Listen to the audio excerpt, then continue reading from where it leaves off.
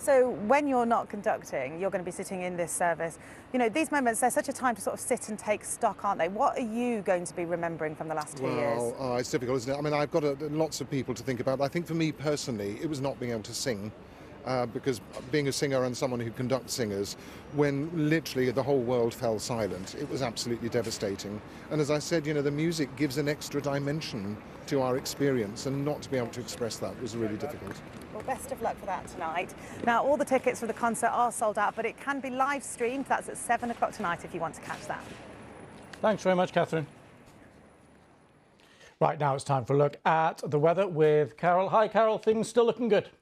They are indeed, Lewis. Yes, good morning, everybody. It's been a chilly start to the day, but for most of us, it's going to be dry, sunny and warm. That is when we get rid of what's left of the fog across northeast England and the East Midlands. So a lot of sunshine around, the chance of a shower, eastern England, eastern Scotland and later western Scotland, with our temperature range 9 to 19 degrees. But we could well see a 21 somewhere in East Anglia or the southeast, and always that bit cooler along the coast. Now, through this evening and overnight, under clear skies, the temperature will fall away. We'll see some patchy mist and fog form, and a bit more cloud coming in across Northern Ireland and Western Scotland could produce a shower or two. These are overnight lows in towns and cities, but lower than that in the countryside with a touch of frost. So tomorrow, any mist and fog are lifting quite rapidly. Again, a lot of sunshine, still a bit more cloudy, especially in Western Scotland and the west of Northern Ireland with the odd shower. Temperatures 9 to about 18 degrees, but again, cooler on the coasts.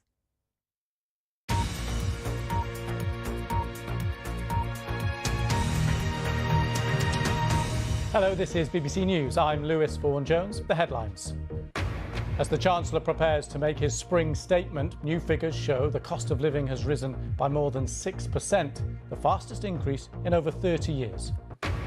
In Ukraine, new aerial images emerge of the battered city of Mariupol. President Zelensky says more than 100,000 civilians remain there without food, water or medicine. 2 years on from the first coronavirus lockdown, events are held across the UK to remember. In context of the ongoing war in Ukraine, if there was an existential threat, this is not the first time that Putin has hinted at using nuclear power against Ukraine. After the Russian troops invaded Ukraine, Putin on February 28th had claimed that he had asked Russia's nuclear forces on high alert. Russian troops had also attacked premises of Zaporizhzhia nuclear plant, and attempts were being made to capture Chernobyl power plant as well. В очередной раз разговаривал.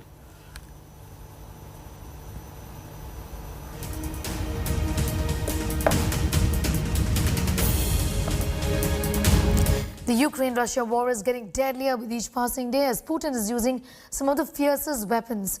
Russia is accused of launching illegal white phosphorus bombs. These bombs are banned under international law for use in civilian areas.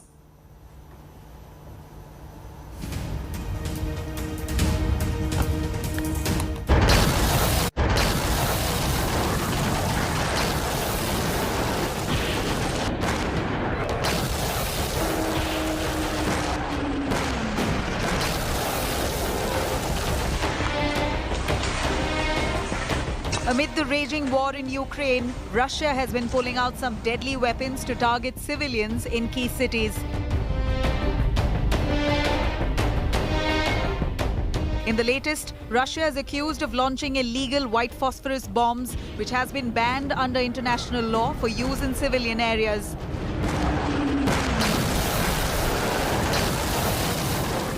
These white phosphorus bombs, also dubbed as flaming onion bombs, are horrific weapons which can fiercely burn anything that comes its way.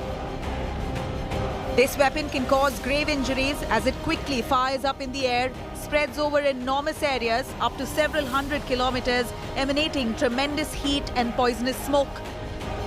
These white phosphorus bombs also have potential to instantly kill. Russian troops have been accused of using these deadly bombs on civilians in the Donbas region, Popasna in eastern Luhansk region, and in the eastern town of Kramatorsk.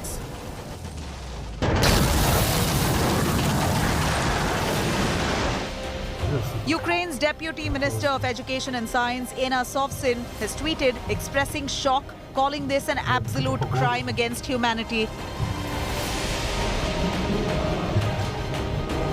фосфор по городу. This translucent wax-like substance smells like garlic and ignites around oxygen. The lighted phosphorus flames at levels above 800 degrees Celsius, causing serious injuries and even death when it comes into contact with the skin, is inhaled or swallowed. It is very hard to extinguish, and even a spark on the flesh can poke a deep hole. White phosphorus munitions are not considered a chemical weapon under the Chemical Weapons Convention because their primary aim is to create thick smoke to use as cover for military forces or mark target, burn bunkers and buildings. But Russia using white phosphorus shells in heavily populated civilian areas, if true, is illegal. Studies say the effects of white phosphorus is severe, especially on infant mortality, cancer and leukemia. Ukraine's human rights ombudswoman has posted a photograph claiming to show the alleged attack, but Russia has not reacted to any of these allegations. Bureau Report, India Today.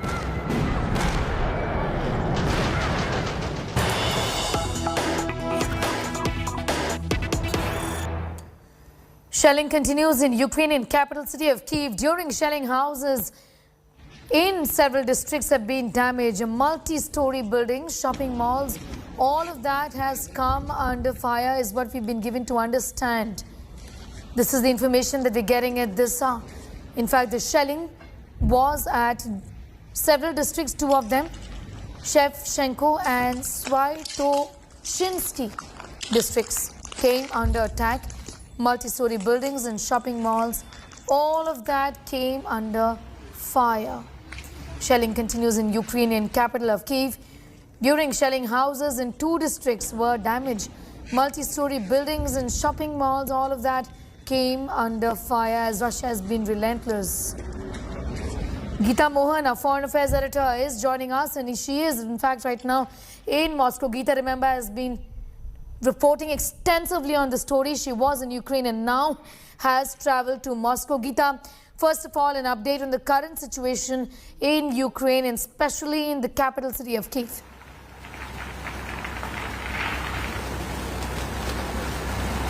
Well, Sneha, when we speak of Ukraine, there are reports coming in that the Kyiv Oblast, that's Kyiv region, is now under the control of Ukrainian forces.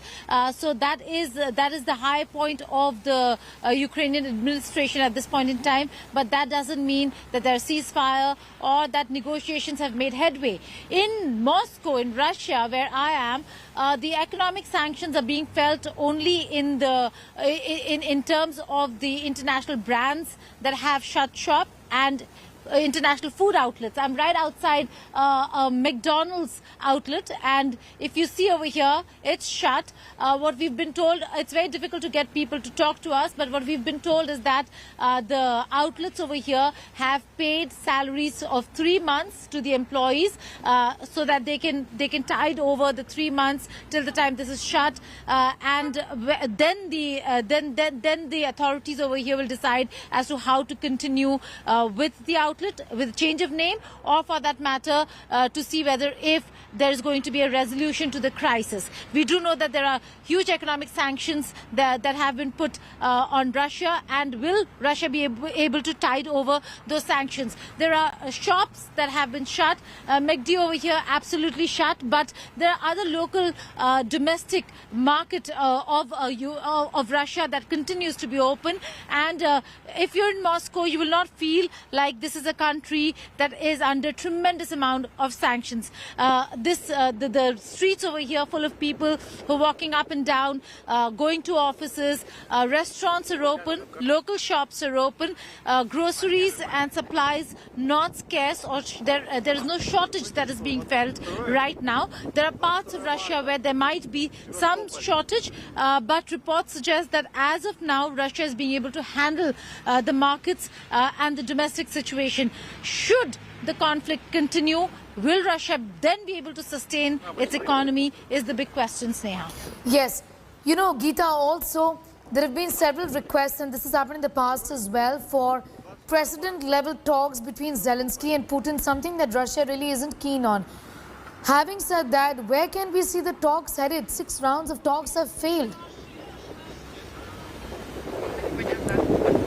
Well, a very important, pertinent question, Sneha. The fact that President Putin will only come to the talking table if there is forward movement. We were speaking to a researcher over here. Look at that. People looking into the window of the McDonald's store, whether if it's open or not, just to see whether if they can go in. Or for that matter, a little inquisitive on the fact that the restaurant or the food outlet is shut. Coming back to your question, President Putin, Sneha, will only go to a talking table with President Zelensky if there is forward movement and if they come out with a solution, and the photo op means that there is a solution and resolution to the crisis. If that does not happen, if there's no forward movement at the chief negotiator level talks that are underway, or for that matter foreign minister level talks, then he is not going to come only for the talks to be declared failed. That is not a headline that President Putin would want. So negotiations at present level at this point in time looks a little far-fetched. We'll again have to wait and see what Moscow's reaction to the proposal is going to be. Having said that, the demands of Moscow remain the same. Neutrality of Ukraine is a non-negotiable demand, and one that comprises Russia's security. Questions about why is there a need for expansion of NATO. This even as Boris Johnson, the UK Prime Minister, has already come out and said that Ukraine will not be joining NATO anytime soon. President Zelensky, understanding the importance, said that Ukraine and the people of Ukraine should understand that NATO is not as open as it claims to be. So there's a lot of understanding now and recognition and acknowledgement of what's the real situation on the ground with regards to NATO. And in that, whether if negotiations can move forward with regards to NATO is the big question. Yes, we'll know on Friday, Geeta. Thank you so much for getting us up to speed with that. Meanwhile, my colleague Nabila Jamal also spoke to Olga Vorobait on Putin's Russian invasion.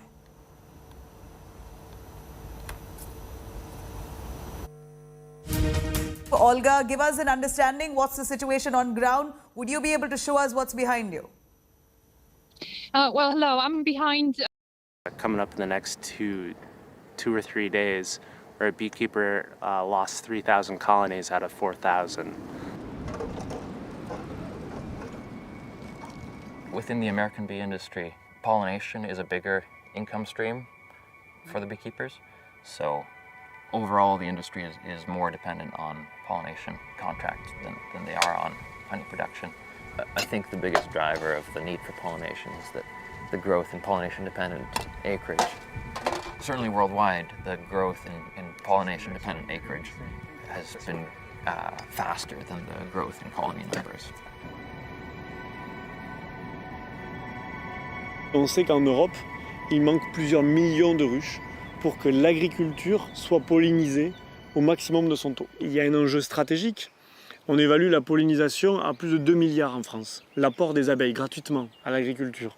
Mais il est bien plus important si on devait faire la pollinisation à la main. C'est peut-être 10 milliards. Alors oui, il n'y aurait plus de chômage. Ce serait une très bonne mesure pour un ministre de l'Emploi d'annoncer la pollinisation à la main en France. Mais enfin, c'est une folie aberrante.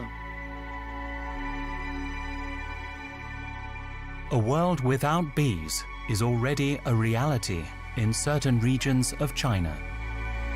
For over 30 years in the orchards of Sichuan, monocropping and the massive use of pesticides on fruit trees has drastically reduced their populations of bees and pollinating insects.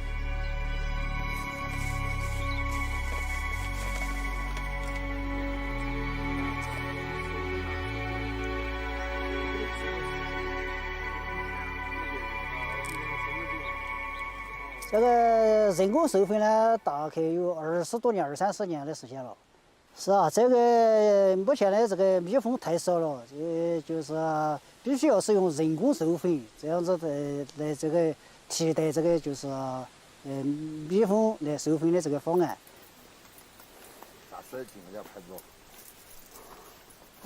这下站你们收了我，朝上走。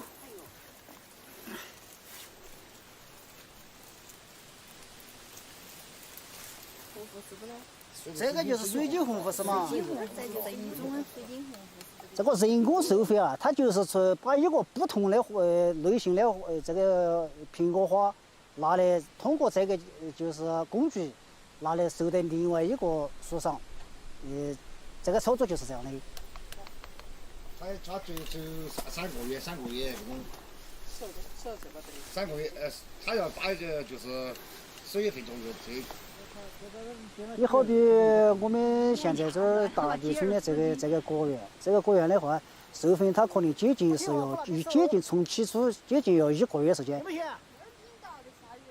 这个果园头呢，它还是要用杀虫剂，不用杀虫剂呢，这个就是果树上的虫子，那就没法把它治到，所以呢，就用一部分杀虫剂呢，对这个蜜蜂的减少呢，也是一个其中一个原因。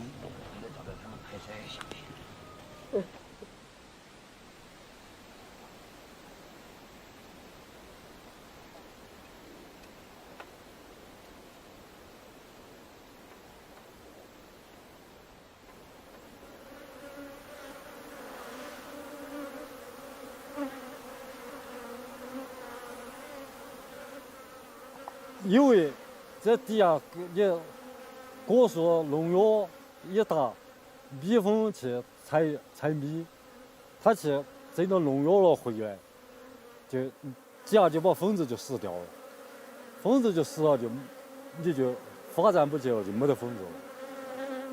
这一到这山底下开始打药，果树开花开始打药，你要搬在山上。你这儿一上山去，基本上就是都在无污染的地方，又没得农药，又没得人烟，它就无污染。它蜜蜂产糖质量就要好些，你就比在底下就好得多了吧，山上。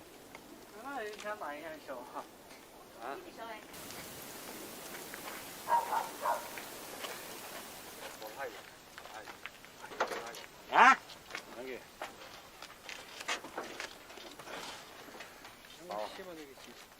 这个我说马表水是我好钱，这个。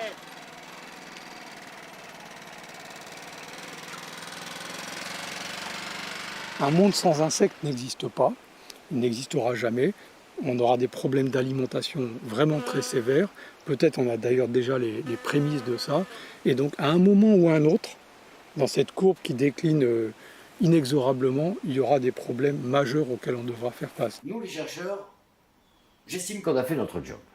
On a fait la démonstration de ces problèmes-là. Les néonicotinoïdes, voilà, ne sont pas bons pour la biodiversité, ils ont des impacts inacceptables, et sur la biodiversité, les abeilles, et tout le reste, et sur la santé humaine. Les apiculteurs, ils ont fait leur job. Ils ont donné l'alerte, ils ont porté le dossier, ils ont défendu les abeilles et les pollinisateurs en général. Bon, il faut que les décideurs prennent leurs responsabilités, et qu'ils les prennent vraiment. There is now a global awareness, yet politicians are still struggling to legislate and regulate the use of pesticides. Each year, 4 million tons of it are used in agriculture across the globe. In Europe, after long negotiations, 3 out of every 5 neonicotinoids were finally made illegal in 2018. But some highly toxic agents are still permitted.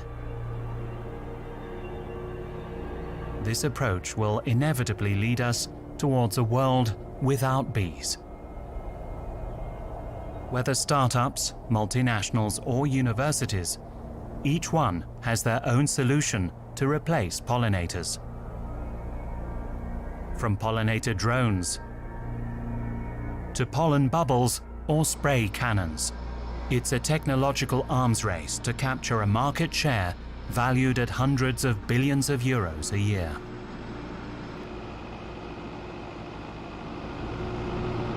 We are actually developing a mechanical pollination system, end-to-end system, starting from producing the pollen and ending it by dispersing it back to the trees. In order to do so, we're using machinery that allows us to shoot the pollen. We're not spraying it, we're shooting it into the canopy. We see a crisis in 15 years where we don't have enough insects in the world to actually do pollination, and most of our vitamins and fruits are gone. The almonds industry in California is paying already above $400 million for beehives annually without having enough. So in terms of investing and getting back the return of investment, this is the market.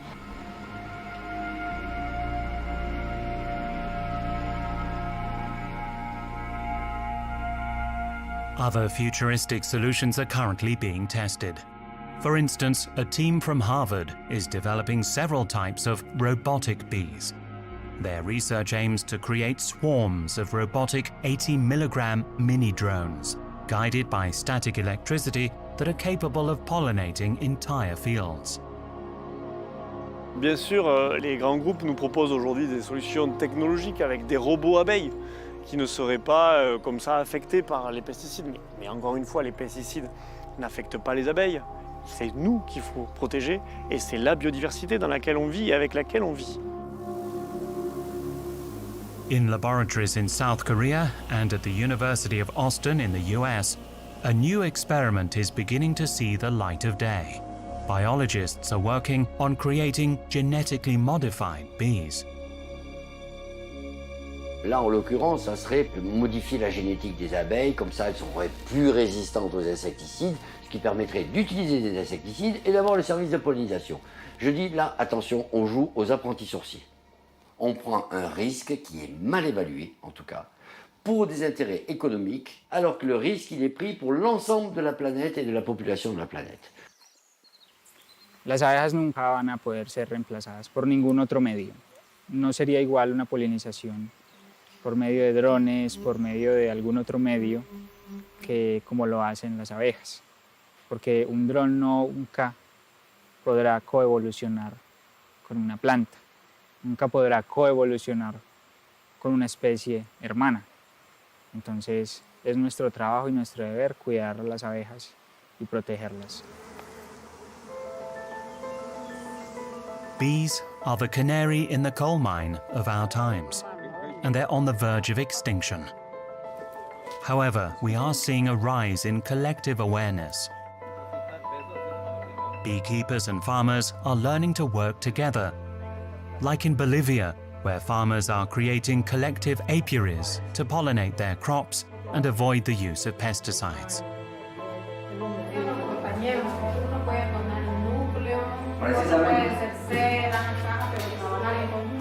Que todos vamos a recibir el beneficio. Pensemos en forma plural, en forma colectiva. The fight continues on many levels.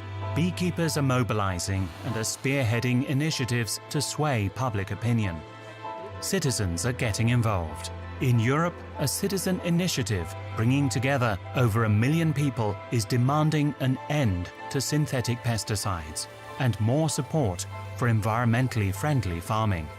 From San Rafael in Latin America to Battambang in Cambodia, from the Cevennes to Ile de Goix, conservation centers for native and endemic bees are being set up. In Colombia, beekeeping is now offered as a free class at national level as part of professional training. At the University of Toulouse in France, it's now featured as a specific course, raising awareness, sharing, passing on know-how, and changing the system. Globally, insect numbers have dropped an alarming 25% in just the last 30 years. It's time to take action to ensure that tomorrow, all across the world, we can still hear the buzzing of the bees.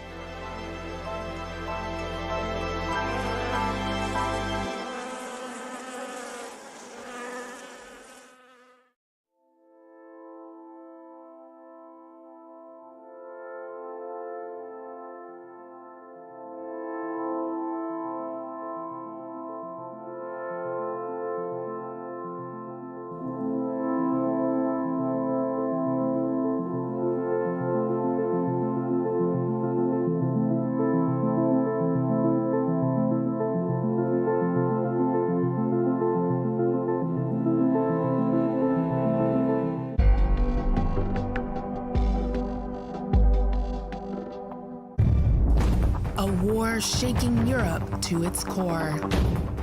Over 3 weeks ago, Russian tanks rumbled over Ukrainian soil. We've been there from the start, witnessing the invasion, meeting the refugees, reporting on a war unfolding, the struggle for Ukraine. Close up. In 30 minutes on DW. Ukraine's gold, wheat. But the war has halted production. Large swaths of land are no longer being farmed. How are the shortages impacting buyers and supplies to the world's poorest nations? The war and wheat. Made in Germany. In 90 minutes on DW. Our interest, the global economy. Our portfolio, DW Business Beyond. Here's a closer look at the project. Our mission, to analyze the fight for market dominance. East versus West. Get a step ahead with DW Business Beyond.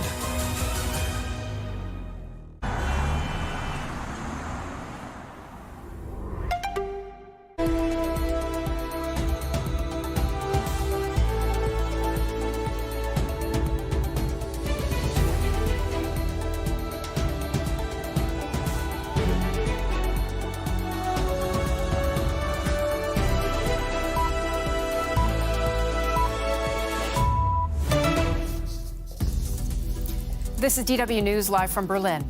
Ukrainian President Volodymyr Zelensky says 100,000 people are trapped in Mariupol and many of them have no food or water. The port city is under constant Russian bombardment. Zelensky says shelling is sabotaging civilian escape routes, and he accuses Russian soldiers of blocking a convoy of humanitarian relief. Also coming up, German Chancellor Olaf Scholz addresses Parliament over the Ukraine crisis. Scholz told lawmakers Ukraine could rely on Germany's solidarity, but he said that NATO would not agree to demands for a no-fly zone over Ukraine because it could not risk direct confrontation with Russia. And hundreds of dancers flee both Ukraine and Russia. Now they're training alongside each other as the Berlin State Ballet opens its daily practice sessions to escapees.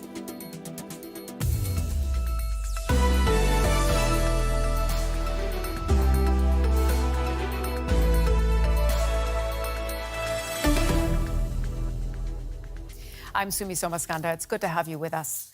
Ukraine is calling on Russia to allow civilians to escape the southern port of Mariupol.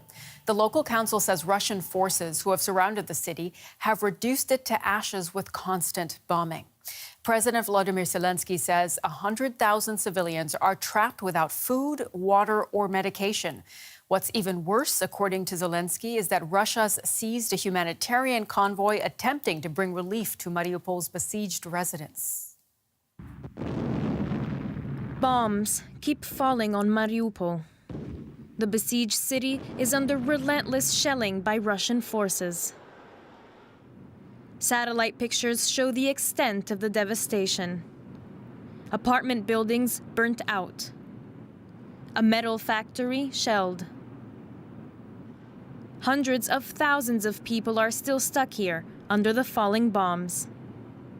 At the moment, there are around 100,000 people living in Mariupol under inhumane conditions, under a complete siege, without food, water and medicine, under constant shelling and bombardment.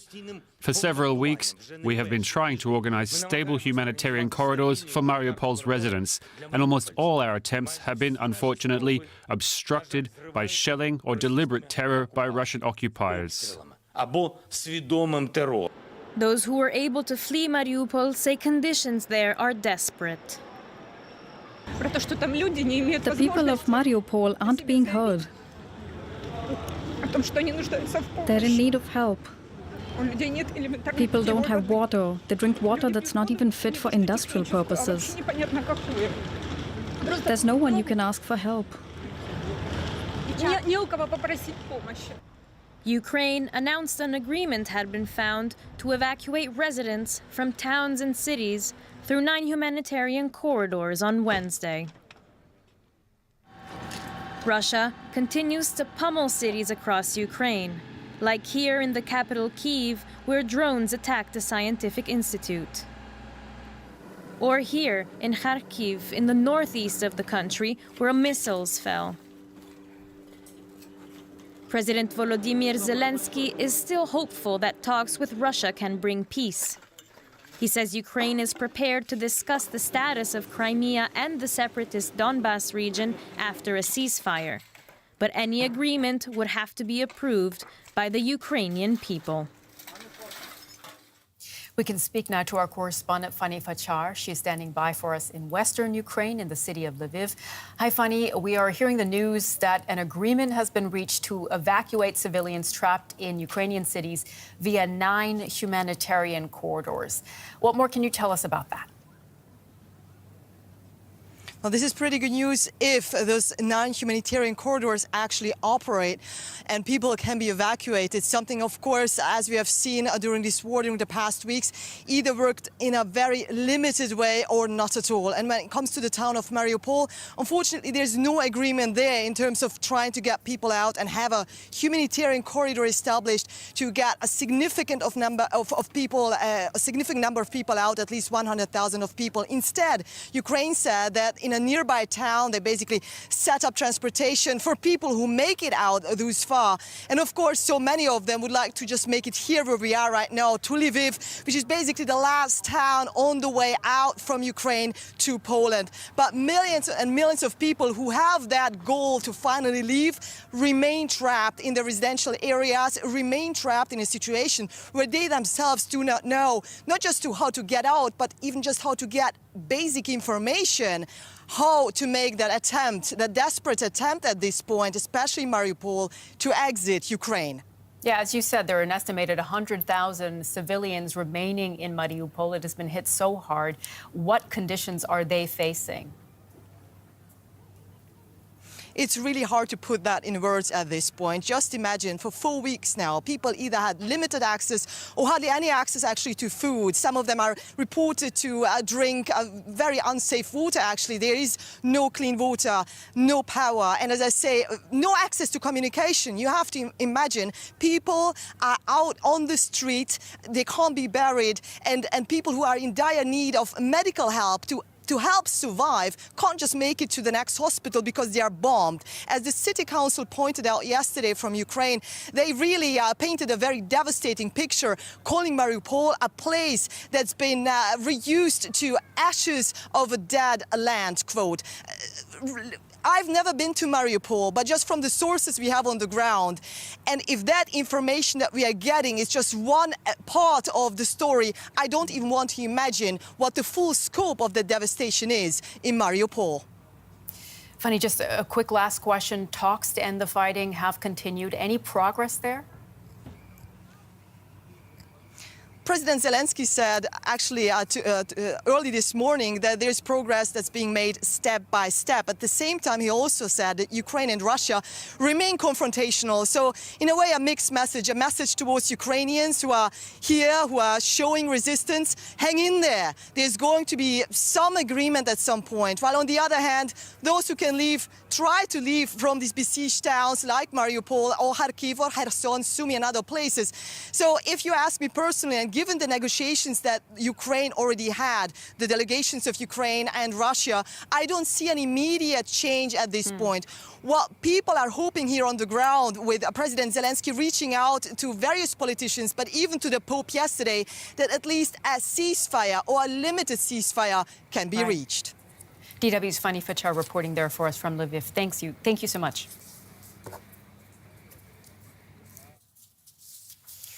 German Chancellor Olaf Scholz has addressed Parliament on the Ukraine crisis. Scholz said sanctions against Russia were beginning to work and would be increased. But he said NATO would not police a no-fly zone over Ukraine because it could not risk direct confrontation with Russia. Scholz also said Ukrainian refugees were welcome in Germany. Here is a sum of what he had to say. Trotz aller Zerstörung Putin's invasion is stalling in spite of some progress that has been made in previous days.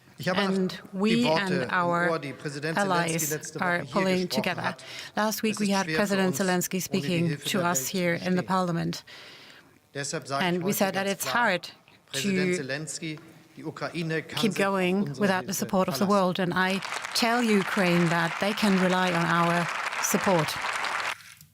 Our chief political correspondent, Melinda Crane, was following that speech from the Chancellor earlier. Melinda, what was your main takeaway? Well, first of all, the Chancellor basically reassuring citizens that he understands their concerns, that on the one hand, he knows that the images we're seeing coming from Ukraine are very, very hard to bear, and that he's well aware that citizens are doing a lot to help the Ukrainians who have come here. That's 236,000 refugees so far here in Germany alone. That he also knows that people are terribly concerned that the war could escalate and spread, possibly even to Germany. So he said, I'm getting hundreds of emails every day from you, and I tell you, we will not get into a conflict between NATO and Russia. Then he also attempted essentially to prepare people for the fact that crisis management is going to be ongoing because of the economic fallout from the conflict, higher energy prices, as we know, and so on. Also because of the cost of caring for refugees, and then ongoing pandemic recovery. So that, of course, also is a financial issue, crisis management. And then an invitation to the opposition to work with him, designing this new special fund for upping defense and military spending, saying, let's design this together. And finally, fourthly, very important emphasis that with all the concern about the war and defense, Germany must not neglect its climate goals and its transformation of its economy and energy system, not least because of the Ukraine conflict and the fact that Germany needs to wean itself off of fossil fuels and really boost renewables, which means lots of investment in energy infrastructure, also very costly.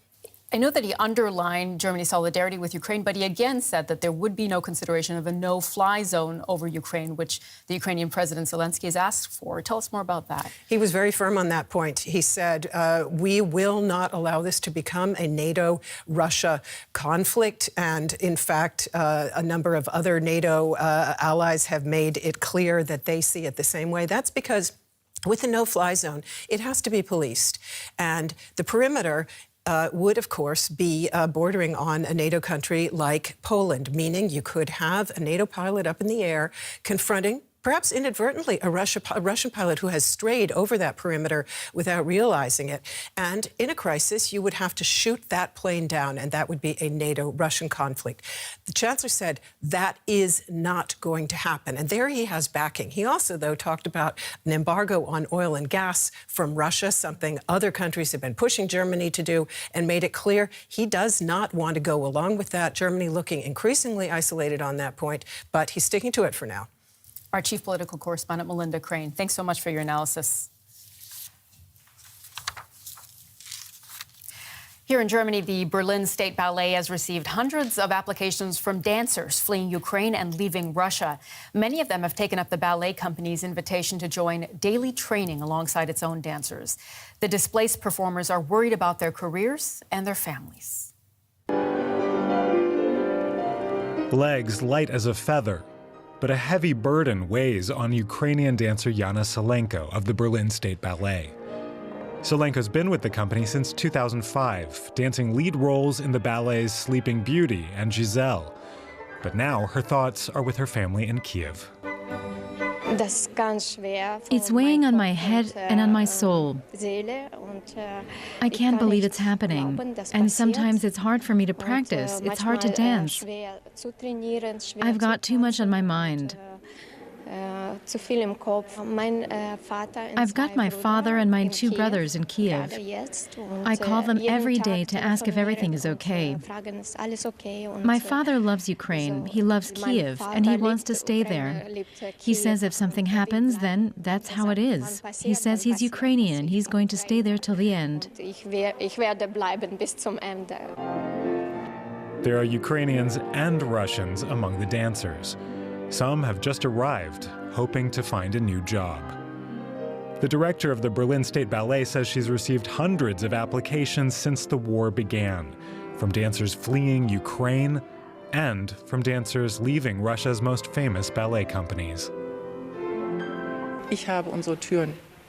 I opened our doors and said they can all take classes here. It's so important for them to be able to practice and perform.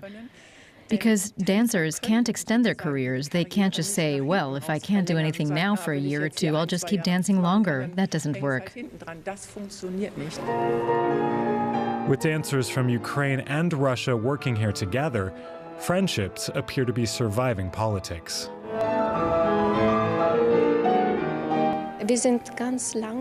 We've grown so close, like brothers and sisters. Now I can't just think, well, they're Russians and I'm Ukrainian. Many of them have family in the other country too, so there are connections. And I think it's important that we don't develop some kind of phobia of Russians.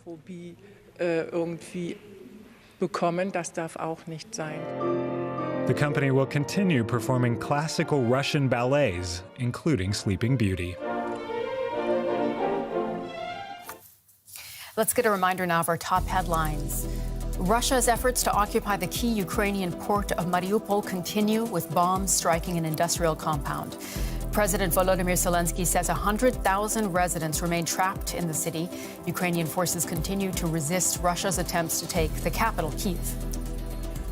And German Chancellor Olaf Scholz has addressed Parliament on the Ukraine crisis. Scholz said sanctions against Russia were beginning to work and would be increased. But he said NATO would not police a no-fly zone over Ukraine because it could not risk direct confrontation with Russia.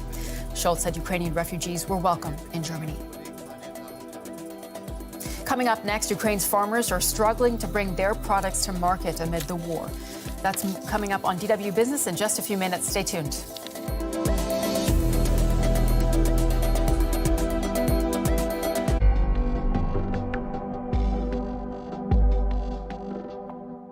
These places in Europe are smashing all the records. Step into a bold adventure. It's the treasure map for modern globetrotters. Discover some of Europe's record-breaking sites. On Euromax, YouTube, and now also in book form. When I arrived here, I slept with 6 people in a room. It was hard. I even got white hair. Learning the German language helped me a lot. This gives me a great opportunity to interact with society. You want to know their story? Info Migrants, verified and reliable information for migrants.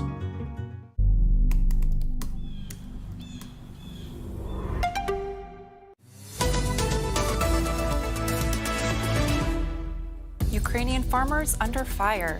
They keep their country fed despite the Russian invasion, but getting that food to market is becoming more difficult. We'll ask one of them how they're managing. Also coming up, crisis deepens at China's Evergrande, and the entire Chinese economy could feel the impact. We'll go to Taipei for the latest on the world's most indebted property developer.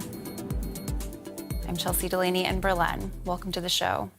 Ukrainian farmers remain hard at work as Russia's war rages on around them. That's crucial as Ukraine is a major supplier of grains, cooking oils, and other food items to the rest of the world. But both producing food and getting it to the rest of the world is becoming increasingly difficult for Ukraine. Some farmers fear it will soon be impossible. Farmer Serhiy Vanyuk helps with the birth of a calf, an animal that will need to be fed.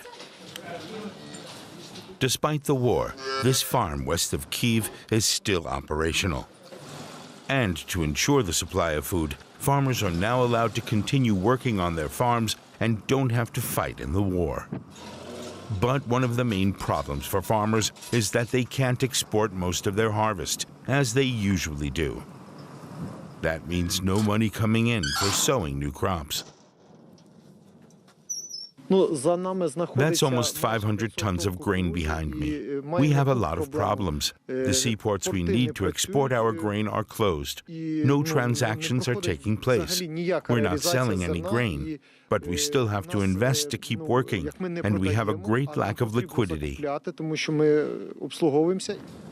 Exports can only leave the country by truck or rail now, That's much more expensive and will probably be impossible soon. It's going to hit poorer countries in North Africa and the Middle East especially hard. Food prices are already skyrocketing worldwide. Roman Slaston is the Director General of the Ukrainian Agribusiness Club Association. He joins us from central Ukraine. Thank you so much for being here. So could you just give us a sense of what the situation is like on the ground right now for farmers in Ukraine?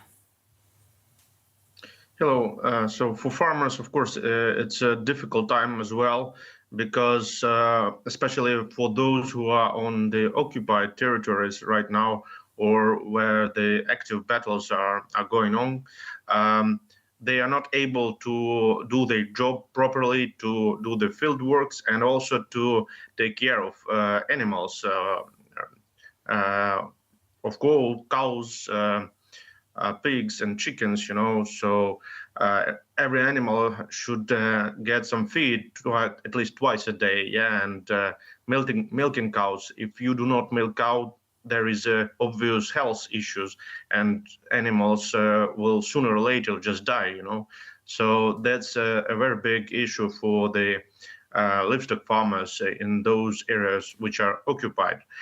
For those who are still in the western part and central part of Ukraine, they are busy with providing food for army, but also for the cities which are in blockade, which need the food. So they give for free some part of the stocks which they have, or production which they have. So milk for free and other stuff, That's one point. Another point that they are busy with repairs of machinery, with military machinery as well. You probably also already seen some videos and photos where Ukrainian farmers with tractors just tow the military machinery to their repair houses. And also many of them, they took weapons in their arms and went to defend the country. So that's basically the situation. Most of farmers, they hope to still seed their fields, and roughly we assess that at least 70% of the area which usually was seed in the spring will be seeded this year. Of course, we take, Well, just given that Ukraine is such a major exporter of food to the rest of the world, what are the risks here? We've heard some from the UN, from the EU, warning of global famine. Do you think that is a major concern? Yes, that's a big concern, because last year we had a harvest of more than 80 million tons of grains, and out of that 80 million tons, we intended to export 60 million tons. So we are a pretty big player on the global trade of grains. We are number 4 for wheat, number 4 for corn, and for barley, number 3 in the world compared to other countries. So that's basically like 15% of the total global trade. Now our seaports are blocked fully. So Russians shoot into merchant vessels. They already sank 3 or 4 merchant vessels, foreign merchant vessels in our seaports. And we can export only via railway and trucks through the western border. So, but we are limited with that routes, and we can export like 15 to 20% of what was exported before. As months before the start of the war, we usually exported 5 million tons per month.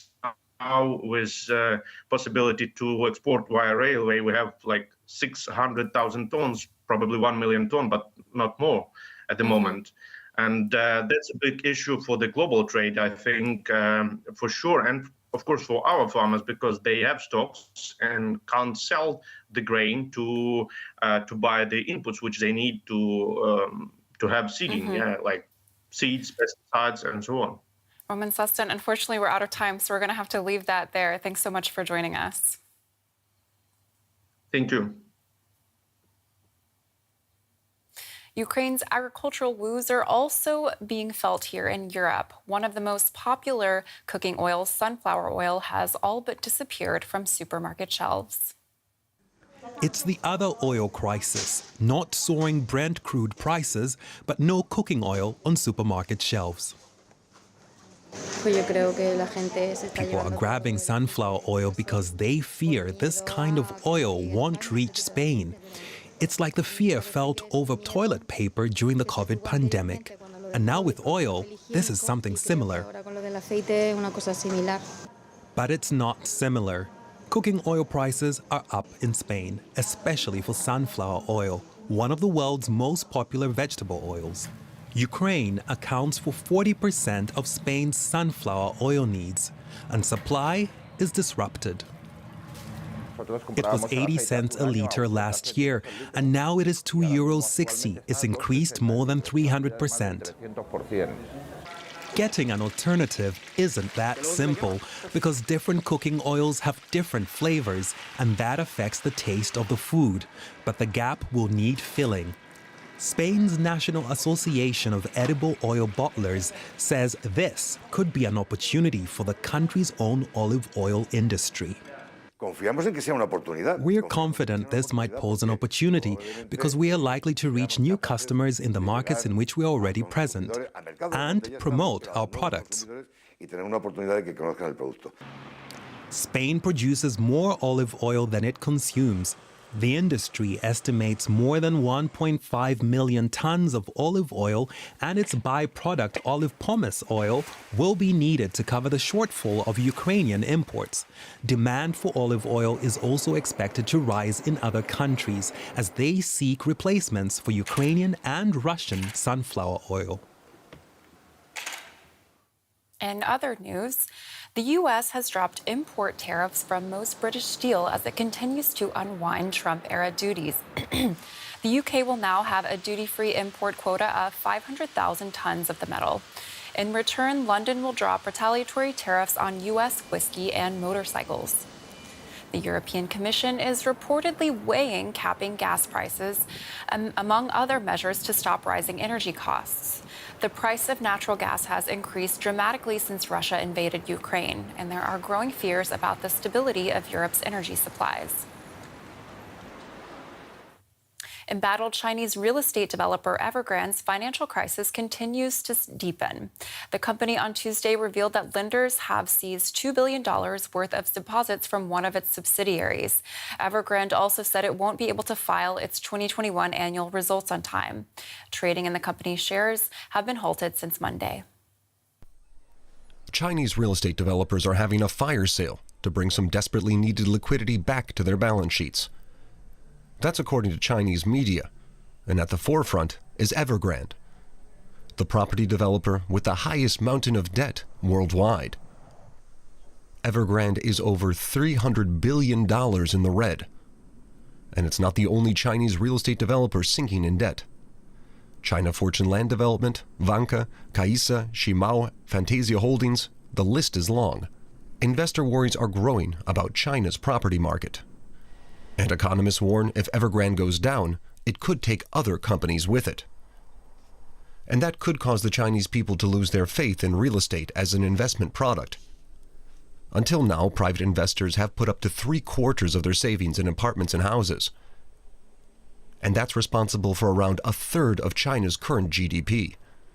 Which is why economists say if the sector falters, it could send China into a recession.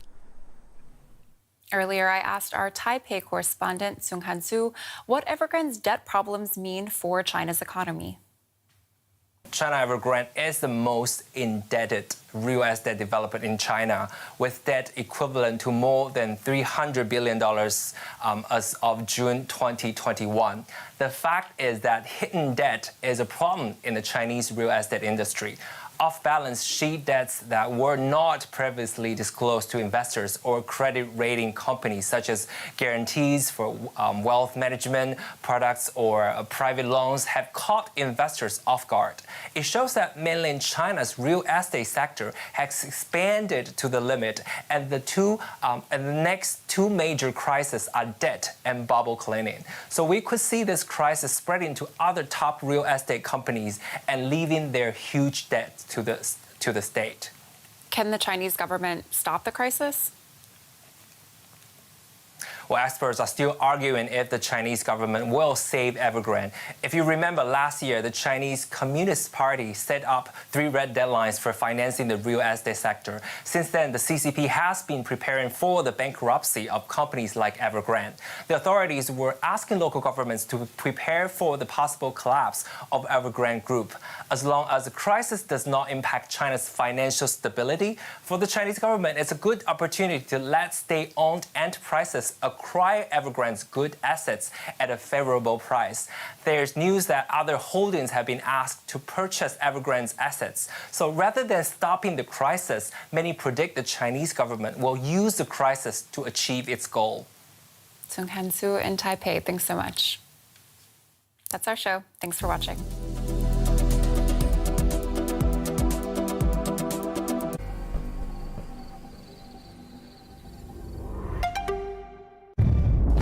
A war shaking Europe to its core. Over 3 weeks ago, Russian tanks rumbled over Ukrainian soil. We've been there from the start, witnessing the invasion, meeting the refugees, reporting on a war unfolding, the struggle for Ukraine. Close Up. Next on DW. We've got some hot tips for your bucket list. Romantic corner, check. Hotspot for foodies, check. And some great cultural memorials to boot. DW Travel, off we go.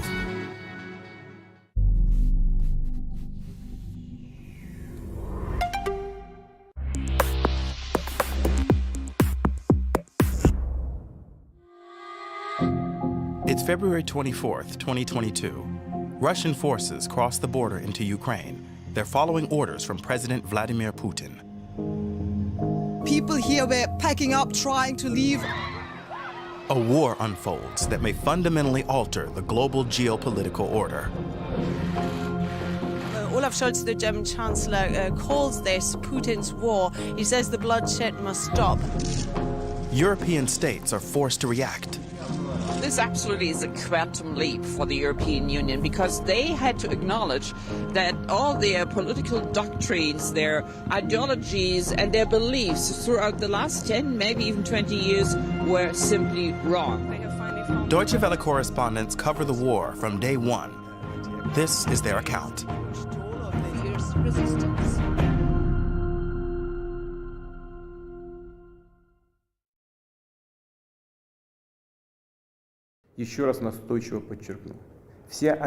February 24th, 2022 is a day that will go down in history as a turning point.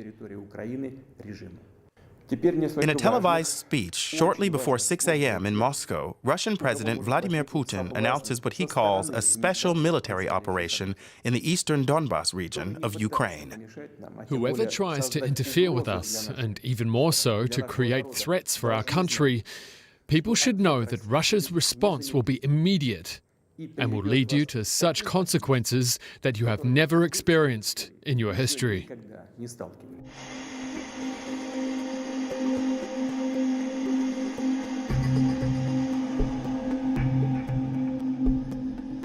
Just before, I've been hearing once again sirens blaring. We have heard that quite often today. In fact, for the very first time, shortly after the first explosion hit here around 4 a.m. or shortly after Vladimir Putin declared, quote, a military operation against Ukraine. Now that military operation actually turns into a full-scale invasion. Several rockets had hit various cities.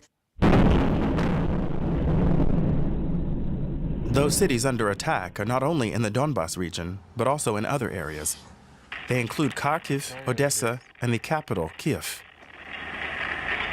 An invasion by land, by air, by sea. That is what is happening right now in Ukraine. And people here in Kyiv, the ones who are staying, are hoping that maybe what we have experienced this morning, the explosions, the shelling, that maybe this is it. But if you ask me, there have been so many things happening over the course of the past days that nobody thought is likely. Russian troops enter Ukraine from the east, north, and the south, from Russia, Belarus, and the Crimean Peninsula. They hit military targets and residential areas.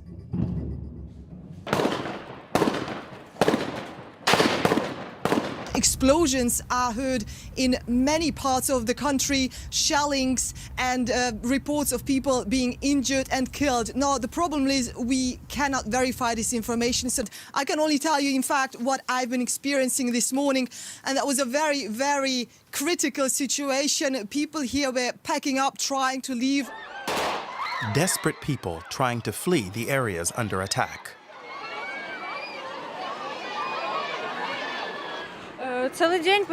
We've been trying all day since this morning, but as you can see here, it's unrealistic. There's lots of us, a dog, we can't fit. We're going back. You have to push through, but how are we supposed to do that with a child? They leave any way they can, away from the bombed cities, away from the advancing Russian troops. It's, in fact, almost impossible to go towards the west. So much traffic has built up. Again, there are also people who are just staying put and trying to inform themselves, actually, where is the nearest shelter when those sirens are going to go off again.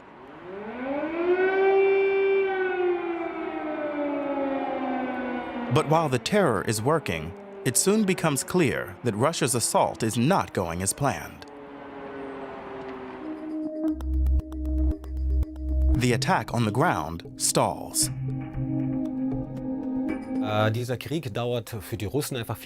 This war is taking too long for the Russians. They expected a blitzkrieg that would be over in 3 days. But this is the second week already, or rather, it's been longer than 2 weeks. They haven't achieved great military success. The big cities are partly destroyed, but are not conquered, and the Ukrainians are, of course, playing for time. The longer the war lasts, the more weakened the Russian army becomes. Pictures that we're seeing of tanks, Russian tanks, basically stranded on the street, meaning possible, obviously, that they do run out of fuel, just like anyone else, by the way, right now. So the fact that we're seeing mostly rocket attacks on the city at the moment is an indication, I think, that a ground assault is proving more difficult and is not perhaps likely in the immediate future. The Russian army fires hundreds of rockets on Ukraine cities and people. Casualty numbers rise quickly. We spoke to military experts to identify what kind of attack was happening here, and they told us that this is most likely a cluster bomb.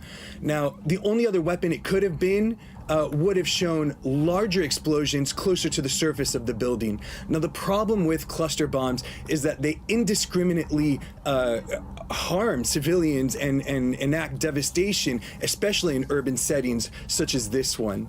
And so when war crimes investigators, when they start seeing the use of cluster bombs in a conflict, it usually signals a sign that, you know, there's quite possibly war crimes being committed here, and in this case, in Ukraine.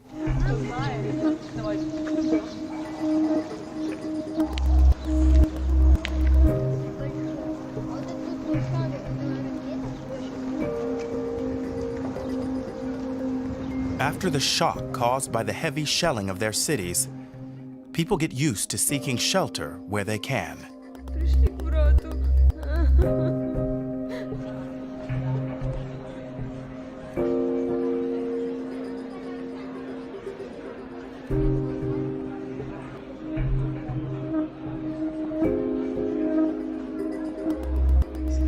I think most people here in Kiev have spent the night underground, either in cellars or air raid shelters.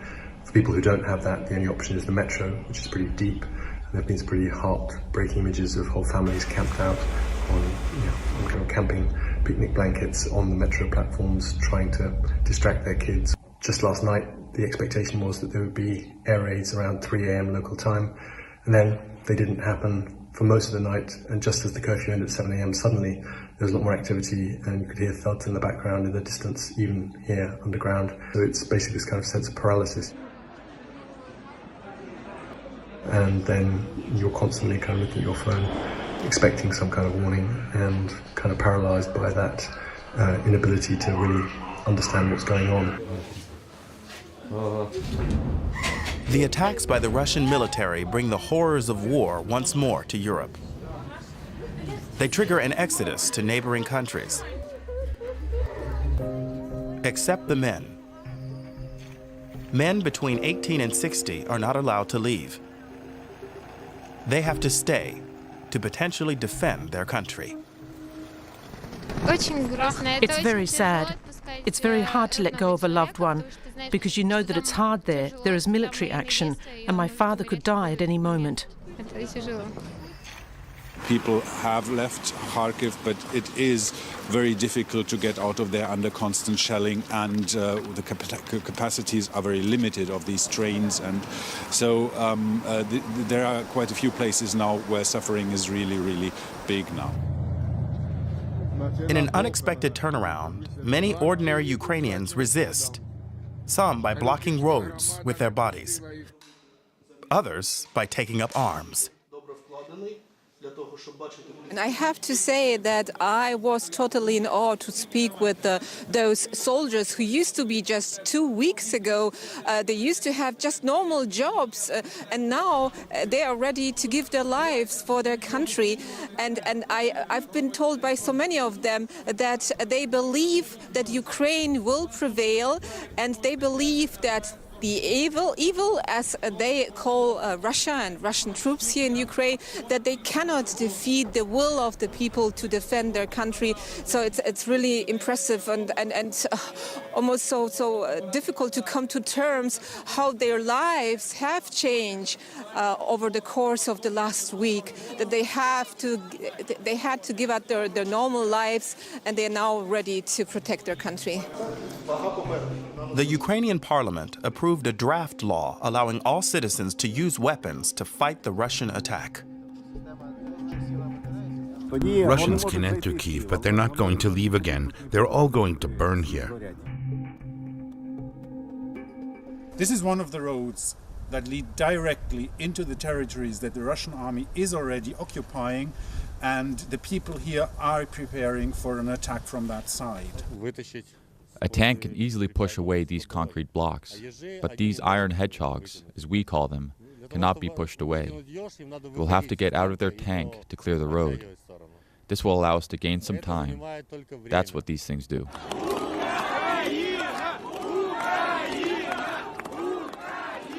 The Ukrainian resistance unfolds on different levels, on the streets and across all manner of social media. We've seen some pretty extraordinary images on social media of protests going on in spite of that Russian military occupation going on there. People coming out unarmed with flags, getting up on tanks, demanding the return of their elected officials. Вообще эта война уже стала гуманитарной катастрофой, потому что идут бомбардировки жилых кварталов, потому что уже больше 2 миллионов беженцев из Украины.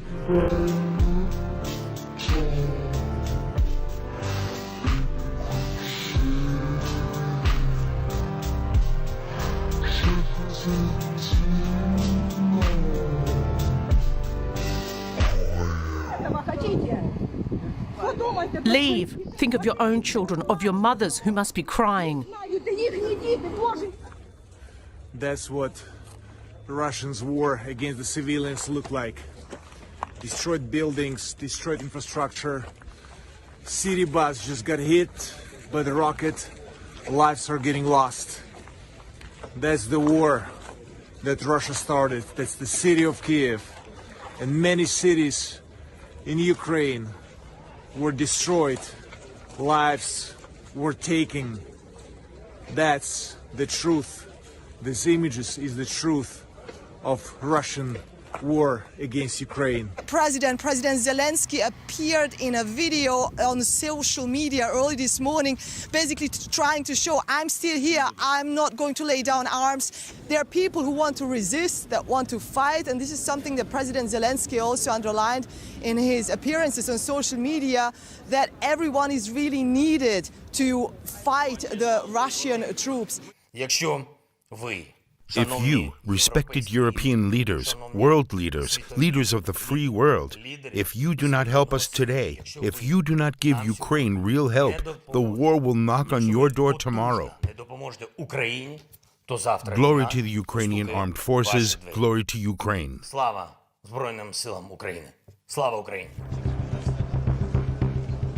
The European Union and NATO are in the middle of drastically reshaping their policies. Military defense, energy independence, trade and geostrategy, almost all areas of international diplomacy are affected. We will invest more than 2% of our GDP in defense every year from now on. The German government really has performed a 180-degree turn on its policy. Olaf Scholz, the German Chancellor, calls this Putin's war. He says the bloodshed must stop, and he says there can be no taboos anymore. This must be sanctioned. This must be punished. Now, of course, this is something where Germany was late, and many people still criticize that. But this is also not just a Ukraine crisis, is the message here from the German government. This is potentially about defending something much bigger about European values. For the first time ever, the European Union will finance the purchase and delivery of weapons and other equipment to a country that is under attack. It's not just weapons. Western countries soon impose sanctions on Russia and consider taking another, bigger step. We have to get rid of Russian fossil fuels as soon as possible. It's a very difficult situation that, on one hand, we have these financial sanctions that are very hard, but on the other hand, we are supporting and actually financing Russia's war to purchasing oil, gas, and other fossil fuels from Russia. So the situation isn't a very good one, and we have to get rid of the fossil fuels coming from Russia as soon as possible. This absolutely is a quantum leap for the European Union, because they had to acknowledge that all their political doctrines, their ideologies and their beliefs throughout the last 10, maybe even 20 years were simply wrong. Russia and the West are strongly bound by economic ties. Russia has long been a major provider of oil and gas to Europe, with some countries very heavily reliant on these imports, for private consumption as well as for the industrial sector. Europe, on the other hand, is one of the main suppliers of machinery, vehicles, and technology that Russia badly needs. Cutting these ties is seen as the best way to try to stop the war. Today, in light of Russia's reckless and dangerous military strike, we are imposing further severe sanctions. Today, in concert with our allies, we will agree a massive package of economic sanctions designed in time to hobble the Russian economy. Today, I'm announcing the United States is targeting the main artery of Russia's economy. We're banning all imports of Russian oil and gas and energy. That means Russian oil will no longer be acceptable at U.S. ports, and the American people will deal another powerful blow to Putin's war machine. The ban aims to weaken Russia's economy even more. Rahila Biden said that they want to keep pressure on President Putin and his war machine, and President Biden said that he doesn't want to subsidize this war. The thing is, oil and gas exports are the backbone of Russia's economy, and the revenue of this business of gas and oil exports make half of the budget of the Kremlin. So this should be painful for Russia, and it will have an impact, that's what they hope, on the money they need to keep this war ongoing. But while the U.S. bans Russian oil and gas, some European countries, like Germany and the Netherlands, hesitate. their citizens and industries depend heavily on Russian fossil fuels. The sanctions hit ordinary Russians quickly, but some analysts doubt they'll be enough to force Vladimir Putin to stop the war in the short term. Well, let me say that in my view, of course, people who are dealing with economic and financial issues within the Russian government should assess the implication of this military operation. They should have a clear understanding of sanctions and what sanctions might mean for the Russian economy, for the Russian financial system.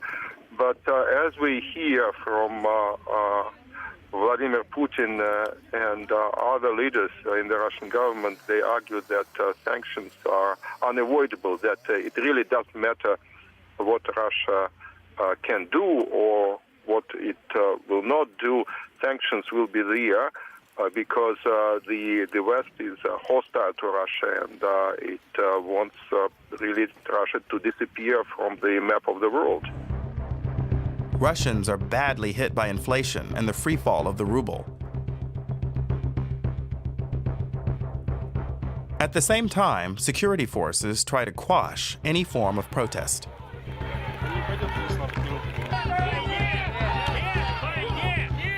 Thousands across the country risk publicly opposing the war in various different ways.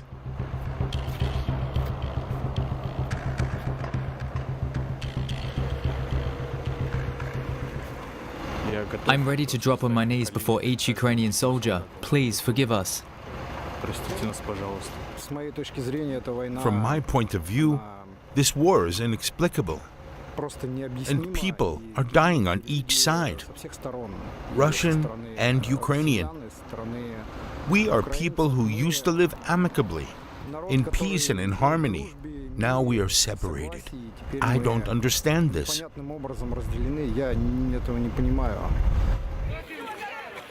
Putin's government prohibits protests against the actions of the armed forces. It even bans using the word war for the invasion of Ukraine. Critical media and reporting are suppressed. But they can't stop everyone.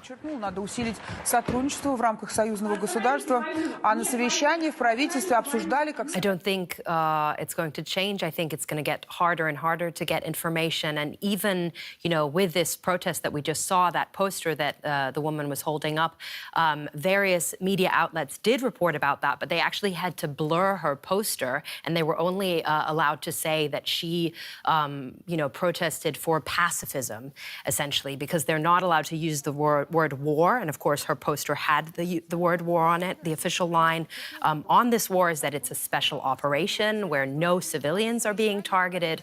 And, you know, I was saying it's going to get harder and harder. It already has gotten harder and harder to read any critical media outlets. Many have already been blocked within Russia. Many critical journalists have had to leave the country. Facebook and Instagram have also been blocked. Getting independent information about Russian thinking is getting more difficult by the day. Russian opinion polls show a majority of Russians back their president and the war. If you look at the opinion polls, you'll find out that the majority of Russians also support actions of the Kremlin in Ukraine, because the belief is that it's not a war against Ukraine. And if you talk to Russian people in Russia now, somebody still believes it's not a war, it's just military exercise. As Russian forces expand their devastation of Ukrainian cities, the war sparks the biggest refugee crisis in Europe since World War II.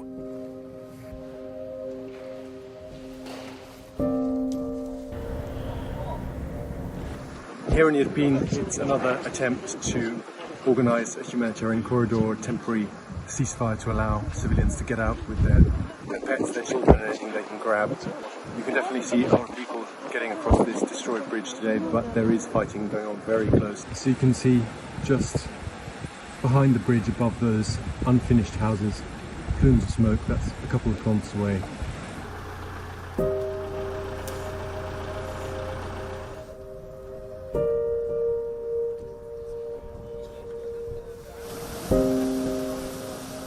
This is one of the places that had been fought about for days. People have been sitting. But again, we'll have to see what the Chancellor announces at 12:30. Now, obviously, the war has highlighted the importance of our domestic oil and gas production. What could the Chancellor do to stimulate that? I think the best thing you can do is to work with the sector to make sure that we're allowed to invest at the pace we need to help provide some stability in oil and gas supplies to the UK economy. One of the big challenges over the last few years has been to work with society and indeed to work with the government to ensure that people are comfortable to invest and those investments that will be allowed to go into production over time. Of course, the entire sector, I mean renewables as well, is facing greater cost inflation. Is there anything the Chancellor can do there to mitigate the pain? I think steady investment, so that we're not all hitting investment buffers at the same time, really working with the UK economy to make sure we've got the capability and capacity to build what we need here in the UK, and then a long-term stable energy policy which sends strong signals for home-developed energy being part of the solution. Now, the Treasury's reportedly had the banks in to encourage them to lend more to oil and gas production domestically right now. Have you seen any evidence of that? Are the banks being pretty supportive right now? Certainly, I've heard reports of those meetings, and the banks, I think, are focusing on those needs. There was a conversation earlier this morning on your programme about how ESG has a role to play, but within that, the banks also have a role to finance the energy society needs. I'm pleased to say here in the UK, we're able to provide clean oil and gas and indeed work on the renewable energy spectrum we need in the years to come. Now, there's another round of offshore exploration licences coming under the Hannah later this year, the first for a couple of years, actually. What do you expect interest to be like? I think interest will be strong. The signals are that plenty are looking to see what the potential of the UK can offer. We've got a great set of infrastructure to develop things fast. And indeed, the market has a strong need for what we're able to produce. So, we need to work at it and we need to get on with it quickly.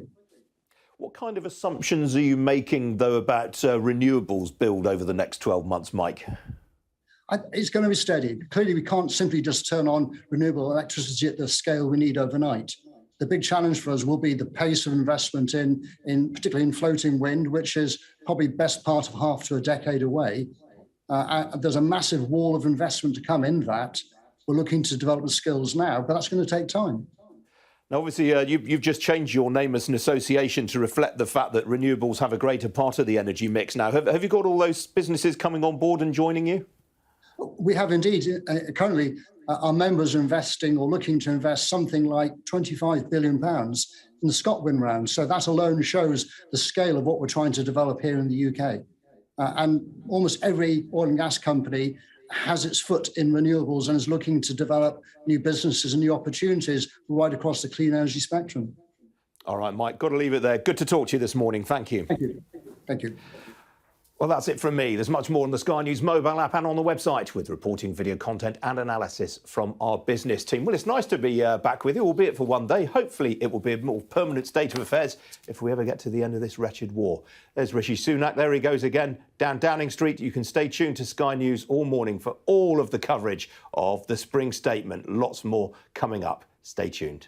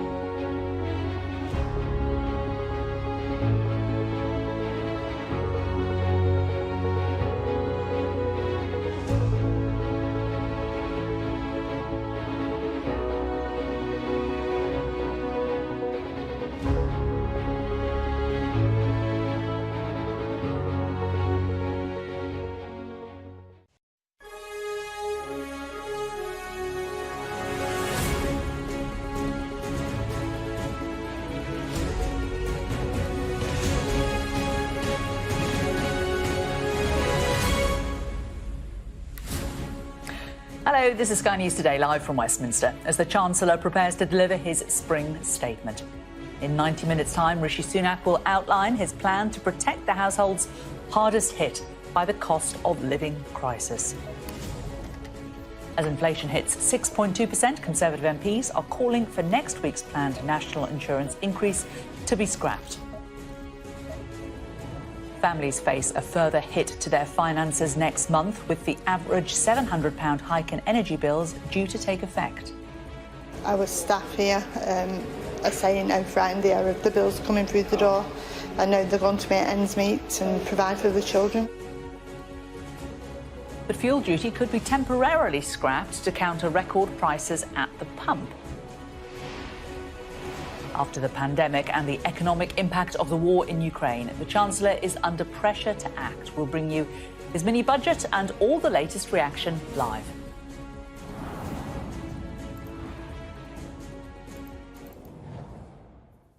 Hello, good morning and welcome to Westminster for a big day for the Chancellor, Rishi Sunak. In a normal year, the spring statement is used to outline the government's spending priorities for the next 12 months, but this isn't a normal year. After the pandemic, record inflation and energy prices, and now a war in Ukraine, there have been growing demands for the government to do more to address the cost of living crisis. Well, Rishi Sunak left number 11 in the last half hour. He's expected to pledge to do more to help families by spending some of the government's £30 billion so-called war chest from higher tax receipts. Today, the ONS confirmed that the rate of inflation, the consumer price index, increased to 6.2% in February. The Bank of England says it could reach 8% this summer. As fuel prices hit a new record high, the Chancellor is expected to cut fuel duty by 5%. But despite pleas from Conservative MPs, a 1.25% percentage increase in national insurance contributions is likely to be introduced next week. Well, our deputy political editor, Sam Coates, has been talking to people hoping for some financial relief in the Chancellor's spring statement. All the ingredients of a cost of living crisis.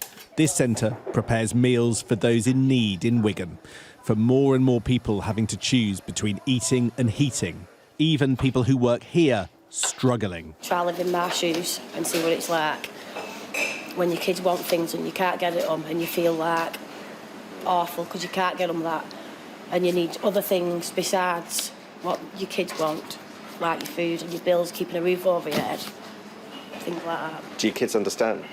Yeah, apart from my youngest who's 7, but still learning. Those on the front line see a situation that's getting worse. People are frightened. People are actually saying that they're frightened. Like our staff here are saying how frightened they are of the bills coming through the door. I know they're going to make ends meet and provide for the children. The local MP wants to know if the Chancellor is listening. People simply cannot keep their heads above water now, and there's worse to come. So we need a windfall tax on the oil and gas producers to knock £200 off people's energy bills because people need help right now. But the government's also got to think again about the national insurance rise and the forced council tax rise that is coming in just a few weeks' time. People just simply can't afford it. The question for many with Rishi Sunak's mini-budget is whether or not it matches the scale of the challenge right now in places like this one. But prices are going to continue to rise for months, if not years, and the Chancellor has to decide whether or not the government can step in each time to help. Rosier forecasts mean the Chancellor has almost £30 billion more to spend or save than at the time of last autumn's budget. Yet another mini-budget where the Chancellor is moving money around at the last moment. More giveaways he didn't want to make a month ago. Does he think he can afford to stand by people yet again? Sam Coates, Sky News, Westminster. Well, in a moment, we'll see how prices are being affected at petrol pumps and get the reaction to the rise in inflation from the city. But first, to our political correspondent Tamara Cohen, who's in Downing Street. And Tamara, Cabinet met this morning. What are they hoping to hear from Rishi Sunak today? Well, look, the Cabinet were briefed on the key measures in Rishi Sunak's spring statement today. There have been very few leaks about it, so we'll hear the full details at lunchtime. This is known as a mini-budget, which is why the Chancellor didn't have his red box. He just had a little blue folder and headed over there on his own. But certainly the challenges are pretty daunting. He knows he has to try and alleviate this cost of living squeeze with inflation at a 3-decade high, plus this massive rise in energy bills that was announced a month ago but comes in on the 1st of April. And that's why, with that backdrop, you've had a lot of discontent among Conservatives about their decision, which they voted on back in September, to raise the national insurance tax by 10%, also due to come in on the 1st of April. So there'd been a lot of Tories lobbying him to perhaps scrap that for this year, reduce it in some way. And I think the suspicion is that he may, instead of scrapping it, I think that's incredibly unlikely. The Chancellor and the Prime Minister have both said it's crucial to be able to put billions of pounds into tackling the NHS backlog and social care. I think he may find a way to tweak it so that those lower earners are not so hard hit. And in fact, when we spoke to the former Cabinet Minister, Mark Harper, this morning, he said that those Conservatives calling for it to be scrapped had to say where they thought the money would come from. This is what he told us. The economic picture is very uncertain because of what's happening in Europe with the Ukrainian situation. And I think anyone who thinks now they can forecast what's going on in the autumn, I think is likely to be wrong. I think what it does illustrate is the Chancellor's got competing pressures today. If you're going to say you're against the national insurance rise taking place either this year or in the future, you've got to say whether you're prepared to not put that money into the health service or social care, or come up with some other way to pay for it. People that say they want to put off these rises but still want to go ahead with the tax rises, the spending increases, are just not being serious. So he says those people, many of his colleagues, are not being serious. Now, of course, the challenge for the Chancellor today is that to show he understands the real squeeze that households are facing at the moment, but also to try and get the public finances under control after 2 years of massive spending on COVID. When we caught up with a member of Boris Johnson's cabinet, Mark Spencer, he said that the government did understand the scale of the challenge. Are you doing enough to tackle the cost of living? The challenge.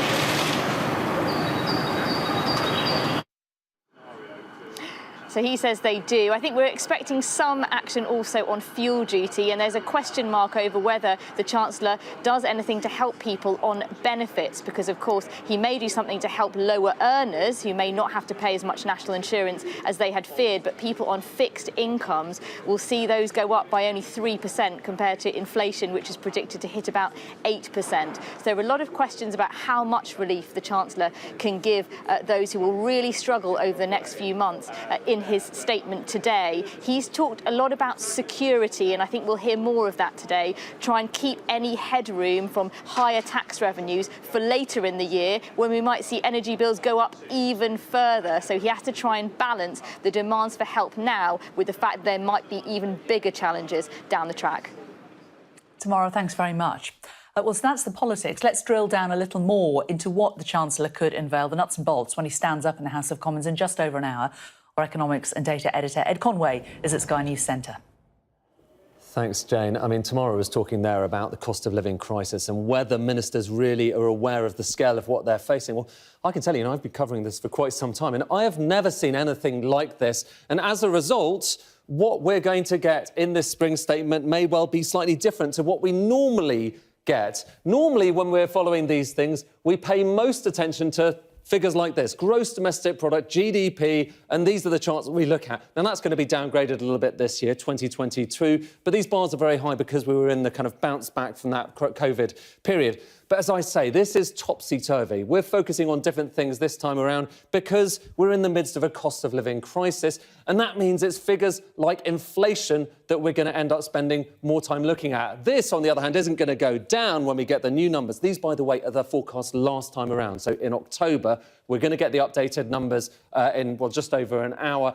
And these numbers are going to go up a lot. We saw that 6.2% inflation just this morning. So it's already, in 2022, it's already well above that. It's well above where our top line there is, where our 5% is. So that's going to get upgraded. and we already feel this, don't we? We feel this in our kind of everyday shops when we're filling up the car with petrol. When you look at fuel prices, well, have a look at what's happened over the last few months. This goes back a few years. Look at this. This is pump prices. So you're talking about unleaded, you're talking about diesel, and just look at how high that line's got, the highest we've ever seen before. Which kind of brings us to the first thing. Is the Chancellor going to cut fuel duty? We'll keep an eye on that. You know, that's one of the things that has been kind of widely flagged. But it's not just that. This obviously has come out of our pockets, but it's gone into other people's pockets. So in the North Sea, oil operators are seeing some of the strongest profits they have ever seen. Just look at these numbers, raising another question. Do we see the Chancellor imposing a windfall tax on some of those oil operators? He seems like he's not very keen to do that, but bear in mind, George Osborne did something like that a few years ago, so it's not unprecedented for the Conservative Party to do that. So you've got all of these things happening. On top of that, and things to look out for, you can look out for what is the Chancellor going to do about the taxes that he is imposing that are adding to that cost of living crisis. So as well as those costs we've been showing you, we've also got extra taxes that need to be paid from this April. What this is showing you is the impact on disposable income from poorest families through to the richest quintile of those new taxes, the health and social care levy, the changes in income tax thresholds that mean that more of us end up paying those taxes, and the blue bit shows you just how much of your income is going down as a result of national insurance. The red bit is how much is going down as a result of income tax.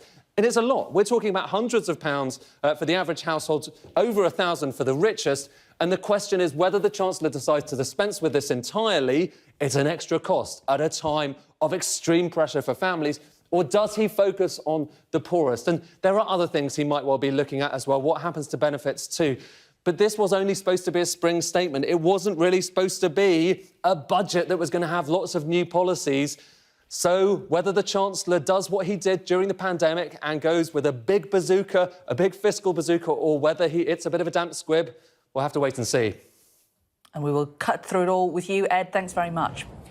Well, as Ed was saying, new data from the RAC shows this record price at the pumps, with petrol topping £1.67 a litre, diesel now poised to exceed £1.80. So would a 5p cut in fuel duty make a significant difference? Let's talk to our business correspondent, Helen Ann Smith. Helen Ann, if we do knock this 5p off, what difference are people going to see when they actually fill up their cars or their lorries? Well, that's the challenge, isn't it? Making sure that any measures, any cut to fuel duty actually make a difference to people who are really feeling the pinch. And it couldn't be more timely, say motorists, not just because everyone is experiencing these extremely high prices at the pump, but even today, as you said, petrol and diesel hitting record prices. And the numbers you quoted there were just average prices. So on average, a tank of petrol, a standard tank of petrol now, up at £92, a standard tank of diesel up about £99. But where I am, for example, at the moment in southwest London, the prices here nearly 170 pence a litre, over 180 pence a litre for diesel. So that's already exceeded those average costs, which really matters. Sorry, we've got some, excuse me, we're live at the moment. Oh, we're live. Sorry, so it really matters what the, sorry, can we, thank you very much. Sorry about that. Sorry, We'll leave you there, Helen Ann, because it's always a bit unpredictable and we wouldn't want any bad language at this time of day. Sorry about that, viewers. Helen Ann just talking us through petrol prices, which I know you all really care about. Let's move on to the impact on the economy. The Chancellor's challenge laid bare this morning with another surge in the annual rate of inflation. The Consumer Prices Index hit 6.2% in February, up from 5.5% in January. Our business presenter Ian King joins me now, mercifully encased in the studio. Ian, this inflation is a lot higher than the Office of Budget Responsibility predicted last year, isn't it? Certainly is, Jane. This is a big number, the highest rate of CPI inflation since March 1992. In fact, Rishi Sunak, the Chancellor, was actually at school back then. That was the last time inflation was this high. And bear in mind that this is the February number, so of course it predates pretty much Vladimir Putin's invasion of Ukraine. Now, the main components in this figure, it wasn't just oil, although oil in fact impacts everything, but furniture rose quite a lot, food, household goods, you name it, it went up. Now, the other thing to point out is that RPI, which is a pretty discredited measure of inflation these days right now, that actually rose by even more. That went up from 7.8% to 8.2%. Now, that is particularly significant because around £500 billion worth of the national debt, which now stands at £2.23 trillion, well, 500 billion of that, the interest rate payable on that debt is linked to RPI. So that is a particular headache for the Chancellor, really puts it into perspective just why inflation is such a serious business. Now, as I said, this is the February figure. We are now expecting inflation on the CPI measure to go above 8% in April. That certainly seems to be what most people in the city are saying here. The number for this month was higher. Most people in the market were looking for around 5.9%. So inflation well and truly above where everyone expected it to be. Remember, just a few months ago, the Bank of England was talking about inflation being transitory, just a knock-on effect from the pandemic and some of the supply chain blockages that resulted as the world emerged from hibernation. Well, you're not hearing anyone talking now about inflation being transitory. It's here and it looks pretty baked in, and a lot of businesses are having to make decisions around that higher level of inflation. At a time, of course, Jane, when the labour market remains pretty tight. We have a record number of job vacancies in the economy right now. Businesses are really having to compete hard for people when they want to try and hire them. And that, on top of the fact that you've got national insurance increases coming down the line, is a big, big headache for employers right now. Ian, thanks very much. Well, if you want to know more about the Chancellor's statement and how it could affect you, you can scan the QR code on your screen right now to submit your questions and then join our Q&A session with our team of experts. That's at 5 o'clock this evening. And you can keep up to date with all the latest updates, developments and reaction on our live blog by scanning the QR code on your screen right now. This is Sky News Today. Coming up, as the cost of living hits a 30-year high, we'll hear from members of the public in Bury about what they want to see in the Chancellor's spring statement.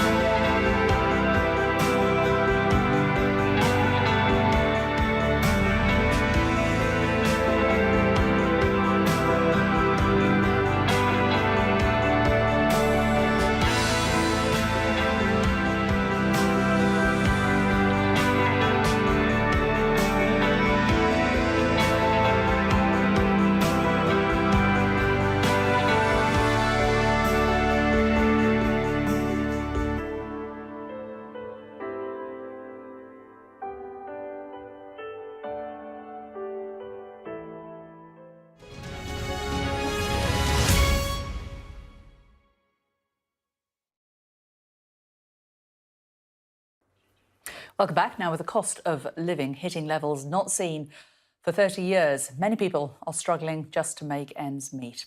What do they want to see from today's budget? Well, Sky's Inzamam Rashid is in Bury in Greater Manchester. Inzi, what are the people where you are hoping to hear today?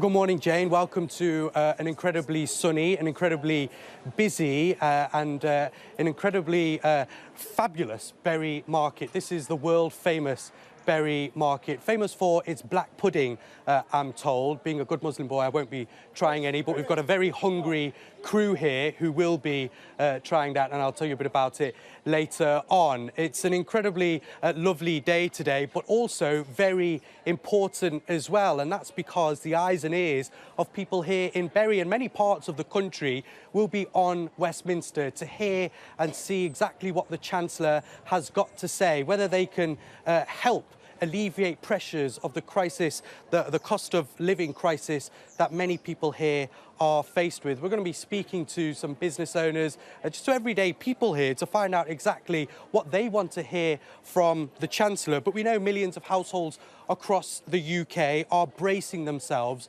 for an increase in prices, the pain of when the cost of living crisis deepens next month. Energy bills set to skyrocket, national insurance contributions will rise, and petrol and food costs are already climbing steeply. So I want to introduce you to my panel here today, a great group of people that can give us an insight into what life is like for them already and what it's expected to be over the next few weeks. We've got Paul Holt, who's the owner of a minibus hire company.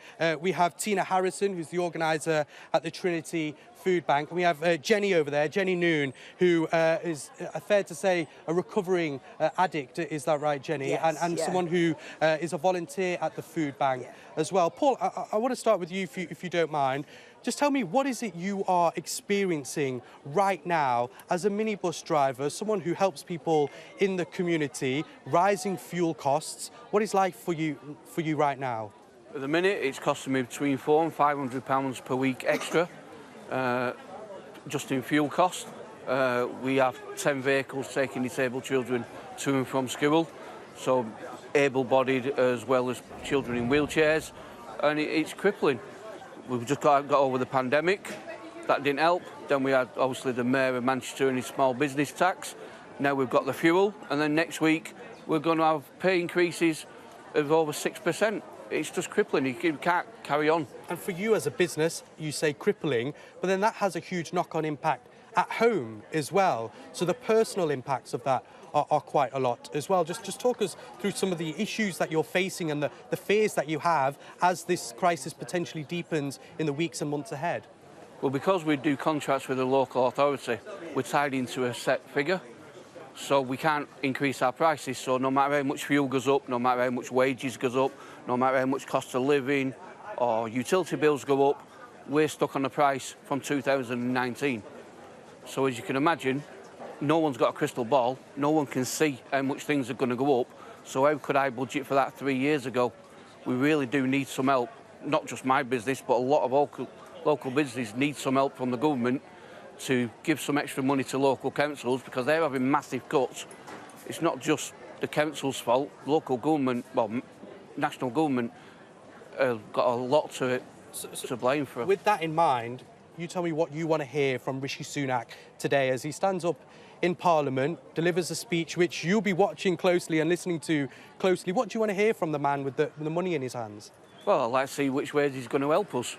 i.e. stopping the rise in national insurance would help, cutting fuel duty would help. I'm not talking by a couple of pence, I mean drastically cutting it, stopping the oil companies from profiteering. Basically, the barrel of oil goes up one day, they put it up one day. Barrel of oil goes down, it takes weeks and weeks for it to filter back through. Everyone's just profiteering now, whether it's COVID, the war, everyone's just profiteering, and it's just hard-working people. Paul, thank you. We'll come back to you very shortly. But a lot of nodding heads there, Tina, as you're listening to Paul. What's it like at the food bank currently? You said you had a lot of peaks and troughs throughout the pandemic, but right now it's rising once again. Right now the numbers are rising once again, yes. At the height of the pandemic, we're doing 140 food parcels a week, whether that be singles, couples or families. We're now on the 80 to 90 mark a week again. Not only helping out with that, but fuel cost. You know, we have donations towards fuel, so sometimes we'll help with fuel, but only very, very limited. We have access through the council as a trusted partner to winter grants, which the government's put through. But how far does that go to help families? Can I ask you, what are people telling you when they come and collect, or you're dropping food off? What kind of issues are people faced with day in, day out today? Day in and day out, you've got people that are working, that are coming to the food bank now, that previously you may not have seen before the pandemic. You would never have seen anybody at the food bank that was working. People who were on reduced hours. It is. And people who've lost their jobs, people that have lost their jobs in the 50s, now worrying about how they're going to pay that last couple of years' mortgage. Are they going to manage it, or are they going to end up losing their home they've been buying? It's just, situation's just dire. And it's set to get worse, and that's a real worry for you guys as a food bank. Definitely. You're going to have more people essentially to deal with, and the people that you're speaking to. Yes, and it's heartbreaking listening to the stories. Mothers coming in who are saying that they're struggling. They don't know where the next meal's going to come from or how they're going to manage. They're trying their hardest to work or find work. And it's all these things. It's not just people that are on benefits. It's all levels of people coming to the food bank. People just think the food bank is for people that are on benefits and need that extra hand. It's not. It's for anybody that's really, really struggling. Yeah, I think that's an interesting point. All walks of life, and I think today's spring statement as well is one that people from all backgrounds will be keeping an eye on, because it will affect everyone's pockets at the end of the day. Jenny, I want to bring yourself in. You volunteer at the food bank, but yourself also, in a position where you are struggling. What is life like for you, having to think about potentially where your next meal comes from? It's hard. It's really difficult. You've got a choice whether you get a bit of food or put heating on. At the minute, me and my partner, sometimes we can't afford to put enough gas on, so we're cuddled up on the couch with quilts. It's just scary. A lot of people in our community everywhere are just struggling like that. Do you think they get it down in Westminster, the politicians who are making the rules? Do you think they understand the situation that you're in? No, they should come down and live like we have to, struggling, and then see how they cope with it. And what do you say? Do you speak up? Do you speak to your politicians? Do you speak to councillors? Or do you kind of sometimes feel that it doesn't really get through? It doesn't get through. It doesn't. They don't seem to take any notice of what we're saying. And what are you noticing as well at the food bank whilst volunteering there? We heard from Tina saying that there is an increase of people. Are you seeing more and more people come through the doors there? Yeah, people that are working that they can't make the money last, stretch far enough. So they're having to come and use the food bank to feed the children. It's just heartbreaking when they come in, because some of them are proud people. They don't want to come and ask for help.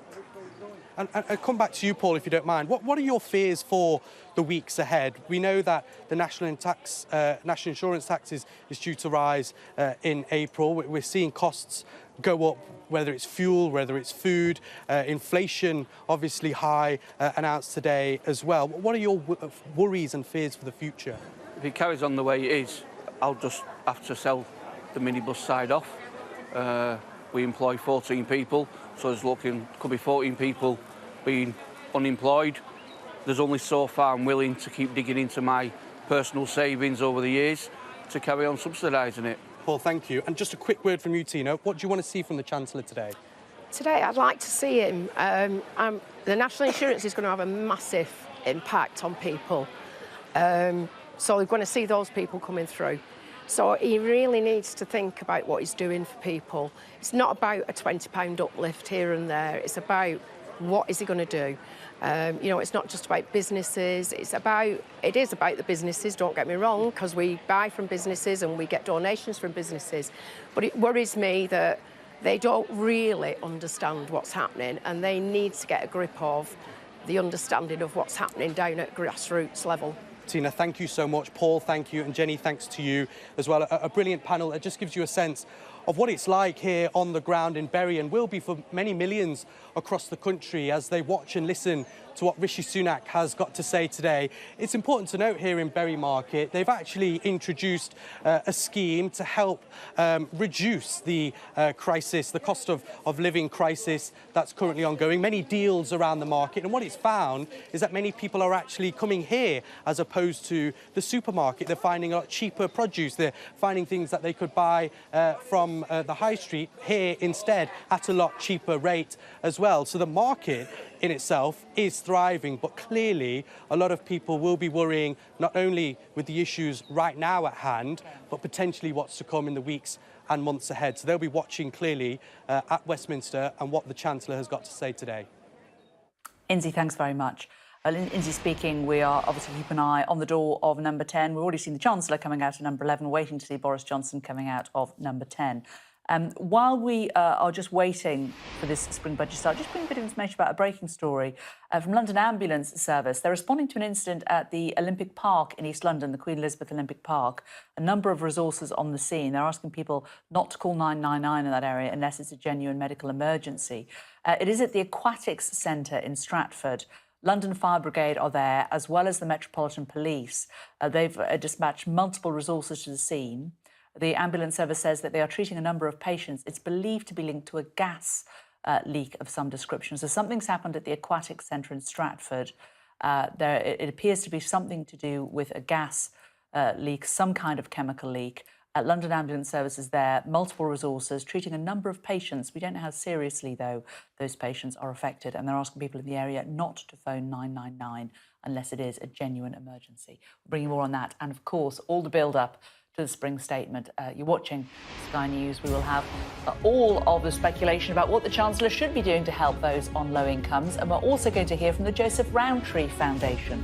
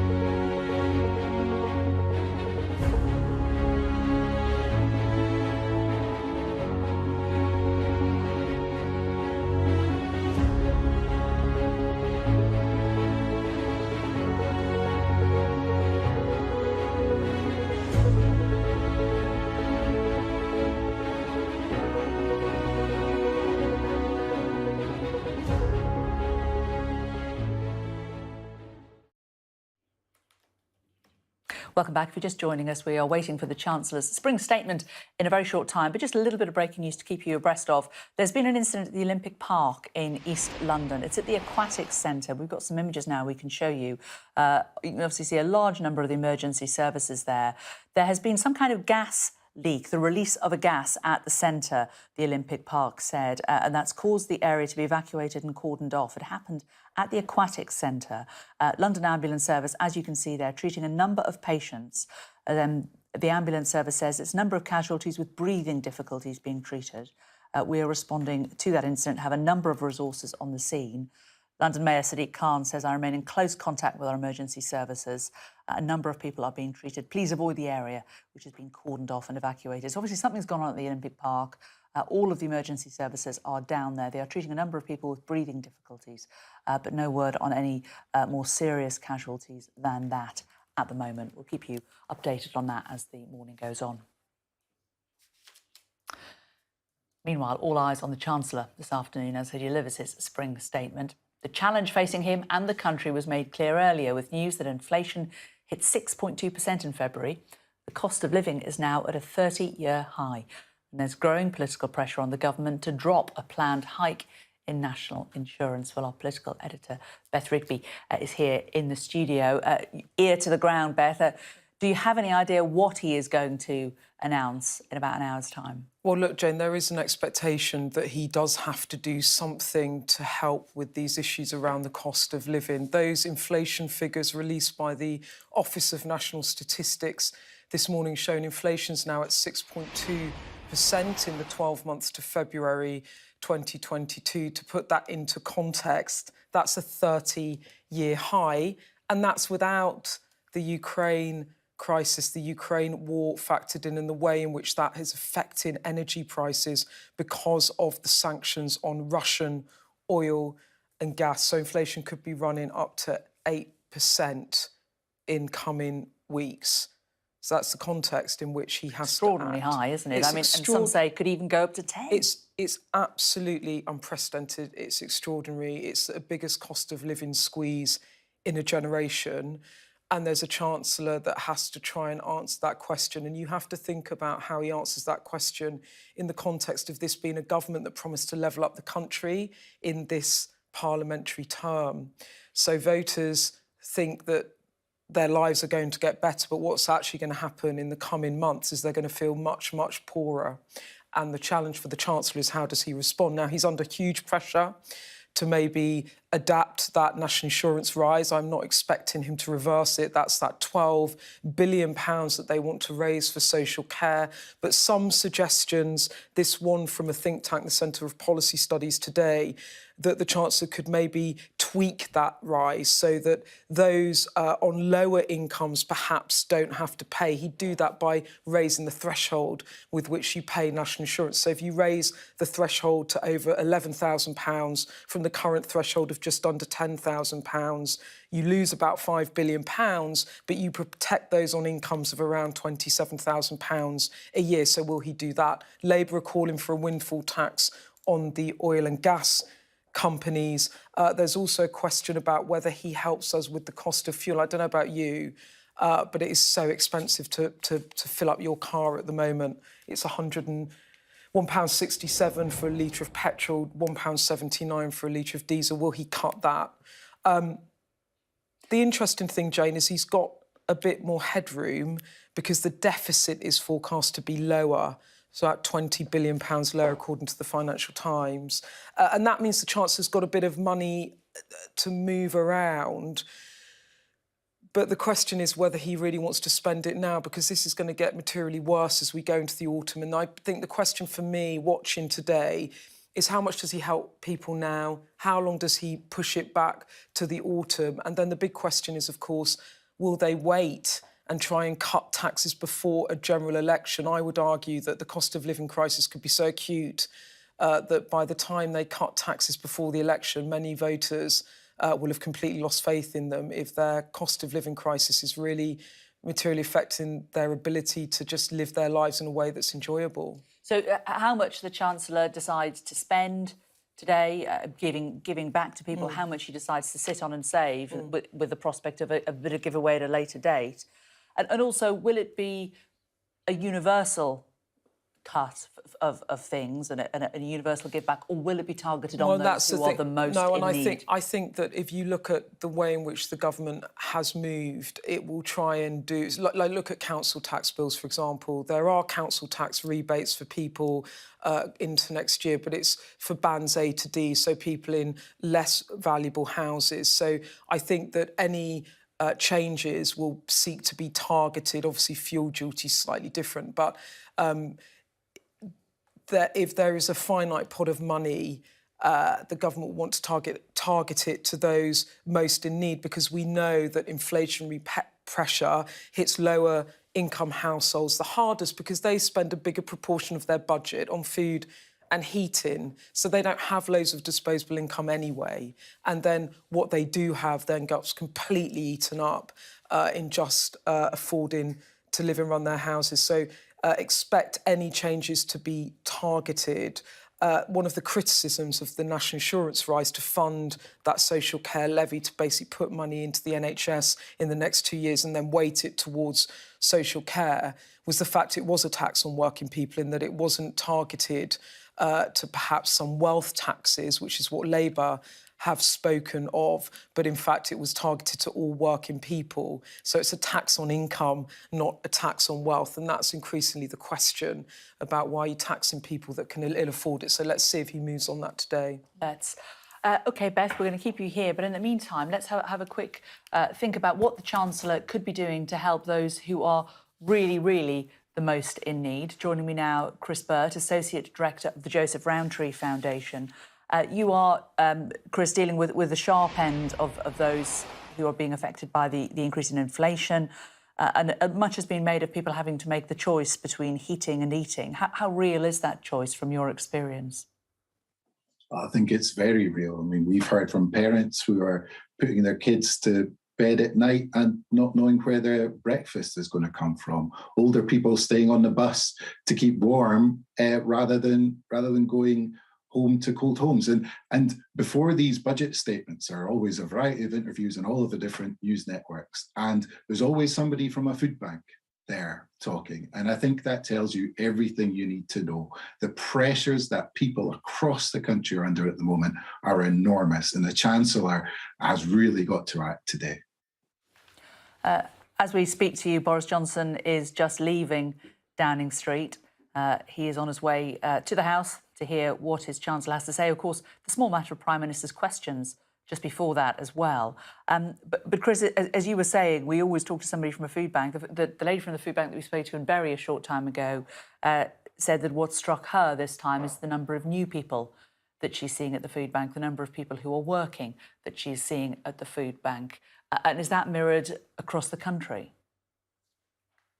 Yeah, I think the food banks have seen an increase in people who are working coming to their doors and an increase in people who have children coming to their doors. I mean, it should be clear that the majority of people who go to food banks tend to be single people. And we've seen inflation is at a 30-year high today, but the basic rate of Social Security is at a 30-year low. There is a complete mismatch between the government's messaging around, well, let's build back better after the COVID pandemic, yet they seem to be slamming everything into reverse. So we really want to see the Chancellor match the uplifts, particularly in Social Security, to the actual cost of living. It's currently only going to be uplifted by 3%. Inflation's double that already, and that's before the energy bill hikes kick in April. But how realistic is it, do you think, that he could make more of that? Well, I think he could. I mean, Beth was talking just before I came on there about the finite amount of money that he has. If he chooses to spend that money, say, on a cut to fuel duty, that will be a very small benefit to those on the low incomes, and frankly, a small benefit to anyone, but costs them loads of money. Why not spend that finite pot on the people who need it the most, to prevent people from going to food banks, to prevent people from having to cut off their heating, and frankly, to prevent it? There was somebody who was volunteering at the food bank before, saying she was having to cuddle her partner and put a duvet over them to keep warm. This is the United Kingdom, one of the wealthiest countries in the world, and people are having to live in those conditions. That can't be acceptable for anyone.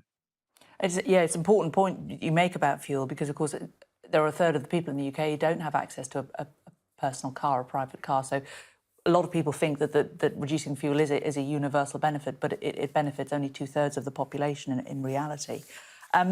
In terms of the actual things that you would like to see increase, the basic rate of social security, universal credit, is that what you would like to see go up? Well, we'd like to see all benefits match the uplift this year in April to match inflation. So that, yes, it would be universal credit, things like pensions credit as well, because these are people who are going to be living on the lowest incomes in our country. And as Beth has already said, the cost of living rising is a crisis because of its impact on low-income families, because they will have less money to spend on the essentials that we all need. It's not for them about having to make different choices or maybe not having as many holidays as you would like. It's about the basic needs that we all have. So yes, ensure that Social Security keeps up with the actual cost of living. OK, Chris, good to talk to you. Chris Burt there, the Associate Director of the Joseph Rowntree Foundation, ahead of the Chancellor's spring statement. Let's just remind you of the other story that we are covering this morning, and that is an incident that's happened at the Olympic Park in East London. Something's happened at the Aquatic Centre, a release of what is being described by those at the Olympic Park as a release of a noxious gas. You can see a really large number of emergency services there, a very large number of ambulances there, treating people in the outdoors. They've said that there's been a release of gas. The area has been evacuated and cordoned off. London Mayor Sadiq Khan tweeted, "I remain in close contact with our emergency services who are dealing with a gas-related incident at the London Aquatics Centre this morning." He reiterates that a number of people are being treated by the service and asks people to please avoid the area which has been cordoned off and evacuated.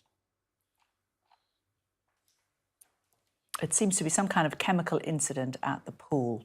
Firefighters on the ground are saying, of course, chlorine is a gas that is used in most swimming pools, possibly something around that. But as you can see, a huge number of emergency services there on the scene.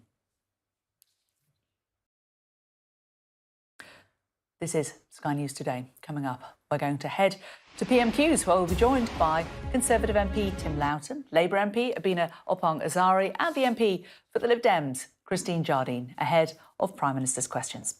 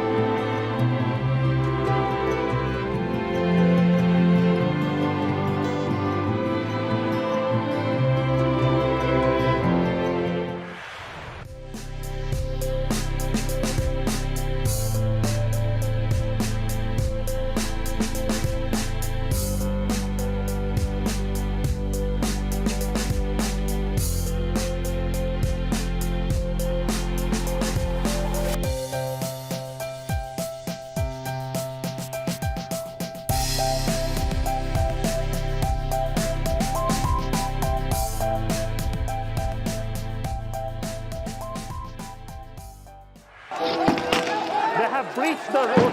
There is a lot of gas being fired all around us. शांति से इनको समझाओ वरना ये हम लोग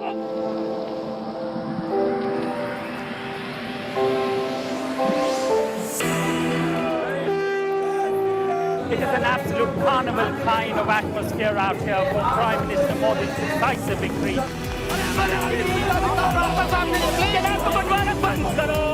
These students are defying the prohibitory orders and now they're going to be arrested. We aim to be the best and most trusted place for news. The roads have been inundated. The only way out is to get people by boat. What is feared that over 200 people might have died because of these landslides.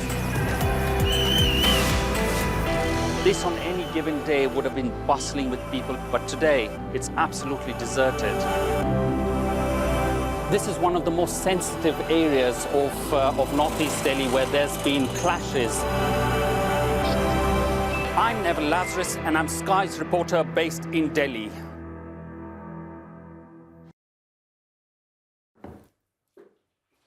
Well, Prime Minister's Questions is a few minutes away. To look ahead, I'm joined by Labour's Abina Oppong-Azare, who serves as Shadow Exchequer to the Treasury, and also Christine Jardine, the Liberal Democrat Treasury spokesperson. I'm awfully sorry we can't bring you Tim Loughton. Problem with our camera in the House of Commons. He was there and was willing to talk to us, but sadly we can't bring him to you. But let's talk to Abina and Christine first of all. Abina, what are you hoping from, away from Prime Minister's Questions, from the spring statement coming up after it? First of all, good afternoon. Thank you for having me on your show. So with the Chancellor Rishi Sunak's statement, which we're going to be hearing from quite shortly, what we'd really like to hear from him is about what he's going to do to address the cost of living crisis. I've seen on your show, we've had loads of people talking about how it's going to be impacting people in a really negative way. Joseph Rowntree have also talked about it as well. What Labour is proposing is for a windfall tax. So oil and gas companies being taxed, because this would help bring an extra £200 of people's bills, an extra £600 to those people that need this. And it's not just Labour that's saying this. You've had the former BP, Chief Exec of BP, saying that the windfall tax is a good proposal. Another thing also we're concerned about is the national insurance in contributions, the increase that the Chancellor is looking to announce. Now is not the time to be implementing that, particularly as food prices, fuel prices, energy prices are really going up, and the figures today show that inflation has gone up from 5.5% to 6.2%. So the Chancellor really needs to get an urgent grip on this cost of living crisis. Well, that's Labour's wish list. What about the Lib Dems? Let's bring in Christine Jardine, Edinburgh West MP. What would you be hoping that the Chancellor would be saying today? Very similar? Good morning. Yes, this is an opportunity for the Chancellor to prove that this government is not out of touch with the people. We've heard rumours that he might be going to cut fuel duty, that he might raise the threshold on national insurance. And while both of them would be welcome, there is so much more that he could do. The fuel duty would make a difference of £50 a year to the average, the typical motorist in this country. Cutting VAT from 20% to 17.5% across the board would make a massive difference to all families in this country. Something like £600 a year. Now, that's what you should be doing. And yes, a windfall tax. Now, I have lots of connections in the northeast of Scotland and with the oil and gas companies, but at the moment, everybody is saying we need to do something about the cost of energy. We need to help. And the Chancellor just doesn't seem to be taking the opportunity. He doesn't even seem to recognise that the need is there. You heard from the Joseph Rowntree Foundation. So yes, we want to see a windfall tax, but also increases in targeted supports and benefits. It's time this Chancellor just recognised how serious the problem facing households is. Abina, though, when we look at what the Chancellor has had to contend with over the last couple of years, I mean, it has been utterly unprecedented times, hasn't it, in terms of COVID? The government has given huge sums of money over the last couple of years to businesses, to small businesses, to people's employment, to keep people in work. He hasn't been ungenerous so far, has he? I mean, I know we're living through difficult times, but the reality is that Joseph Rowntree Foundation, who you've just had on your show, talked about the impact this is having on people. Things are really, really difficult right now. And, the Chancellor has made some mistakes where he's written off 4.3 billion in terms of fraud. And so what we're putting forward is not unreasonable. And in terms of what the national insurance contributions increase, this is not the time to be doing this. And we're hearing on the grapevine that this is being implemented to be increased now without a plan, and that the Chancellor's looking to bring it down in a run up to an election, which frankly is very irresponsible.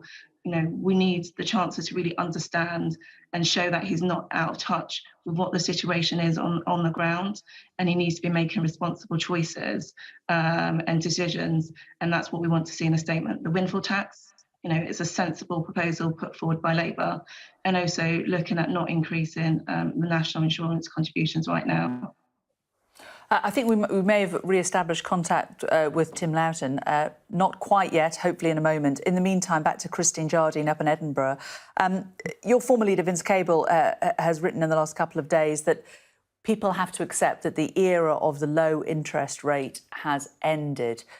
Do you agree with that we all now need to be taking a wider look at the economy and think that life as we've known it, with these extraordinarily low interest rates for a really long time, is really now a thing of the past? Well, I think we're all feeling the pain of the changes that we've had to undergo as a result of the pandemic. The massive increase in energy prices and also the war in Ukraine is going to have an impact on it. But it's the Chancellor's job to ensure that he does the best for the people of this country. And while your point you made about, he's had a difficult time to deal with and he's done a lot for people, there were 3 million people excluded from support at the time of furlough. So it hasn't been a universally successful and popular approach from this Chancellor. Far from it. And it's what we need now. We can look at economic analyses and we can talk about the long term, but what families in this country need now is support. They need that windfall tax to offset the £21 billion stealth tax that the government's bringing in by, freezing the tax threshold. What we need is a government that recognises the problems the country is facing and does something for the people who are having to make the choice, like the Joseph Rowntree Foundation said earlier, having to make the choice between heating their homes and feeding their families. In the 5th largest economy in the Western world in the 21st century, that's not acceptable. And this Chancellor needs to do what it will take to help people through this. And that is a windfall tax, it is a cut in VAT, and it's targeted support. Abina Oppong-Azari for Labour, in terms of the war in Ukraine, what are your fears for the impact that could have on the economy? I think the reality of the situation is before the Ukraine crisis, inflation was already spiraling out of control.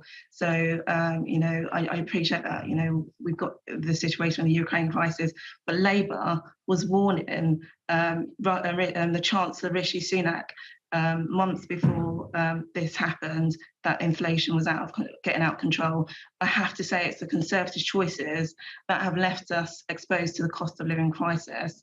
The Chancellor has not been taking this seriously. He's looking to increase national insurance contributions at a time when things are extremely difficult for people. We've seen today that inflation has gone up on 5.5% to 6.2%. And the windfall tax would really make things a lot easier for people, and this is what Labour's calling for. And also with the national insurance contributions not increasing it right now, I also have to say there's cross-party support from this. It's not just Labour that is saying this. The proposals that the government has done so far has not gone far enough to alleviate the problems that people are going through at the moment. You're seeing people going to food banks, you're seeing food prices going up, you're seeing petrol prices going up, you're seeing energy prices going up.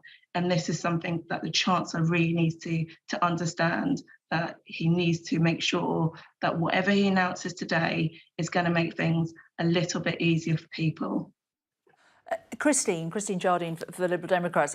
We have seen Rishi Sunak, he was very much seen as the giveaway Chancellor coming into this role as he did during COVID. Do you think today we are going to get a sense of the real Rishi Sunak? This is more a man who's now able to take a step back. He might have been seen by some as a giveaway Chancellor up till now, but do you fear that he will not necessarily be feeling so generous today? I haven't actually, I haven't thought of him very much as a giveaway Chancellor. Yes, furlough. I would give him credit for that. But he did say at that time, we will do whatever it takes. Now, that's what we need him to do today, to do whatever it takes. And that for me is a cut in VAT, windfall tax, targeted support. And don't forget pensioners. In this, they're going to be hit very hard. And this government decided to do away with the triple lock-in pensions, saying, oh, pensioners would get a ridiculously high increase. And now we see inflation running at more than 6% and pensioners not able to get an increase that would allow them to keep up with that. So I don't really see him as a giveaway chancellor so much as a chancellor who's not really in touch with what the country needs. He's not in touch with what ordinary families need. And, cutting fuel duty would disproportionately help those with, 1-2 cars per household. Families who are struggling, they're just about managing. This will not help them as much. And what we need is VAT, which would help families, ordinary families, by about £600 a year. We need that cut. OK, we're going to leave it there. Christine Jardine from the Dems, Abina Oppong-Azare from Labour. Thank you both so much for joining us in advance of PMQs and the spring statement. Not long to go now till the top of the hour. Very briefly, our political editor, Beth Rigby here. Let's not forget PMQs just about to start. It's been a tricky week for the Prime Minister, hasn't it? We've got Nazanin Zaghari Ratcliffe back. Good news. P&O, 800 redundancies, not good news. No, and I'm sure that Keir Starmer will ask him about P&O and that the awful sacking of those workers with no notice. Now the company offering a compensation scheme, but this is a huge scandal and deeply distressing for those families. And then, of course, Nazanin Zaghari Ratcliffe and Anousheh Azori both released. There's now calls for a formal inquiry from none other now than the former Foreign Secretary Jeremy Hunt, who had a role in trying to get Nazanin and Anousheh released. Also, the continued incarceration of Morad Tabez, the other person that was released on furlough and is now back in prison, and his daughter Roxanne was at that Nazanin press conference on Monday. I'm sure that will be raised in the Commons today. OK. Well, the Speaker is on his feet. Let's listen in. Mr. Speaker, this morning I had meetings with ministerial colleagues and others. In addition to my duties in this House, I shall have further such meetings later today. Thank you, Mr. Speaker. The degrading strip search of child Q 2 years ago in a school that should have been a safe place at the hands of police officers who she should have been able to trust has caused anger and distress across the country. On Monday, the policing minister failed to answer 4 separate questions in this chamber, asking when he first knew about child Q and what urgent action he took in response. So I asked the Prime Minister, when did he first hear about the strip search of child Q in her school, and whether he believes that the characteristic dither and delay of his government in responding to this appalling case is remotely acceptable when it comes to the safety of children. Mr. Speaker, I think that is a completely ridiculous characterisation of the response of the government because of course, the reports of this incident are deeply distressing and deeply concerning. Everybody shares her feelings about that, Mr. Speaker, but the Metropolitan Police have rightly apologised and the IOPC is investigating, and for that reason, it would not be right to comment further. Sir Oliver Hill. Thank you, Mr. Speaker. People across North East Hertfordshire are coming together to provide support and refuge to families fleeing the invasion in Ukraine. The Balcon District Action Committee are about to welcome 4 families to our community. And doesn't he agree with me that this shows the open-hearted generosity of the British people?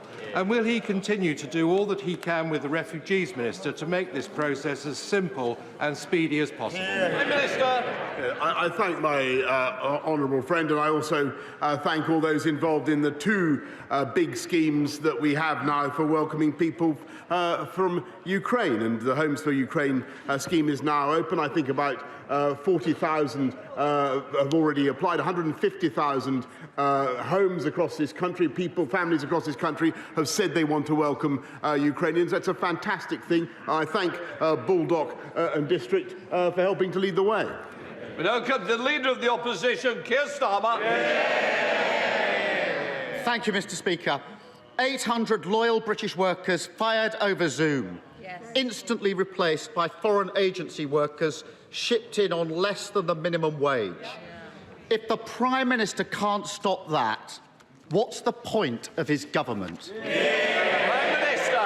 Well, Well, Mr. Speaker, we condemn the callous behaviour of P&O, and I think that it is no way to treat hard-working employees, and I can tell him that we will not sit by, Mr. Speaker, because under Section 194 of the Trades Union and Labour Relations Act of 1992, it looks to me, Mr. Speaker, as though the company concerned has broken the law.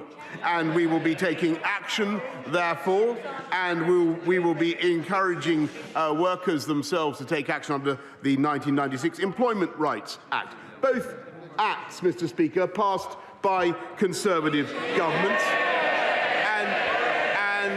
And if the company is found guilty, then they face fines running into millions of pounds, Mr. Speaker. And in addition, we will be taking steps to protect all mariners who are working in UK waters and ensure that they are all paid the living wage, Mr. Speaker. Mr. Speaker, when Owen Paterson was on the ropes, the Prime Minister was prepared to rip up the entire rulebook to save his jobs. P&O workers want him to show the same fight in relation to them. The government had advance warning of these mass sackings. A memo was sent to the Transport Secretary and to the Prime Minister's office, but they didn't lift a finger to stop them. Did the Prime Minister not understand the memo, or did he just not bother to read it? Prime Minister! I think what the right honourable gentleman needs to rip up, Mr. Speaker, is his pre-scripted questions. Because I've just answered the question, and the point at issue, Mr. Speaker, is whether or not the government was properly notified, and it's not about what happens the previous evening. I knew about it on the Thursday it became public, but the company concerned has a duty to notify the government 45 days, Mr. Speaker, before they take action of that kind. That is why we're taking the action that we are to protect hard-working people, and what we're also doing, by the way, Mr. Speaker, this month is lifting the living wage for all workers across our country by another £1,000, so it's up £5,000 since 2015. I think the Prime Minister just said he knew about it on the day. Yeah. I take it from that answer the Prime Minister didn't read his WhatsApp briefing. Surely not. Let's test his rhetoric. Mr. Speaker, since the Prime Minister came to office, P&O have received over £38 million of government contracts. And the parent company, DP World, is lined up for £50 million of taxpayers' money under the Freeport scheme. The government is apparently reviewing these contracts, but reviews don't save jobs. Can the Prime Minister guarantee that these companies will not get a penny more of taxpayers' money or a single tax break until they reinstate the workforce? Mr. Speaker, I think what the House has already heard is that we are taking legal action against the company concerned under the 1992 Employment and Trades Union and Labour Relations Act, and that is the right thing to do, because it seems to me, Mr. Speaker, that they have broken the law. But if he's asking this government to do what Labour usually want us to do and actively pitchfork away investment around the country from overseas, Mr. Speaker, then that is not what we will do. We'll take them to court, we'll defend the rights of British workers. What we will not do, Mr. Speaker, is launch a wholehearted campaign, as they would want, against overseas investment, because that is completely wrong, and wrong for those workers, Mr. Speaker. Well, DP World must be quaking in their boots. The Prime Minister says how disappointed he is in them, whilst handing them £50 million. Prime Minister said about the law, speaking of hollow reviews, as the law stands, it's not illegal to pay seafarers below the national minimum wage, right, even if they're working out of UK ports and in UK waters. 2 years ago, Prime Minister, his government admitted that that was unjustifiable 2 years ago, and promised 2 years ago, you've guessed it, to review it. 2 years on, despite what he says today, nothing's been done, leaving the gate wide open for P&O. British workers don't need another empty review, they need action. So when will the Prime Minister fix that gap in the law? Mr. Speaker, with great humility, I must ask the right honourable gentleman to listen to the answer that I gave to the first question, because it would then help him to scrap his third or fourth question and try another one. We are going to address the defects in the 1998 Living Wage Act. Minimum Wage Act, and make sure that everybody serving in the UK exclusive economic zone, working in the UK exclusive economic zone, gets paid the living wage as people do in the rest of the country. Here's Starmer. The problem is that's what he said 2 years ago. It didn't happen, and P&O took advantage of the gap left wide open by this Prime Minister. Yes.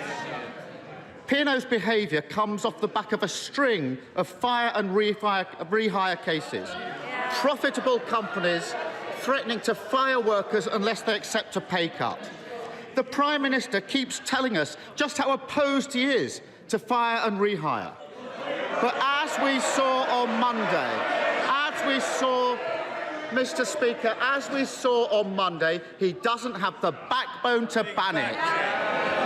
Whilst he sits on his hands, more and more workers are having their lives thrown upside down by this appalling practice.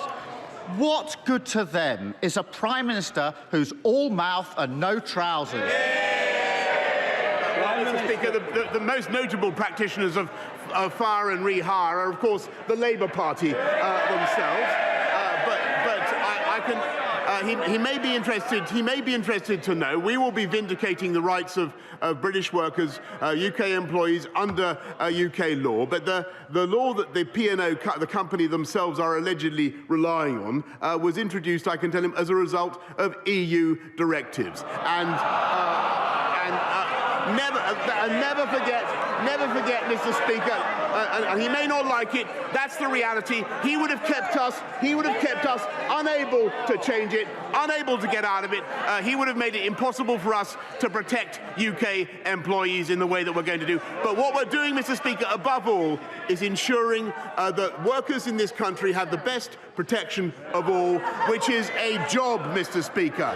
And under this government, thanks to the steps that we have taken, thanks to the stewardship of the economy by my right honourable friend, which you'll be hearing about in a little bit more, Mr. Speaker, we have people in payroll employment, 600,000 more of them than before the pandemic began. Here's Starmer. He can complain all he likes, but on Monday, he ordered all of his lot to abstain on a vote to ban fire and rehire. Exactly. And they all did. And then, Mr. Speaker, to add insult to injury, after the vote, his party posted a message saying that, where possible, they will look to find P&O workers new jobs. Pathetic. They don't want new jobs. They want their old jobs back. They don't want a Prime Minister hoisting the white flag. They want him to fight for their livelihoods. 82,000 seafarers in this country. I've spoken to dockers, engineers, deckhands and sailors. They're all worried about what this means for them. This morning, one of them said to me, if P&O can get away with this, other companies will get rid of us too and replace us with cheap labour from abroad. Why does the Prime Minister think that they will take a crumb of comfort from his half-assed bluster and waffle today? Mr. Speaker, P&O plainly aren't going to get away with it any more than any other company that treats its employees in that scandalous way, Mr. Speaker. And this is a historic moment for this country, actually, because it's now 2 years since 2 years to the day that we went into lockdown. And that plunged this country into the biggest, deepest loss of output that we've seen in our lifetimes. And thanks to the Chancellor, who protected the economy, who protected jobs, who protected companies, we've now been able to come out faster and more effectively than any other comparable economy.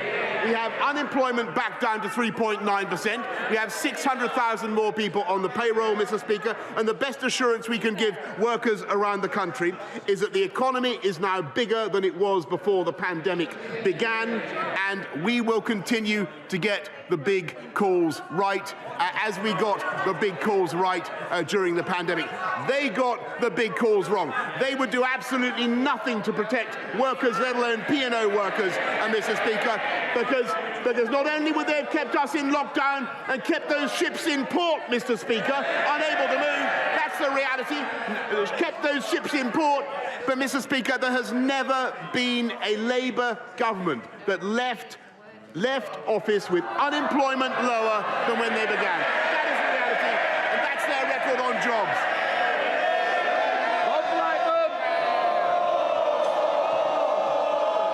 Thank you, Mr. Speaker. I strongly support the government's intention to make England smoke-free by 2030, but on the current trajectory, we're going to miss that target.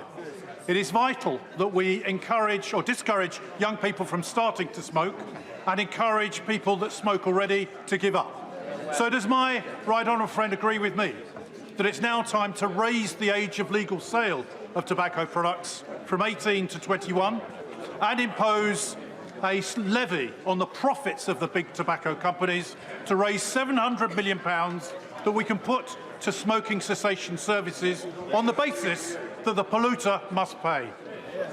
Well, thank you. Thank you very much. He is absolutely right about smoking. It's the biggest single cause of preventable death in this country. As he'll know, Javed Khan OBE is undertaking an independent review of smoking, and I'm sure he will want to take my honourable friend's suggestions into account. SNP spokesperson leader of the SNP in Blackford. Thank you, Mr. Speaker. In a matter of seconds at 12:16, an aircraft is due to depart Heathrow Airport, a Virgin Atlantic aircraft, to go to Warsaw to pick up 50 young orphans that have left Ukraine, that are coming to spend the next period of their life in Scotland with the sanctuary that we can offer them. And I would like to take this opportunity to thank everyone that has helped to make sure that we can offer a new start to these young people away from the war, and in particular the governments in London and in Edinburgh, and in particular to thank the Immigration Minister, the member for Torbay, and the Refugee Minister in the House of Lords, Lord Harrington. This is a good day for these 50 young people, but let's hope that it's the beginning of something much more significant for many more young people that we can offer sanctuary to. Mr. Speaker, this morning we have official confirmation that inflation is at its highest level in 30 years. But families don't need official confirmation to know that the cost of food and energy are now at a price they simply can't afford. The very people who have borne the brunt of the health pandemic are now being hammered by the poverty pandemic. This is not just a cost of living crisis, this is an emergency.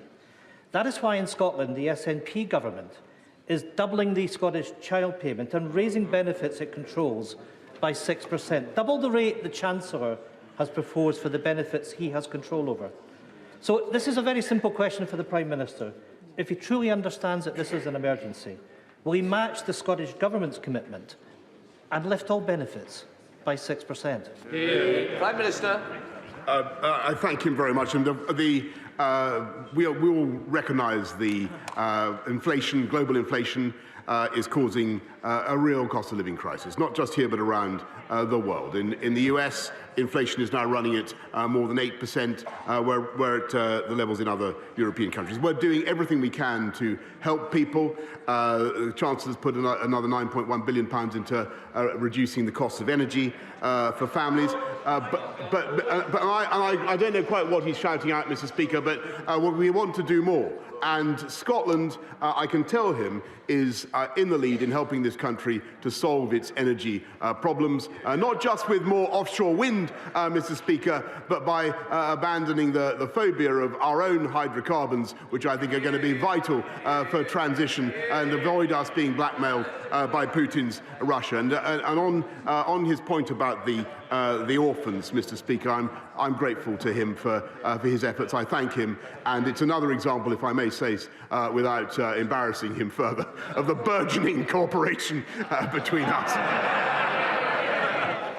Well, of course, Mr. Speaker, we want to make sure we open our doors in Scotland and welcome refugees, that we have that generosity of spirit, but we'll leave that there for now. Can I say to the Prime Minister that inflation is at 6% and increasing? We need to make sure that those the most vulnerable have that increase in benefits that they need in order to pay for fuel. And the Chancellor needs to ditch the official photographer and listen to Martin Lewis. Family finances are at breaking point. They can't tighten their budgets anymore. These families have no room for manoeuvre. But the truth is that the Chancellor does. Yep, exactly. Lower borrowing and increased taxes means that he's sitting with £20 billion to spend today. But instead, this Chancellor is making a political choice. The choice to push people further into hardship by hiking taxes, cutting universal credit, and giving companies free rein to slash workers' pay through fire and rehire. So the test for the Prime Minister is this. Will the government use the full £20 billion they are sitting on to scrap the national insurance tax hike and put money into people's pockets? Or will we simply make this Tory poverty pandemic even worse? Prime Minister. Right, well, I just advise Mystic Meg over here that we have only, he has only 10 minutes to wait before he'll have the answer to that question, Mr. Speaker. Ian Sturdy. Thank you, Mr. Speaker. I warmly welcome the improvements to our national Ukraine refugee response. But in the weeks since these improved measures, numbers fleeing Putin's invasion have sadly doubled to 3.5 million and are expected to go even higher. So does the Prime Minister agree our response must still move much, much faster, with a shift to processing applications in the UK, cutting the red tape and bureaucracy, so we can match the scale of Europe's worst humanitarian crisis since the Second World War? Prime Minister. Mr. Speaker, I think he's right that we are going to see many more people coming here, and he's right that the instincts of this country are to be as generous as possible, and that's why we've made sure that applications can now be processed online very quickly, Mr. Speaker, so people can come here with their passports. And under the family reunion scheme alone, I think the numbers are now running in excess of 16,000 people coming here. Kenny McCaskill. Thank you, Mr. Speaker. Whilst Ofgem can cap rising gas and electricity bills, other fuels such as heating oil, LPG and solid fuel remain unregulated. Many households in rural Scotland depend on such fuels. There are also areas awash with energy, both on and offshore, yet with huge and rising numbers in fuel poverty. Will the Prime Minister regulate and cap such fuels to alleviate hardship and end the perversity of energy-rich Scotland, but fuel-poor Scots? Well, I thank him very much, and I think he's right that energy-rich Scotland and the hydrocarbons that we have in this country should be used to help the British people, and that we shouldn't be needlessly reliant on oil and gas from Putin's Russia. And I think that's the policy of Alba, and unfortunately it's not yet the policy of the SNP. Jason McCartney. Thank you, Mr. Speaker. I'm so proud to represent a vibrant Ukrainian community in Huddersfield and Colne Valley. And this Friday at the Ukrainian Club in Huddersfield, they'll be collecting medical supply donations to send to Ukraine and the surrounding nations.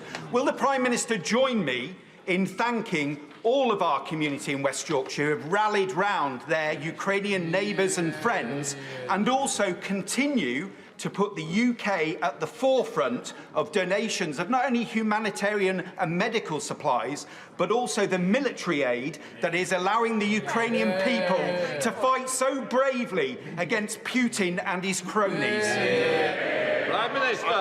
I thank you very much. I thank the Ukrainian community in Yorkshire for everything they're doing. Of course, the Ukrainian communities up and down the country, and the people of this country as a whole. I am proud that we are the biggest bilateral donor, I think, other than the United States, in aid to Ukraine. And yes, I'm also proud, as I know the whole House is, of the work that is being done continuously to give the Ukrainians the tools they need to defend themselves. Stringer. Mr. Speaker, the Football Association are refusing to move the semi-final between Liverpool and Manchester City from Wembley. There are no trains from the northwest that day, which means 50 or 60,000 people will have to go by road. Bad for the fans, bad for the environment. Yeah. Unfortunately, this is typical of the insensitivity of the FA, who think that fit and proper people to run our football clubs are Russian kleptocrats and people who are wanted for human rights abuses.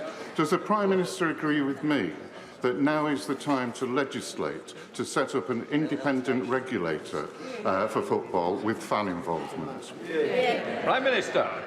I thank you very much. I'm not going to comment on the travel arrangements for the particular match, though the deputy leader of the Labour Party shouts for me to secure her a train. I'm sure that everybody has heard the FA will have heard the message that he's given. But what I can say, Mr. Speaker, is I do agree with my honourable friend who's just conducted a review on the matter. That we should indeed have an independent regulator for football. Thank you, Mr. Speaker. My right honourable friend, the Prime Minister, is a great champion for steel, and we've just had brilliant news on the removal of the US steel tariffs. Will he reaffirm the commitment he made at the dispatch box on the 31st of January that the Chancellor will bring forward a package of measures on our steel energy costs? And if the Chancellor isn't able to make good on that commitment today, will he ensure he does so as soon as he can? Prime Minister. I agree with her passionately, and I think that it is vital that we undo the damage done by the insane policies of the Labour government, the previous Labour government, that whacked up the cost of energy for British industry, including steel. I will be bringing forward a British energy security strategy, Mr. Speaker, that will address the needs of British steel, British ceramics, and the whole of British industry. Thank you, Mr. Speaker. I'm sure the Prime Minister will share my delight that Bradford has been shortlisted to be the UK City of Culture 2025 and will want to offer his support for our bid. It would bring immense benefits and kudos to Britain's youngest city. With over 120 languages spoken across Bradford, its unique cultural heritage, diversity, and let's not forget the amazing food, the birthplace of David Hockney and the Brontes, Bradford has it all. Apart from, Mr. Speaker, government support. One practical way in which he could help is reverse the Transport Secretary's snub to Bradford in the integrated rail plan. So I ask the Prime Minister, will he look again at this and commit to delivering a real Northern powerhouse rail, including a stop in Bradford City? Prime Minister. Mr. Speaker, I congratulate Bradford on being shortlisted in the way that that wonderful city has been, but I think she's wrong about what the integrated rail plan said, because already it's committing to cut the journey times, just from memory, from Leeds to Bradford from 20 minutes to 12 minutes, if I remember correctly. And Mr. Speaker, we are continuing to look at ways of making sure that high-speed rail goes direct to Bradford. Alan Kern. Thank you, Mr. Speaker. The horrifying effects of events in Ukraine must be central to our focus, and we should do all possible to stand together in support. A war in Europe also has challenging domestic outcomes, with higher energy costs, rising food prices, and effects on supplies and inflation and across the economy in general. Does the Prime Minister agree with me that this is a time where we need to come together as a nation, and anyone seeking to weaponise Putin's deliberate and calculated consequences of the war will only undermine the unity of our nation at a time when Europe is in crisis? Prime Minister. I thank my right honourable friend very much for what he has said, and I think that one of the most important things that has confounded Vladimir Putin has not only been the the resistance of the Ukrainians, the heroic resistance of the Ukrainians, but the unity of the rest of the world, and I must say so far, the relative unity, the important unity of this House. Rebecca Long-Bailey. Thank you, Mr. Speaker. The Prime Minister has been very supportive of nuclear testing veterans. So I'm sure he will be shocked that today the Mirror has uncovered 140 pages of data previously hidden in a footnote of a 1988 government report. There's now concern that the High Court and this House may have been inadvertently misinformed in 2008 when told that only 159 men in UK nuclear weapons tests were exposed to dangerous radiation, when today's data shows exposure numbers were actually 2,314. Will he urgently investigate this and arrange to meet personally in Downing Street with my constituent, her granddad and other nuclear testing veterans to bring an end to this national scandal? Prime Minister. Well, I thank the honourable member very much for bringing those facts, new facts to the attention of the House, and I know that my office has already been in touch with the group concerned to make sure that we have a proper meeting, and I hope very much that she will be there and we'll be able to discuss all the issues that she's raised. Percy. Thank you, Mr. Speaker. Can I begin by thanking the Government and the Home Secretary, in particular as Chair of the APPG on surrogacy, for her work to bring Ukrainian surrogates to safety here. Sadly, in my role as Chair of the APPG on anti-Semitism, the news isn't so positive. We heard from Jewish students recently who are suffering record anti-Semitic attacks on university campuses, including allegations of them being marked down by their own professors.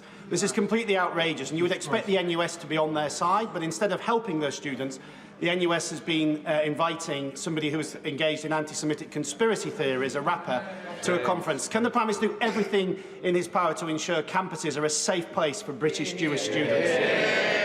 Prime Minister.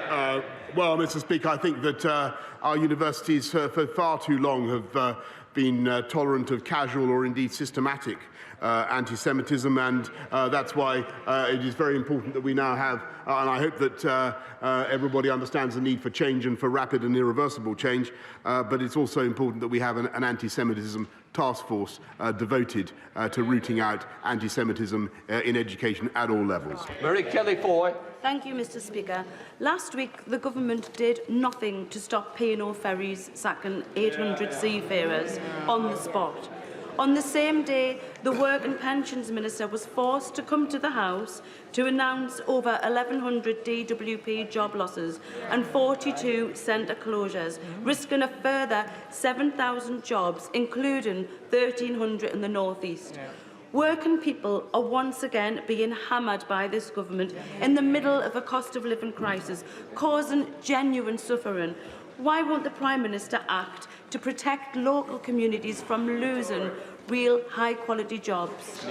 Prime Minister. Well, Mr. Speaker, I renew my sympathies with the case of with the P&O workers, and I've explained to the House what we're doing, and we will. But what we're also doing, Mr. Speaker, is helping the workforce up and down the country to get the coaching they need. We've doubled the number of work coaches, Mr. Speaker, and what we're seeing is employment climbing. We're seeing vacancies growing. Mr. Speaker, we are helping this country into work, and that's what Conservatives do. Steve Bryan. Go about their lives or even get to work because their driving licences are stuck at the DVLA.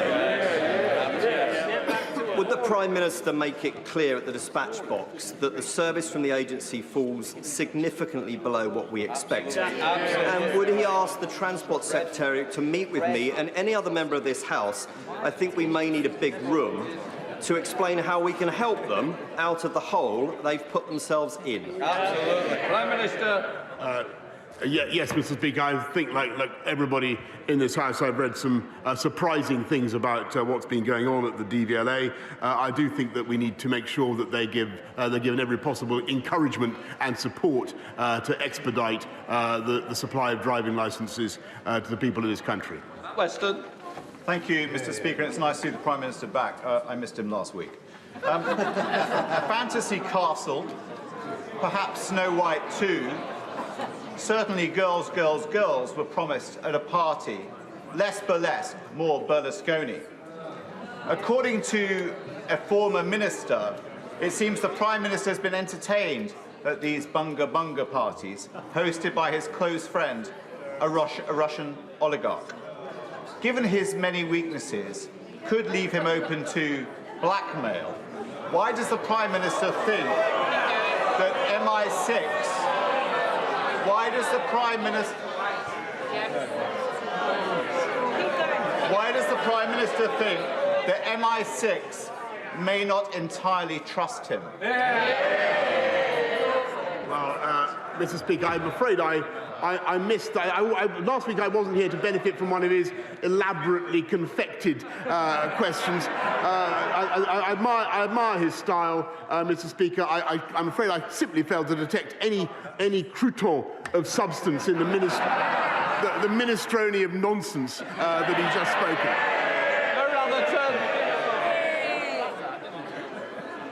Oh, thank you, Mr. Speaker. Wrexham is a town based on brewing, mining and football, a town evolving in aspiration, prosperity and creativity whilst retaining its Welsh identity. Can the Prime Minister congratulate Wrexham on being shortlisted for the City of Culture? And if he were to win, he would be the first Welsh town to do so. Prime Minister. Well, Mr. Speaker, Wrexham's not only the city of shortlisted for the City of Culture and with all the distinctions that she mentions, but it is also the city of vaccines, Mr. Speaker. Because without the AstraZeneca vaccines bottled in Wrexham, we wouldn't be literally wouldn't be where we are today.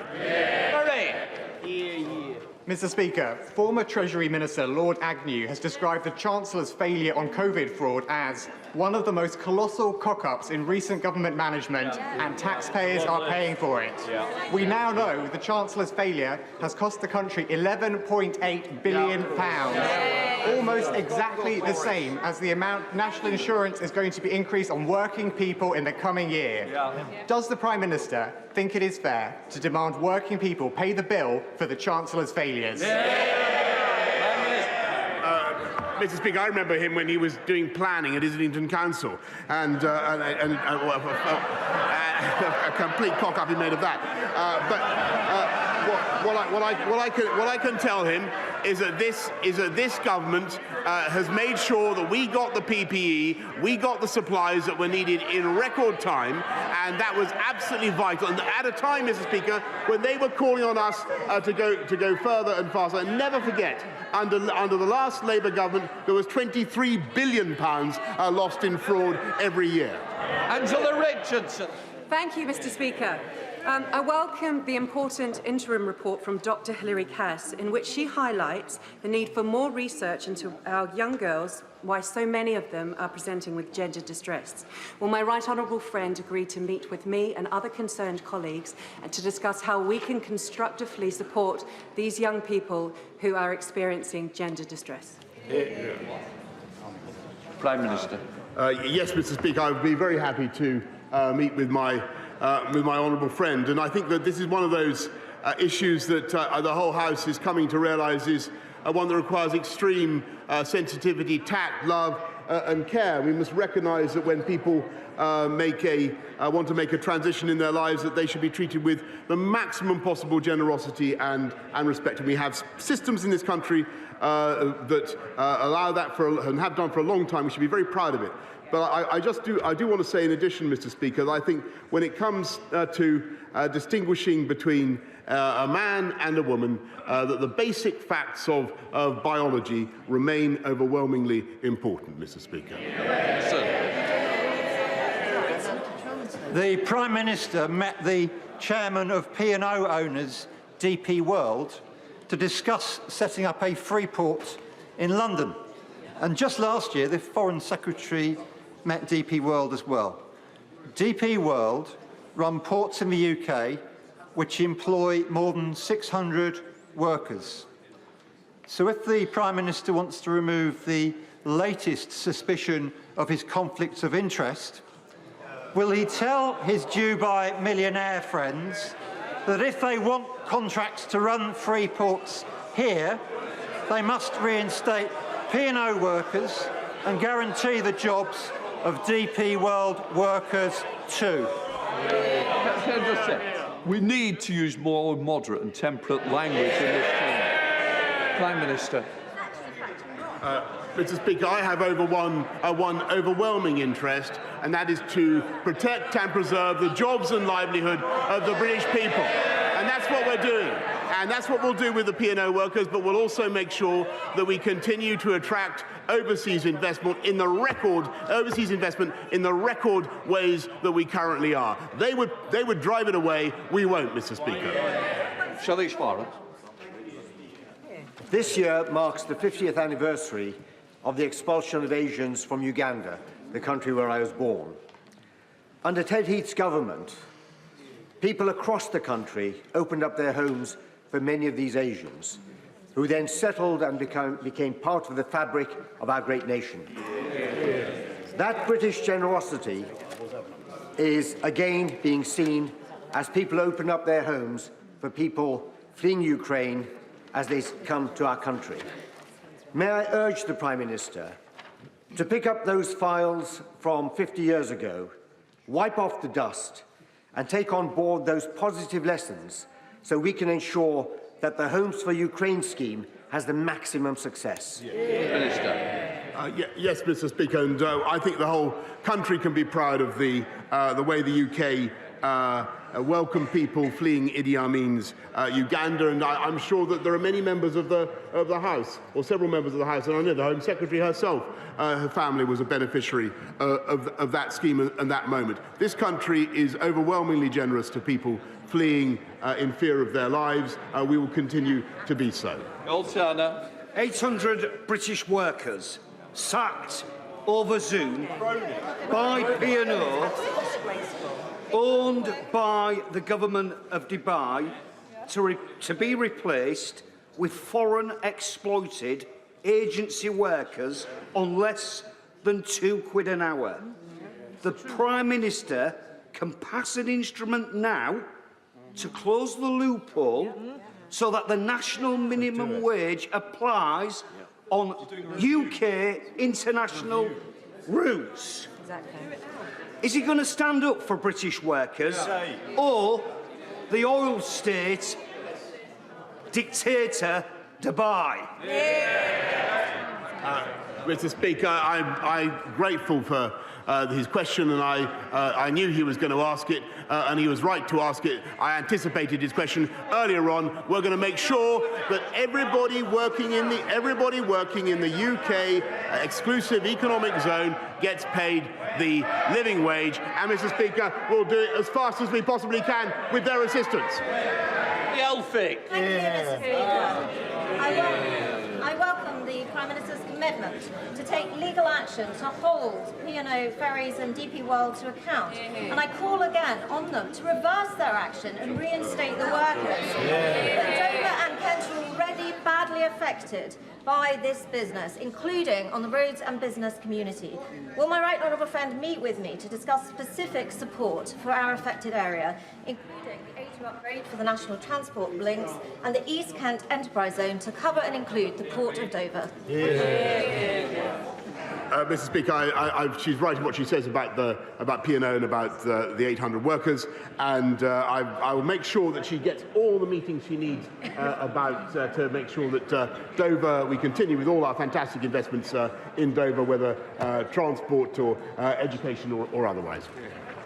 We're just going to give it a minute for people to leave before we start the statement. Anyone who wants to leave, please leave now. Let's clear the benches.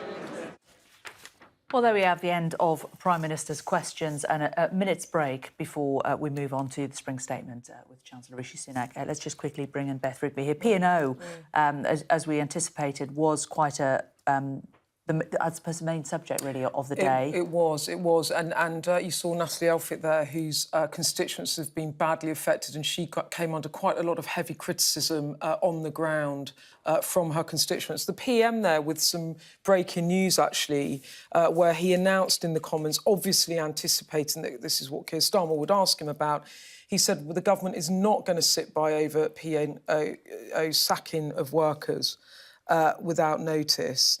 And he said it appears the company has broken the law and the government will take action. So let's see how that develops. There is a wider political problem and difficulty for him that Keir Starmer also alluded to, well, not alluded, directly asked him on, which is that the owner of P&O, which is DP World, the Dubai-based company, is also involved in government contracts around these Freeport schemes. So we need to have a look at that too. Okay. The Chancellor's up. Let's listen in. Mr. Speaker, as I stand here, men, women and children are huddled in basements across Ukraine seeking protection.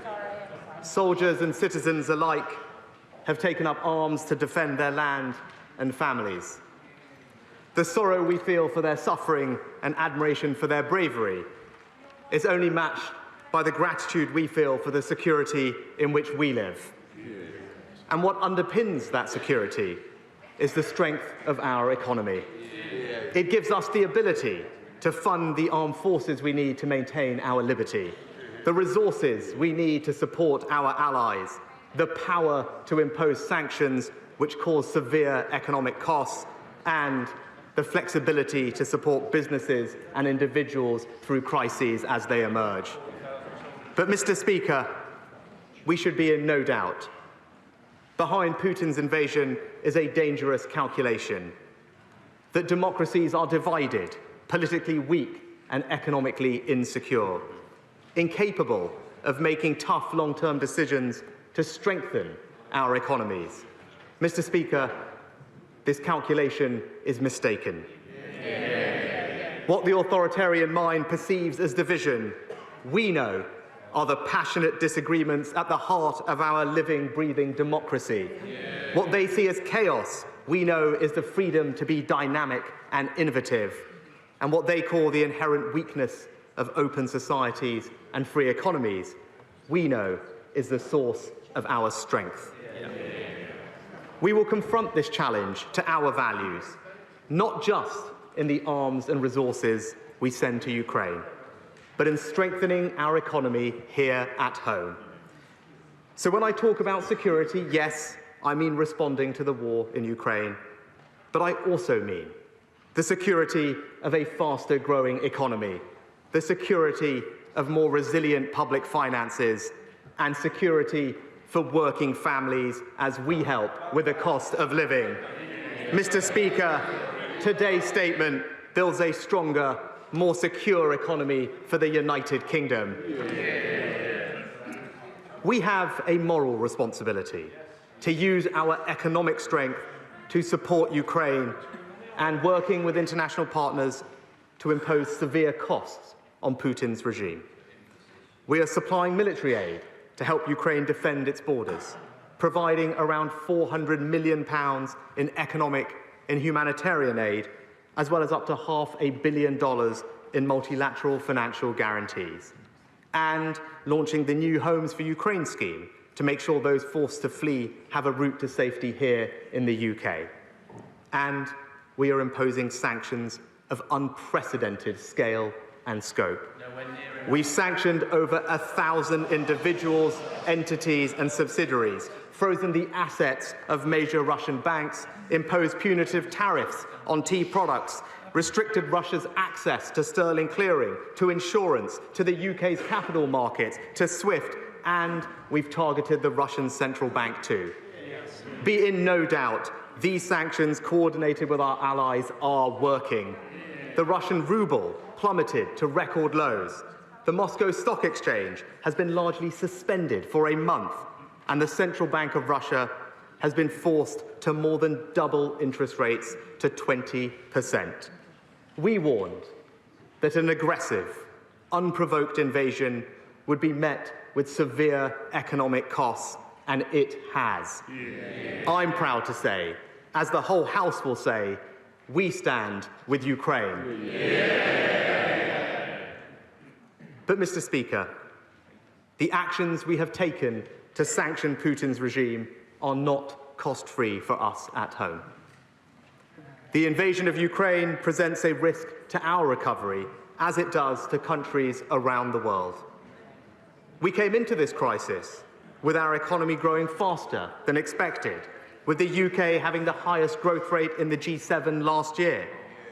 But the OBR has said specifically, there is unusually high uncertainty around the outlook. It is too early to know the full impact of the Ukraine war on the UK economy. But their initial view, combined with high global inflation and continuing supply chain pressures, means the OBR now forecasts growth this year of 3.8%. The OBR then expect the economy to grow by 1.8% in 2023 and 2.1%, 1.8% and 1.7% in the following 3 years. The House will take comfort that the lower growth outlook has not affected our strong jobs performance.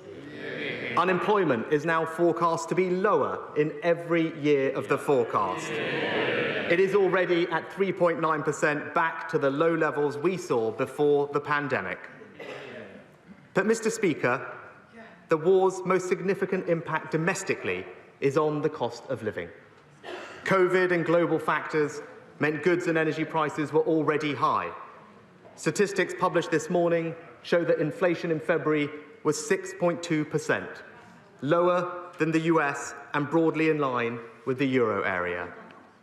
Disruptions to global supply chains and energy markets, combined with the economic response to Putin's aggression, mean the OBR expect inflation to rise further, averaging 7.4% this year. As I said last month, the government will support the British people as they deal with the rising costs of energy. People should know that we will stand by them as we have throughout the last 2 years. That's why we've announced a £9 billion plan to help around 28 million households pay around half the April increase in the energy price cap. And people should be reassured that the energy price cap will protect their energy bills between now and the autumn. But I want to help people now, so I'm announcing 3 immediate measures. First, I'm going to help motorists. Today, I can announce, for only the second time in 20 years, fuel duty will be cut. Yeah. Not by 1, not even by 2, but by 5 pence per litre. Yeah. The biggest cut to all fuel duty rates ever. And while some have called for the cut to last until August, I have decided it will be in place until March next year, a full 12 months. Together with the freeze, it's a tax cut this year for hard-working families and businesses worth over £5 billion. And it will take effect from 6 p.m. tonight. Second, as energy costs rise, we know that energy efficiency will make a big difference to bills. But if homeowners want to install energy-saving materials, at the moment, only some items qualify for a 5% VAT relief, and there are complex rules about who is eligible. The relief used to be more generous, but from 2019, the European Court of Justice required us to restrict its eligibility. But thanks to Brexit, we're no longer constrained by EU law. So I can announce for the next 5 years, homeowners having materials like solar panels, heat pumps or insulation installed will no longer pay 5% VAT, they will pay 0. Yeah. We will also reverse the EU's decision to take wind and water turbines out of scope and zero-rate them as well. Yeah. And we will abolish all the red tape imposed on us by the EU. Yeah. A family having a solar panel set installed will see tax savings worth £1,000 and savings on their energy bill of over £300 per year. And, Mr. Speaker, this policy highlights the deficiencies in the Northern Ireland Protocol, because we won't immediately be able to apply it to Northern Ireland. But we will be raising it with the Commission as a matter of urgency. And I want to reassure members from Northern Ireland that the Executive will receive a Barnett share of the value of the relief until it can be introduced UK-wide. And the Prime Minister will bring forward further measures to reinforce our long-term energy security in the coming weeks. And finally, I want to do more to help our most vulnerable households with rising costs. They need targeted support. So I am doubling the Household Support Fund to £1 billion with £500 million of new funding. Local authorities, Mr. Speaker, are best placed to help those in need in their local areas, and they will receive this funding from April. Mr. Speaker, we can only afford to provide this extra support because of our stronger economy and the tough but responsible decisions we've taken to rebuild our fiscal resilience. Today's forecasts confirm, even after the measures I'm announcing today, we are meeting all our fiscal rules. Underlying debt is expected to fall steadily from 83.5% of GDP in 2022-23 to 79.8% in 26-27. Borrowing as a percentage of GDP is 5.4% this year, 3.9% next year, then 1.9, 1.3, 1.2, and 1.1% in the following years. At a time when the OBR have said that our fiscal headroom could be wiped out by relatively small changes to the economic outlook, it is right that the central fiscal judgment I am making today is to meet our fiscal rules with a margin of safety. The OBR have not accounted for the full impacts of the war in Ukraine, and we should be prepared for the economy and public finances to worsen potentially significantly. And the cost of borrowing is continuing to rise. In the next financial year, we are forecast to spend £83 billion on debt interest, the highest on record, and almost 4 times the amount we spent last year. That's why, Mr. Speaker, we have already taken difficult decisions with the public finances, and that's why we will continue to weigh carefully calls for additional public spending. More borrowing is not cost or risk-free. I said it last autumn, and I say it again today. Borrowing down, debt down. Only the Conservatives can be trusted with taxpayers' money.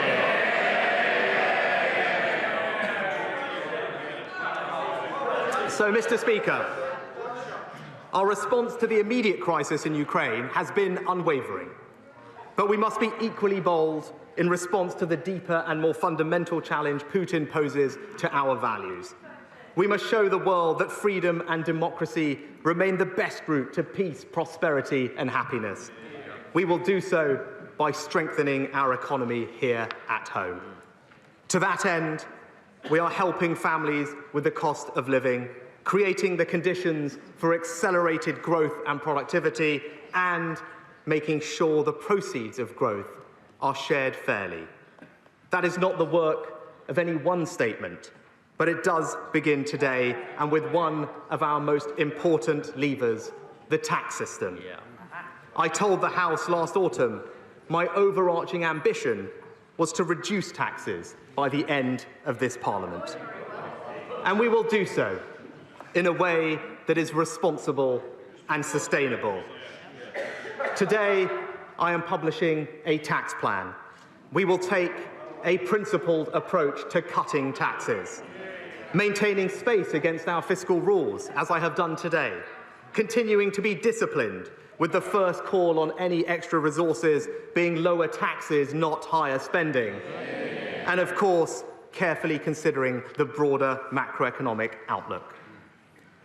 With those principles in mind, our new tax plan will build a stronger economy by reducing and reforming taxes over this Parliament in 3 ways. First, we will help families with the cost of living.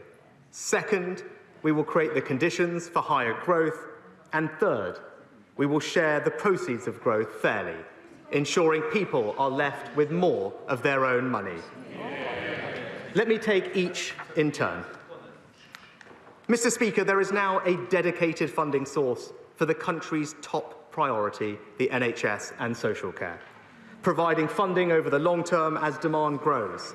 With every penny going straight to health and care. If it goes, then so does the funding, and that funding is needed now, especially as my right honourable friend, the Health Secretary's plans to reform healthcare will ensure every pound of taxpayers' money is well spent. When I said the Conservatives were the party of public services, the party of the NHS, I didn't just mean when it was easy, it is a total commitment. So it is right that the health and care levy stays, but a long-term funding solution for the NHS and social care is not incompatible with reducing taxes on working families. Over the last decade, it has been a Conservative mission to promote tax cuts for working people and simplify the system. That's why Conservative-led governments raised the income tax personal allowance from £6,500 in 2010 to the new level of £12,570. But the equivalent thresholds in national insurance, which define how much people can earn NICS-free, are still around £3,000 less. Now, the Prime Minister pledged in the 2019 election we would increase those thresholds. We made a big step towards that goal in my first budget in 2020, increasing the national insurance threshold to £9,500. Today, we take the next step. Our current plan is to increase the NICS threshold this year by £300.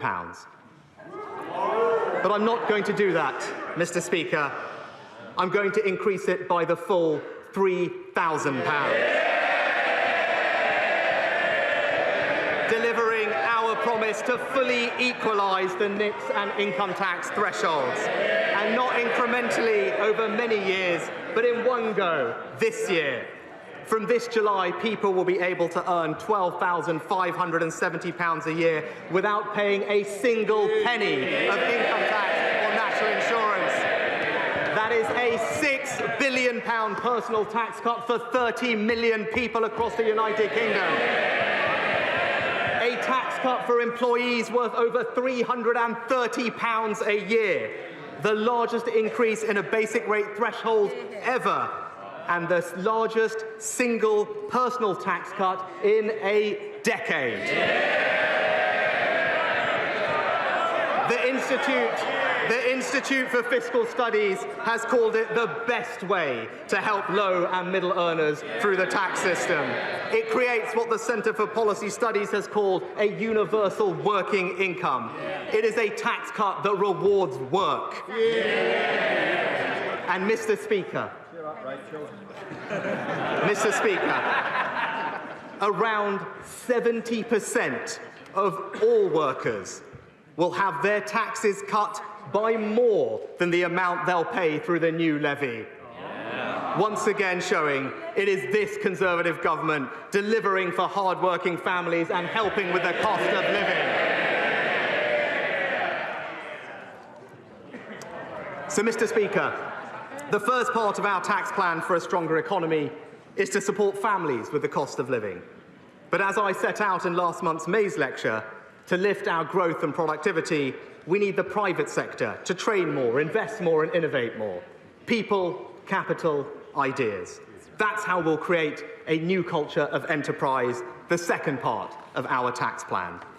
The plan sets out tax-cutting options on business investment and innovation, with final decisions to be announced in the autumn budget. But these are significant and complex questions, so we will work with businesses over the summer to get the answers right. Let me explain to the House the direction of travel. First, people.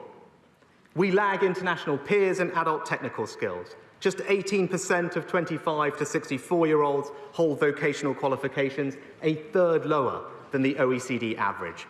And UK employers spend just half the European average on training their employees.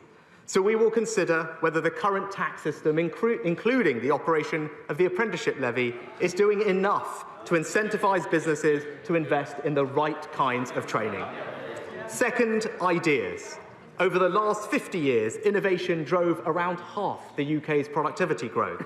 But since the financial crisis, the rate of increase has slowed more than in other countries, and our lower rate of innovation explains almost all our productivity gap with the United States.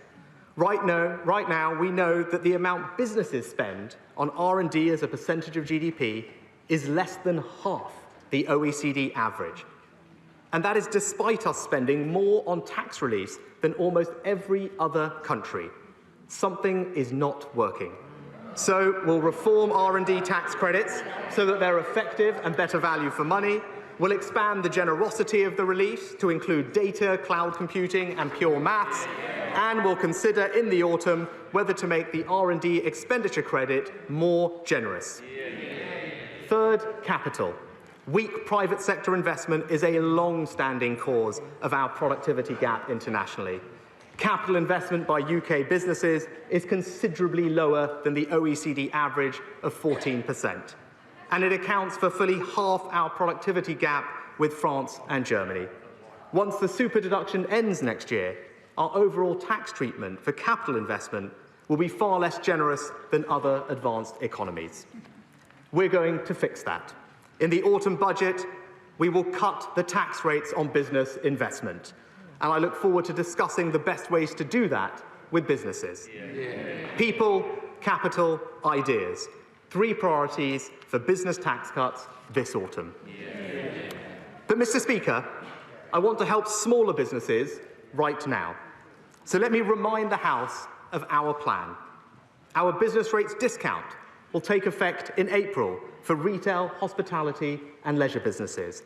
They will get a 50% discount on their business rates bill up to £110,000. A typical pub will save £5,000. That's a tax cut for hundreds of thousands of small businesses worth £1.7 billion, taking effect in just a week's time. Our Help to Grow management scheme offers businesses mini MBAs, 90% funded by government, a benefit worth several £1,000s. Help to Grow Digital gives businesses a 50% discount on buying new software, up to £5,000.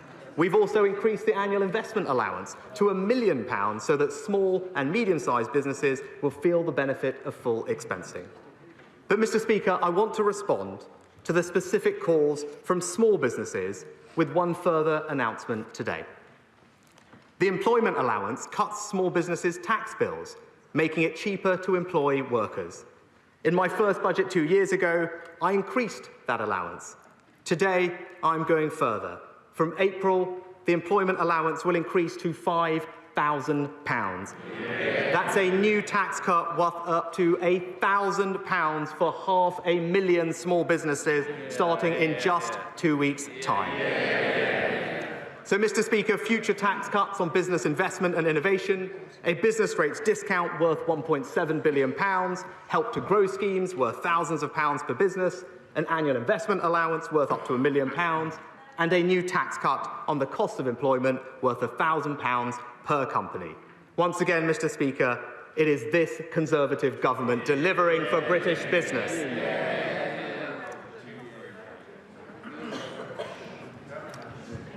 Mr. Speaker, the tax plan I've announced today will help people and businesses deal with rising costs, will help raise the future growth rate of this country. But we want the proceeds of growth shared fairly, the third objective of our tax plan. The knowledge you can keep more of what you earn is a powerful incentive for people to work hard.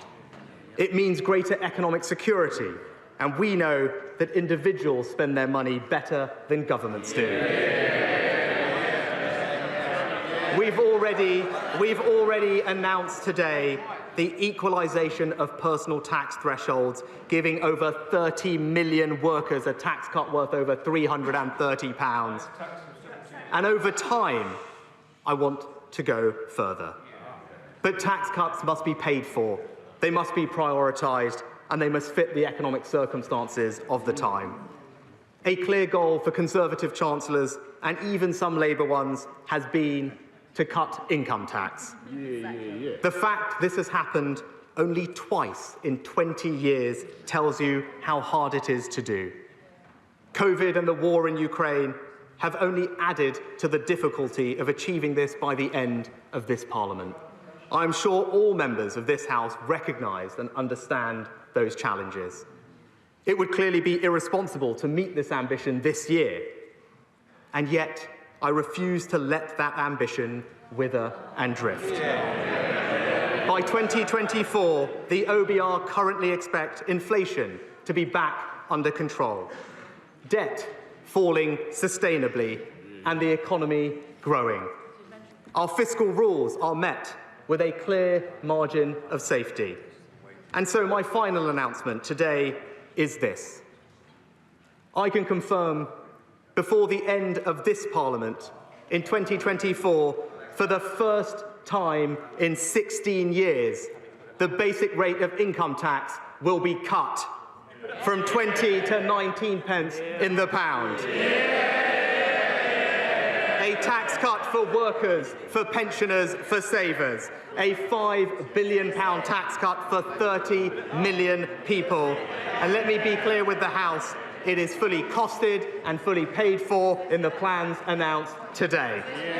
Last year, I told the House I would cut taxes for hard-working families, but I would do so in a responsible and sustainable way. And today, I am delivering on that promise. So let me say this. Cutting taxes is not easy. It requires hard work, prioritisation, and the willingness to make difficult and often unpopular arguments elsewhere. It is only because this government has been prepared to make those difficult but responsible choices to fix our public finances that I can stand here and tell this House that not only are taxes being cut, but the debt is also falling whilst public spending is increasing. This doesn't happen by accident, Mr. Speaker. We can deliver for the British people today and into the future because, unlike the party opposite, we have a plan. A plan that reforms and improves public services. A plan to grow our economy, a plan to level up across the United Kingdom, a plan that helps families with the cost of living, and yes, a tax plan that cuts taxes on working families by over £330, cuts taxes on fuel by 5 pence a litre, cuts taxes on business, and yes, for the first time in a long time, cuts income tax. Mr. Speaker, let me end by simply saying this. My tax plan delivers the biggest net cut to personal taxes in over a quarter of a century, and I commend it to this House.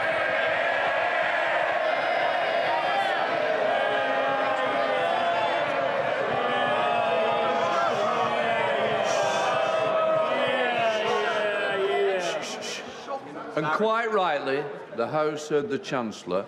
I now want to show the same respect to the shadow Chancellor of the Exchequer. Thank you, Mr. Speaker. Today was the day that the Chancellor could have put a windfall tax on oil and gas producers to provide real help to families. But he didn't. Today was the day the Chancellor could have set out a proper plan to support businesses and create good jobs. Exactly. But he didn't. Yeah. Today was the day that he could have properly scrapped his national insurance hike. Yeah. He didn't. We said it was the wrong tax at the wrong time, the wrong choice. Today, the Chancellor has finally admitted he got that one wrong. Yeah. Exactly. Yeah. Inflation is at its highest level for 30 years and rising. Energy prices at record highs. Yeah. People are worried sick. Yeah. For all his words, it is clear that the Chancellor does not understand the scale of the challenge. Exactly. He talks about providing security for working families, but his choices are making the cost of living crisis worse, not better. Mr. Speaker, the situation following Putin's criminal assault on Ukraine remains gravely serious. Just 1 month after the invasion, so much has changed. with repercussions for years to come. But the Chancellor has failed today to explain why he chose to sign off on a reduction in our country's armed forces last October. Will the Chancellor confirm if the government's target army size is still being reduced by 10,000 troops? And let me say this to the Chancellor. Labour will support whatever is needed on defence and security to keep our country safe. Mr. Speaker, the tremors following Putin's aggression will impact on Britain, including economically. But the cost of living crisis predates Putin's attack on Ukraine. In October, inflation was already forecast to be double the Bank of England's target. And yet the Prime Minister said that fears of inflation were unfounded. Today we learned that inflation has reached 6.2% and is expected to go higher in the coming months. People are rightly looking to their government to help them weather this storm. Labour will support sensible measures to ease this pressure. But what the Chancellor has announced today says everything we need to know about his priorities. The cost of living crisis is hitting people particularly hard because incomes have been squeezed during the last 12 years of Conservative governments. Ordinary families, disabled people, pensioners, facing really difficult choices. Mums skipping meals so that their children don't. Families struggling to buy new school shoes and uniforms for their children. Older people hesitating to put the heating on because they're worried about the cost. At the weekend, the Chancellor was asked about fuel poverty, and he didn't even know the numbers. It is shameful that he doesn't, because when Martin Lewis predicts that 10 million people could be pushed into fuel poverty, the Chancellor should sit up and listen. And we know that pensions and security are not going to keep up with inflation. Pensioners and those on social security will be getting a real terms cut in their incomes. Cutting the pension. So what analysis has the Chancellor done on the impact of benefits being uprated by less than inflation? How many more children and pensioners will drift into poverty because of the choices of this government? Cutting the pension. And who does the Chancellor prioritise? He continues to defend the record profits of oil and gas producers, who themselves admit that they have more money than they know what to do with. BP describes this crisis as a cash machine for them, but it is British people who are paying out. And it is deeply regrettable that the SNP have joined the Tories in wanting to shield oil and gas producers from Labour's progressive measures. When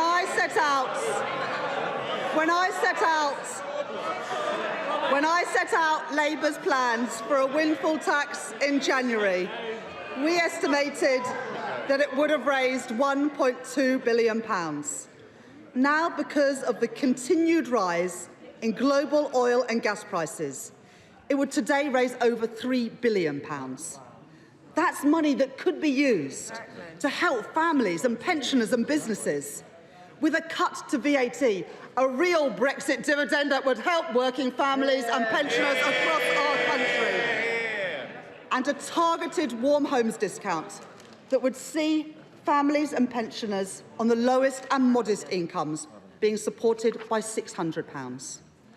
Now, today the Chancellor comes along after 12 years of failure on energy efficiency and announces a VAT cut on building materials.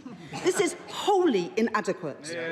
A proper energy efficiency scheme, like the one we have set out, could cut bills by £400 to people from next year. And the silence from the Chancellor on our energy-intensive manufacturing industries is appalling. At this time of national crisis, people and businesses need a government that is on their side. Now, the Chancellor spoke of difficult choices, and I agree. There are always choices to be made, like who to tax and who to shield. Despite the Chancellor's reluctant measures, the facts are that he is still taking money out of people's purses and wallets with an increase in national insurance contributions. The changes that he is making today begs the question, why did he embark on these changes in the first place, despite the warnings from the Labour Party and from many, many others? Now, it's one thing for the Prime Minister and Chancellor to disagree with each other, but the centrepiece of the statement that the Chancellor has delivered today is based on a disagreement with himself. And for all his tax rising on millions in the middle, where is the increased tax contribution for the very wealthiest in society? A landlord with a large number of properties won't be paying a penny more in taxes, but their tenants will. Someone with significant income from buying and selling stocks and shares won't be paying any more in tax, but those people powering our economy will. The Chancellor has made the wrong choices. Now, the Chancellor says we can't help everyone, and that's absolutely true. But who has the Chancellor been helping out? Those who have been swindling the taxpayer.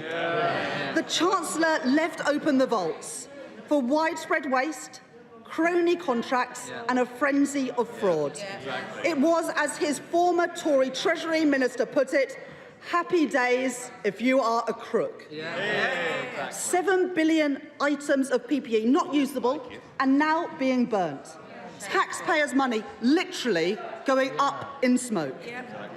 £3.5 billion worth of contracts awarded to friends, donors and pub landlords. And it gets worse.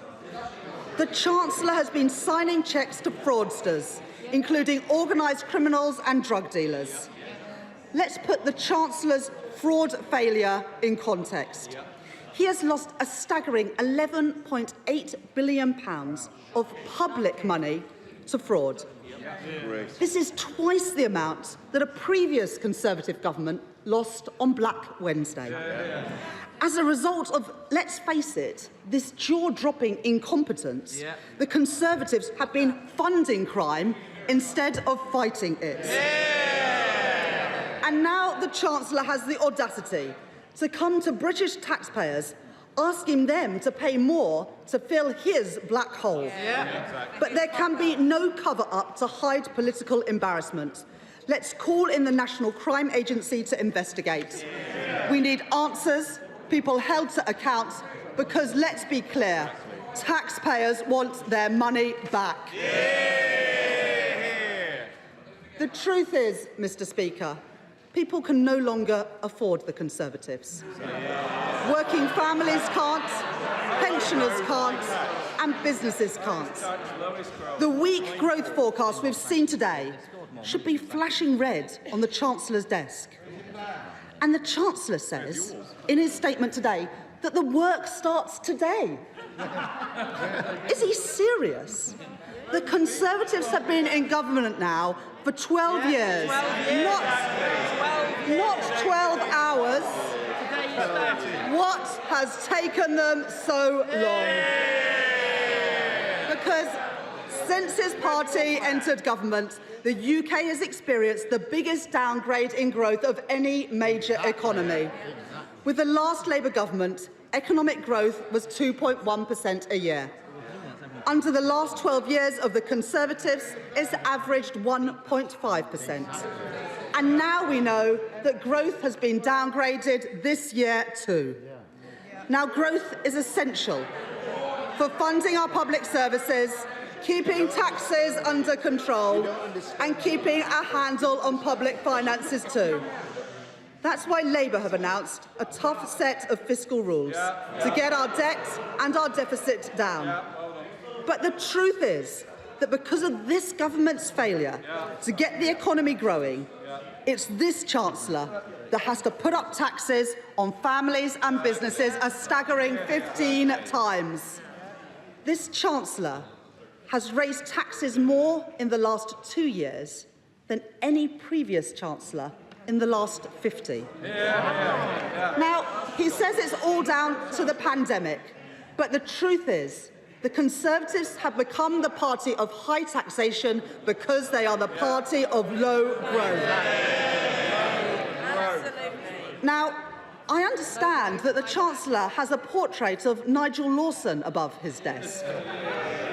Well, today we've got an energy price crisis. Record prices at the pumps. Inflation is back. The truth is, he's not Nigel Lawson, Mr. Speaker. He's Ted Heath. With an Instagram account.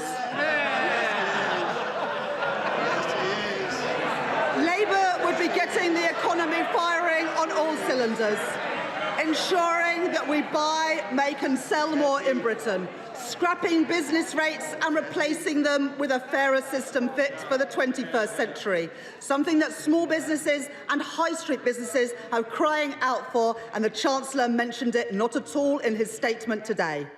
A climate investment pledge to decarbonise the economy, create good jobs in every part of Britain and strengthen our energy security too. Businesses are seeing unprecedented increases in their costs right now. But all we hear from this Chancellor today is a promise of jam tomorrow, rather than the support that is needed now. And today's statement lacks the long-term plan for productivity, skills and growth. Where is it, Chancellor? Mr. Speaker, I can't help but feel that in both the Chancellor's recent May's lecture and in his statement today, we are presented with increasingly incredible claims. Perhaps the Chancellor has been taking inspiration from the characters in Alice in Wonderland, or should I say, Alice in Sunakland. Because nothing here is quite as it seems either.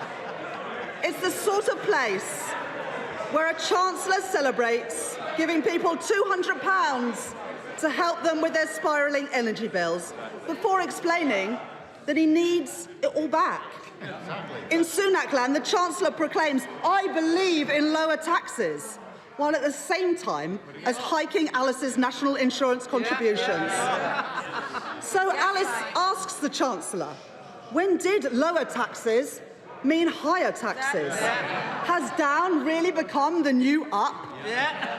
The Chancellor follows Humpty Dumpty's advice and says, when I use a word, it means just what I choose it to mean, neither more nor less. Now, Alice knows that under the Conservatives, taxes are at their highest level in decades as a result of the policies of this very same Chancellor. In fact, this Chancellor was the only G7 finance minister to raise taxes on working people during this crucial year of recovery. Curiouser and curiouser. As Alice climbs out of the rabbit hole to leave Sunakland, she recalls the words of the White Rabbit and concludes that perhaps the Chancellor's reality is just different from yours. The actual reality, Mr. Speaker, is that this Chancellor's failure to back a windfall tax and his stubborn desire to pursue a national insurance tax rise are the wrong choices. In 8 days' time, people's energy bills will be rising by 54%. 2 weeks today, the Chancellor's latest tax hike will start hitting working people and their employers. His national insurance tax rise was a bad idea last September, and he's admitted it's an even worse one today. The Chancellor is making an historic mistake. Today was the day to scrap the tax rise on jobs. Today was the day to bring forward a windfall tax. Today was the day for the Chancellor to set out a plan to support British businesses. But on the basis of the statement today and the misguided choices of this Chancellor, families and businesses will from now on endure significant hardship as a result. The Chancellor has failed to appreciate the scale of the challenge that we face. And yet again, he is making the wrong choices for our country.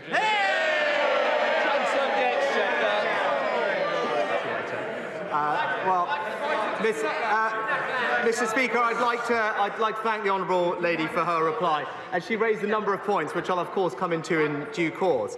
But I must say, listening to her statement, it did sound as if COVID and the huge damage that it had done to our economy and public finances had never actually happened. It sounded as if we didn't need to do things like furlough or support businesses and provide emergency funding to schools, to councils, and yes, the NHS. Because whilst her party supported all of those policies at the time, they now seem unwilling to pay for them. And there is a pattern there, Mr. Speaker. They're always happy to spend taxpayers' money, just not take care of it. Let me, Mr. Speaker, just briefly address some of the specific points that the honourable lady mentioned. I thought it's telling that she opened her statement yet again calling for a windfall tax. We know on this side of the House, Mr. Speaker, we want to encourage more investment in the North Sea. We want more domestic energy. We want more jobs for the UK. And a windfall tax would put that off, which is why the Prime Minister will be bringing forward a comprehensive energy security strategy in the coming weeks to address that. She talked about business rates and supporting businesses, Mr. Speaker.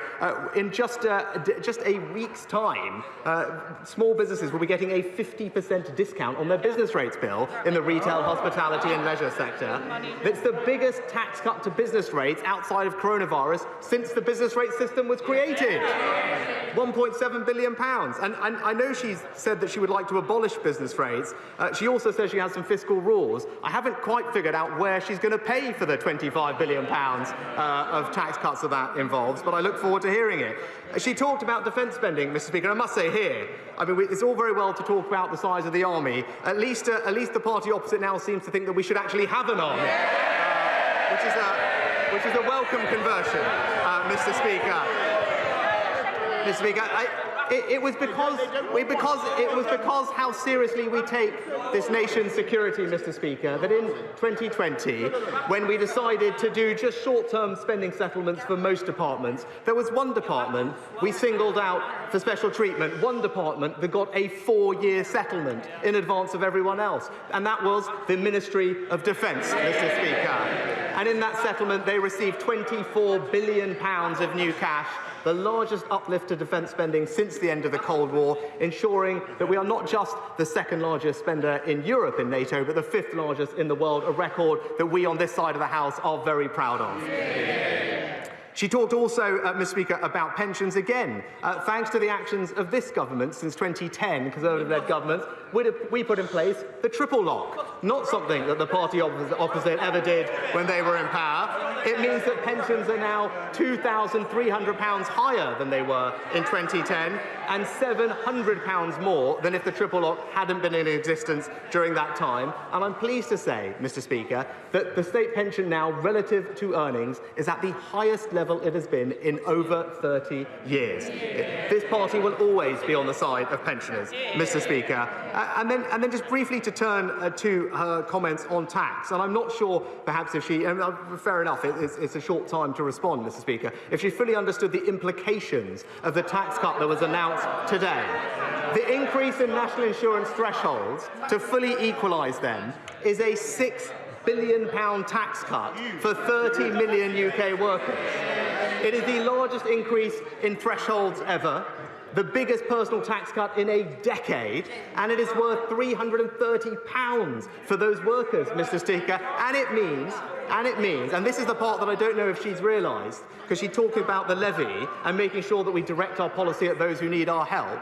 There's a reason the Independent Institute for Fiscal Studies called this the best way to help low and middle earners through the tax system, and that is because 70% of workers will pay less tax, even accounting for the levy, Mr. Speaker. It is more generous than the policy she is advocating. And combined with the other tax cuts we've announced today, Mr. Speaker, as I said, this plan represents the biggest cut, the biggest net cut to personal taxes in a quarter of a century.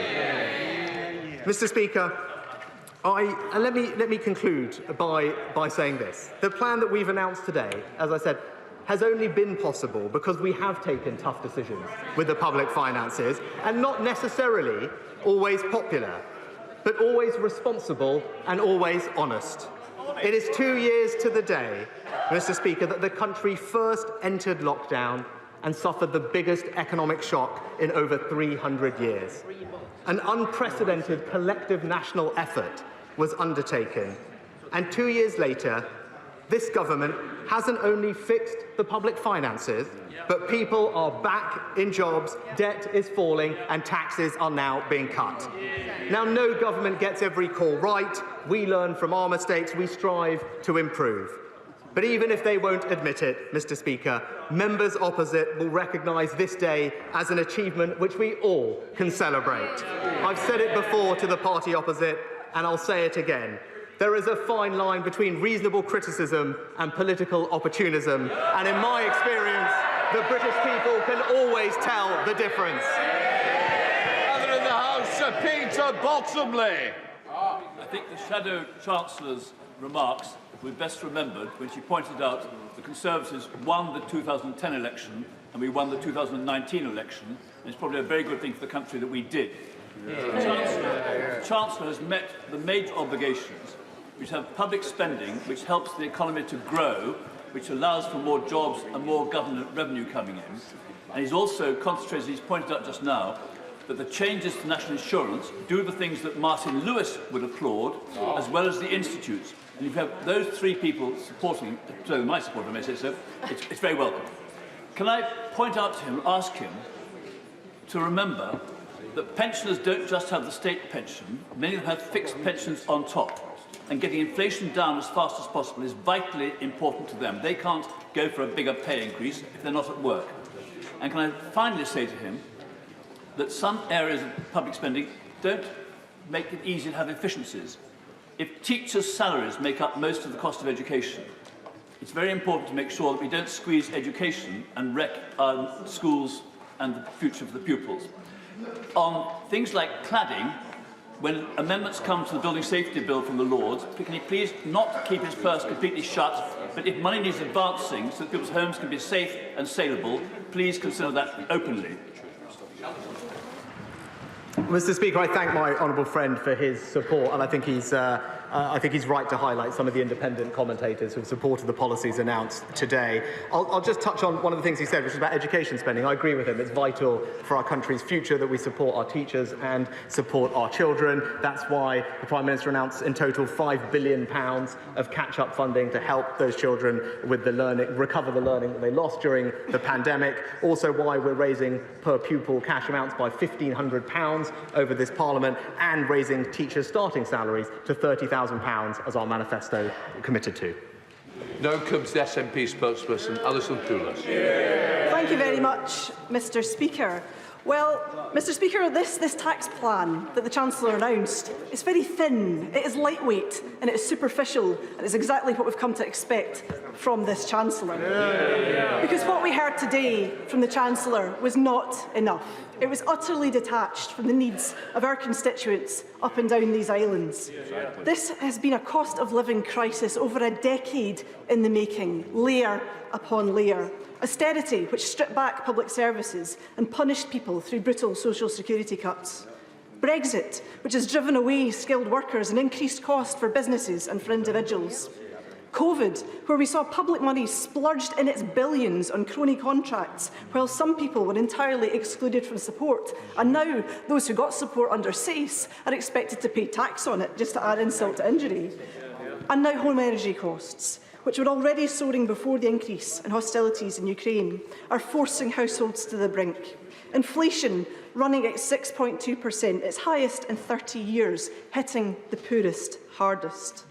Food prices rising, especially for the basics, and food banks seeing record numbers of people coming through their doors. The Chancellor said he's going to increase the household support fund, but really, is that it? Is that it? Because people are desperate and they need a good deal more help than that. Mr. Speaker, we know that sanctioning Russia is not cost-free, but the Tories cannot use this as a sleight of hand to distract from the layers of pain which lie beneath the current crisis. Each of these layers has seen political choices and opportunities for change squandered by this UK Tory government and its predecessors, and we see this again today.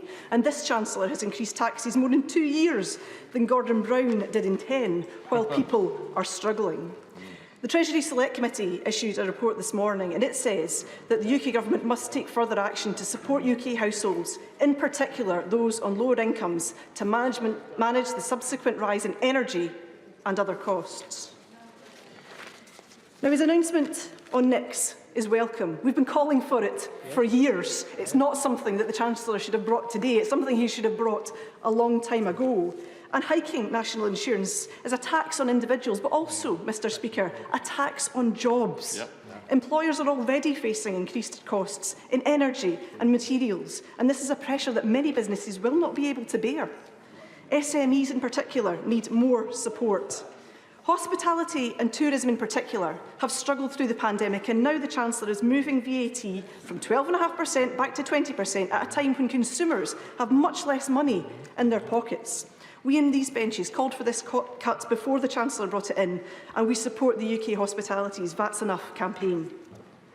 Mr Speaker, cutting universal credit by £20 a week at a time when people need it the most. Carly, a single mum, spoke at the gingerbread reception on Monday and told us all how important it was that that money was there, because things are tighter than they have ever been.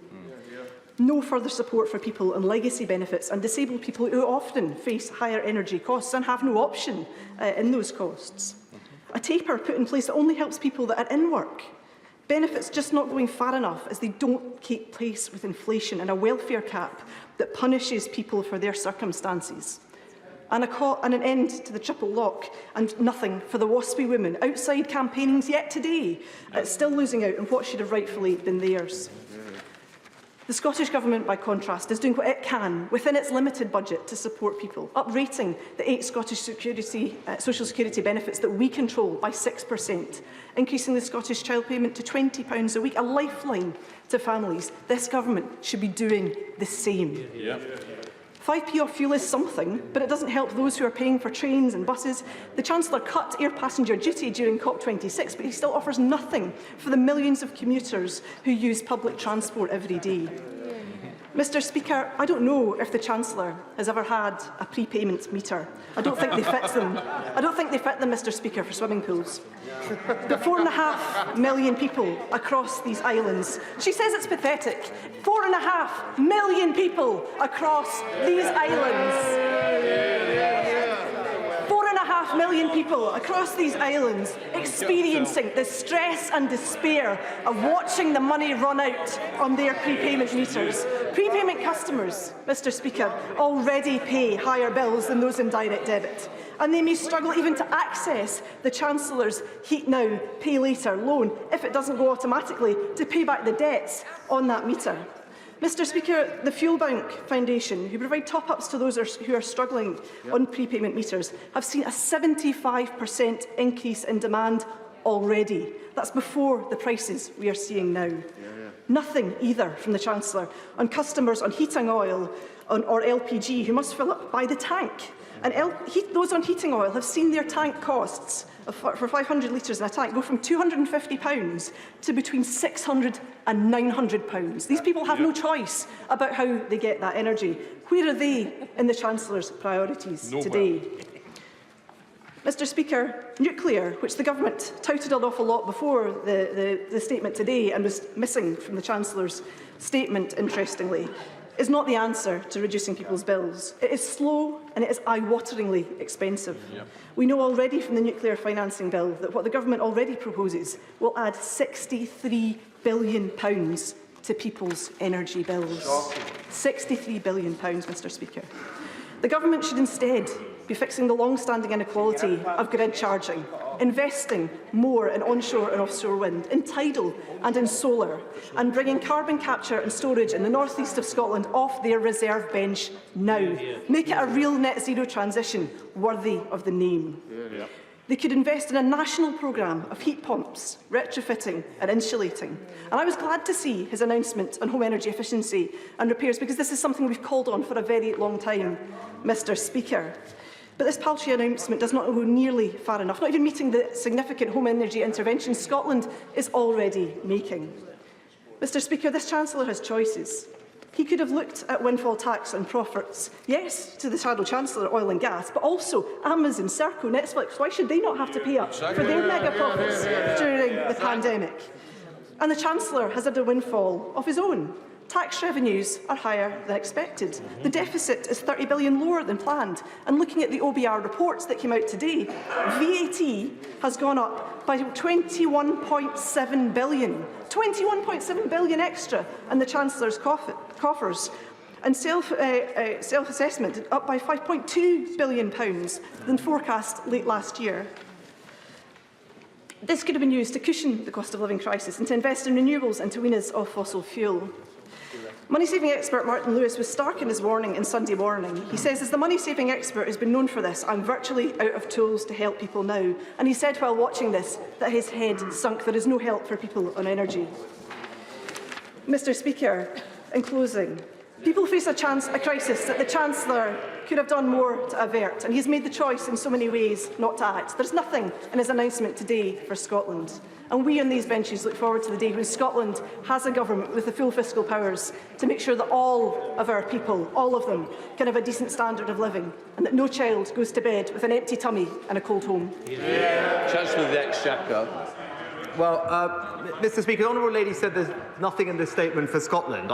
Maybe she missed the part about the UK-wide fuel duty cut, which will save a typical, together with the freeze, will save a typical driver £100 this year, typical van driver £200. Maybe she missed the part about the largest increase to personal tax thresholds ever, a £6 billion tax cut, which will help 2.4 million people in Scotland, starting in just a few months' time, or indeed the 75,000 businesses that benefit from the employment allowance. Again, a £1,000 tax cut for Scottish businesses coming in very shortly. And actually, what I didn't hear from her, Mr. Speaker, she mentioned that Scotland wants, as ever, more fiscal autonomy. Scotland already does have a considerable degree of fiscal autonomy. And what I didn't hear was whether the SNP are going to deliver the same income tax cut for Scottish taxpayers that the UK government is delivering as paid for in these numbers in 2024. I look forward to hearing from the Honourable Lady that the Scottish government will be cutting taxes for their taxpayers with the powers and funding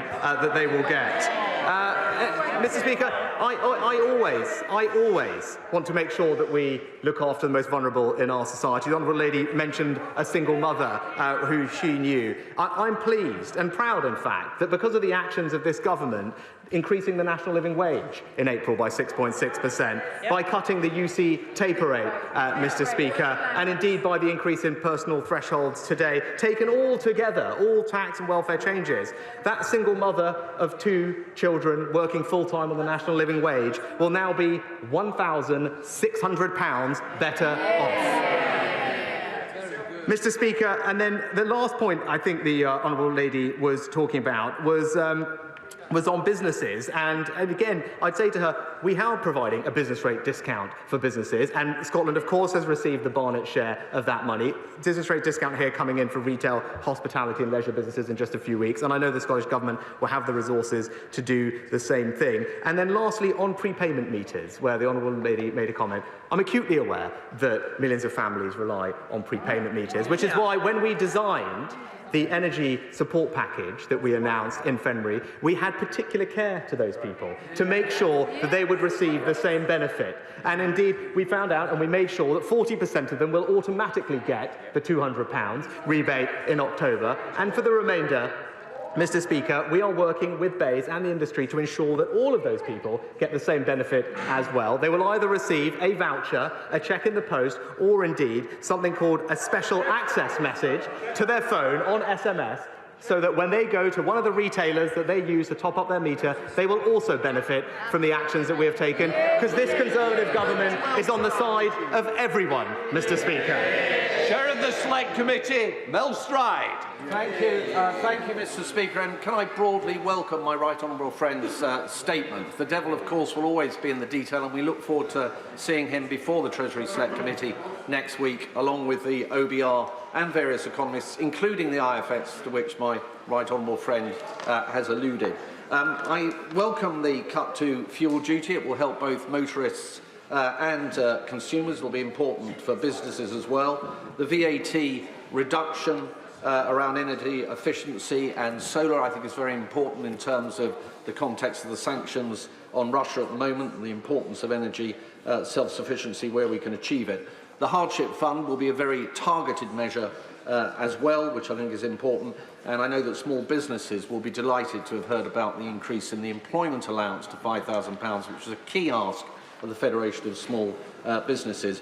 I, along with many others in this House, would like to have seen the NI increases for next year to have been scrapped in their entirety, but I have to say that the increase in the threshold that my right honourable friend has announced today has been very significant indeed, and far more significant than I imagined that it would be. The big question that my right honourable friend, of course, will be asked will be, within the context of the fiscal targets that I think we're all agreed we need to meet, has he used enough of that headroom now, as opposed to having it as a hedge against the uncertainties of the future, to which he alluded and which are very real around inflation and interest rates and the effect of that on the cost of borrowing to the government. So I just wonder whether I could ask him to speak a little bit more about his fiscal headroom. He will have had the advantage of seeing the OBR figures, which I have not, and what his assessment is of that, particularly around the deficit target.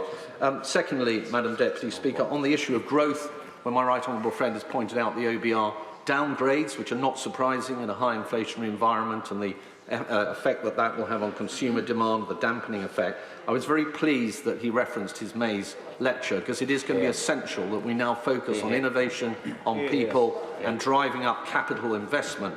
My right honourable friend made reference, I think, to a consultation around how to improve capital investment, where we do currently lag behind our competitors in the G7. And I wonder if he could tell us a little bit more about the timeline for that consultation and when he expects to be able to provide important certainty for businesses in that respect. Thank you, Madam Deputy Speaker. I thank my honourable friend for his words of support. Just to briefly address his two substantive questions. The tax plan published today in the Spring Statement document has a range of options for how one could cut taxes on investment. I look forward to having that conversation with him, colleagues and the business community about the right way to achieve the outcome we want, with final decisions to be announced in the autumn budget to take effect in spring 2023 after the super deduction ends. I won't get into the detail of them now.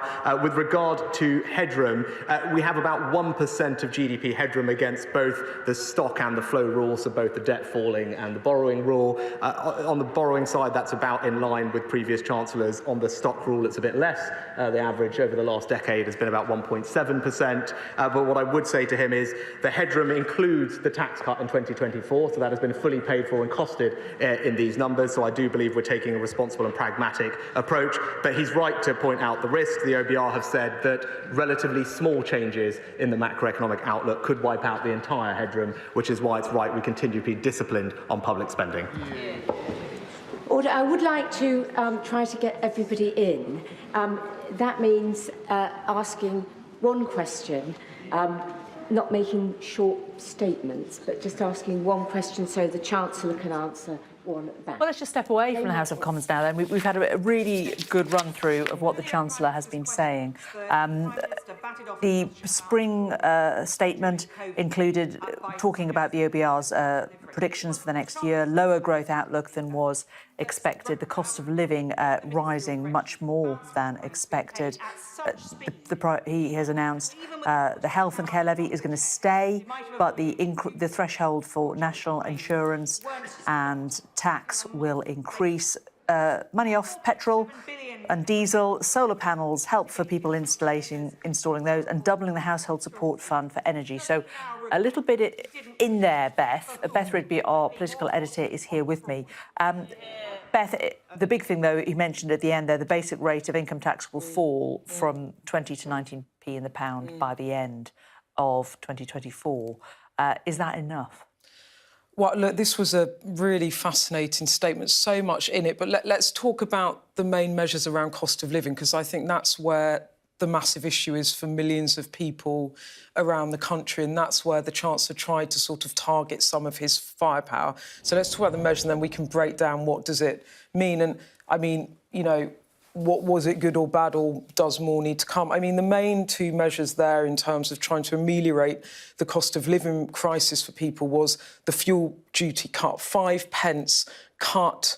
That will run until March 2022. The Chancellor in the House of Commons said that was a cost of £5 billion. The second major announcement there was the changes to the national insurance threshold, the point at which you actually start paying national insurance. Now, the Chancellor went further than what people expected. He lifted that threshold by £3,000 for everyone to £12,570 is when you have to start paying national insurance. So he didn't remove the levy completely, but he basically changed it so for 70% of people, they will be benefiting from that change. That costs the government £6 billion.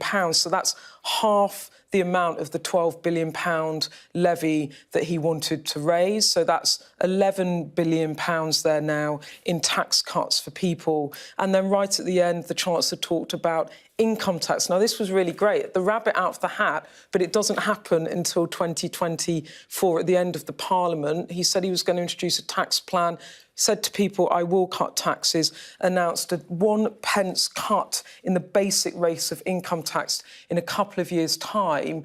That will raise, or cost, sorry, the Exchequer £5 billion. So these are some of the tax cuts. Now, on the face of it, you think, well, he's beginning to move on the cost of living. But, Jane, if you then look at, and I've just got my notes here, I'm sort of a bit all over the place, but if you look at what they actually talked about in terms of what's going on in the economy, inflation, the ABR is saying, the Office of Budget Responsibilities that do the independent forecast, saying that inflation's going to rise to 8.7% in the autumn, across the year 7 point. It's actually startling. When you look at energy bills, we know there's going to be a big increase in April. Energy bills going to go up to an average of £700 for everyone a year to £2,000. But that kicks in again in October. They go up again. Someone's saying to me that it could go up to £3,000. So you've got another massive cost on energy in October for consumers. And just to put it into context about how acute this is going to be, this is, for me, the killer quote in the Office of Budget Responsibility forecast from Paul Johnson, who runs the Institute of Fiscal Studies, pulling this out. He said the OBR says the rise in inflation to a 40-year high this year is expected to result in the biggest fall in living standards in any single financial year since ONS records began in 1956 to 7.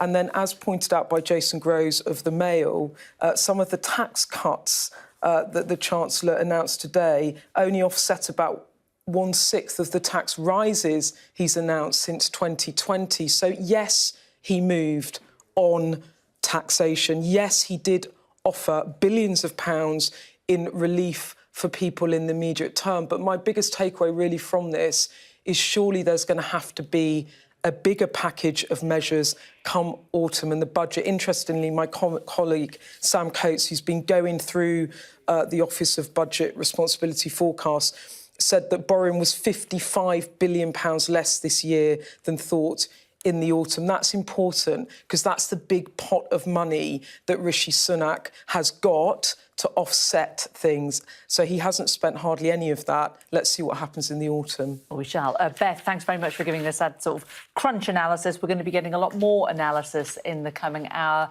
from Ed Conway and also our People's Panel up in Bury. Stay with Sky News.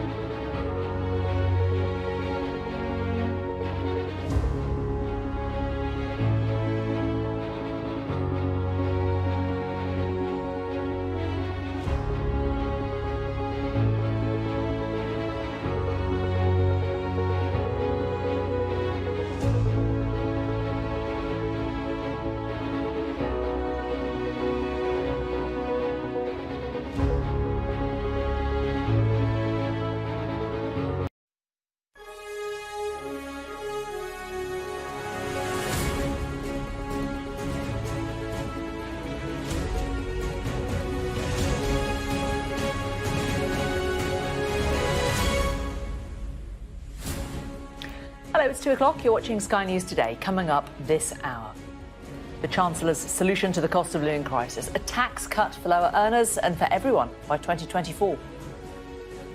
But even as inflation reached 6.2%, Rishi Sunak confirmed that the planned national insurance hike will go ahead next week.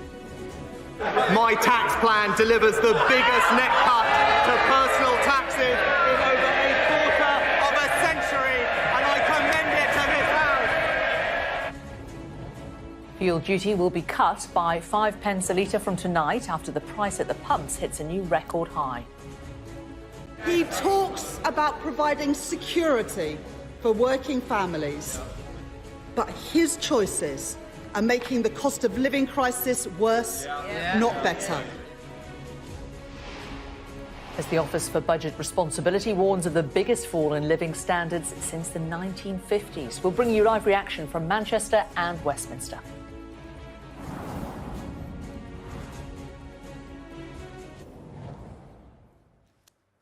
Hello, good afternoon. When the Chancellor stood up in Westminster this lunchtime, he did so with the knowledge that he had £55 billion more than he anticipated to deal with the cost of living crisis. But even though the government has borrowed less than forecast, Rishi Sunak appears to have taken a more cautious approach in this spring statement. Let's take you through the headline announcements today. Well, as expected, fuel duty was cut by 5 pence per litre from this evening until March 2023. The amount people need to earn before they pay national insurance will rise by £3,000 to £12,570. And from 2024, the basic rate of income tax will be reduced from 20 pence to 19 pence in the pound. Cutting taxes is not easy. It requires hard work, prioritisation, and the willingness to make difficult and often unpopular arguments elsewhere.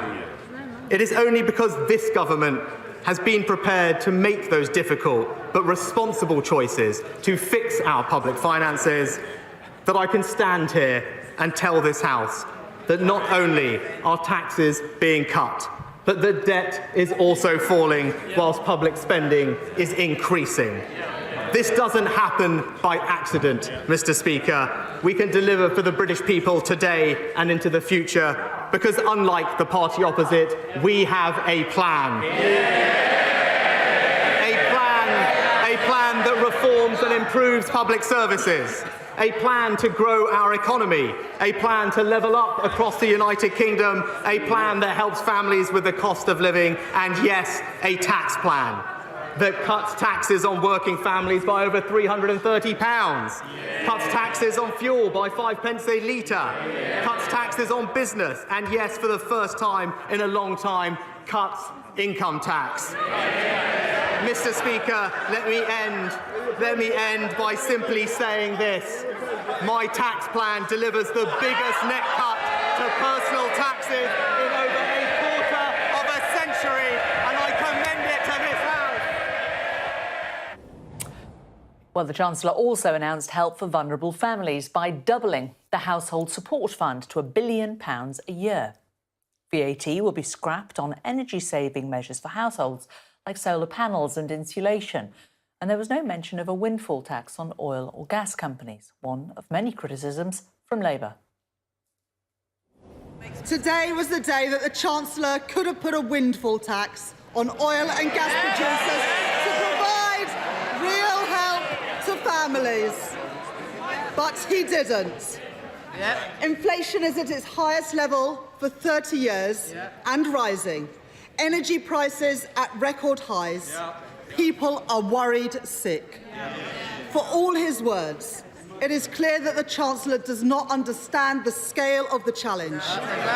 He talks about providing security for working families, but his choices are making the cost of living crisis worse, not better. Well, our political editor, Beth Rigby, is with me now. And Beth, I suppose the key question is, will this help those on lowest incomes? what he's announced Well, today? look, Jane, there was some help for people on lower incomes there in that the national insurance threshold, this, remember, was the levy that was announced, now very controversial, actually, amongst Conservative MPs, but that levy, that £12 billion levy to fund social care, paid for through an increase in national insurance contributions. The Chancellor surprising people there. He didn't reverse it, which is what Rachel Reeves, the Shadow Chancellor, asked for, but he did lift the threshold more than expected. So you don't start paying NI contributions until you're earning £12,750. Now, that takes a lot of the pain away from some lower income earners. So that was good news in that sense. But you have to put it against the context, as I was saying earlier, of this huge squeeze on living standards because of ratcheting up inflation. The Office of Budget Responsibility, which is the body that does the independent forecasting on which the Chancellor bases his mini-budget today, is predicting that inflation will rise to 8.7%. It's actually astonishing. I mean, it's the biggest rise in decades. By autumn this year, over the year, it'll be about 7.4%. So it's just the basics of it is this huge squeeze on living standards. And actually the OBR, and this was pulled out by Paul Johnson of the Institute of Fiscal Studies, said in their report today that we will see the biggest squeeze in living standards since records began in the 1950s. So that just gives you some of the context about what people are going to be dealing with this year. What did the Chancellor do? There was the cut to fuel duty. That will save people a couple of pounds when they're filling up their cars. Obviously welcome, but does it really ameliorate what lower income earners particularly are going to be feeling? It's those people that spend a disproportionate percent of their income on energy bills and on food. Nothing in here about help for universal credit, for example, which is the Joseph Rowntree Foundation you spoke to earlier, they were talking about it. But the other thing that was really interesting in all of that statement was the headroom he's got. So borrowing is less than expected, £55 billion less than expected. And what that gives the Chancellor is loads of headroom, in which he can use this money or redeploy it. Now, at the moment, he's kept it back. He hasn't spent very much today. He spent, on the back of a bit of paper, there was £11 billion of big announcements there. There'll be a bit more in there. But that gives him loads of money, which he can play around with. Now, he will want to hold that back. He will want to pay down debt. He will want the headroom. But I just think it all signals to me that in the autumn there will have to be another package of measures, not least because, as we were talking about earlier, there's another hit to energy bills in the autumn. So it kicks in April, everyone's bills going up by an average of £700. That happens again in October. That's going to be very painful for people. So I think this Chancellor is holding back now because he knows that this is just the tip of the iceberg in terms of the support he's going to need to give to people to help them get by. It's gloomy, isn't it? It is, yeah. A quote that, just as you were speaking there, it reminded me, one of the quotes he said, we should be prepared for the economy and public finances to worsen, possibly significantly. So very much tough. Kind of, you know, setting the template for what it's going to be over the next few months. Beth, thank you very much for that. Well, the Office for Budget Responsibility has warned that this could be, as Beth was just saying, the biggest fall in the cost of living since the 1950s. Let's get some further analysis from our economics and data editor, Ed Conway, who's at the Sky News Centre. And Ed, how tough could it potentially get? I mean, you know, the number there is just absolutely staggering. We haven't seen anything like what we're going through or what we will go through this year. Really, getting on for kind of in living memory, certainly for kind of 70 years. I'll show you. There's a really staggering chart on that I'm going to show you. We're just putting it together. So if you stay tuned, I'll show you it a little bit later on this hour. But for the time being, let's just go through some of the big numbers that we heard about from the Chancellor and from the Office of Budget Responsibility. This was just supposed to be an update on the state of the economy. It really wasn't in the end, was it? I mean, you know, cutting the basic rate of income tax, all those changes to national insurance, you know, stuff which has been talked about for a long time.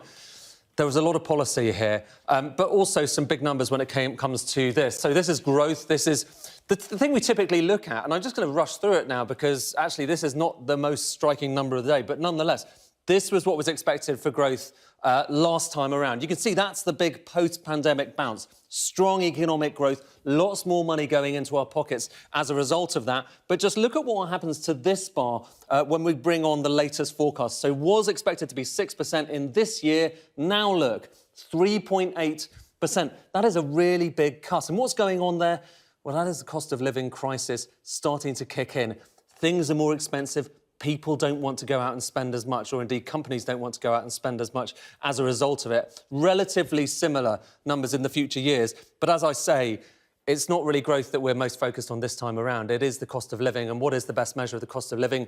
It's inflation. That's just the rate at which prices are increasing each year. Just an annual rate, typical shopping basket of goods, not necessarily representative of what we all spend our money on, but across the economy. This is the average. And last time, so this is last October, we're going to give you a sense of just how much things have changed. Last October, this year, 2022, the OBR, they do the official forecast for the government, and this is what we're kind of getting today, the latest forecast every 6 months. They said 4%, already above the 2%, which is what the Bank of England's forecast is. But look at what happened this time around. Have a look at this, and now look at this new bar coming along. We've actually had to change our scale, you know, our axis, because this is so much higher than anything we've seen before, anything since the start of the OBR, anything really, if you're looking month by month, going back for more than a generation. You're talking about something that we really have rarely seen before, and that goes into all of our pockets, and it will have a big impact. But it'll have another impact as well for the government. It'll mean that they get actually a little bit more money in, because if things are more expensive, then people are paying more in VAT. They're potentially paying more in income tax if they're earning a little bit more as well. So that has a bearing on borrowing. And this is the final thing that we typically tend to look at when we're looking at the big numbers. And I'll take you through, like I say, there are some other charts, some of which are pretty striking, which I'm going to take you through in a little bit. But this is really the main thing that we tend to focus on when it comes to public finances. How much is the government borrowing each year? And it was borrowing an awful lot in this year that we've just come out of. But now have a look at what happened when I bring on the latest forecasts from the OBR. Look at these bars and look at how much lower that one is. Now, that's because the government has had a windfall. It's had more money coming in as a result of all of those different factors, not so much because of growth. Normally it's because of growth, but in this case it's because nominal growth, nominal when you consider how inflation is rising, has been a lot higher than expected, so it's borrowing less, more money coming in, borrowing a bit less. The number's a bit higher that year, so the year that we're kind of going into next year, that's because of the giveaway. So there you've got your fuel duties, and then you've got a bit of a giveaway in the future years.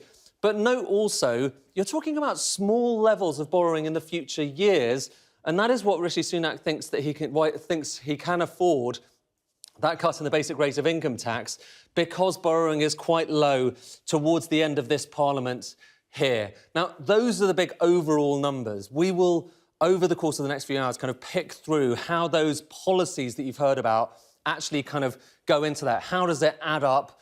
And what is the big economic picture for all of us? Because, I mean, as you're saying, Jane, you know, we have never seen anything quite like this in terms of the big economic backdrop. And whether the Chancellor has done enough to deal with that, well, that's something we're going to pick through in the next few hours. OK, Ed, thanks very much for that. Well, that's looking at the finer details of the economics. What impact, though, is the spring statement going to really have on people's lives? Let's cross to Sky's Inzamam Rashid. He's in Bury in Greater Manchester. And Inzi, the people that you spoke to earlier had a bit of a wish list for what they were hoping from the Chancellor. Has it been fulfilled? I don't think so. I think a lot of people still feel that the Chancellor didn't go far enough. A lot of people feel that they still won't have that disposable income in their pocket at the end of the month and are still living on a very fine, tight line, and that is the worry for a lot of people, millions of people across the country, and particularly those I've been speaking to in Bury today. They just feel that the next few weeks and the months ahead, as the cost of living crisis deepens, potentially things could get a lot worse. I want to bring in a panel of people who know a bit about what the Chancellor said today. Whether it benefits them or not, we'll find out. We can bring in Steve McHenry, who's the owner of Cafe Loco, and then we've got Lizelle Bramall, who is a hairdresser, owns a hair salon here as well, and Stephen Maloney, a butcher, I believe, and owner of the barbecue barn. Thank you all for joining us. Lizelle, I'll come to you, ladies first. Hearing a bit of news about the Chancellor, one point that you're happy with, that your staff will be happy with today as well. Yeah, the national insurance has been, the national insurance threshold has been lifted to another 3,000, is it? Yep. So all my girls who are on part-time work will all benefit from this. So that's a big boost of morale for working and obviously people who are currently struggling with the cost of living crisis, they'll benefit from that. And also for me, because I now don't have to put their wages up again to counteract that national insurance charge. Has that been a difficult kind of area for you as a boss, whilst you've been seeing, you know, prices increase, fuel prices increase, food prices increase, you having to make sure that people get sufficient wage to live, basically? Yeah, and also, like, they keep putting our prices up now because a lot of our colours are from Italy, so it's a knock-on effect with all the petrol and things like that. All three of my suppliers have told me that all the prices are going up, so I'm going to have to pass that on to my customer, put another £1 on an haircut. Not the best when they have no disposable income. Is that a big worry for you with the future around the corner in terms of this crisis deepening in come April, when we see an increase of taxes, but also other prices as well, gas prices and things like that? People might not be able to spend as much money in the salon. Yeah, well, that's what's happening, but we have special days, like on a Monday. A lot of people will come on a Monday because they'll offer 10% off, so they'll come on that day. So it's going to be a knock-on effect no matter what. It seems that Bury Market in particular has done quite a bit to alleviate the pressures of the cost of living crisis. I've seen a lot of deals, people coming out here to get cheaper produce as well than they would in the supermarket. Steve, I'll come to you. And again, it's the similar thing in terms of that extra kind of expenditure, that disposable income that people might have to come get a coffee, sit down, you know, have a butty at the cafe. You'll feel the knock-on effects, do you think? Very true. What would normally be coffee and a sandwich becomes a luxury item. So people have less to spend on that. Would you pay for your fuel in your home to keep warm, or do you go out and buy a nice cup of coffee? The choice is obvious to me. There's been a 5p off per litre in the fuel duty. Is that welcome, do you think? Could it have gone further? Would you have liked to have seen it gone further? I'd love to see it go a lot further, but 5p is good. It shows the government are making an effort. I think it's the utility companies, the oil companies, they need to make as much as an effort as we are, as the government are. Everything's going up, but to private companies, the only thing coming down is our pants, to be honest. And Stephen, we'll come to you. Your reaction to what the Chancellor had to say this afternoon, and whether you feel that it has gone far enough, and whether you feel you as a business owner and the people you serve will be happy with what he had to say. I certainly think anything is a help, but my biggest concern at the minute is, being at the food industry, is that the costs are escalating between 40 and 50% at cost to me. So you've got to try and pass that on. It's not working. The biggest contributory factor of that is the fuel prices, logistics for moving this gear around and for getting it in the country and to getting it to Bury Market and to getting it in here is going up and up and up and up and up. So I don't think there's been enough done regarding the fuel prices to help. You don't think 5p per litre? No, I don't think it's anywhere near enough for the people who are trying to distribute and get food and everything else that has to be moved via transport, via fuel, to get it. The consumer will ultimately have to pay more again as the fuel prices continue to rise. It will help the small sort of discount or whatever it is you want to call it, but it's not gone anywhere near far enough. I think one of the issues as well that we've seen from this, the people who are on benefits, the poorest, still really don't benefit massively from these announcements from the Chancellor. Do you think that's a big worry, I guess, to all three of you, for those who come to try and get some cheaper produce here at the markets, who don't really go to supermarkets because it can be a bit more expensive? Are you worried that people are really going to reduce the things that they're going to spend money on? We're going to try and obviously give make our market as competitive as we possibly can. There's no point in us getting anywhere near the big multiples prices, because why shop here in the first place? We're going to try and give, like we always do, a quality service, a quality product, more importantly at the right price that people can afford, and hopefully we'll get a bit of a pick-up on that, because we will resist increases like we always do collectively as traders, because it doesn't work on Berry Market. We try and resist, we try and help any further increases in cost. And is that with you as well? What's your thoughts on Well, that? we try and increase our quality and keep our prices the same. A lot cheaper than going into a normal salon. So we have a lot of walk-ins, people who are just walking around Bury Market today. We rely on coach trips and things to come to my salon and have a cheap haircut, but have a good quality haircut for the same price. Steve, the knock-on effects, we were speaking earlier, and you said, it has a personal impact as well, the current crisis that we're in. So if things do worsen in a few weeks and months' time, what kind of position does that put you in? It's spurious, to be fair. So if people stop buying coffee, if people see that eating out becomes a bit too expensive, then for me, it's kind of my job on the line, to be fair. I think the NEA data shows that by 1st of April, 25% of households will be in fuel poverty. Now, if you look at that, that's 25% of people probably not going to come out to the market anymore because they ain't got the money to, they'd rather heat the house. So it's a really difficult one.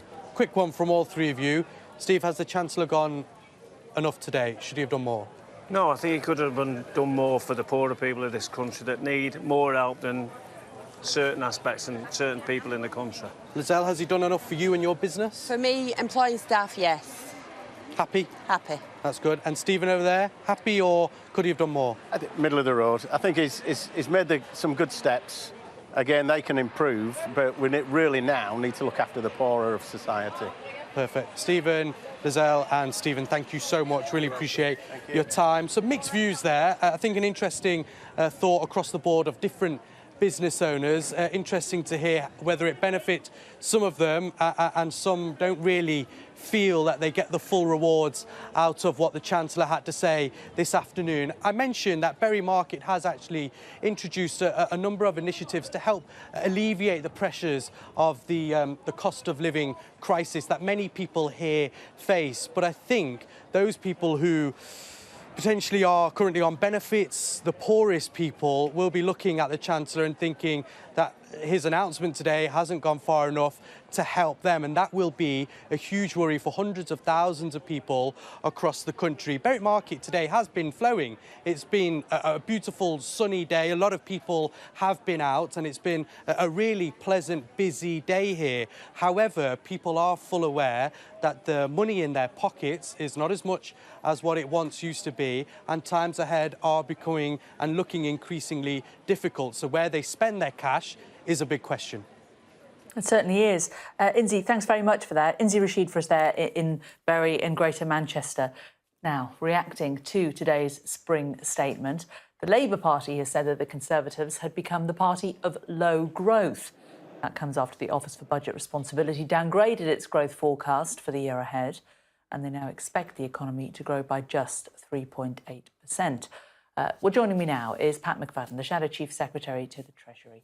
Good to talk to you today, Pat McFadden. Some would say that is an unfair criticism of the Conservative Party, calling it the party of low growth, because they are, of course, the party that happens to have been in power when COVID hit, and also looking ahead, there will also be an impact from the war in Ukraine. Neither of things that you can really lay at the Conservative Party's door. Well, we look at the whole 12-year period they've been in office. When Labour was in office, our average growth rate was 2.1%. Theirs has been 1.5%, even when you strip out these COVID effects. So they've got a much lower growth rate for the whole 12 years they've been in office. And what's the culmination of all of this? We're going to have the biggest hit to living standards since the end of the war next month, when all these different measures come in. We'll have a combined total of £24 billion in tax increases coming in. The whole hokey-cokey game of tax up and down between national insurance and the allowances and the promise of a 1p cut before the election has been exposed for what it is, which is a tax strategy built around the Tory election plan, not the needs of the economy or public services. And the combined total of it all is that the Chancellor's taking £6 out of the economy and giving us £1 back. That's what he's done today, and it doesn't match up to the scale of the cost of living challenge that the country is facing. OK, well, let's dig down into some of those things that you've just said there. And in terms of talking about the national insurance and tax increase, decrease, we heard Lizzie there, a hairdresser. For her, it was really simple. She is going to be able to give her employees more. She can give them a small pay rise, and they will also be taking home extra in their wage packet. So for those on the lower salaries, it is a clear benefit, isn't it? But what was the point of doing it at all? We were told for 6 months that the Chancellor needed to raise £12 billion for the NHS and social care. Today he admitted that wasn't true. He doesn't need to raise that because he's just given £6 billion of it back. So what we've got is this face-saving measure where he's going to continue to impose a national insurance increase on people above that threshold, and then they're supposed to be grateful when he gives it back in 2 years' time in an income tax cut. The whole thing is an unnecessary hokey-cokey dance. What he's announced today shows that he didn't need to do this national insurance increase right now at all. And this is important because a lot of the factors that the country are dealing with right now are global. Inflation, rising energy prices and so on, these are affecting other countries too. But we're the only country in the G7 that is imposing taxes on family incomes this year. The only country. Why are we doing that? We now know today it's not for the NHS and social care. It's so that the Prime Minister and the Chancellor can ask for our gratitude when they do a 1p cut in income tax in 2 years' time. These are not tax increases with family interests at heart. They are tax increases with the Tory party's interests at heart, and the country deserves better than that. Whatever is at the heart of it, the fact is, as the Chancellor said in the House, 70% of workers will have their taxes cut by more than they will pay by the new healthcare levy. So why People is are he going doing to it be at better all? off. What was the point of announcing this 6 months ago if today he turns up to rebut his budget? That's effectively what happened. As Rachel Reeves said in the House, it's one thing to have a disagreement between the Prime Minister and the Chancellor. What we had today was the Chancellor disagreeing with himself. Honestly, what is the earthly point of announcing a £12 billion increase in taxation 6 months ago, only to turn up today, give half of it back, and then say you're going to get a tax cut in 2 years, but we've got to go ahead with this bit this year? It's clearly not about the NHS and social care. It's about the Tory party's election grid, and he's asking hard-working families to pay more this year in order to pay for Boris Johnson's election grid. That's not the basis upon which taxation should be organised. What about the cut in fuel duty? 5 pence off a litre of fuel. That's certainly going to be welcomed by those who drive a lot. Of course that will help people. It will be worth about £29 this year to the average person with a car. But compare that, for example, to the £700 increase in gas and electricity prices that they're going to be facing. It's going to be of some help, but if he really wanted to help on energy costs, what he could have done today is adopt a proposal that we've advanced, which is a windfall levy on the excess profits of the oil and gas companies. It could have raised several £billion and could have got more help to people with or without cars with their energy bills. But he set his face against that, and instead of that is proceeding with this hokey-cokey business around national insurance and income tax instead. In terms of energy and in terms of gas and electric, the household support fund, though, is doubling, isn't it? About £300 per family. It's going to be. Can you? Sorry, yeah, the household support fund is doubling. He announced that. That is money that is going to local authorities to specifically help people struggling with their electricity and their gas bills. Do you know what a lot of that money is used for? Local authorities give it to food banks in order to try to help people. Now, that's a good thing, but wouldn't we be better addressing the reasons why people need to go to food banks instead of just giving local authorities more money so they can stock up? I mean, yes, it's of some help, but in terms of addressing the causes of widespread poverty that I see in my Wolverhampton South East constituency and that affect many other parts of the country, that is really not going to, that's not a serious way to address the issues that people are struggling with right now. OK, Pat McFadden, Shadow Chief Secretary of the Treasury, thank you very much. Thank you.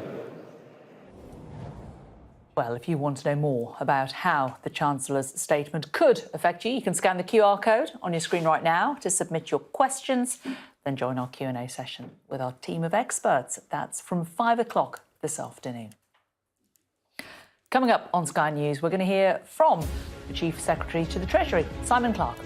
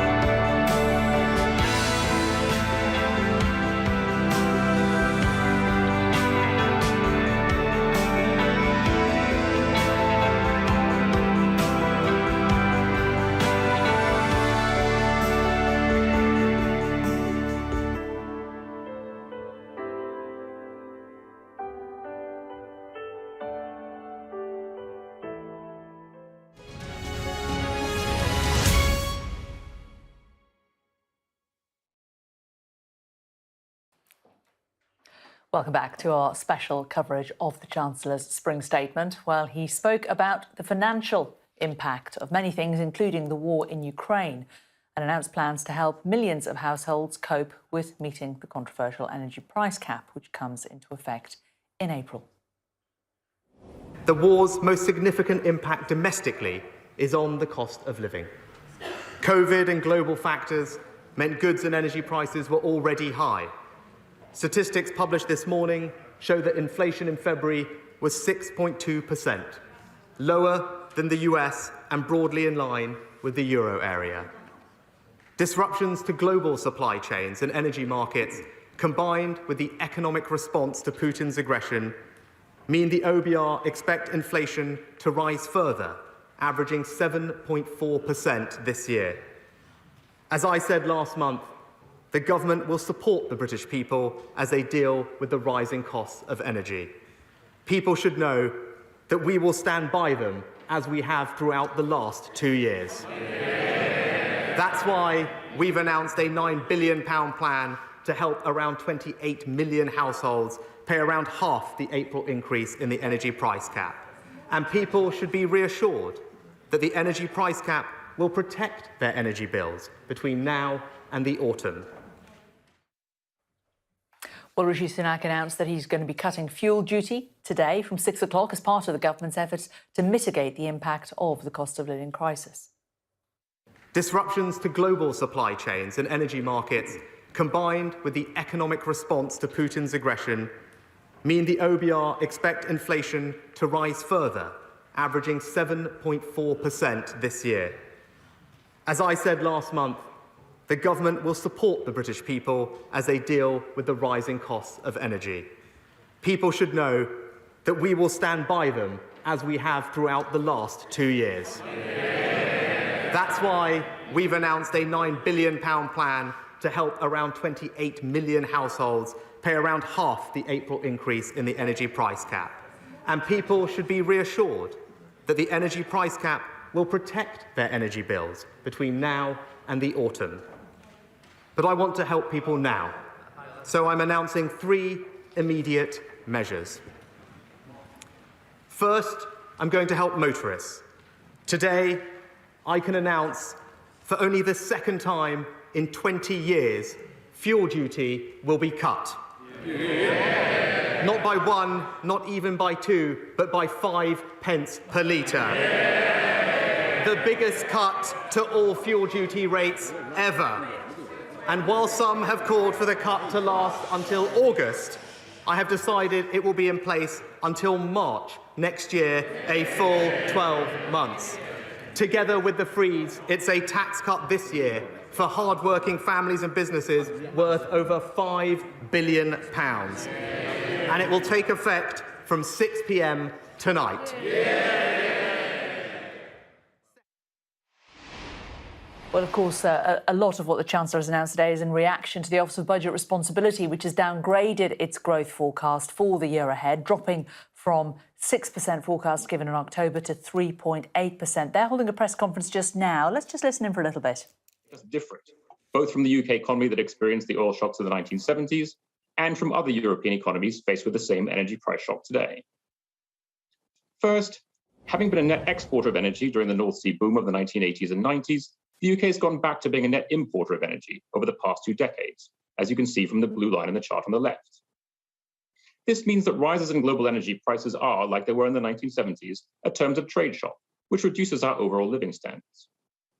But we've also become a less energy-intensive economy since then. The energy intensity of UK output's fallen by 2/3 since the oil crisis of the 1970s, and by over 40% since the start of this century. Largely service-based economy is one of the least energy-intensive in Europe, as you can see from the diamonds in the chart on the right. However, over the same period, we've actually become relatively more dependent on gas and oil to meet our energy needs, as rising renewable production has not been sufficient to offset declining output from coal and nuclear power. And as you can also see from the chart on the right, in 2019, we relied on gas and oil to meet 3/4 of our total energy needs, compared to a European average of less than 60%. Taking these 3 factors into account, we can expect higher gas and oil prices to have a significant impact on the UK economy, but for this latest energy price shock to be less severe than the inflation and output shocks we experienced during the first and second oil crises of the 1970s. Turning now to developments in energy markets, energy prices had already begun to rise as we finalized our last forecast in October, and spiked upwards toward historic highs following the invasion of Ukraine and subsequent announcements of international sanctions against Russia. Our forecasts for gas and oil prices are based on post-invasion futures curves over the next 3 years, and then held constant in real terms after that. This implies that gas prices remain around £3 per therm until the start of next year, before falling back to £1.20 per therm by the end of the forecast period, around twice the levels assumed in our October forecast. Oil prices are about 40% higher than our October forecast at their peak, touching $100 a barrel this year, before falling back to around $80. A more prolonged war or more severe set of sanctions than currently priced into these futures curves would clearly represent a downside risk to our forecast, while a more rapid resolution of the conflict and easing of sanctions would present an upside risk.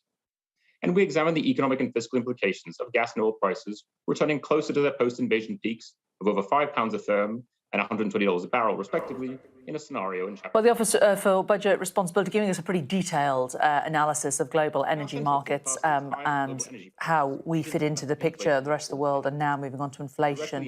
We'll leave that there, and we'll come back to Ed Conway in a short while, who'll give us a more measured interpretation of what they're saying, perhaps making it make sense to those of us who perhaps don't know as much about the economy as we should. But let's, in the meantime, bring in our Deputy Political Editor, Sam Coates, who's in Central Lobby for us. Sam, what is the reaction? What is the atmosphere like down there? Are the Conservatives smacking their lips in joy at a potential future tax decrease? I think it's quite an interesting reaction so far.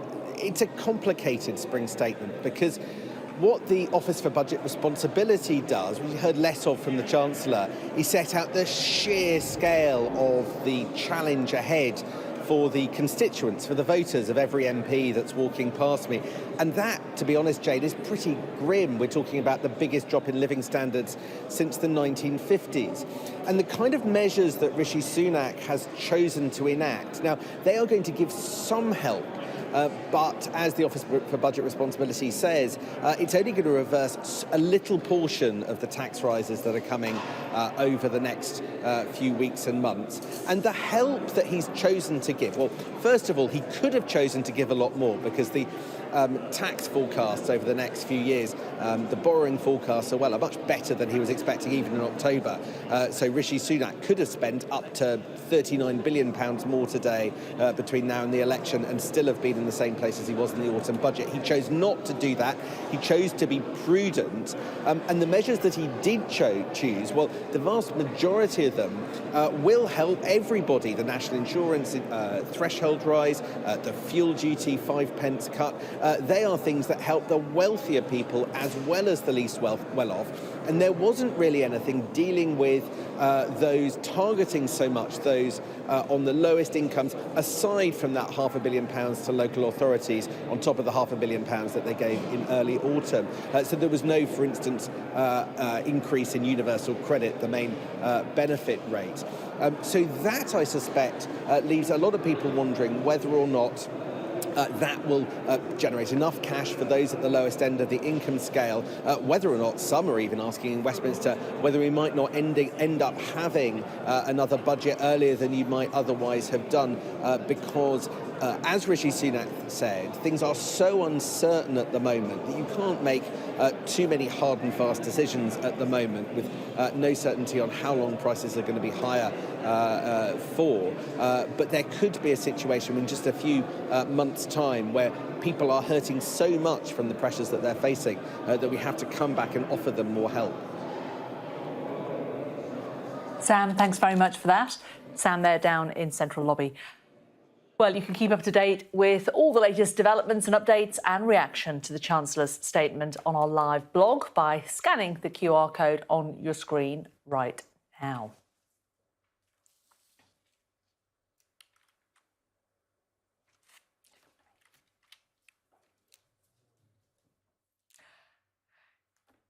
You're watching Sky News today. We're going to give you special analysis of the Chancellor's spring statement. We're going to have a lot more after this short break.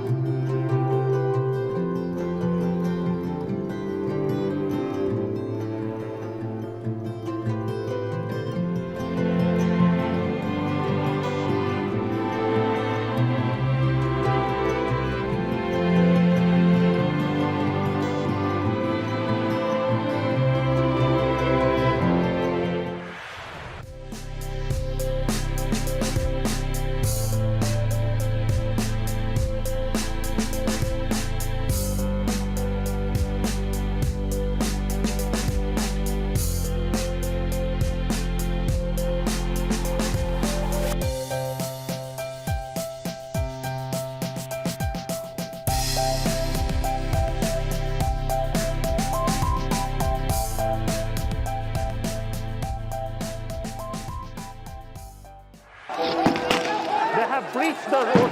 There is a lot of gas being fired all around us. शांति से इनको समझाओ वरना ये हम लोग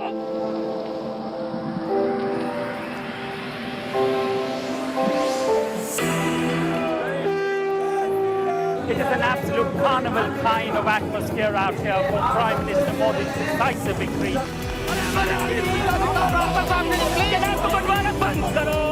These students are defying the prohibitory orders and now they're going to be arrested. We aim to be the best and most trusted place for news. The roads have been inundated. The only way out is to get people by boat. What is feared that over 200 people might have died because of these landslides. This on any given day would have been bustling with people, but today it's absolutely deserted.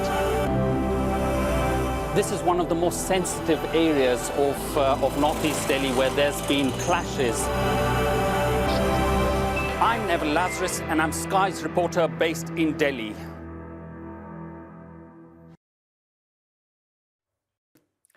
Welcome back to our special coverage of the Spring Statement. The Chief Secretary to the Treasury, Simon Clarke, has been talking to our Chief Political Correspondent, John Craig. Because this is a very difficult time. I think there's no attempt to sugar the pill that at the moment we are facing inflation at a level we have not seen since the 1980s, and that is something which we need to manage very, very carefully if we're going to get out of that situation. We have limited headroom in the public finances, and the Office for Budget Responsibility have been really clear in their assessment of the Spring Statement that that headroom could be wiped out by very marginal changes in interest rates. So we don't have that much fiscal artillery to deploy, and we have to deploy what we do have carefully in a way that will make a difference to families when it's safe for us to cut taxes still further. Well, lots of discussion today about who will benefit from this Spring Statement, but also it's worth examining things that have been missed out, people who are not going to benefit, or things that we perhaps thought might be in there that aren't. Let's talk to our business correspondent, Helen-Ann Smith. Helen-Ann, who's going to be sort of scratching their chin this afternoon and saying, what about me? Well, I think the biggest and most obvious omission from this is any measures that particularly and directly target those on benefits, those on universal credit. We know that, as per previous plans, universal credit payments are due to rise by 3%, but of course facing inflation of 8% potentially that's been forecast later in the year, potentially even higher than that. That clearly doesn't keep a pace, and that's a real concern here as well. Of course, the rising in that threshold of national insurance will benefit lower earners, but it also benefits higher and middle earners as well. So some question marks over that. And of course, that national insurance rate is still going up. So although the threshold is higher, after which people will pay it, the rate is really kind of described as one of the kind of most important tax on workers. It is a tax that just comes through people's pay packets, if you like. So in terms of taxes on workers, those are still going up. And once you dig down into the OBR's documents, unpicking some of this, they've said actually that the tax cuts announced today by the Chancellor cover about a sixth of the tax rises he's brought in since he's come into office. So really a sense there that there will be some relief for people around the edges. Of course there will. Things like the 5p cut in fuel duty. But actually that might save people, say, sort of £3 roughly on a full tank of petrol. So there's lots of criticism swirling around this afternoon, essentially saying that some of this stuff is a bit more marginal, and that the cost of living really demonstrated by some of those big numbers laid out by the Chancellor and in the OBR document, the big rates of inflation, the fact that growth will slow next year, a lot of that still be felt very, very painfully by people across this country. OK, Helen-Ann Smith, thanks very much. Well, when the Chancellor stood up in Westminster this lunchtime, he did so with the knowledge that he had around £55 billion more than he anticipated to deal with the cost of living crisis. But even though the government has borrowed less than forecast, Rishi Sunak appears to have taken a more cautious approach in this statement. Let's take you through the headline announcements a short while ago. Well, as expected, fuel duty was cut by 5 pence per litre from this evening until March 2023. The amount people need to earn before they pay national insurance will rise by £3,000 to £12,570. And from 2024, the basic rate of income tax will be reduced from 20 pence to 19 pence in the pound. So that's looking ahead. Well, the Chancellor also announced help for vulnerable families by doubling the Household Support Fund to £1 billion a year. VAT is going to be scrapped on energy-saving measures for households, such as solar panels and insulation. But there was also no mention of windfall taxes on oil or gas companies, which is one of many criticisms from the Labour Party. Cutting taxes is not easy. It requires hard work, prioritisation, and the willingness to make difficult and often unpopular arguments elsewhere. It is only because this government has been prepared to make those difficult but responsible choices to fix our public finances that I can stand here and tell this House that not only are taxes being cut, but the debt is also falling whilst public spending is increasing. This doesn't happen by accident, Mr. Speaker. We can deliver for the British people today and into the future because, unlike the party opposite, we have a plan. A plan that reforms and improves public services.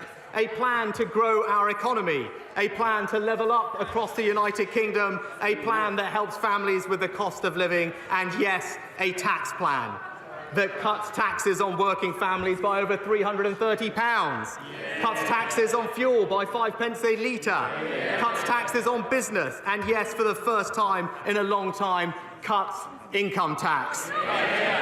Mr. Speaker, let me end by simply saying this.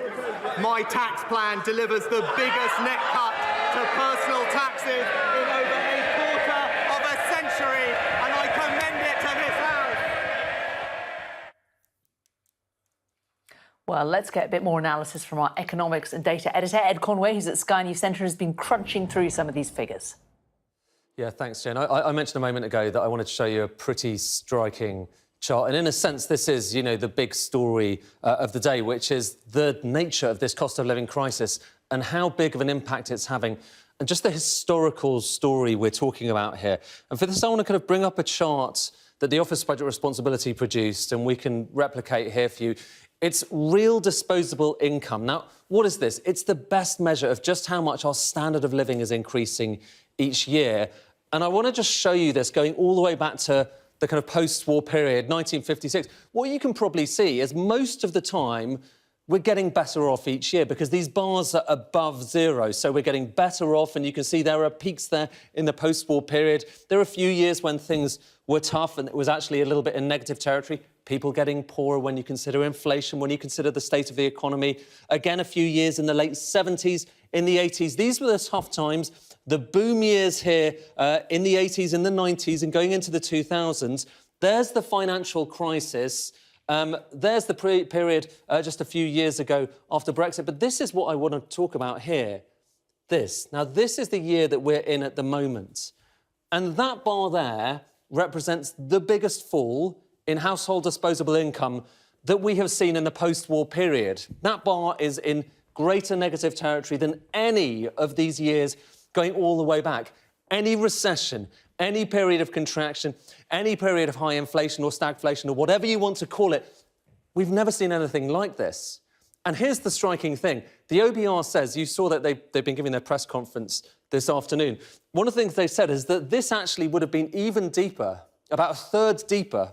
We'd be getting a third worse off were it not for some of the measures that the Chancellor's introduced. But that is really the overarching story here. You've heard about fuel duty, you've heard about national insurance, but all of that has really only reduced the pain by about a third. Even so, we are going to face the biggest fall in our living standards that we have seen through any period going all the way back to 1955. It is a striking chart, and really, that is the big story of the year that we're going through. And bear in mind, this is all before we take into account the impact of what we're seeing currently in Ukraine, in Russia, the energy impact of that, pushing up wheat prices, pushing up fertiliser prices, pushing up gas prices, pushing up the cost of living elsewhere. That is the big story, though, Jane. An enormous fall in household disposable income in the UK, which is greater than anything we have seen in the post-war period, even after what we've heard about the Chancellor, we've heard from the Chancellor about. So that's really the story of the day. OK, it is the story of the day, Ed. It's a pretty gloomy one. Thank you very much for that. Well, we heard from the Chancellor just a short while ago. Well, also the Shadow Chancellor, Rachel Reeves, she criticised Rishi Sunak for not implementing a windfall tax on oil and gas companies and said that the government is not doing enough to help those most in need. Today was the day that the Chancellor could have put a windfall tax on oil and gas producers to provide real help to families. But he didn't. Inflation is at its highest level for 30 years and rising. Energy prices at record highs. People are worried sick. For all his words, it is clear that the Chancellor does not understand the scale of the challenge. Exactly. He talks about providing security for working families, but his choices are making the cost of living crisis worse, not better. Well, that's the Labour Party's view. Let's get more with our Deputy Political Editor, Sam Coates. He's in Central Lobby for us. And Sam, what is the feeling about this spring statement? There was, the thought in advance, is the Chancellor going to be very generous today, or is he just going to do enough to get us by? What is the reaction? Well, Boris Johnson and Rishi Sunak have managed to burnish the Chancellor's credentials as a tax cutter, not necessarily as somebody who's helping those on the lowest incomes. To talk to me about this now, I'm joined by Rob Halfon. He is chair of the Education Select Committee and a prominent campaigner for some of those on the lowest incomes. Mr. Halfon, what did you make of today's mini-budget? Well, I think the Chancellor had quite a few balls to juggle to deal with our debt, 50 billion of interest a year alone, but also help lower earners and help those with the cost of living. And I think he did the right thing. He cut fuel duty by 5 pence. I've been campaigning all my life in Parliament to have fuel duty frozen. He went way beyond I've ever asked or campaigned for. So I really welcome that. He's raised the threshold by £3,000. In which people have to pay national insurance. But are you sure he's done enough to help the lowest income? He spent billions on middle and high earners as well. His limited firepower's gone to everybody, not those who lead it most. I think that if you raise the national insurance by £3,000, you're making a huge difference to lower earners, and it means that 70% of the public who are paid taxes will have a net tax cut, even with the national insurance increase to pay for the 36 billion we need for the health service. Robert, I will thank you very much indeed. That's Robert Halfon from the Education Select Committee, happy with today's budget. Sam Coates, short and sweet, but thank you very much for giving us the latest from Lobby. You've been watching Sky News today. Lots more to come with Sarah Jane Mee after this break. She's going to be getting a lot more reaction to the spring budget. Stay tuned.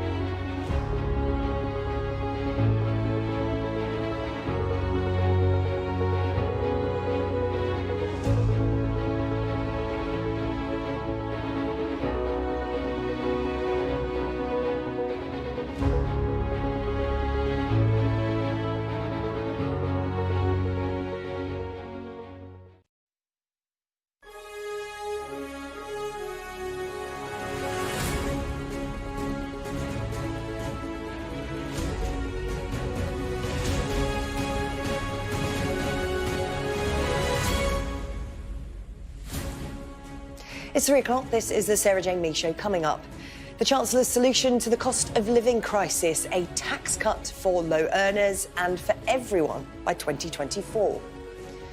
But even as inflation reached 6.2% today, Rishi Sunak confirmed that the planned national insurance hike will go ahead next week. My tax plan delivers the biggest net cut to personal taxes in over a quarter of a century.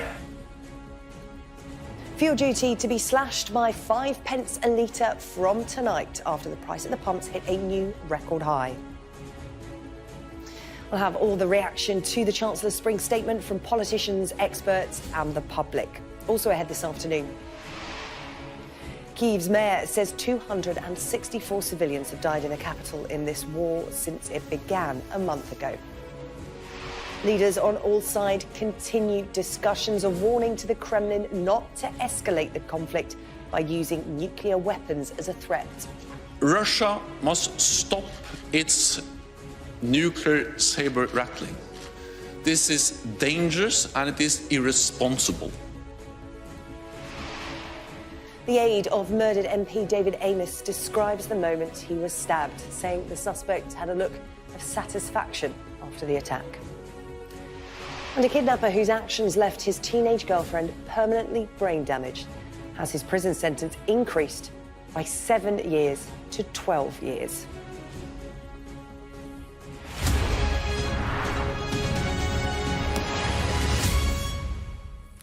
Good afternoon. The Chancellor's spring statement has delivered a tax plan that he describes as the biggest net cut to personal taxes in over a quarter of a century.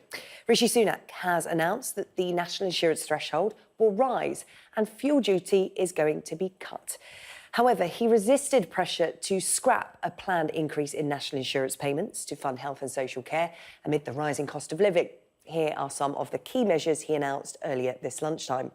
Well, as expected, fuel duty was cut by 5 pence per litre from this evening. That is going to be in place until March next year. The amount people need to earn before they pay national insurance, that will go up by £3,000 to £12,570. And from 2024, the basic rate of income tax will be reduced from 20 pence in the pound to 19 pence. Cutting taxes is not easy. It requires hard work, prioritisation and the willingness to make difficult and often unpopular arguments elsewhere. It is only because this government has been prepared to make those difficult but responsible choices to fix our public finances that I can stand here and tell this House that not only are taxes being cut, but the debt is also falling whilst public spending is increasing. This doesn't happen by accident, Mr. Speaker. We can deliver for the British people today and into the future because, unlike the party opposite, we have a plan. A plan that reforms and improves public services. A plan to grow our economy, a plan to level up across the United Kingdom, a plan that helps families with the cost of living, and yes, a tax plan that cuts taxes on working families by over £330, cuts taxes on fuel by 5 pence a litre, cuts taxes on business, and yes, for the first time in a long time, cuts income tax. Mr. Speaker, let me end by simply saying this. My tax plan delivers the biggest net cut to personal taxes in over a quarter of a century, and I commend it to this House.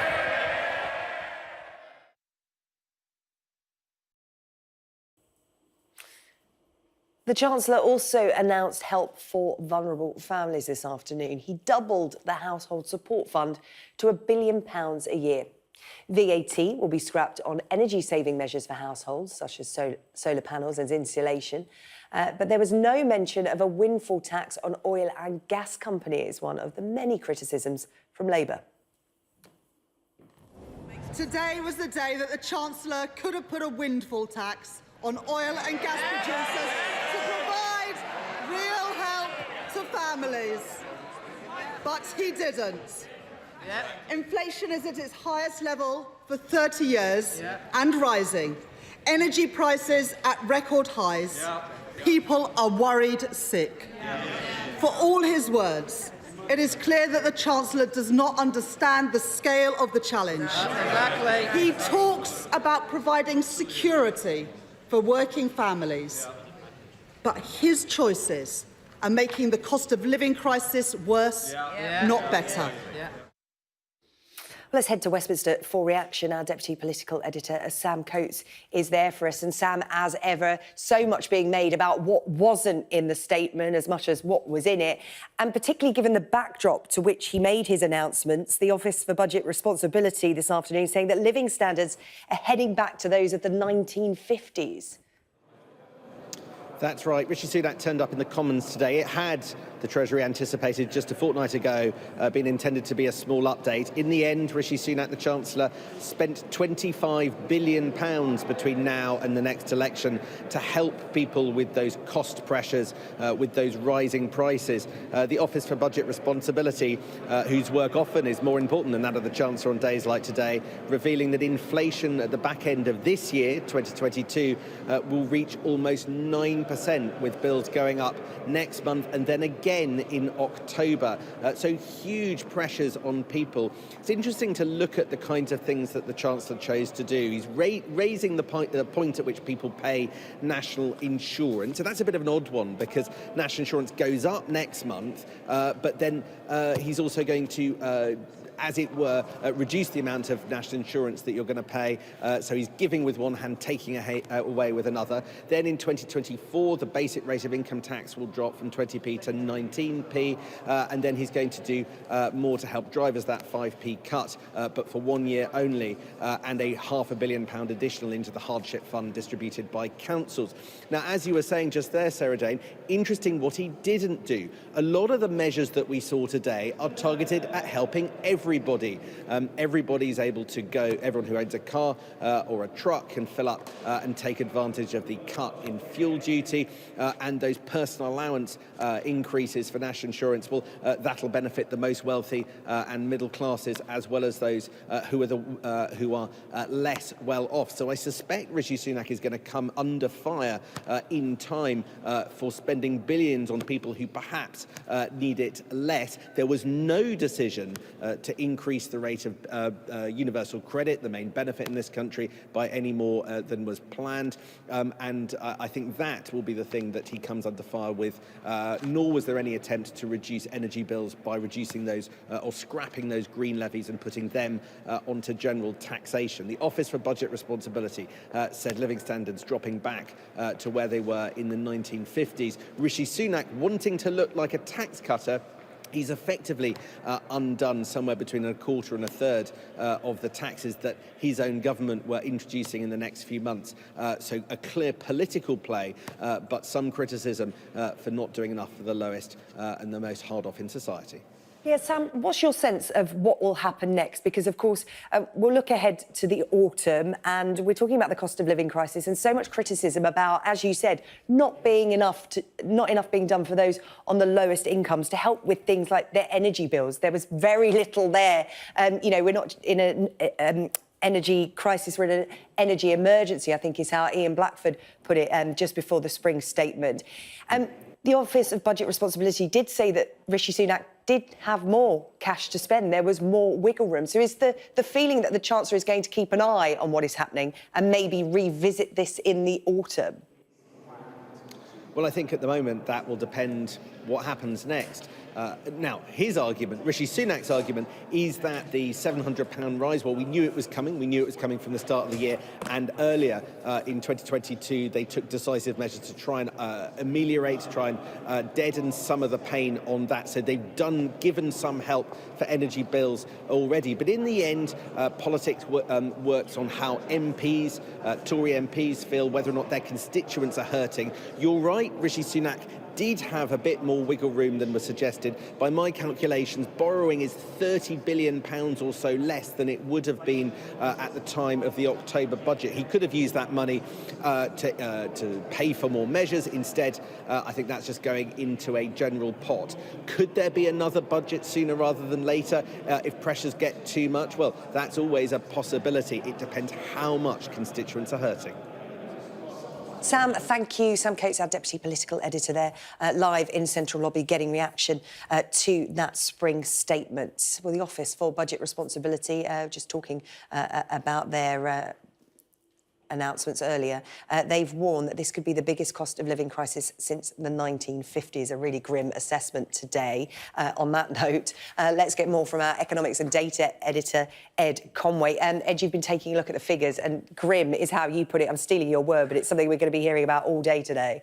I know. I'll show you the grim chart first of all, because in a sense, you know, that is what we're talking about here. That is the big picture here, which is the state of what's going into our pockets, or indeed not going into our pockets. Disposable income is perhaps the best measure of our standard of living. And what these bars are showing you, going all the way back to 1955 here, is just how much it has grown over the course of the last few decades. And so what you can see here, anything above the line means we're getting better off, anything below the line means we're getting worse off. And just look, those years where we're getting better off are far, far more common than the years where we're getting worse off. There's only a few of these red bars there. You can see a few there, that's the financial crisis. But here's the thing I want you to note, and if we kind of like zoom out, you can probably see that bar there, that is the deepest fall that we've ever seen in our disposable incomes. If we just kind of come out, you can see that's lower than any other period that we've got, all going all the way back since the beginning of this kind of the start of this series, which is a long time. It's the kind of the post-war period. And here's the striking thing: unless, you know, the Chancellor hadn't done what he's done today, this is what the Office of Budget Responsibility has said, that bar would have been even deeper. So he has reduced it somewhat, but he hasn't reduced it as much as he perhaps could have, and as much as some people might have liked.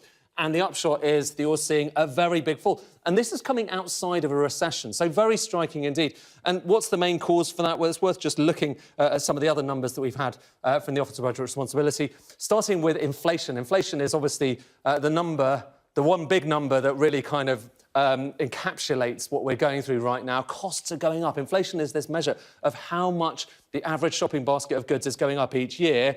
Last time around, so in October, the OBR, the Office of Budget Responsibility, thought costs were going up by about 4% a year. That was already really high, double the 2% you'd normally get. That's the Bank of England's target. But just look at how that bar's gone up today. We'll add a red one on showing you today's bar. Wow, it is up by basically more than double, or almost double, I should say. But that is, you know, an enormous increase. It's the biggest since the creation of the OBR. We're going to see the highest level inflation that we've seen going back generations, and that all goes into our pockets. And that's the issue that the Chancellor is facing, is how can he deal with that, and what kind of policies can he introduce that will actually make that a little bit better? And the question there, when it comes to those policies and just how much of a difference they're going to make, is what kind of impact are they going to have? Here you can see it in fiscal terms. This is just the amount of money that either is kind of going into the exchequer or coming out. Anything below the bar shows that he's spending money to try to provide extra cash for people. And you can see that in this year that we're in at the moment, the one that we're going into, that's your fuel duty, that's national insurance kicking in there. And then there's smaller giveaways in the future years.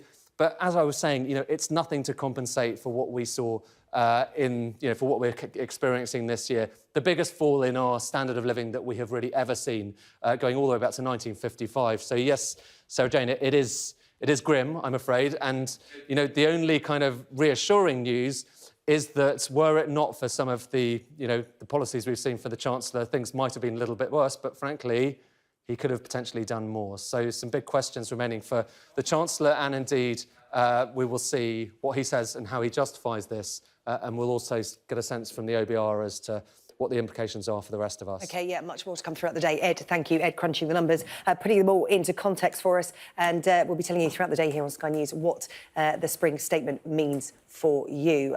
Well, there was very little support for businesses grappling with increasingly high energy bills in the Chancellor's announcements this afternoon. Our business presenter Ian King joins me now. Ian, what was your assessment of what we heard earlier? Well, I'll come on to that in a moment, Sarah Jane, but first of all, I should tell you that the oil price is currently surging again. It's up nearly 6% on the day so far. Barrel of Brent crude currently trading at just over $121 a barrel. This time last week, it had gone to as low as $96 a barrel. So you've had an increase in the price of crude oil of 25% in just a week. That is obviously going to feed fuel to the petrol pumps. In due course, there's been a lot of debate about the extent to which the petrol retailers are passing on the fall in oil prices that we got the previous week. Well, it's going back up again. I suspect that will more than negate any benefits from the Chancellor's cut in fuel duty today. Now, in terms of some of the other measures that you mentioned there, not a great deal for business on the face of it. Certainly no help for energy-intensive users and manufacturers to cope with higher fuel bills. No extension of the temporary VAT relief. Currently, VAT on hospitality, leisure and tourism is 12.5%. That is due to rise to 20% at the start of the new financial year. And that, the Chancellor confirmed, is going ahead. So that is something that the hospitality sector will be very disappointed about. The temporary increase in investment allowances, well, that will continue for another 12 months. But most of the other big news is kind of being punted into the long grass. The Chancellor promising a review of business reliefs in the October budget this year. Well, the CBI have said, well, that doesn't really help get productivity motoring today. And added into that, I should say, is a review potentially of the apprenticeship levy, which is much disliked among businesses. It has to be said. That was introduced by George Osborne back in 2016. It hasn't really done what it was supposed to do. A lot of businesses find it a real headache. But the future of that is under review, but no immediate decision has been taken there. So, on the whole, not a lot for businesses to get their teeth into, although employment allowances have been increased. That will help, to some extent, smaller businesses when they're trying to hire people. But it's worth pointing out not every small business will qualify for that allowance. Now, in terms of the other measures, well, there's no change in the national insurance contribution increase that employers will have to pay, 1.25 percentage points kicking in from the new financial year. That adds to employment costs, so again, not much relief for businesses there. I thought the most eye-catching policy, to be honest, was the increase in thresholds in national insurance. Now, there's a big debate that's run over many years as to whether national insurance is just income tax under another name. A lot of people misguidedly assume that national insurance contributions is money that's set aside that pays for their old age pension from the state when they retire. It doesn't. That's never been the case. I mean, Aneurin Bevan, who introduced national insurance to the post-war Labour government, he said the great secret about the National Insurance Fund is that there ain't no fund. But a lot of people, as I say, misguidedly think that it is something somewhat different from income tax. The fact that you've now got a Chancellor bringing the income tax threshold in line with the national insurance threshold, well, that is a big simplification of the tax system. It's something that a lot of tax experts have been calling for many, many years. And it really is an acknowledgement, I think, that Rishi Sunak thinks that national insurance and income tax are effectively the same thing. And potentially it brings us one step closer to the holy grail of merging national insurance and income tax at some point in the future, which is something, again, many tax experts have called for over the years. It would be a huge simplification, something that employers in particular would love to see. Yeah, working towards a simplified tax system. Some way to go yet, though. Ian, thank you. Well, if you want to know more about how the Chancellor's statement will affect you, scan the QR code that's on your screen right now. You can submit your questions to us. Then you can join in our Q&A session with our team of experts. They'll be on hand this evening from 5 p.m. here on Sky News. Well, that was a business reaction. Let's get more political reaction straight back to Westminster. Our Deputy Political Editor, Sam Coates, is standing by. Sam, over to you. Thank you, Sarah Jane. I'm here with Simon Hoare. He's a Conservative chairman of a select committee. He'd call himself a one nation moderate Conservative. I'd call him an occasional Boris Johnson sceptic. What do you think of the Spring statement today? I thought it was measured and it was appropriate. I think the Chancellor showed he got that there was an issue that needed to be addressed. He could have pulled one lever, he pulled many. And I think he showed that he's, to use that phrase that we always use, a man with a plan. He's got his eye to the detail. I think the news about the relief on petrol and diesel is going to be very much welcomed by families and business people up and down the land.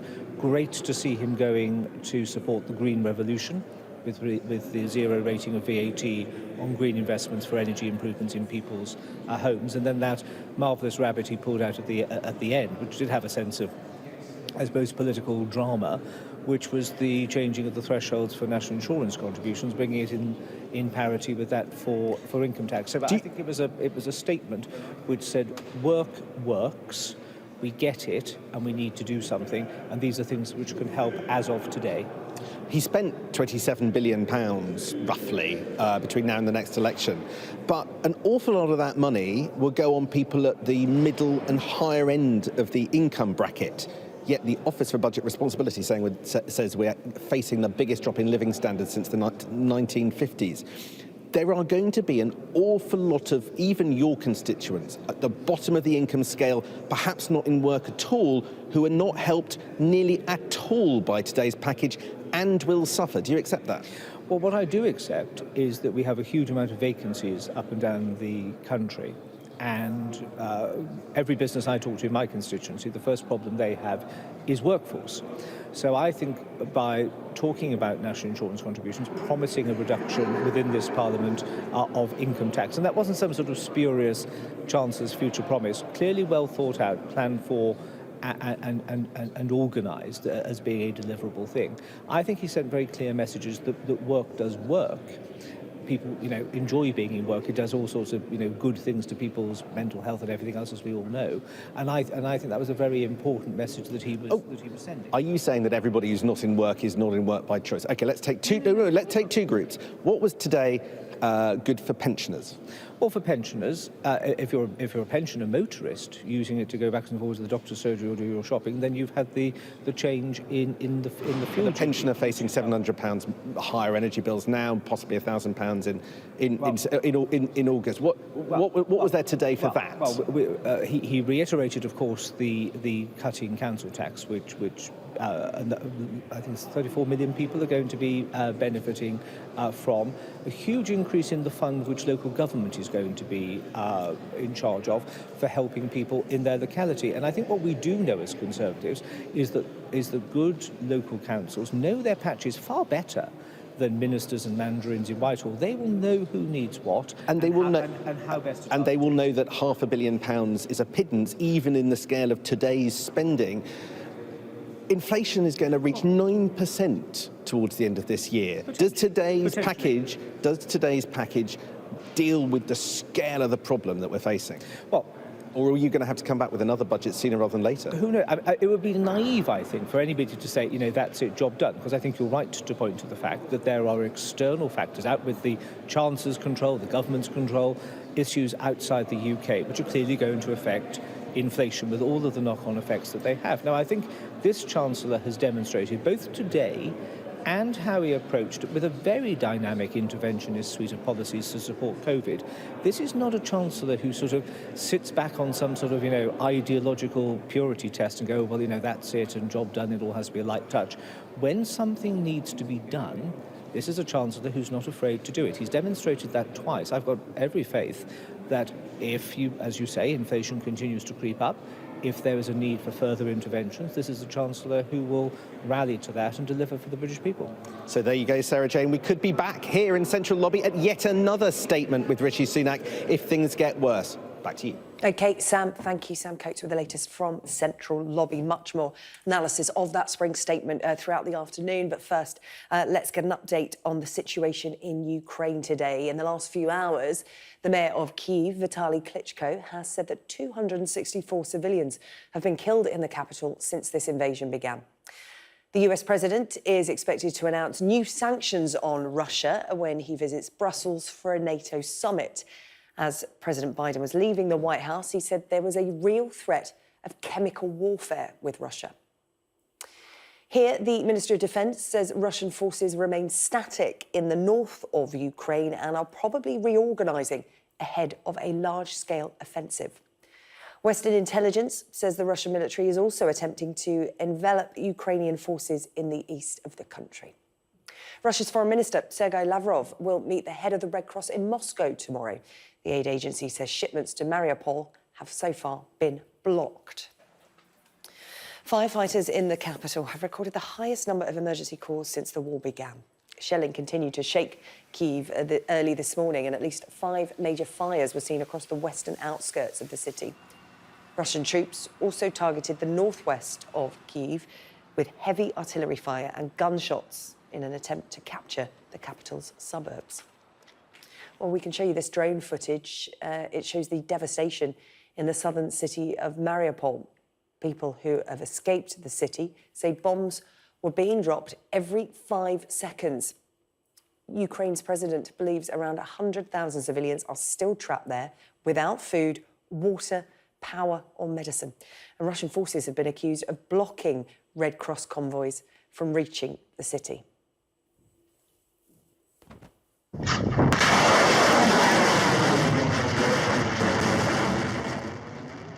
Meanwhile, the Russian Defense Ministry has shared this footage, which it says shows missile strikes on Ukrainian military infrastructure. Sky News hasn't yet been able to independently verify this video. The Russian Defense Ministry also shared this footage, which it says shows the destruction of a Ukrainian anti-aircraft missile launcher system. Again, Sky News hasn't yet been able to independently verify these claims. Well, in a speech to students in Moscow, Sergei Lavrov accused Ukraine of constantly changing its position in negotiations. Negotiations between Russia and Ukraine have started. They are difficult because the Ukrainian side, despite expressing understanding of the things that must be agreed upon, consistently change their positions and reject their own offers. It is difficult to avoid the impression that their hand is being held by American colleagues. Meanwhile, President Putin has responded to Western sanctions by announcing that Russian gas must now be paid for in rubles. I've decided within a very short period to introduce a number of measures to move payments for our natural gas to delivered to the so-called hostile countries for Russian rubles. That is, to refuse to use all the compromised currencies and such. NATO leaders are going to meet in Brussels tomorrow to discuss Russia's threats of economic and chemical warfare. Our correspondent Mark Stone is in Brussels for us to look ahead to this. And Mark, President Biden heading to Brussels, he's been one of the first leaders to openly talk about the reality of chemical warfare and that this could be the next step in this conflict. Yes, chemical warfare, nuclear warfare as well. These are the extraordinary stakes, and this is the extraordinary backdrop which leaders will face and will need to comprehend as they meet not for one, not two, but for three extraordinary summits as they are being described. 3 summits in just one day. The G7 will meet, NATO leaders will meet, and European Union leaders will meet as well tomorrow. And President Biden, as he left the South Lawn of the White House for Andrews Air Force Base to take that flight to Europe, he was asked about the prospect of chemical weapons being used in Ukraine, and he was pretty clear that he thinks the likelihood that there is a real likelihood of President Putin doing just that, because of course I mentioned Syria. It's not unrelated. Chemical weapons have been used in Syria by the Assad regime with the help of the Russians. So it has been done before. It's been done in Salisbury, of all places, and therefore there is a real concern that on the battlefield in Ukraine the Russians could use chemical weapons. And there is also the spectre of a nuclear conflict as well. Again and again we have heard Russians at different levels officials at different levels talking about the prospect of a nuclear strike. Extraordinary to think, and yet it is something that they must think about here at NATO headquarters. And I did put that question to Jens Stoltenberg, the NATO Secretary General, as he outlined what we might expect leaders to announce tomorrow. A bit more on that in a moment, but have a listen to what Jens Stoltenberg said to me about the prospect of a nuclear strike. Could you outline how NATO defends itself against a nuclear attack? Because it's clear that on Russian state media, they are openly, propagandists, pundits, people close to the Kremlin are now talking in pretty straight and stark terms about a nuclear attack. How does NATO defend itself against a nuclear attack? Thank you. Russia must stop its nuclear saber rattling. This is dangerous and it is irresponsible. NATO is there to protect and defend all allies, and we convey a very clear message to Russia that the nuclear war cannot be won and should never be fought. Now, he wouldn't go into details, but he did say that NATO is prepared as an alliance for every eventuality. In terms of what we can expect tomorrow, I think, and incidentally, the Americans, Joe Biden has been pushing for these 3 meetings to happen. He is concerned that as time goes on, the unity of NATO and the unity of the European Union too could begin to crack, because there are clear differences in what can and can't be sanctioned. The Germans are very worried about sanctioning the energy sector of Russia because they need Russian energy, and Chancellor Scholz made that much clear today. So there's a concern about a chipping away of the Western unity, and I think that will be a focus for President Biden. There will be an announcement, I think, of new sanctions as well. Many more members of the Russian Duma, the parliament, will be sanctioned as of tomorrow, we understand. But also, and this is really fascinating, the number of NATO troops that will, or in fact are already deployed in Eastern Europe. An announcement that will be formally made tomorrow, but they are already there, has doubled. There are now 8 alliance battle groups in place in Eastern Europe, among them 100,000 American troops. This is a huge increase in the number of Western troops that are in the Eastern Alliance, eastern flank of NATO. And having just come from Poland and spending a few days there, I can tell you that in the east of Europe, they are spooked. They are very worried. They can see, yes, that on the battlefield in Ukraine, the Russians do not appear to be doing very well, but they still have an awful lot in their arsenal, and they are spooked and worried about what President Putin might do next. Mark, thank you. And Mark Stone with the latest from Brussels ahead of that meeting. Well, our correspondent Sally Lockwood is in the western Ukrainian city of Lviv for us. And Sally says that people have been queuing there for hours, desperate to get onto trains out of Ukraine and into Poland. In the 4 weeks of this war, around a quarter of Ukrainians have been driven from their homes, and you really feel it here at Lviv's central station. Thousands of families passing through here every day. Now, this is the latest train, which is about to leave for Poland. People have been queuing for it for hours with no idea whether they were going to get a place on the train or not. And certainly the majority that we've spoken to don't have any idea of what they're going to do at the other end. This plan is simply about survival. We've actually just been speaking to one family who've escaped Mariupol, a woman and her 15-year-old son.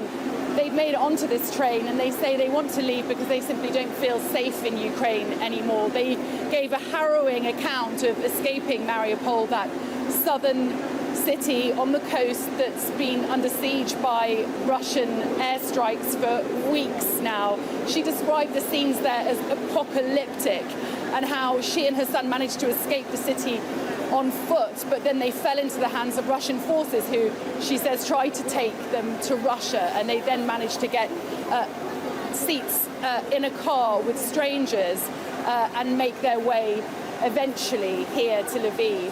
And they're now on this train on the way to Poland. But I should say it's not just tens of thousands of people fleeing Ukraine and heading to neighbouring countries. We've also met people who are heading in the opposite direction to try and find relatives in the centre of the country because they simply feel safer being together with their families.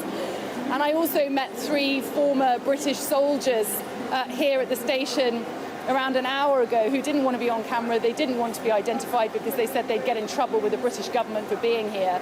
But they've come to join the fight in Ukraine, and we're heading towards Dnipro, a city in central Ukraine. I asked them what it was that triggered their decision to come over here, and they said it was when they saw the scenes of that bombed maternity unit in Mariupol. I asked how long they were going to stay. They had no idea. They said, how long is a piece of string? Certainly everyone you meet here has a story, and the majority of those stories are absolutely heartbreaking. But certainly for now, this is the latest train to leave for Poland, in a city that is welcoming tens of thousands of people who are fleeing here to safety. And let me just show you this sign. It's obviously in Ukrainian, but I've been told that it reads something along the lines of We are waiting for you to come back here, to come back home. And that's a message to Ukrainian people who are fleeing the country.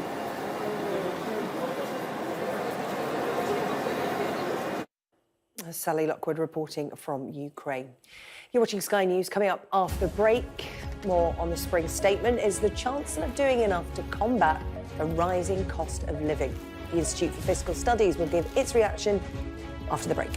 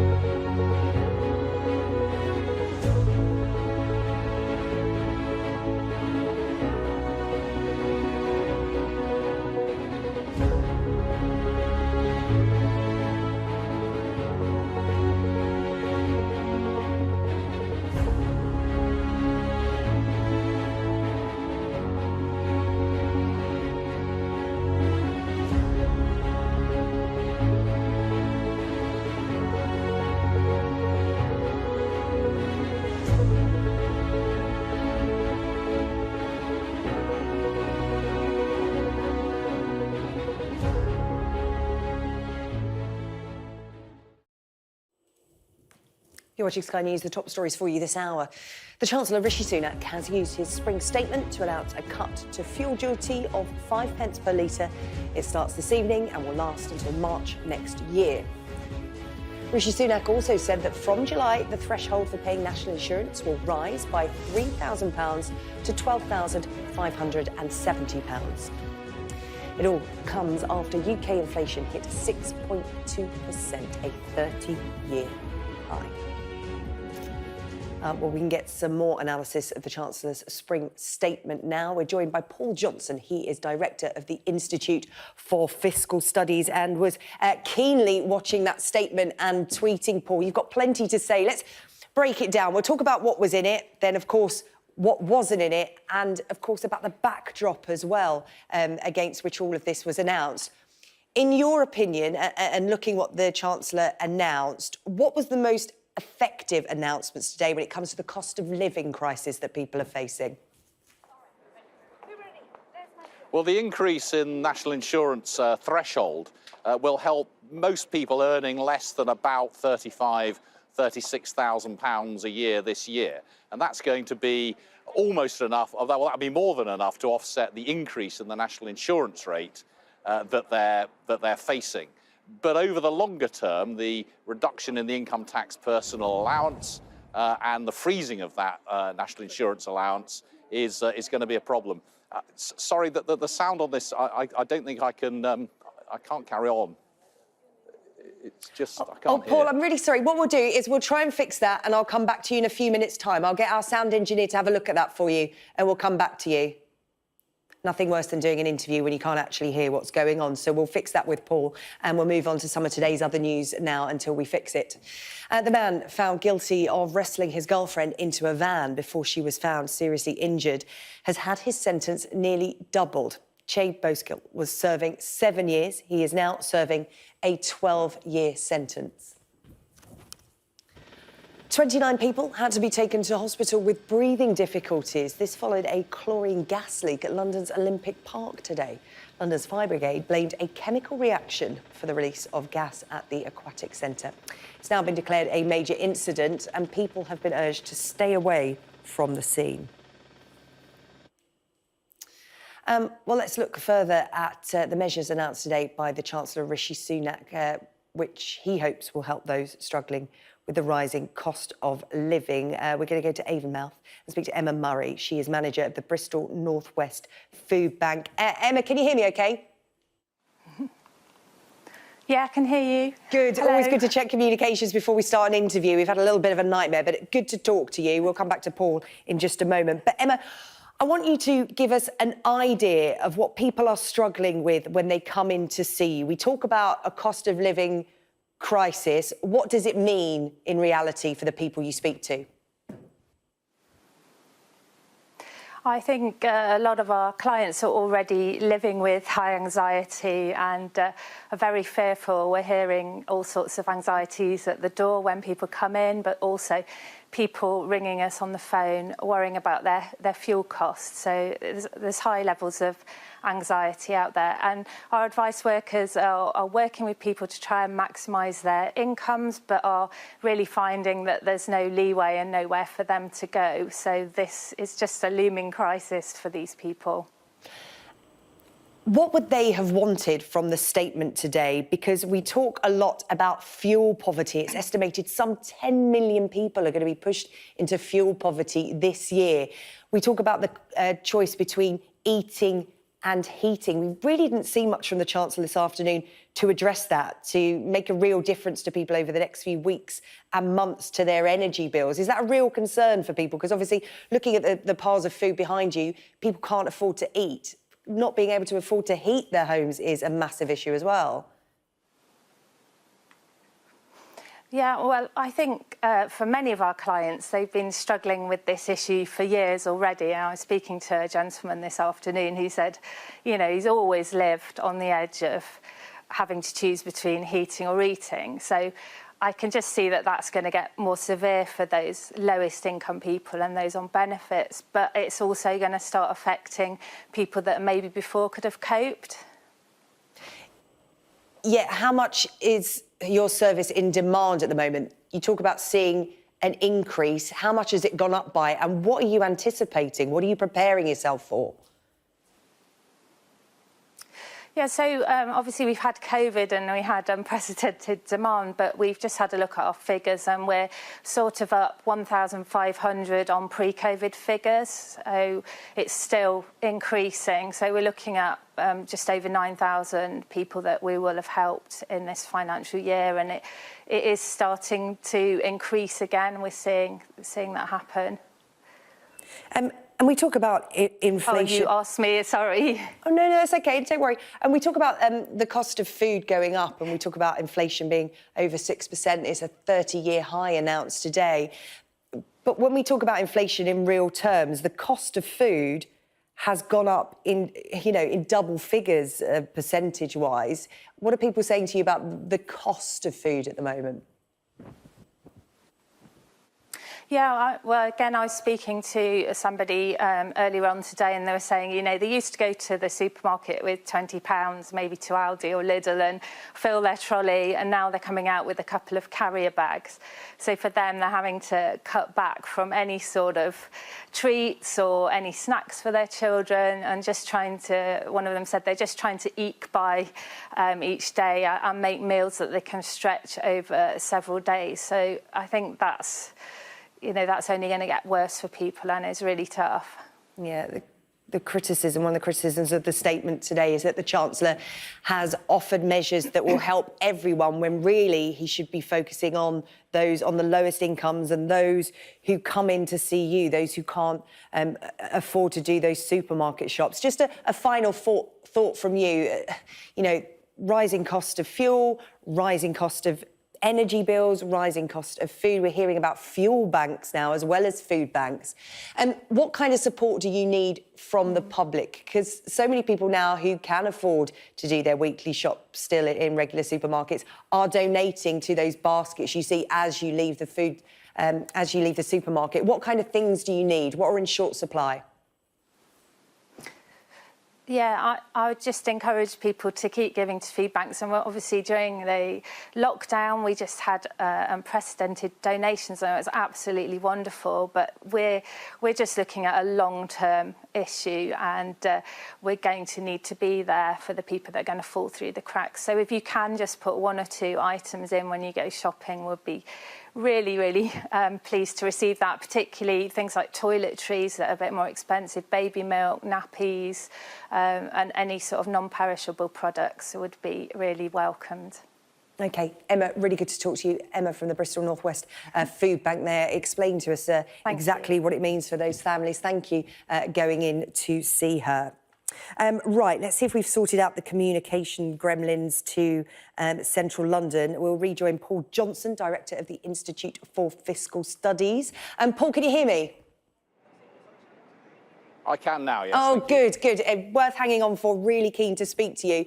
In the beginning, we were just talking about what you thought were the effective announcements made by the Chancellor Rishi Sunak today, because the criticism has been that he's been too general. He's tried to help everyone, when what he really needed to do was focus in on those lower income families, the ones that are really struggling.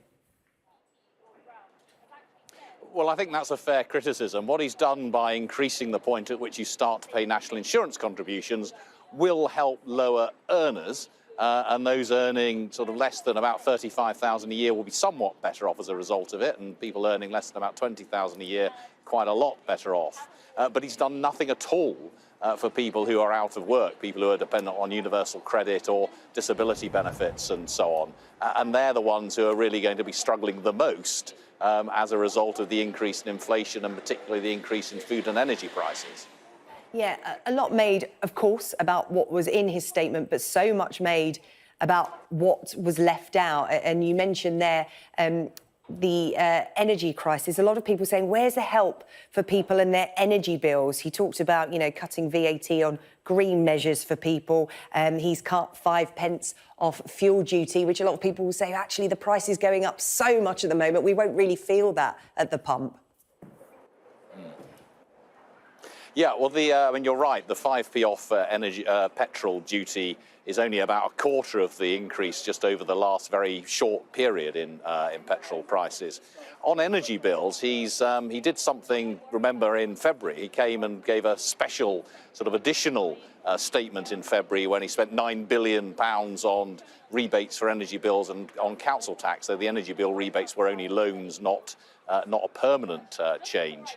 He hasn't done anything at all direct for energy bills here, which actually in some other countries they have done direct subsidies to energy bills. What he's tried to do is to offset some of the impact on lower earners through the national insurance system. But you're right, there are no direct, there's no direct help for energy bills, and absolutely nothing really for people on the lowest incomes. Yeah, you talked there about that emergency statement he came and made on that. From what I've been hearing today from those talking in Central Lobby after that statement, it's a case of the Chancellor maybe keeping an eye on the next few months ahead and we may hear something from him again, potentially before autumn, but he might have to come up with something in the autumn statement. Is that your feeling, particularly given what the OBR have said today, living standards dropping to those seen in the 1950s? That's the backdrop we're working against here. Well, it's the OBR aren't saying that living standards are dropping to levels of the 1950s, just dropping dropping by more than at any point they've dropped in a year since the 1950s. We're still a lot better off than we were 70 years ago, happily. But yes, I mean, if he does have to come back over the next few months in response to what we already know is happening, I think that will be seen as a bit of a failure on his part. Now, it may be that things get worse and he has to come back to respond to that. But equally, I think there's going to be pressure on him because of what we already know about inflation and energy prices and their impact on certain groups. If he has to come back and deal with that, having failed to do so today, I think that will be politically very difficult for him. Now, obviously, we've got the full budget in October, and that is an opportunity for him to do more, whether it be directly on energy bills or through tax or welfare changes. But of course, by October, most households will have seen the second hike in their energy bill as the price floor goes up. OK, Paul Johnson, the Director of the Institute for Fiscal Studies, really good to talk to you this afternoon. Thank you for bearing with us over those sound issues. Really appreciate it. Thank you.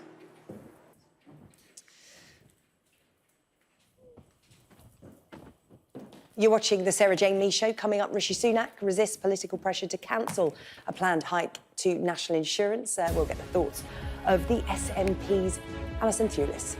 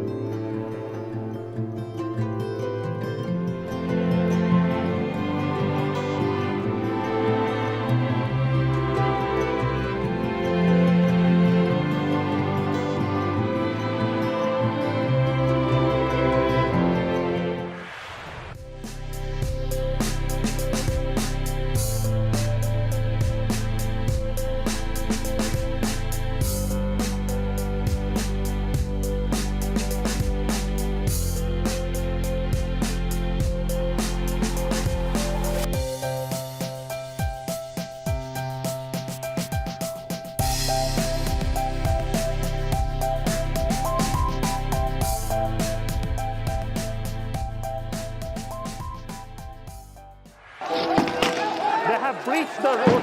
There is a lot of gas being fired all around us. शांति से इनको समझाओ वरना ये हम लोग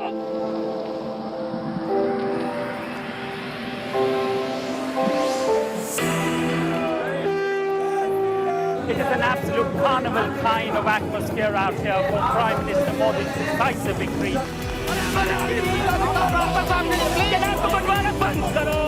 These students are defying the prohibitory orders, and now they're going to be arrested. We aim to be the best and most trusted place for news. The roads have been inundated. The only way out is to get people by boat. What is feared that over 200 people might have died because of these landslides. This on any given day would have been bustling with people, but today it's absolutely deserted.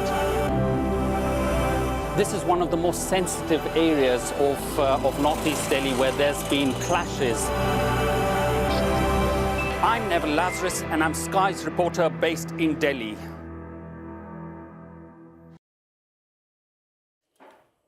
More reaction now to the Chancellor's spring statement, a cut to fuel duty and a rise in the national insurance threshold, grabbing the headlines. However, the SNP today has accused the government of not doing enough to help people in receipt of benefits. We're joined now by Alison Thewlis, the SNP's Treasury spokesperson, and not doing enough. Benefits weren't even mentioned. No, they were not. And it was mentioned that the rate of inflation is going up by 6%, benefits only going up by 3%. So the amount of money in people's pockets is being eroded by this Chancellor. There's not enough money to get by on for many people already. We're in the midst of a cost of living crisis. People are receiving fuel bills coming in through their door. And the Chancellor really had no response to this crisis whatsoever this afternoon. Yeah, you call it a crisis. Your SNP colleague Ian Blackford called it an emergency, harking back to the pandemic and the strong measures that the Chancellor put in place then to help people.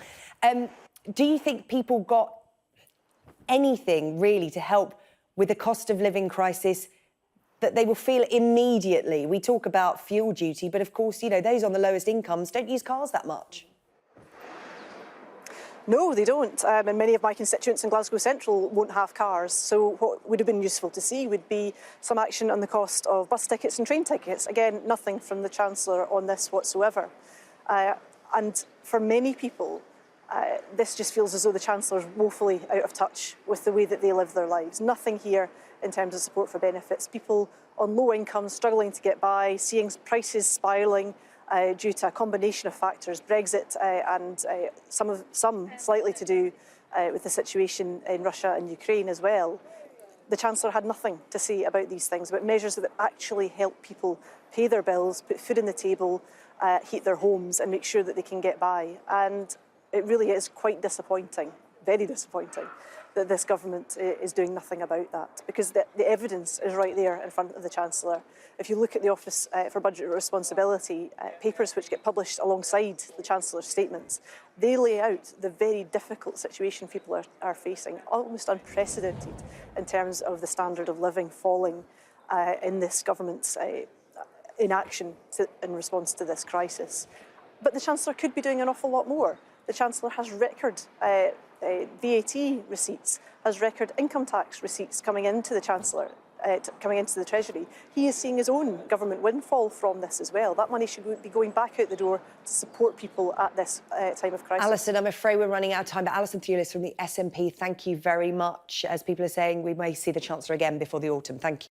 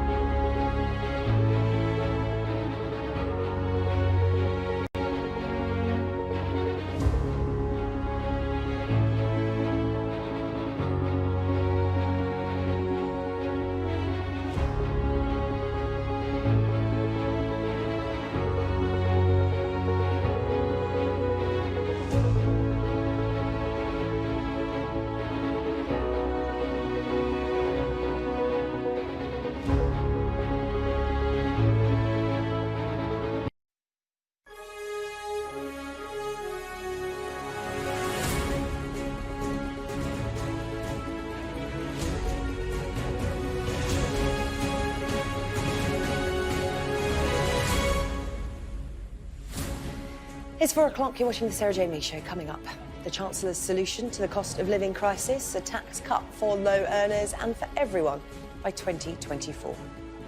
But even as inflation reached 6.2%, Rishi Sunak confirmed that the planned national insurance hike will go ahead next week.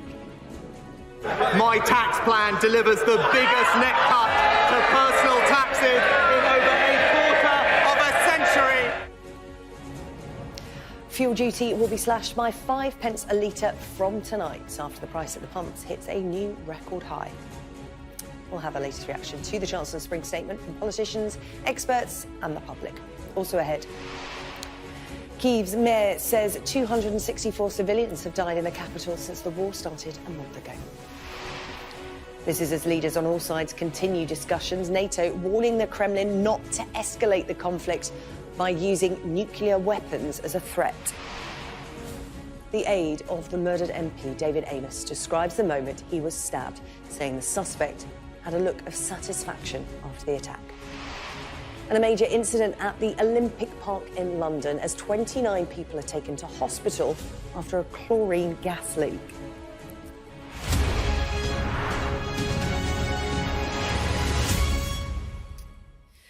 The Chancellor's spring statement has delivered a tax plan that he has described as the biggest net cut to personal taxes in over a quarter of a century.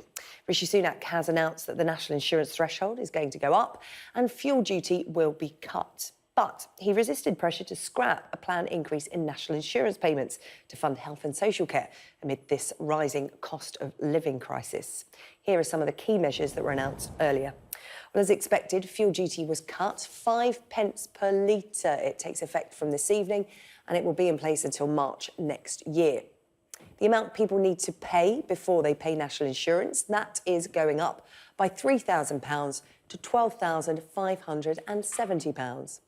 And from 2024, the basic rate of income tax will be reduced from 20 pence in the pound to 19. Cutting taxes is not easy. It requires hard work, prioritisation and the willingness to make difficult and often unpopular arguments elsewhere. It is only because this government has been prepared to make those difficult but responsible choices to fix our public finances that I can stand here and tell this House that not only are taxes being cut, but the debt is also falling whilst public spending is increasing. This doesn't happen by accident, Mr. Speaker. We can deliver for the British people today and into the future because, unlike the party opposite, we have a plan. A plan that reforms and improves public services. A plan to grow our economy, a plan to level up across the United Kingdom, a plan that helps families with the cost of living, and yes, a tax plan that cuts taxes on working families by over £330, cuts taxes on fuel by 5 pence a litre, cuts taxes on business, and yes, for the first time in a long time, cuts income tax. Mr. Speaker, let me end by simply saying this. My tax plan delivers the biggest net cut to personal taxes in over a quarter of a century, and I commend it to this House. The Chancellor also announced help for vulnerable families, doubling the household support fund to £1 billion a year. VAT will be scrapped on energy-saving measures taken by homeowners, things like installing solar panels and insulation. But there was no mention of a windfall tax on oil and gas companies, one of many criticisms from Labour. Today was the day that the Chancellor could have put a windfall tax on oil and gas producers to provide real help to families. But he didn't. Yep. Inflation is at its highest level for 30 years and rising. Energy prices at record highs. People are worried sick. For all his words, it is clear that the Chancellor does not understand the scale of the challenge. Exactly. He talks about providing security for working families, but his choices are making the cost of living crisis worse, not better. Reaction now live to Westminster with our Deputy Political Editor, Sam Coates. Sam. That's right. Good afternoon, Sarah Jane. So just a few weeks ago, this was not meant to be a big event, but today Rishi Sunak published this and spent £27 billion between now and the next general election to deal with what many people are calling a cost of living crisis. Rishi Sunak told MPs he would stand by the British people as inflation prices set to reach almost 9%. With household bills dropping faster than at any point since records began. Records began in the mid-1950s, by the way. Now, there was a suite of different policies that he reached for, including raising the starting rate at which you begin to pay national insurance. He also slashed fuel duty by 5 pence. He scrapped VAT on energy products, and he will reduce income tax in the final year of this Parliament, probably 2024, by 1 pence from 20p to 19p. What does all that add up to?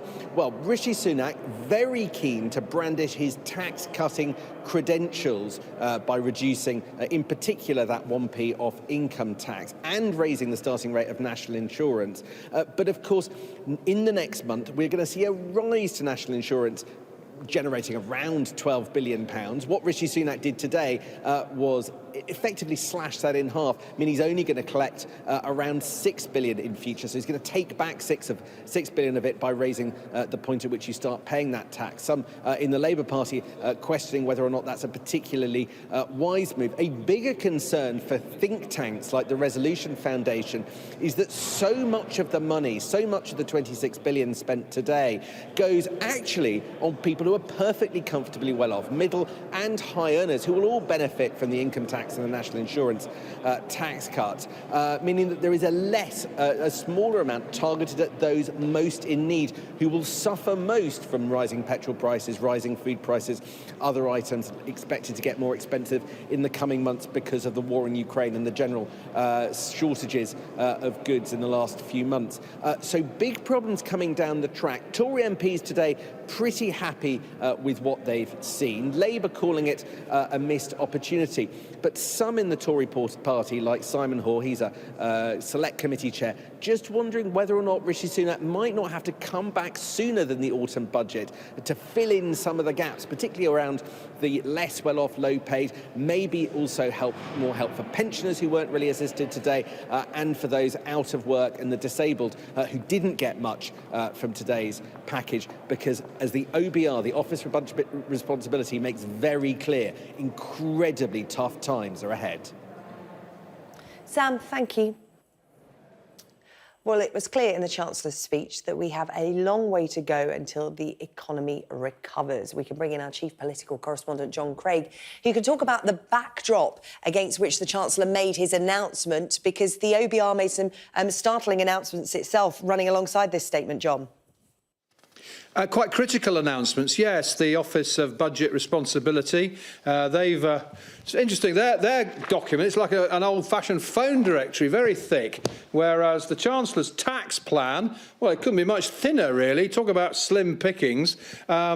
Yes, the Office of Budget Responsibility, one of the things that they and others, of course, have really picked up on today is the fact that a lot of the Chancellor's assumptions really don't take account of just how much inflation is going up. Now, the Office of Budget Responsibility said the rise in inflation to a 40-year high this year is expected to reduce real household disposable incomes on a per-person basis by 2.2% in 22-23, the biggest fall in living standards in any single financial year since ONS, that's the Office of National Statistics, records began way back in 1956-57.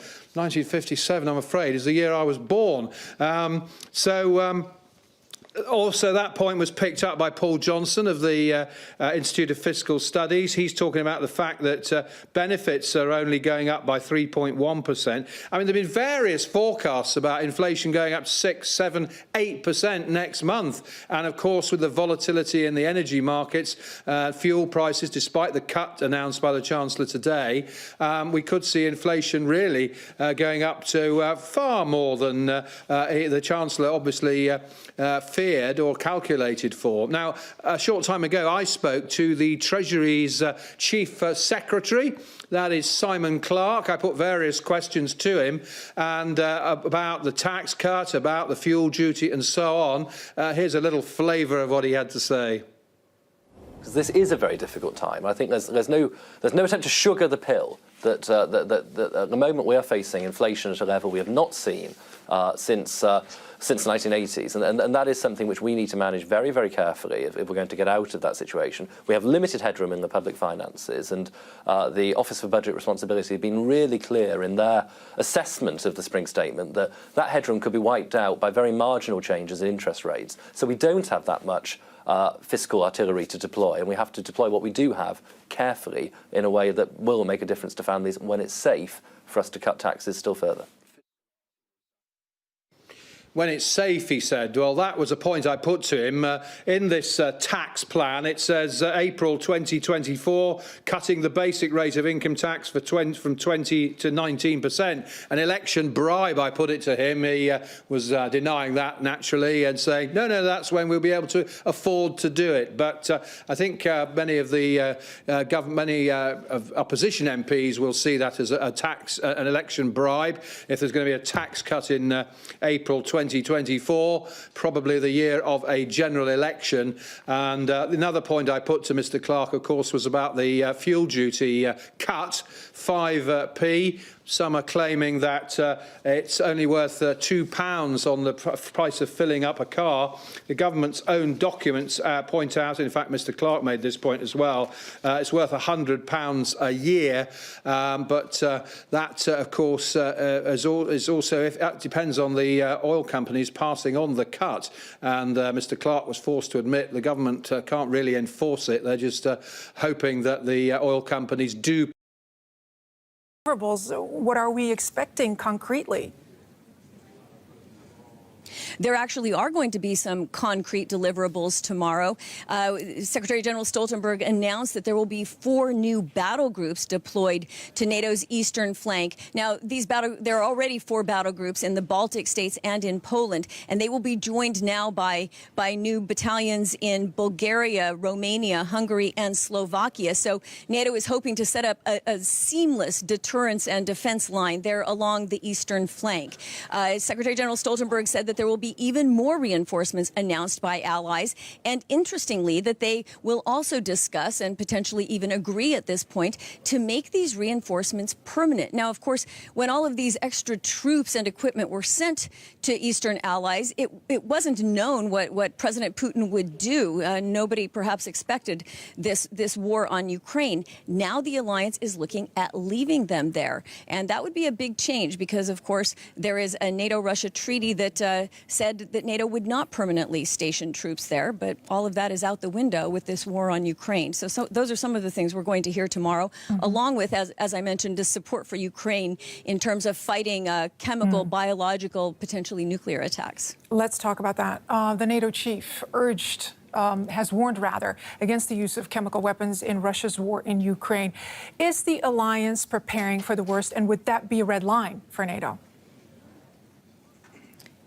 They are preparing for the worst because nobody knows what Russia will do. And Stoltenberg said that they're very worried about the rhetoric they've seen coming out of Russia, these false flag narratives where Russia has accused Ukraine of creating chemical and biological weapons. That's usually seen as a precursor to Russia using those kind of weapons. They're also worried about a nuclear attack. Leila and Secretary General Stoltenberg said Russia must stop its nuclear saber rattling.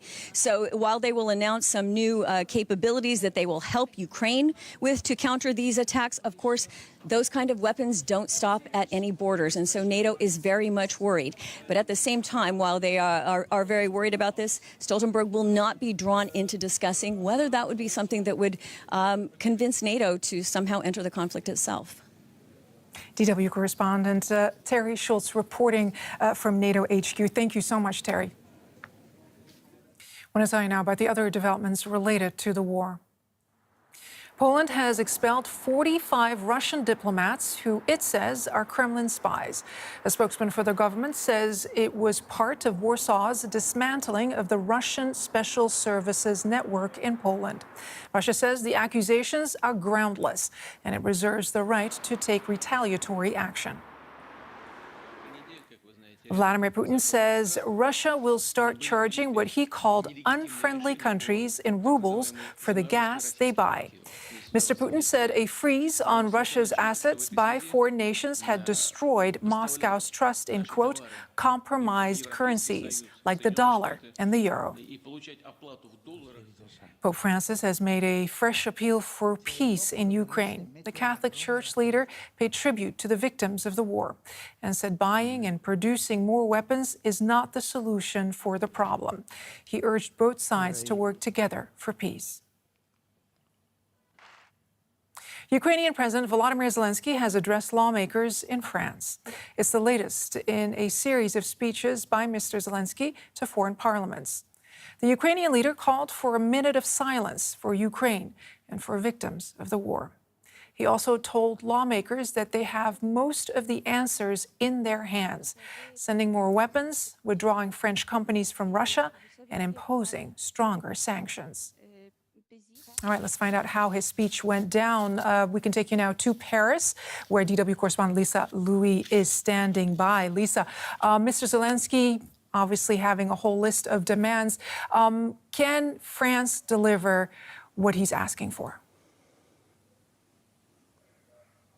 Well, what's certain is that France is very determined to stand by Ukraine's side. France has been sending weapons. They've been sending humanitarian support. They also have been freezing the assets of the Russian central bank here in France, and the government is determined to continue to do so. When it comes to sanctions, that's something the Elysee told reporters today that France was talking about with European international partners. That would also be a point of discussion later on in Brussels during meetings with the EU, with NATO. But obviously, they are talking about that. They are working on that. What's for sure is that the French president, Emmanuel Macron, has been taking on a very prominent role when it comes to talks between Ukraine, between Russia. He's been in constant touch with the Ukrainian president and talked to Vladimir Putin yesterday. Obviously, for now, this has not really yielded the results everybody was hoping for. That is a ceasefire and formal negotiations between Russia and Ukraine. Indeed, Lisa, the French president is playing and has played a very, very prominent role in trying to mediate some form of ceasefire. How has that gone down in France? How is that being perceived? Well, when you look at polls that have been carried out here over the past few weeks since this invasion started about 4 weeks ago, most of the French, between 60% and 80% really, are in favour of French support for Ukraine, of the delivery of weapons to Ukraine. They also have, 80% of the French have a negative image of the Russian President Vladimir Putin, and a large majority of the French think that Emmanuel Macron has been doing a good job in managing this crisis as much as he could, obviously. And also there are obviously lots of initiatives here in France, just like in other countries in Europe and across the world. Thousands of refugees have arrived here in France and have been given shelter. The French are sending almost daily new supplies of humanitarian goods, of food, of everything that the Ukrainian people might need. It's the government, it's normal people, French people, and there are obviously also regular demonstrations in favour of the Ukrainian people. So I think you can say that the French people are largely standing with Emmanuel Macron in his efforts to mediate in this crisis. DW correspondent Lisa Louis reporting from Paris, France. Lisa, thank you. Since the beginning of Russia's invasion of Ukraine, more than 360,000 refugees from Ukraine have passed through neighboring Moldova. The small country is one of Europe's poorest, and it is struggling to cope. But many residents also fear it could become the next target for Russian President Vladimir Putin. And that's because of Transnistria, an unrecognized breakaway state that declared independence from Moldova in the early 1990s with Russia's backing. Russian troops are still stationed there, and many Moldovans say they feel threatened by their presence. Reaching these villages east of the Dniester River in Moldova means embarking on a little odyssey. A ferry dating from Soviet times stops off here a few times a day. This route over the water is the only way to get there without venturing into separatist territory in Moldova's east, through Transnistria. Even food is often transported via this detour using the ferry, according to Irina Tabaranu, who monitors Transnistria for an NGO. There's been an illegal military presence on our land for over 30 years. We'll soon pass by a so-called peacekeeping troop, where there are also Russian soldiers. We've never really felt safe. At the pier is Viktor Timish, a war veteran who has fought against the Russians. On the way to his home, we pass several military checkpoints manned by Russian soldiers. 1,500 are officially stationed here, but security sources say that including reservists, this figure could be 10 times higher. Added to this is 20,000 tons of Russian military equipment. After Viktor got into trouble with some Russian soldiers, he was forced to leave his house in Transnistria. He now lives in his parents' house in the Republic of Moldova. He doesn't want to think about the prospect of a Russian invasion.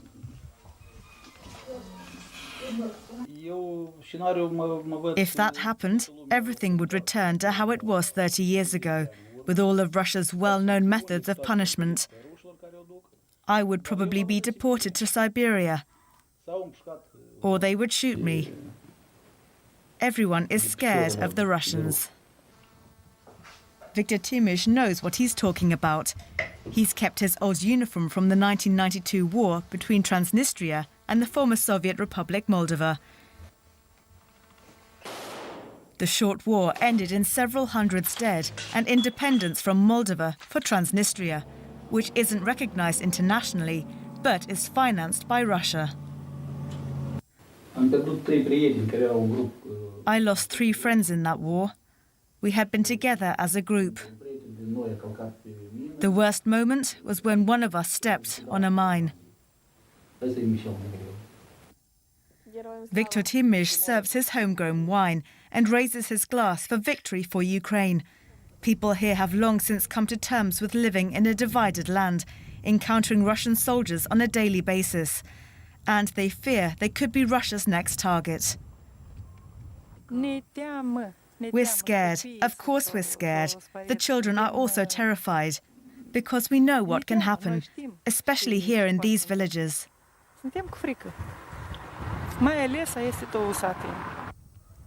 Moldova doesn't have a proper military to speak of, and is neither a member of NATO or the EU, leaving the country and its residents feeling exposed.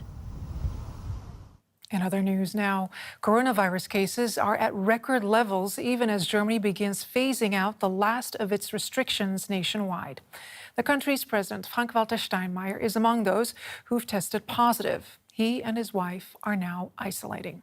Well, the World Health Organization says several European nations are being too rash in scrapping restrictions, only to see a rise in infections, including among healthcare workers.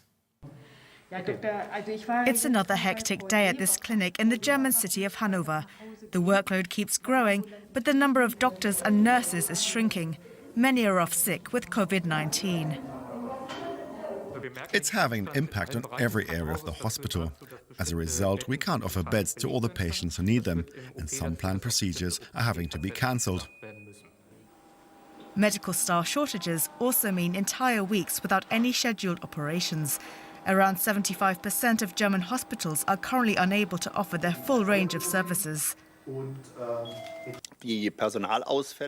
Staff shortages affect the entire hospital across every ward. This is also happening at a time when we're experiencing maximum occupancy. We have more COVID-19 patients in our regular wards than ever before. Across Germany, about 24,000 patients are currently in hospital with COVID-19. Many are only diagnosed after being admitted. But every case means more work, more PPE, more pandemic stress, which has partly shifted from intensive care wards to the regular ones. We have a considerable number of COVID-19 patients on the normal wards who are seriously ill. So it's not just a simple cold, as some people claim. The COVID-19 crisis keeps on changing, and this is especially evident in hospitals, where it's also clear that it's far from over. The world's top-ranked female tennis player, Australia's Ash Barty, has unexpectedly retired from the game at the age of 25. While Barty announced her decision just weeks after becoming the first Australian to win the Australian Open in 44 years. Barty says she's leaving the game to chase other dreams. Clutching a trophy, Ash Barty's last outing was as the newly crowned Australian Open champion.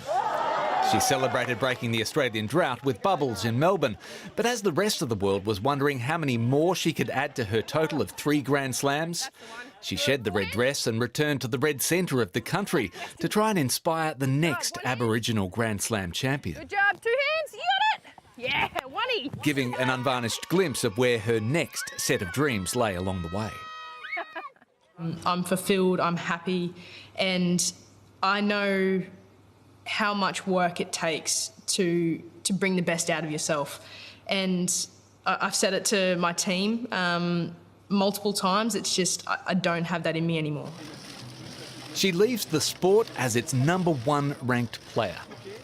A French Open, Wimbledon, and very much an Australian champion who leaves a global crowd wanting more. You're watching DW News. Here's a recap of our top story.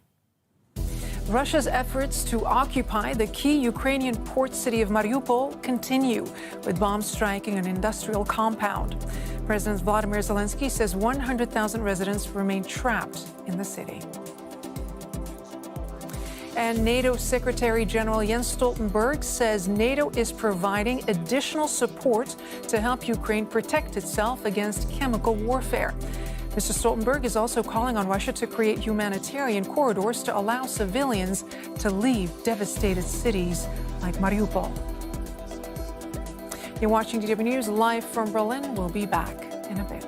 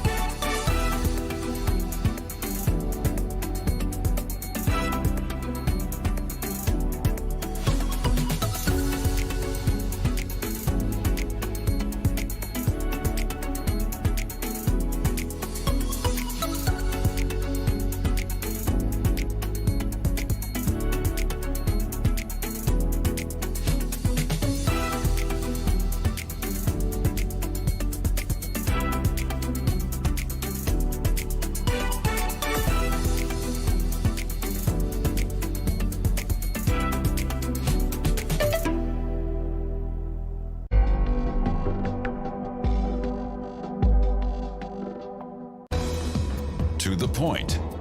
Strong opinions, clear positions, international perspectives.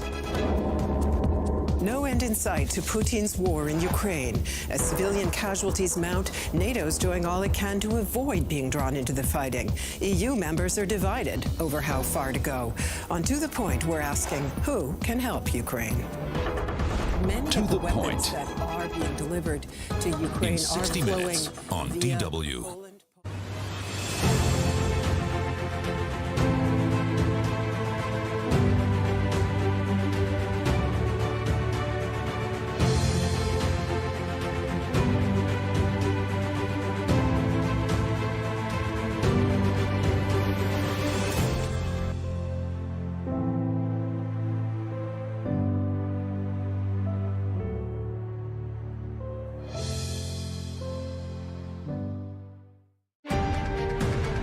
devastated houses after Hurricane Wilma. A slew of cars carried off by flooding. The effects of climate change are being felt worldwide. Deforestation in the rainforest continues. Carbon dioxide emissions have risen again. Young people all over the world are committed to climate protection. We ask, what impact will they have? Because change doesn't happen on its own. Make up your own mind. DW, made for minds.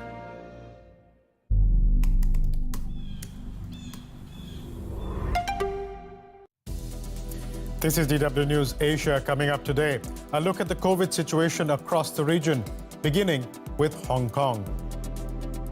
The government here continues to stick to a dynamic zero-COVID policy despite a surge in cases. We ask if there is a scientific basis to this. Plus, a zero-COVID policy is in place on the Chinese mainland as well. It's resulted in mass testing in places like Shanghai and cautious reopenings in cities like Shenzhen. And revisiting India's COVID heroes, we meet one man whose generosity saved thousands during India's deadly second wave of infections last year.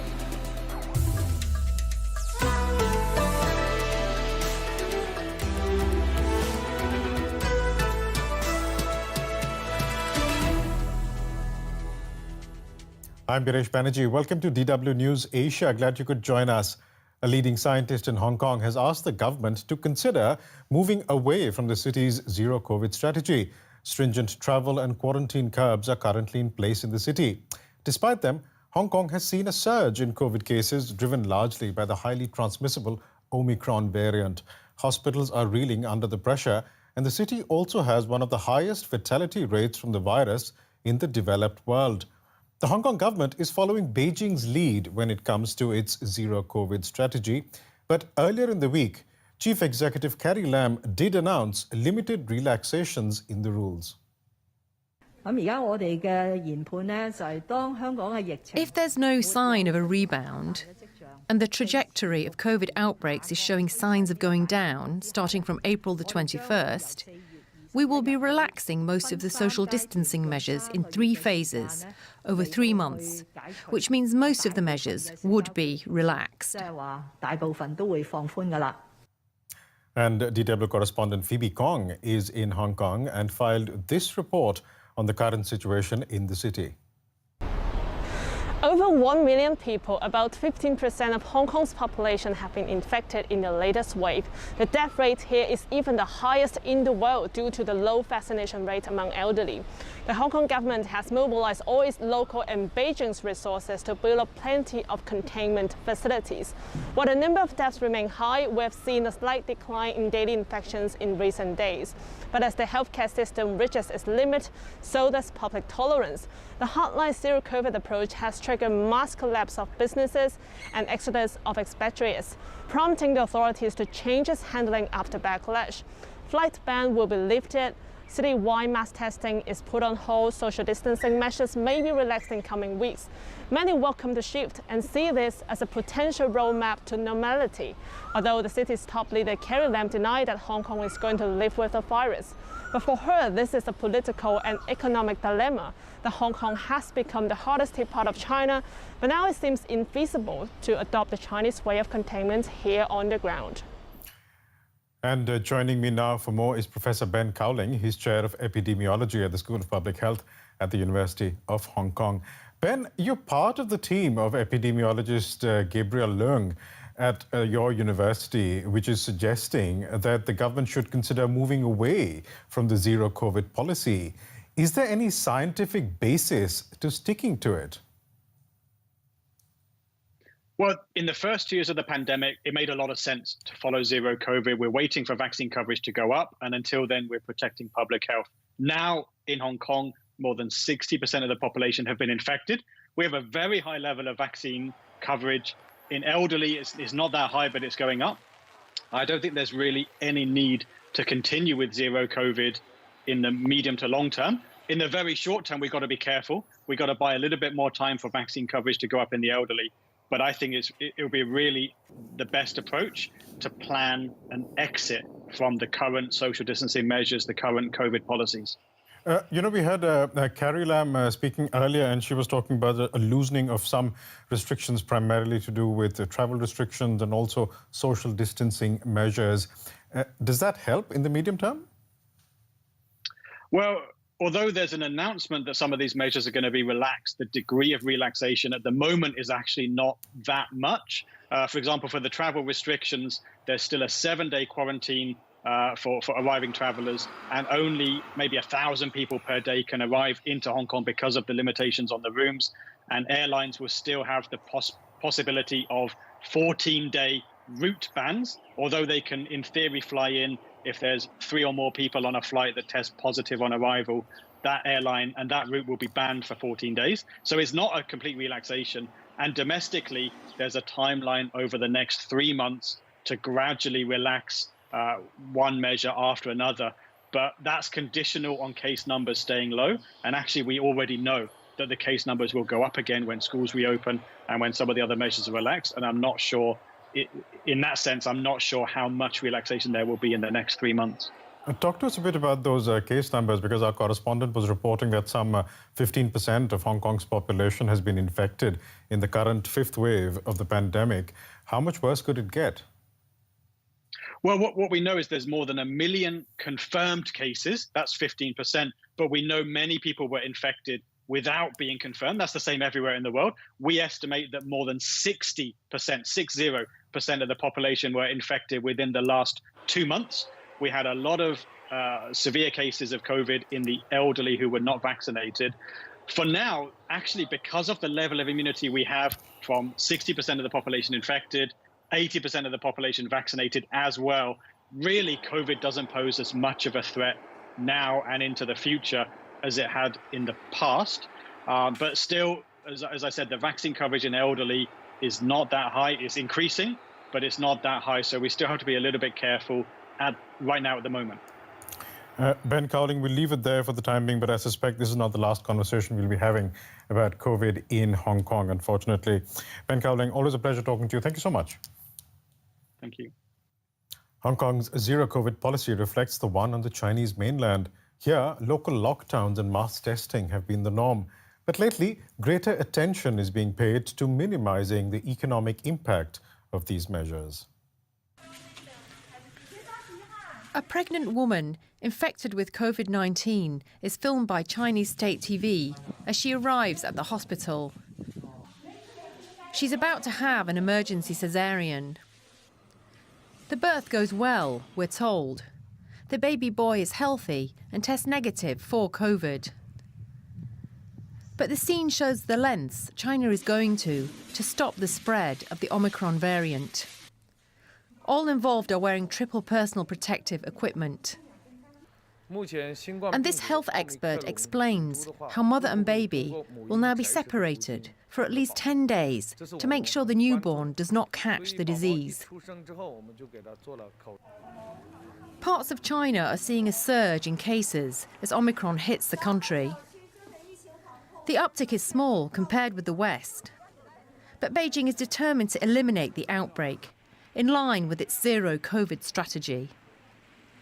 It's carrying out mass testing, and in places such as Jilin in the northeast, is locking down millions of people for days, and sometimes weeks on end.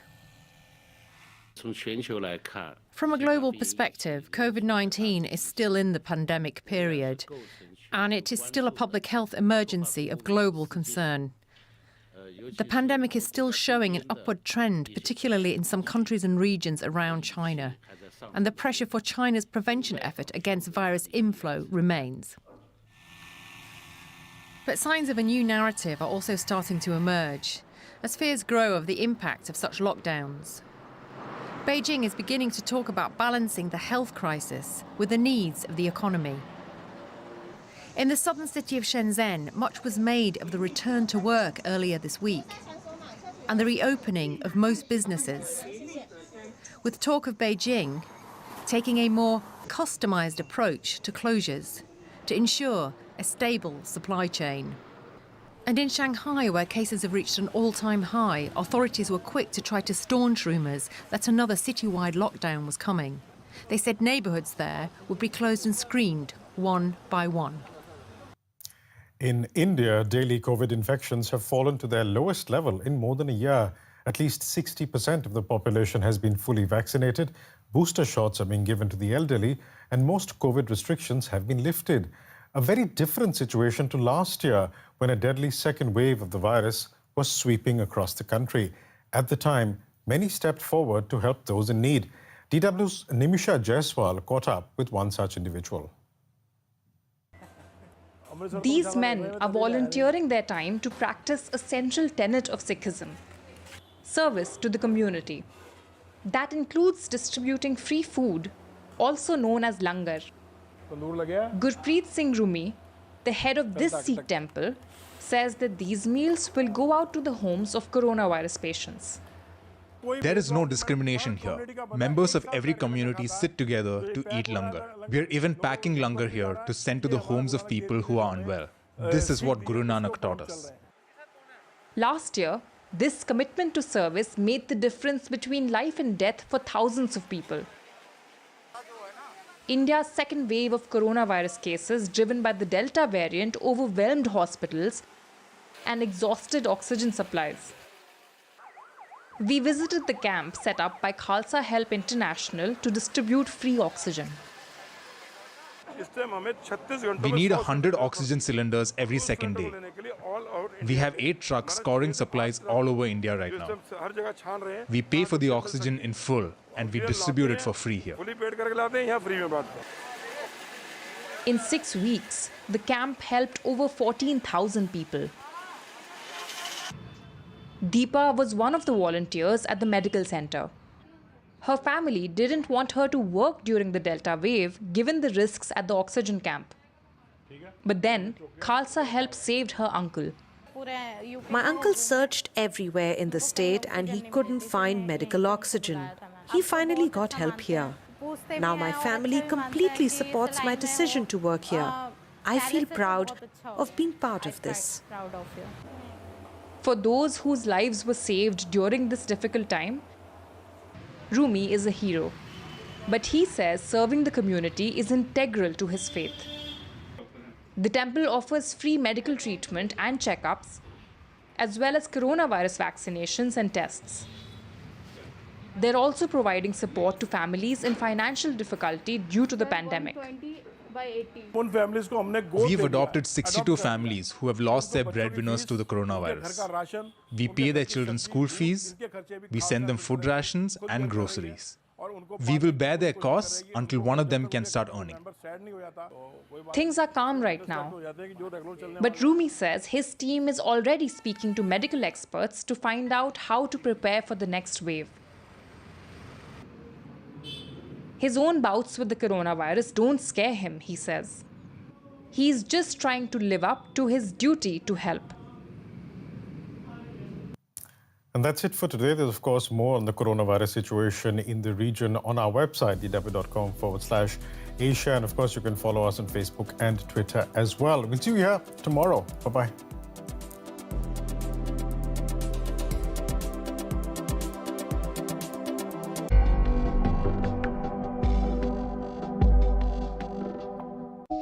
Stay up to date. Don't miss our highlights. The DW program online. dw.com highlights. Hello guys, this is the 77%, the platform for Africa's youth to debate issues and share ideas. You know, on this channel, we are not afraid to touch on delicate topics. Africa's population is growing fast.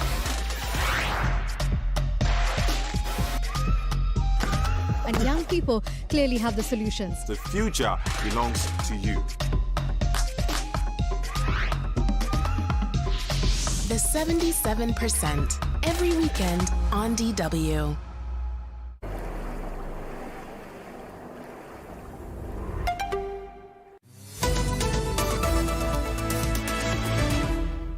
Ukrainian farmers under fire. They keep their country fed despite the Russian invasion, but getting that food to market is becoming more difficult. We'll ask one of them how they're managing. Also coming up, crisis deepens at China's Evergrande, and the entire Chinese economy could feel the impact. We'll go to Taipei for the latest on the world's most indebted property developer. I'm Chelsea Delaney in Berlin. Welcome to the show. Ukrainian farmers remain hard at work as Russia's war rages on around them. That's crucial as Ukraine is a major supplier of grains, cooking oils, and other food items to the rest of the world. But both producing food and getting it to the rest of the world is becoming increasingly difficult for Ukraine. Some farmers fear it will soon be impossible. Farmer Serhiy Vanyuk helps with the birth of a calf, an animal that will need to be fed. Despite the war, this farm west of Kiev is still operational. And to ensure the supply of food, farmers are now allowed to continue working on their farms and don't have to fight in the war. But one of the main problems for farmers is that they can't export most of their harvest, as they usually do. That means no money coming in for sowing new crops. That's almost 500 tons of grain behind me. We have a lot of problems. The seaports we need to export our grain are closed. No transactions are taking place. We're not selling any grain, but we still have to invest to keep working, and we have a great lack of liquidity. Exports can only leave the country by truck or rail now. That's much more expensive and will probably be impossible soon. It's going to hit poorer countries in North Africa and the Middle East especially hard. Food prices are already skyrocketing worldwide. Roman Slaston is the Director General of the Ukrainian Agribusiness Club Association. He joins us from central Ukraine. Thank you so much for being here. So could you just give us a sense of what the situation is like on the ground right now for farmers in Ukraine? Hello. So for farmers, of course, it's a difficult time as well, because especially for those who are on the occupied territories right now, or where the active battles are going on, they are not able to do their job properly, to do the field works, and also to take care of animals, of course, cows, pigs and chickens, you know. So every animal should get some feed at least twice a day, yeah. And milking cows. If you do not milk cow, there is obvious health issues, and animals will sooner or later just die, you know. So that's a very big issue for the livestock farmers in those areas which are occupied. For those who are still in the western part and central part of Ukraine, they are busy with providing food for army, but also for the cities which are in blockade, which need the food. So they give for free some part of the stocks which they have, or production which they have. So milk for free and other stuff, you know. That's one point. Another point, that they are busy with repairs of machinery, with military machinery as well. You probably also already seen some videos and photos where Ukrainian farmers with tractors just tow the military machinery to their repair houses. Yeah, and also many of them, they took weapons in their arms and went to defend the country. So that's basically the situation. Most of farmers, they hope to still seed their fields, and roughly we assess that at least 70% of the area which usually was seed in the spring will be seeded this year.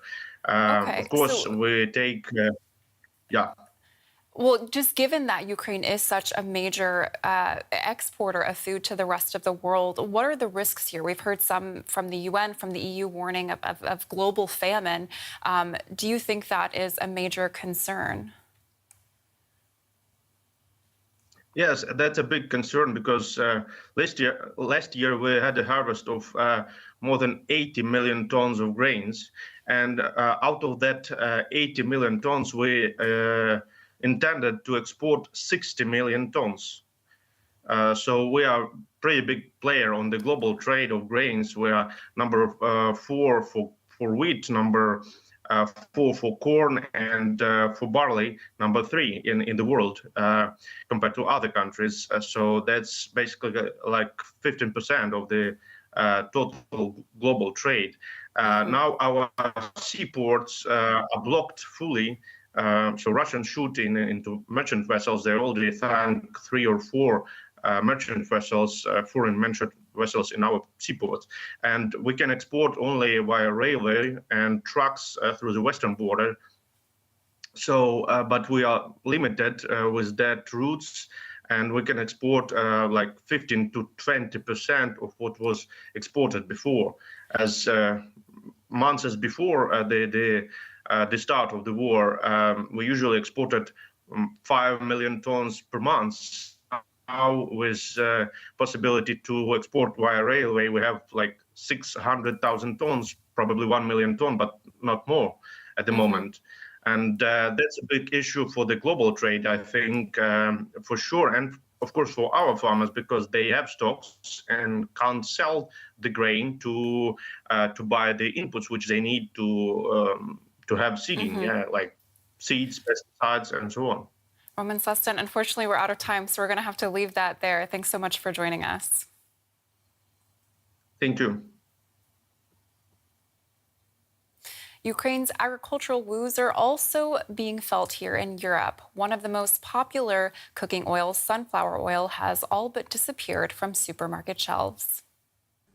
It's the other oil crisis, not soaring Brent crude prices, but no cooking oil on supermarket shelves. People are grabbing sunflower oil because they fear this kind of oil won't reach Spain. It's like the fear felt over toilet paper during the COVID pandemic. And now with oil, this is something similar. But it's not similar. Cooking oil prices are up in Spain, especially for sunflower oil, one of the world's most popular vegetable oils.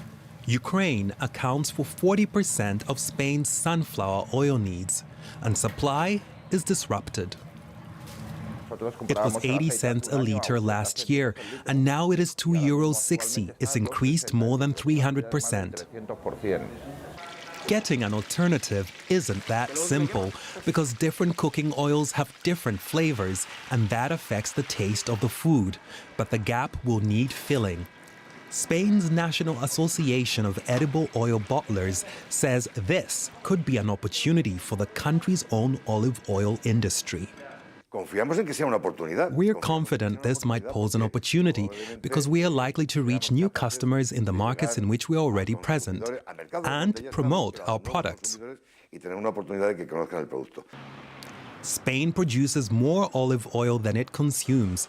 The industry estimates more than 1.5 million tons of olive oil and its byproduct olive pomace oil will be needed to cover the shortfall of Ukrainian imports.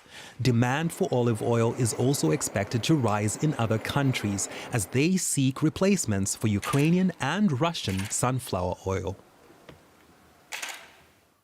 In other news, the U.S. has dropped import tariffs from most British steel as it continues to unwind Trump-era duties. The U.K. will now have a duty-free import quota of 500,000 tons of the metal. In return, London will drop retaliatory tariffs on U.S. whiskey and motorcycles. The European Commission is reportedly weighing capping gas prices, among other measures to stop rising energy costs. The price of natural gas has increased dramatically since Russia invaded Ukraine, and there are growing fears about the stability of Europe's energy supplies. Embattled Chinese real estate developer Evergrande's financial crisis continues to deepen. The company on Tuesday revealed that lenders have seized $2 billion worth of deposits from one of its subsidiaries. Evergrande also said it won't be able to file its 2021 annual results on time. Trading in the company's shares have been halted since Monday. Chinese real estate developers are having a fire sale to bring some desperately needed liquidity back to their balance sheets. That's according to Chinese media, and at the forefront is Evergrande, the property developer with the highest mountain of debt worldwide. Evergrande is over $300 billion in the red, and it's not the only Chinese real estate developer sinking in debt. China Fortune Land Development, Vanke, Kaisa, Shimao, Fantasia Holdings, the list is long. Investor worries are growing about China's property market. And economists warn if Evergrande goes down, it could take other companies with it. And that could cause the Chinese people to lose their faith in real estate as an investment product. Until now, private investors have put up to 3/4 of their savings in apartments and houses. And that's responsible for around 1/3 of China's current GDP, which is why economists say if the sector falters, it could send China into a recession. Earlier, I asked our Taipei correspondent, Seung-Han Soo, what Evergrande's debt problems mean for China's economy. China Evergrande is the most indebted real estate developer in China, with debt equivalent to more than $300 billion as of June 2021. The fact is that hidden debt is a problem in the Chinese real estate industry. Off-balance sheet debts that were not previously disclosed to investors or credit rating companies, such as guarantees for wealth management products or private loans, have caught investors off guard. It shows that mainland China's real estate sector has expanded to the limit, and the next two major crises are debt and bubble cleaning. So we could see this crisis spreading to other top real estate companies and leaving their huge debt to the state. Can the Chinese government stop the crisis? Well, experts are still arguing if the Chinese government will save Evergrande. If you remember last year, the Chinese Communist Party set up 3 red deadlines for financing the real estate sector. Since then, the CCP has been preparing for the bankruptcy of companies like Evergrande. The authorities were asking local governments to prepare for the possible collapse of Evergrande Group. As long as the crisis does not impact China's financial stability, for the Chinese government, it's a good opportunity to let state-owned enterprises acquire Evergrande's good assets at a favorable price. There's news that other holdings have been asked to purchase Evergrande's assets. So rather than stopping the crisis, many predict the Chinese government will use the crisis to achieve its goal.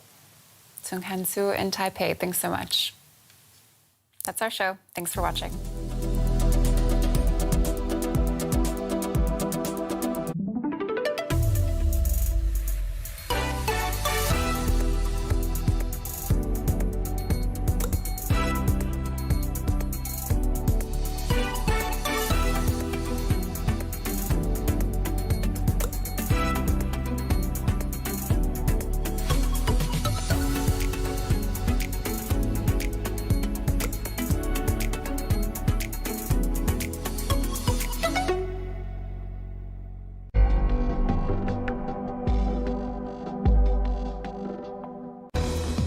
To the point. Strong opinions, clear positions, international perspectives. No end in sight to Putin's war in Ukraine. As civilian casualties mount, NATO's doing all it can to avoid being drawn into the fighting. EU members are divided over how far to go. On To the Point, we're asking, who can help Ukraine?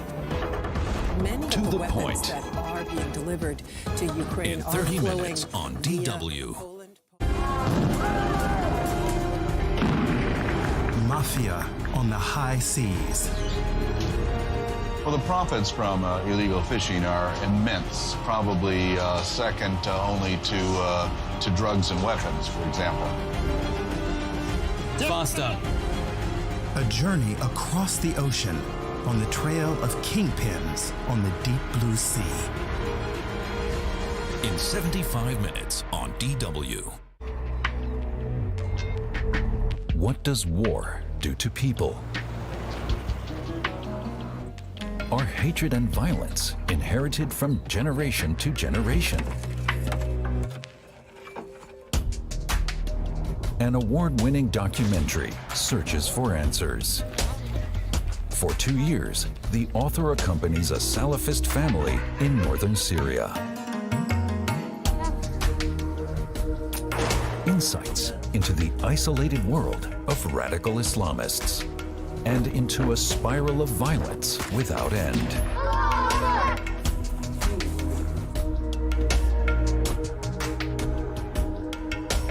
A film about family, faith, masculinity. Of Fathers and Sons starts April 16th on DW.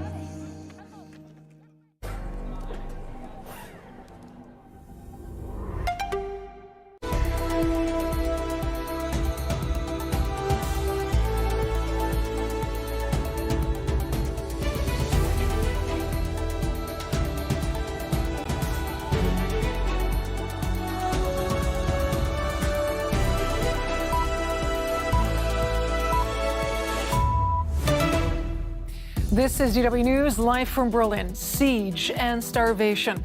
Out of food, water, and fuel, the people of Mariupol struggling to survive as promises of humanitarian corridors fail. This as more support for Ukraine to protect itself against the threat of chemical warfare. That's the latest pledge from NATO ahead of emergency talks on Russia's invasion. Chief Jens Stoltenberg says Russia must allow civilians to leave besieged cities. And the world's #1 female tennis star steps away from the game. I'm so happy and I'm so ready, and I just know at the moment in my heart for me as a person, this is right. Ash Barty retires from tennis, saying she's ready to take on new challenges and find fulfillment elsewhere. Good job.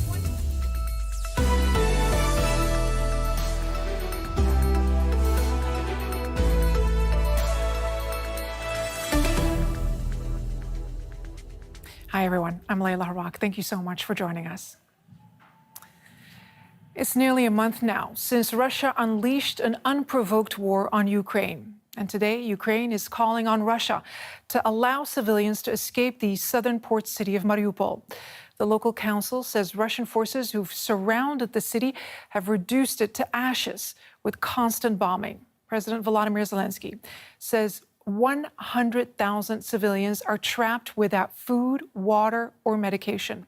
Mr. Zelensky says Russian forces seized a humanitarian convoy attempting to bring relief to Mariupol's residents.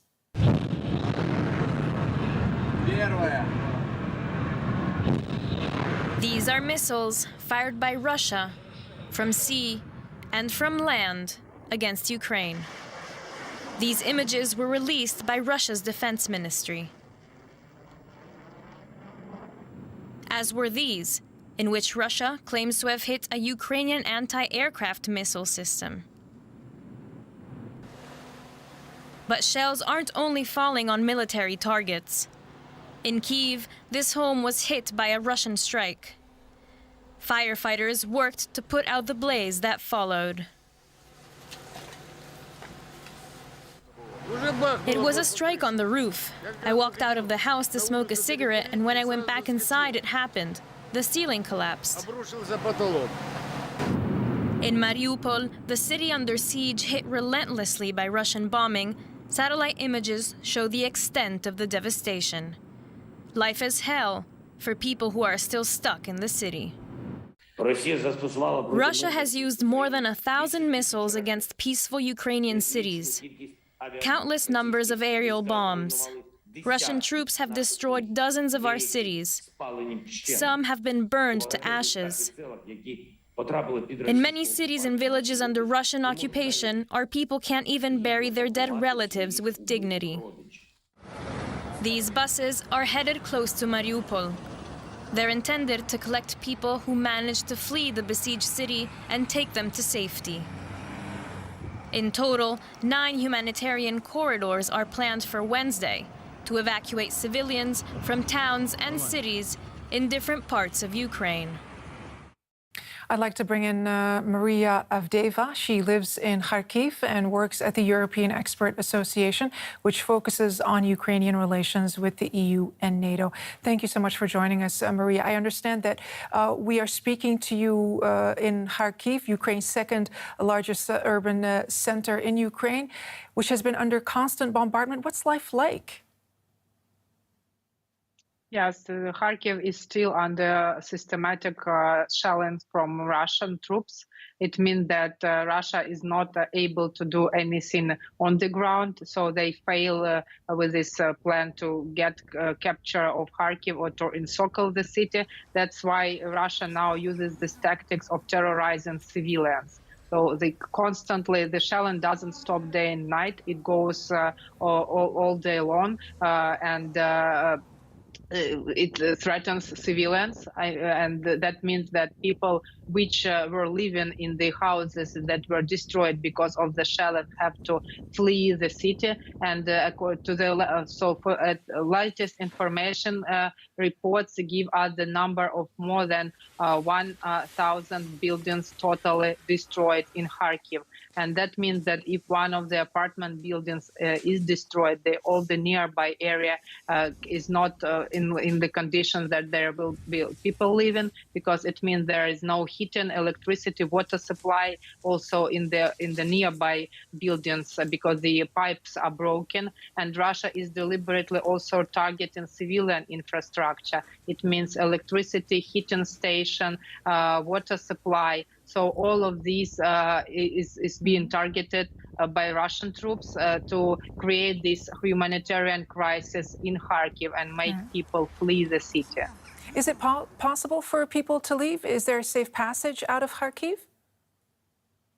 So Russia is not able to encircle the city. Russian troops are now situated on the north and northeast of Kharkiv. There is a stalemate there, so they do not advance. And even more, Ukrainian troops can't do counter-offensive, counter-attacking them. So that means that the southern and western parts of Kharkiv so the roads are functioning to and from the city, although it is not safe because Russia is shelling that areas as well, not as intensive as the areas to the north, but then still. And this means that if people are going in and out in their cars, they might become target for Russian missile attack. And we had seen so many images when people were queuing in front of the shops to get some food supplies or bread. And these lines of people were shelled by Russia, and there were casualties among people that went out just to get some food.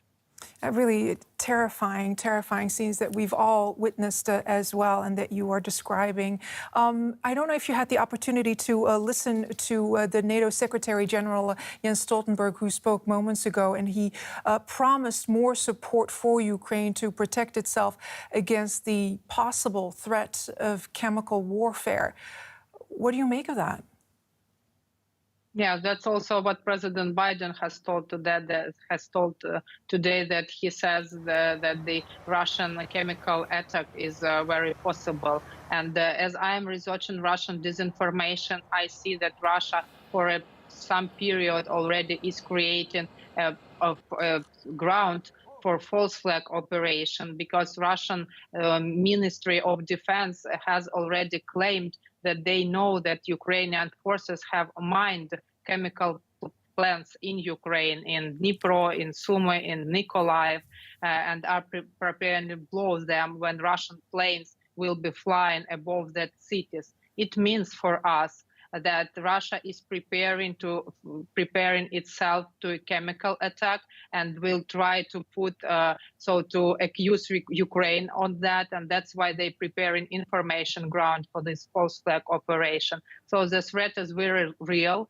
and of course it is threatening, and it threatens civilians here in the city, because now it's all over the media, and people are looking now for the information on the internet, what to do in the case of the chemical weapon attack. And also this is, well, what I can add to what Secretary Stoltenberg's statement is that Ukraine needs all kinds of defensive weapons now, because Russia is in the total war, and it is now completely destroying the population, civilians in Ukraine, and that's why all possible means for defense should be given to Ukraine, and in first place that should be air defense systems and possibilities and fighter jets that will allow Ukraine to shelter and to defend the sky, because that is what is used by Russia to bombard our cities, and also might be used to bombard chemical facilities, because one of the leakages that we have now is in Sumy, which is the nearby region to Kharkiv, because there is a big chemical plant there, and there are storages of ammonia which already was shelled, and there was already a leakage of ammonia over there. Maria Avdeeva at the European Expert Association in Kharkiv, Ukraine. Thank you so much for your time. Well, meanwhile, NATO leaders are preparing to meet for an emergency summit on Ukraine. U.S. President Joe Biden due to join other heads of NATO member states in Brussels on Thursday. The alliance is balancing more military help for Ukraine to fight the Russian invasion while avoiding a direct confrontation with Moscow. NATO has stationed more soldiers and weapons in Eastern European member states. Secretary General Jens Stoltenberg also promised more support for Ukraine to protect itself against the threat of chemical warfare. And he implored member states to invest more resources in order to stop the war from escalating. The decisions we take tomorrow will have far-reaching implications. Major reinforcements to our security will require major investments in defense. So I expect allies will agree to redouble their efforts to invest more. There is a new sense of urgency, because we cannot take peace for granted. And moments ago, German Chancellor Olaf Scholz has addressed Parliament on the Ukraine crisis. Mr. Scholz said sanctions against Russia were beginning to work and would be increased. He also said Ukrainian refugees are welcome in Germany. Scholz opened his speech with an expression of solidarity with Ukraine. Last week, we had President Zelensky speaking to us here in the parliament, and he said it is hard to keep going without the support of the world. And I am telling Ukraine that they can rely on our support. But there is no consensus on what the support could look like. While Scholz reiterated that Germany will not support enforcing a no-fly zone, Foreign Minister Baerbock defended the arms deliveries to Ukraine. We are one of the biggest suppliers of arms in this situation. That is not something that makes us proud, but that is what we have to do now to help Ukraine. And we are doing all this because we just don't have a lot of arms that we can supply ourselves. We are in contact with companies to push so that more deliveries are possible. Concerns about importing Russian oil and gas were also addressed in today's session. Scholz said that Europe would end its energy dependence on Russia, but also called for caution. Ladies and gentlemen, our dependence on oil and gas from Russia has grown over decades. We want to end this dependency as soon as possible. But to do that quickly would plunge Germany and Europe into recession. Thousands of jobs would be in danger, and many industries would be on the brink of collapse. This year's budget debate is marked not only by the war in Ukraine, but also by the consequences of the COVID-19 pandemic. Challenges that, according to Chancellor Olaf Scholz, can only be tackled on an international level.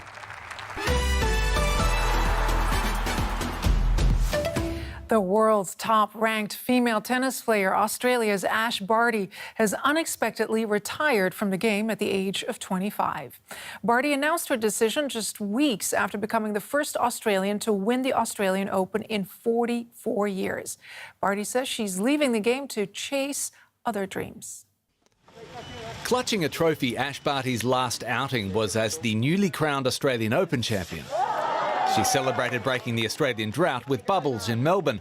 But as the rest of the world was wondering how many more she could add to her total of 3 Grand Slams, she shed the red dress and returned to the red centre of the country to try and inspire the next Aboriginal Grand Slam champion. Good job, 2 hands, you got it! Yeah, one-y! Giving an unvarnished glimpse of where her next set of dreams lay along the way.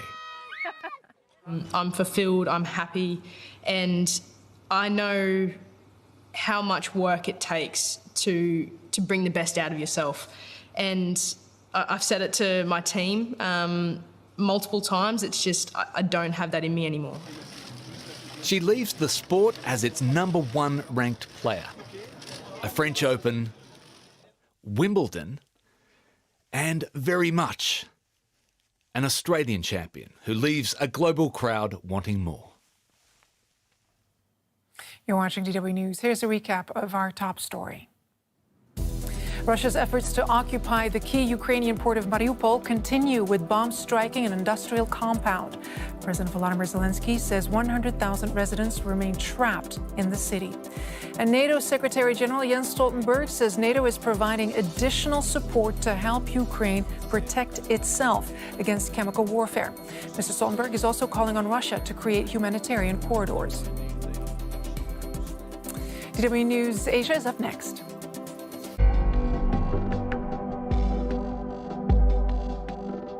Literature invites us to see people in particular. I like to see myself as the kid's spy in the strange grown-up world. Really, my only objective when I write is to share what I find beautiful. DW Books on YouTube. Eco-India. How can a country's economy grow in harmony with its people and the environment? When there are doers who look at the bigger picture. India, a country that faces many challenges and whose people are striving to create a sustainable future. Clever projects from Europe and India. Eco-India on DW.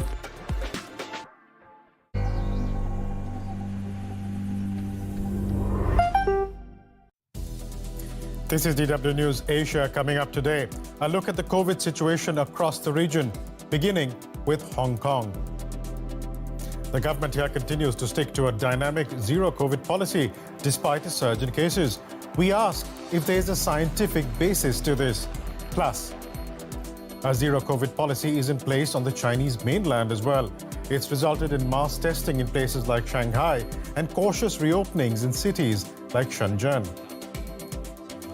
And revisiting India's COVID heroes, we meet one man whose generosity saved thousands during India's deadly second wave of infections last year.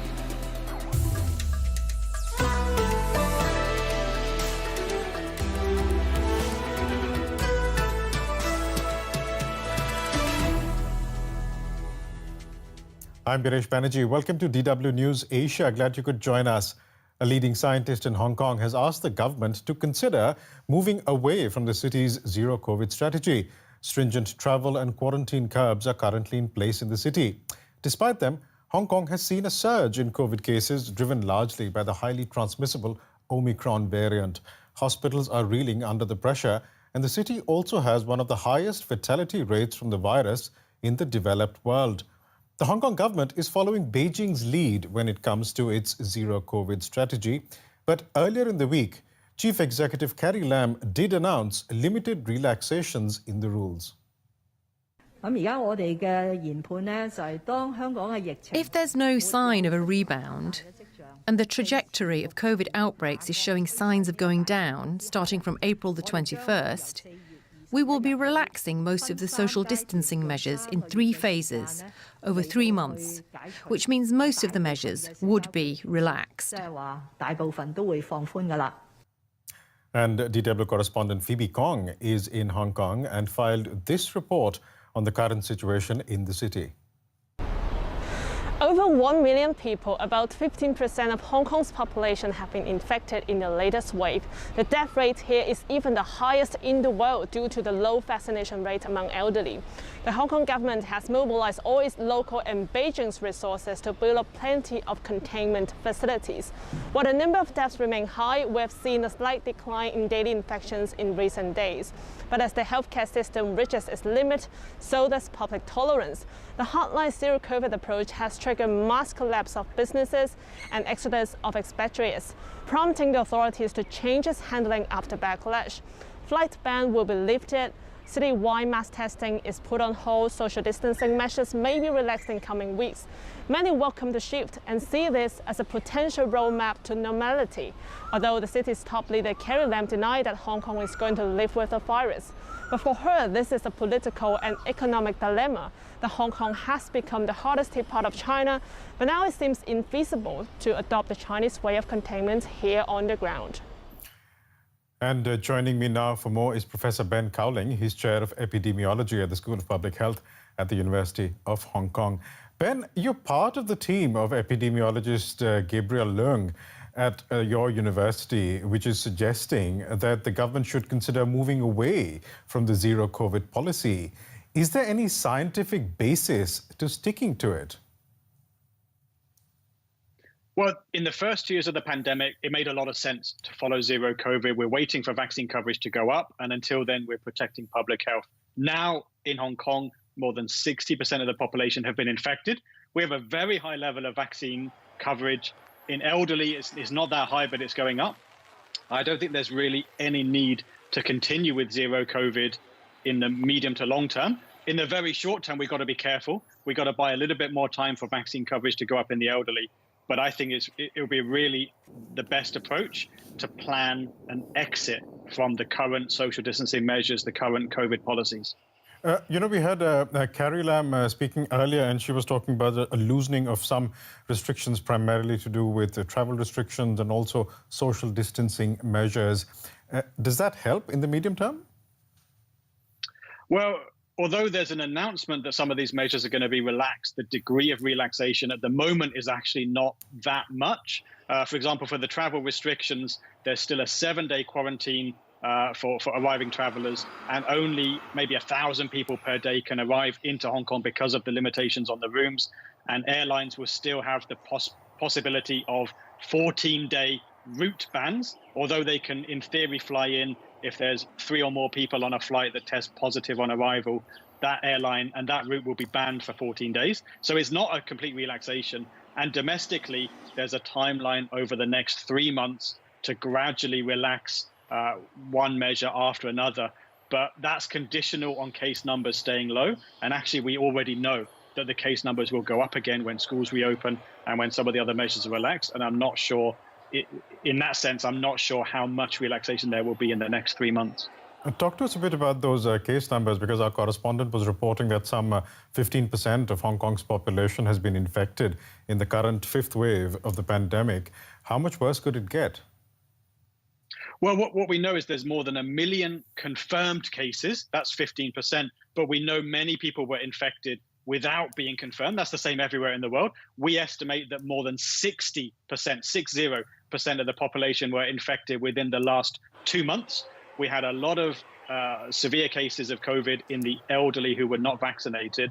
For now, actually, because of the level of immunity we have from 60% of the population infected, 80% of the population vaccinated as well, really COVID doesn't pose as much of a threat now and into the future as it had in the past.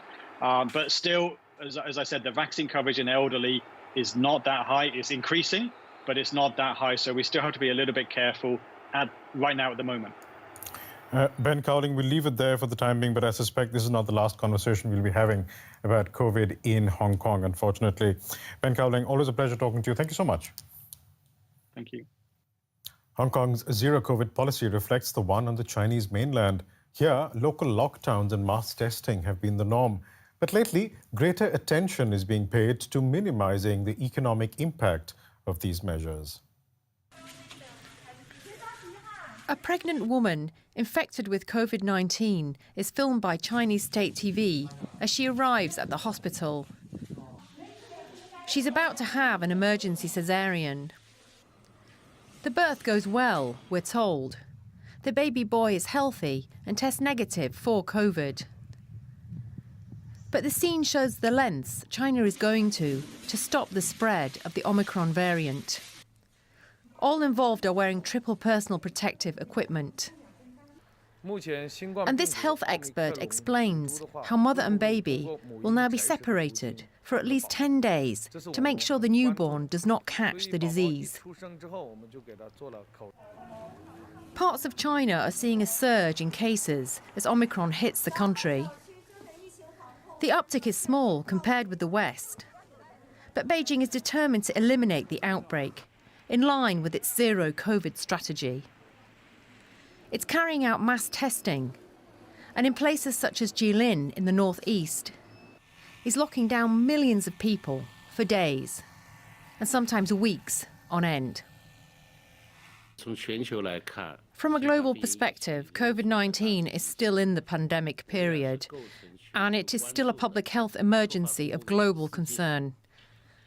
The pandemic is still showing an upward trend, particularly in some countries and regions around China, and the pressure for China's prevention effort against virus inflow remains. But signs of a new narrative are also starting to emerge, as fears grow of the impact of such lockdowns. Beijing is beginning to talk about balancing the health crisis with the needs of the economy.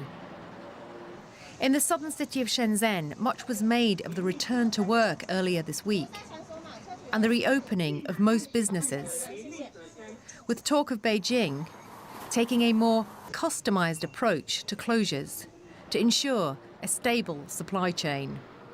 And in Shanghai, where cases have reached an all-time high, authorities were quick to try to staunch rumours that another citywide lockdown was coming.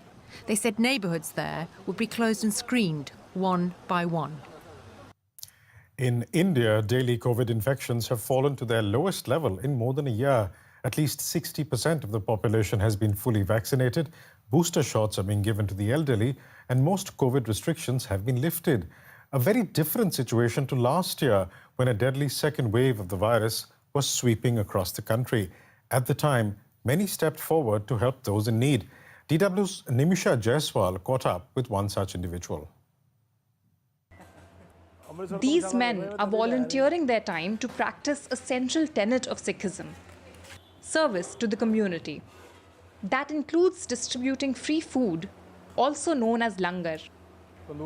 Gurpreet Singh Rumi, the head of this Sikh temple, says that these meals will go out to the homes of coronavirus patients. There is no discrimination here. Members of every community sit together to eat langar. We are even packing langar here to send to the homes of people who are unwell. This is what Guru Nanak taught us.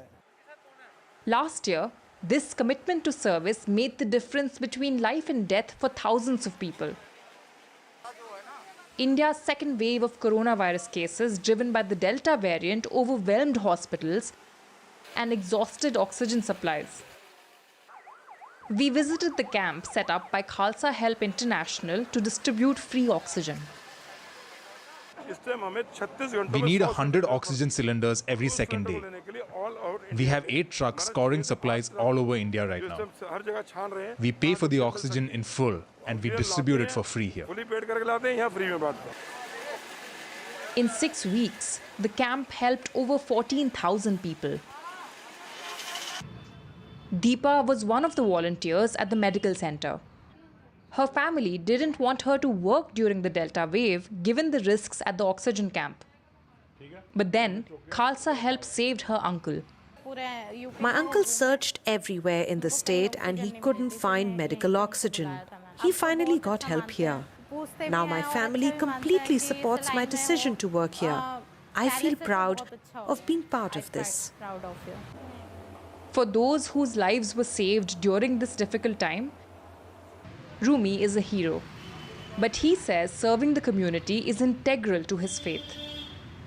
The temple offers free medical treatment and checkups, as well as coronavirus vaccinations and tests. They're also providing support to families in financial difficulty due to the pandemic. We've adopted 62 families who have lost their breadwinners to the coronavirus. We pay their children's school fees, we send them food rations and groceries. We will bear their costs until one of them can start earning. Things are calm right now. But Rumi says his team is already speaking to medical experts to find out how to prepare for the next wave. His own bouts with the coronavirus don't scare him, he says. He's just trying to live up to his duty to help. And that's it for today. There's, of course, more on the coronavirus situation in the region on our website, dw.com/Asia. And, of course, you can follow us on Facebook and Twitter as well. We'll see you here tomorrow. Bye-bye.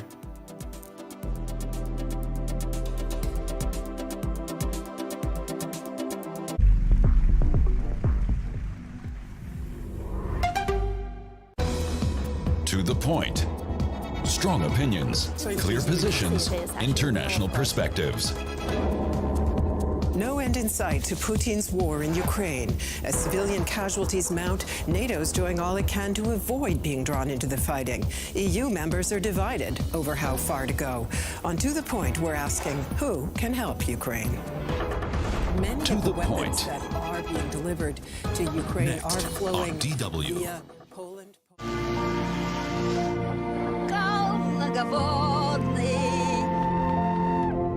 What people have to say matters to us. That's why we listen to their stories. Reporter, every weekend on DW.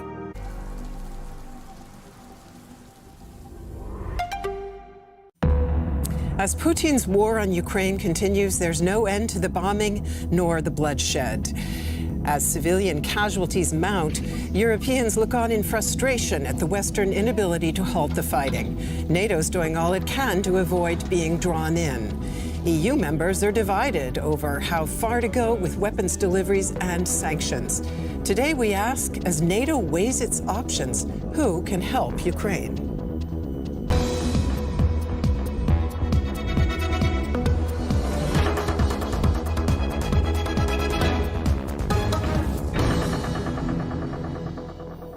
Hello and welcome to The Point. It's a pleasure to greet our guests. Professor Gwendolyn Sassa is political scientist with the Center for East European and International Studies here in Berlin.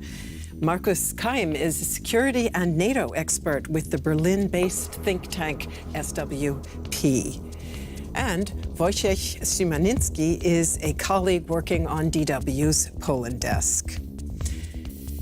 I'd like to start out with an assessment of where all of you think things stand at the moment. Ukrainians say that time is running out, that cities like Kiev, Kherson, Kharkiv, and Mariupol cannot hold out indefinitely.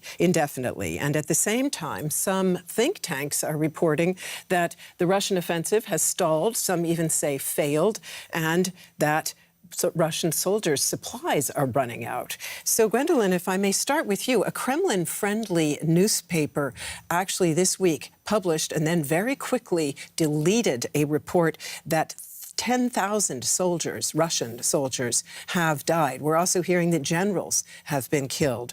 What do we know about Russian losses and their effect on Putin's strategy? We don't know the exact numbers of losses. That was indeed remarkable that this figure was published and then quickly taken down again. There might be even more casualties, so we simply do not know. But of course, that is a very sensitive issue, and the Ukrainians also report about high numbers of casualties on the Russian side, and that means that's a very demoralizing bit of news to convey to your audiences at home. So the issue is how long can you conceal that, and it's beginning to show that it cannot be concealed. And the more this kind of news travels, the more likely it is that the mood in Russia could also change. Kremlin watching is always a bit like reading tea leaves. Nonetheless, we are also hearing that heads are beginning to roll within the security service, the FSB. What do you know about that, and what would that indicate to you about where the Kremlin might head? I wouldn't overinterpret this at the moment. So I think it's very clear that Vladimir Putin takes the decisions, and he does so closely in close cooperation with the defense ministry and the army. But he already several times in public really showed that he tells the Security Council and the security, the Siloviki as they're called in Russian, what to do, and that they follow his orders. It is possible that he is rearranging positions or individuals because people are beginning to wonder if this war can be won. But I wouldn't doubt that he still completely controls what's happening. And Marcus, what would you say? Can Russia still win this war? I mentioned that some US-based think tanks actually have said so far the Russians have failed to achieve their goals. So the question to you, how long do you think the Russian forces can hold out, and then, of course, also the Ukrainian ones? I think both perspectives are correct. The first perspective addresses the stalemate you mentioned, that which has been accomplished or which has occurred after 4 weeks of fighting, that the front line are quite even. Nothing is moving back and forth again. So we have approached a point of no return for the Russian forces. However, the point is Putin ready to escalate the war? And that's a key question. If he's ready to go all in, that would mean a major escalation. We have seen, or we have heard and read about certain weaponry systems which haven't been used so far, not to mention the use of weapons of mass destruction. I'm thinking of biological, but even more importantly, chemical weapon systems. So I wouldn't rule out some major escalation with unforeseeable consequences for the Ukraine, for Russia in political terms, and for the Western community as well. Let's come back to that point a little bit later. Let me ask you this, Wojciech. Many of the weapons that are being delivered to Ukraine are flowing via Poland. Poland, in fact, has also indicated that it thinks more are needed. What's your sense of whether the weapons deliveries are making a difference for the Ukrainians? I guess, of course, they do the difference. Nobody has expected that the Ukrainian army will be able to fight back for such a long time. And even the Ukrainian soldiers and the Ukrainian army, they're posting those videos saying, thank you for those weapons. They are singing a British anthem, shooting using some British weapons. I believe it has made a great change that the West is supporting the Ukrainian army with these weapons, and the West had supported the Ukrainian army before as well, because it's not for 4 or 5 weeks now that these weapons are being transferred to Ukraine. It's been it had happened also before, and indeed the southern Poland has become a big hub for these transports, and Poland has now a very dangerous and very important role in this crisis, because indeed there is we don't know this officially. This is classified, but it is very probable that a lot of equipment is going to Ukraine through Poland. And in fact, that's said to be one probable reason why there have been several Russian attacks on targets on the outskirts of Lviv, which is very close to the Polish border. How worried are people in Poland? They are worried very much. There were my friends or my family members when all this started, calling me and asking, what do you think? How big danger is Poland now? Shall we be prepared for an attack? People in Poland are really scared, and the Polish government is highly alerted. Well, what we have seen are Russian missiles striking like 10 miles from the NATO border, and I guess Russia is very cautious, trying not to hit the NATO territory, because that could have really tragic consequences. But it may happen that there's some mistake or some failure, and it comes to an attack to a NATO territory. We have to be aware of that. Speaking of the weapons deliveries, certainly Ukraine's president feels more is needed. Let's listen to an excerpt from the latest in his unflagging appeals to the world community. Не спонсоруйте. Будь ласка, Please do not sponsor the weapons of war of this country, of Russia. No euros for the occupiers. Close all your ports to them. Don't send them your goods. Deny them energy resources. Push for Russia to leave Ukraine. I believe and I know that peace is possible, but you can take action to achieve peace.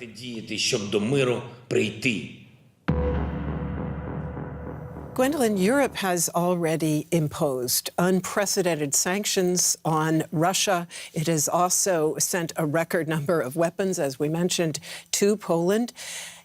In the face of these, as Olaf Scholz said today, unbearable images that we are seeing from Ukraine, do you think that citizens and leaders in Europe are prepared to do more? They will have to do more, and if we think where they've come from and what has been happening in the last few weeks, there is a surprising change in thinking and also in citizen support for different kinds of measures. And indeed, these sanctions are unprecedented.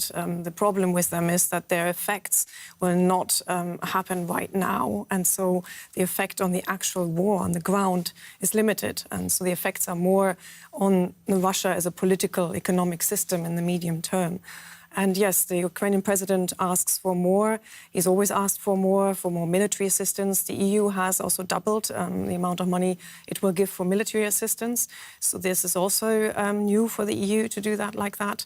And it is also considering, or at least some EU member states are considering an embargo on oil and gas imports. But that is the tricky issue, and there's no consensus. And of course, a consensus inside the EU and inside NATO is really important, because that's what the Kremlin had banked on, that NATO and the EU would not be united.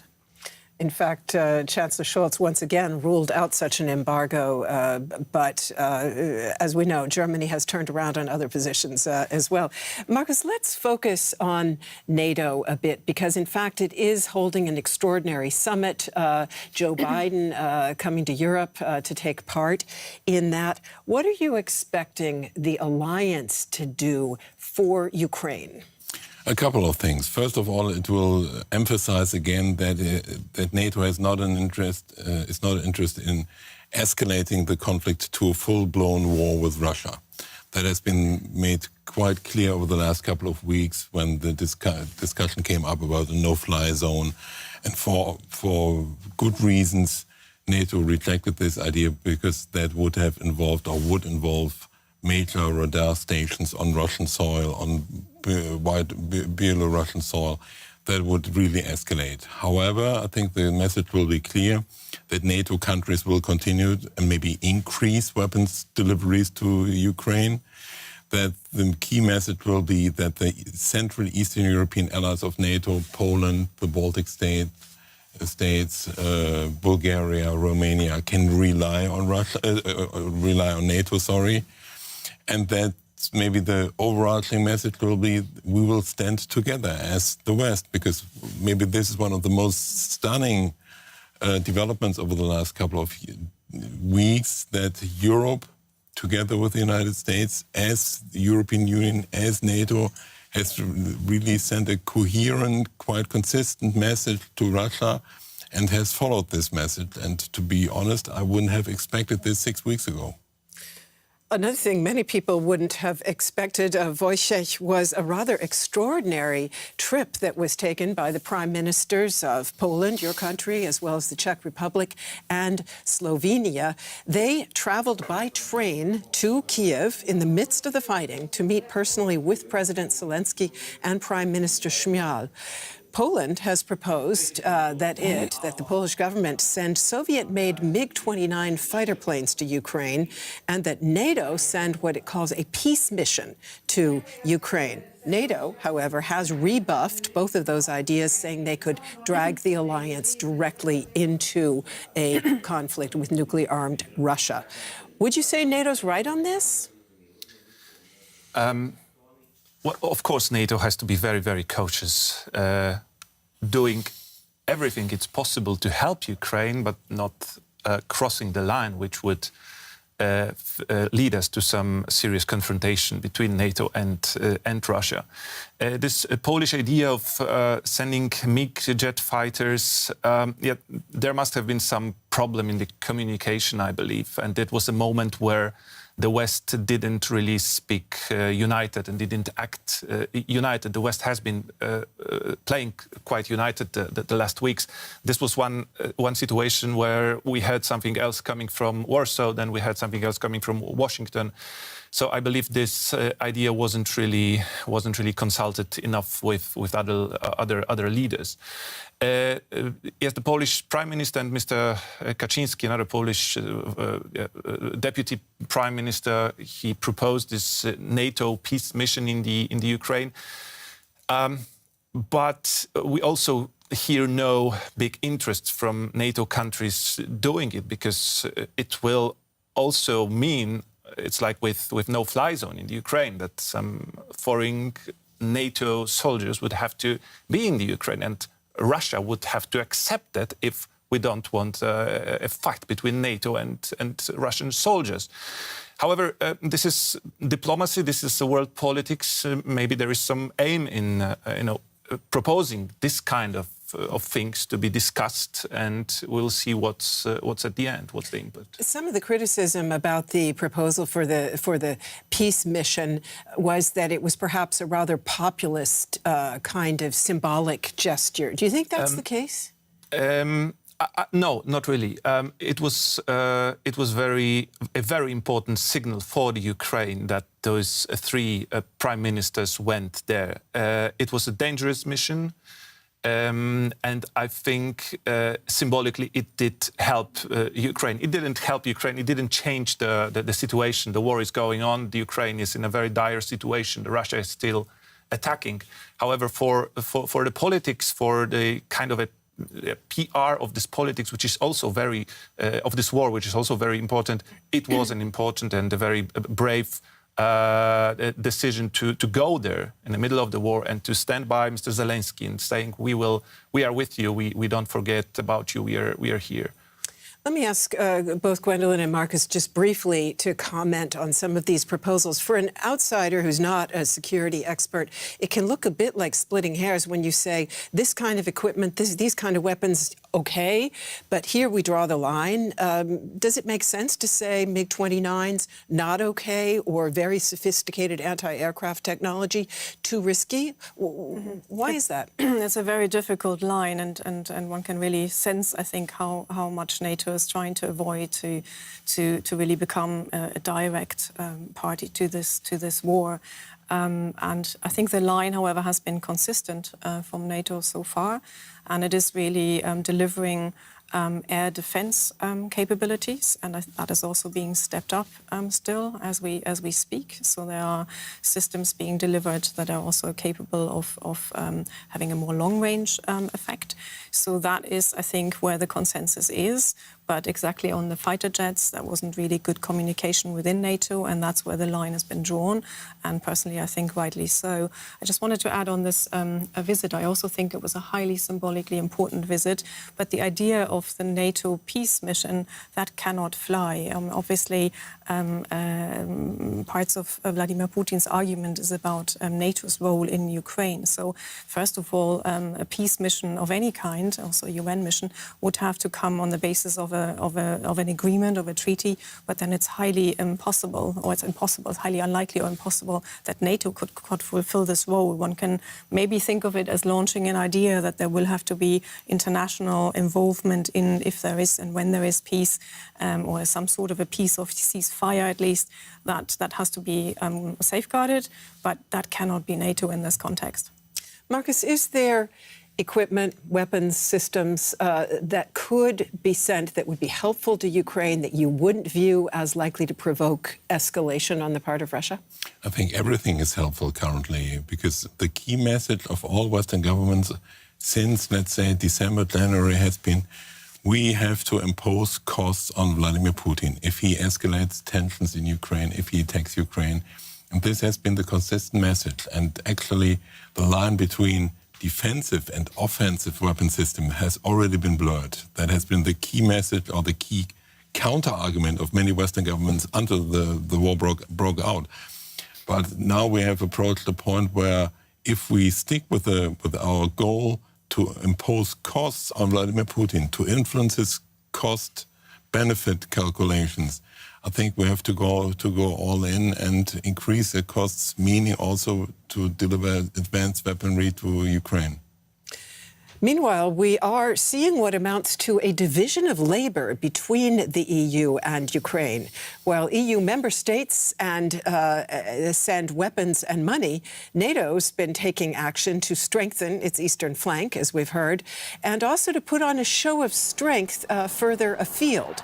For example, the aircraft carrier USS Truman has generally been deployed to the Pacific Ocean and the waters of the Middle East, but is now in the northern Ionian Sea. Its fighter jets and radar planes are patrolling NATO's eastern borders and looking eastward to Ukraine. So let me ask you, Wojciech, would you expect that to influence the Russian president, and if so, in what direction? Of course it has an influence on Vladimir Putin when NATO is showing strength, NATO is showing it's acting united, NATO is moving some additional troops to the eastern flank, to Poland, to the Baltic states, to Romania. This is something that Vladimir Putin really didn't want to happen. So this is something what he really achieved, and it's the opposite of his goals. This is really remarkable.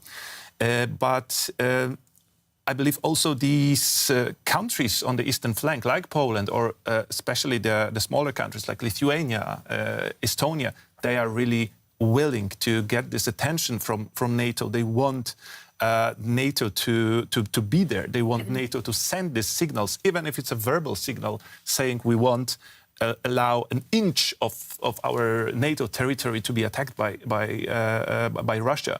I guess, especially for the smaller countries, it's crucial to have this even verbal securities because the situation is unthinkable. We didn't expect this to happen just a couple of weeks ago. What's happening now? Marcus, as NATO was recently conducting a major exercise in the Baltic region and at sea, Russian ships apparently went out of their way to avoid the NATO vessels. At least some German media were reporting that they returned to port rather than have any kind of indirect encounter with NATO.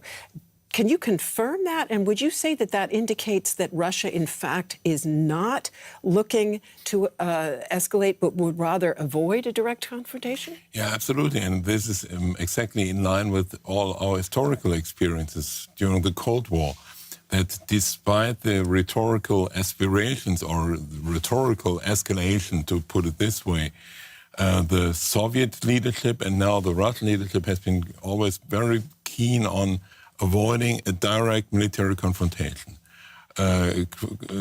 confrontation of political and military clients in the third world, in a different region, okay, but to avoid a direct military confrontation has always been an overarching goal, and therefore I'm not really surprised that Russia is not maybe fully withdrawing, but is aware of the situation, to put it this way.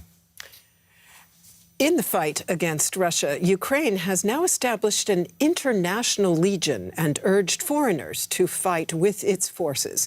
DW's Birgitta Schulke went to the Polish border and met fighters there who are ready to deploy to the war zone. This is Anatoly from Finland. It's not his real name. We meet him at the Polish train station Przemyśl. Packed with equipment and protective gear, Anatoly is waiting to board the train to Ukraine to join the fight. They do have the manpower. What they need, in my opinion, instructors, team leaders to get people through the pipeline, the training pipeline. With 5 years' experience as an instructor in the Finnish Defence Force, he's eager to share his knowledge with Ukrainians who lack combat experience. We meet Nicholas. The financial consultant from France doesn't want us to show his face. He says he couldn't stand seeing Russia bombing civilians and Europe's hesitant response. I saw children dying on TV and I say, we are doing nothing, so I have to go. Nicolas tells us he would be stupid not to be afraid as his journey into the war zone continues. First to Lviv and then to the front lines, knowing that he might never come back. Gwendolyn, Putin also has urged supporters to go to fight with the Russian forces. And in fact, the Chechen commander, Kadyrov, is said to be in Ukraine. Is all of this going to help one side or the other? Could it make the conflict shorter or could it prolong it? I think it won't actually matter so much in terms of how things get dragged out and how this war will eventually, hopefully, come to a stop. So I think it's more on the Ukrainian side. This international legion is more about boosting morale, and it makes a symbolic point, a political point. Very, as far as we know, very different kinds of people with different training are going. So it's not that these are all well-trained soldiers or ex-soldiers going. So the effect on the actual war, I think, will be limited. On Russia's side, yes, we hear about several hundred, perhaps several thousand Chechen fighters. This is also about psychological warfare, to instill fear, in particular at a stage when urban warfare might be the next stage of going into the cities. But again, also Russia engages other mercenaries. There are other also Syrian mercenaries and recruited through Russian private security firms at work. But it is to carry out special operations that one probably doesn't want more Russian soldiers to get killed. And it is about the psychological effect on the Russian army. Marcus, very briefly, if you would, do you see a risk that the foreign fighters' presence could actually provoke escalation? No, not really. I would totally agree with Gwendolyn. I think it doesn't really influence the fighting on the ground, and they might have an influence depending on the way the war evolves in the next couple of weeks. And Wojciech, if you would just say a word to us in closing. Our title asked, who can help Ukraine? What would be the perception in Poland at the moment? Is there frustration? Yes, there is some frustration in Poland. Poland clearly demands that the West, the NATO and the Western European countries do more for the Ukraine. That means they send more weapons, they send more money, and they make a bigger diplomatic push toward Russia to stop this war. Thank you very much. Thanks to all of you for being with us today, and thanks to all of you for tuning in. See you soon.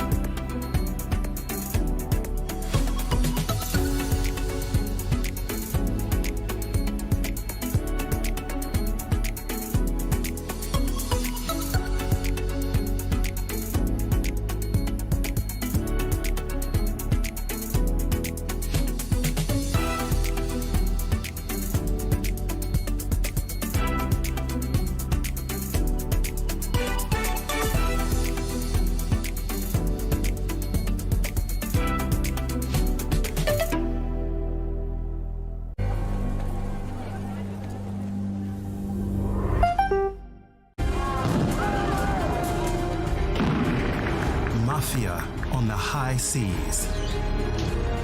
Well, the profits from illegal fishing are immense, probably second only to drugs and weapons, for example. Faster.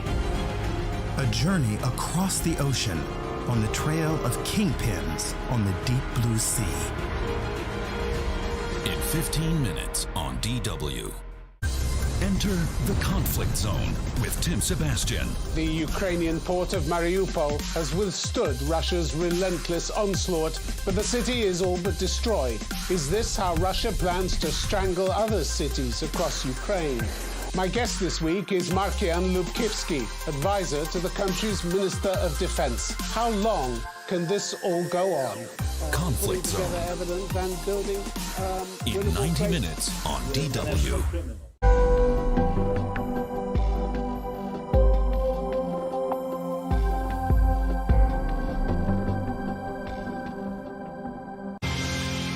Look closely.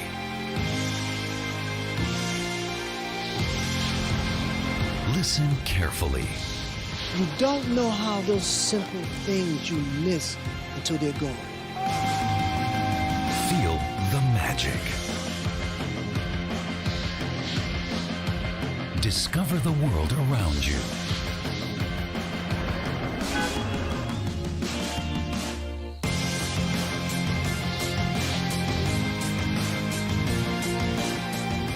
Subscribe to DW Documentary on YouTube. A man with the memories of a woman. Ali from Syria is born in a female body. Forced into marriage, raped. His escape will be the journey of his life. Far from home, Ali can finally become the person he's always wanted to be. I want this very badly. I will not regret it and will go through with it.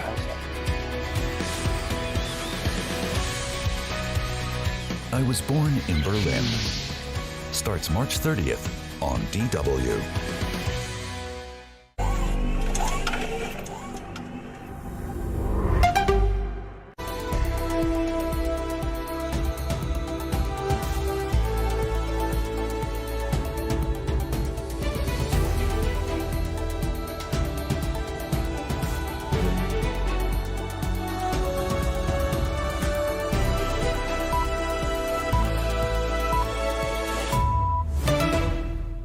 This is DW News live from Berlin. Siege and starvation, out of food, water, and fuel. The people of Mariupol struggling to survive as promises of humanitarian corridors fail. This as more support for Ukraine to protect itself against the threat of chemical warfare. That's the latest pledge from NATO ahead of emergency talks on Russia's invasion. Chief Jens Stoltenberg says Russia must allow civilians to leave besieged cities. And turning the page, many EU states are dropping measures to stop the spread of COVID-19. And Germany is among them, even though cases here are at a record high. Some say the time is right, while others warn it's too soon.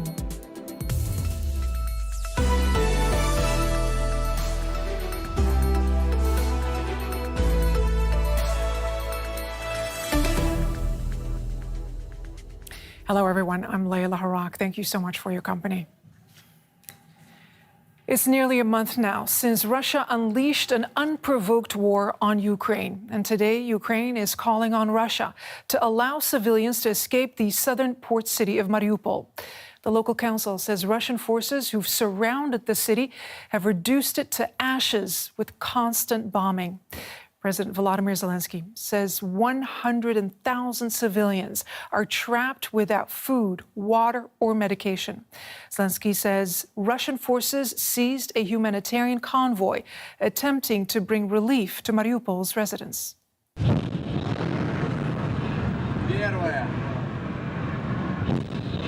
These are missiles fired by Russia from sea and from land against Ukraine.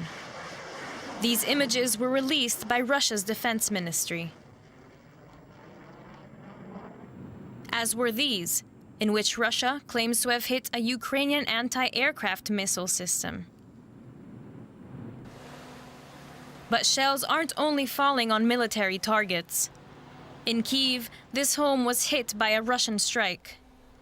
Firefighters worked to put out the blaze that followed.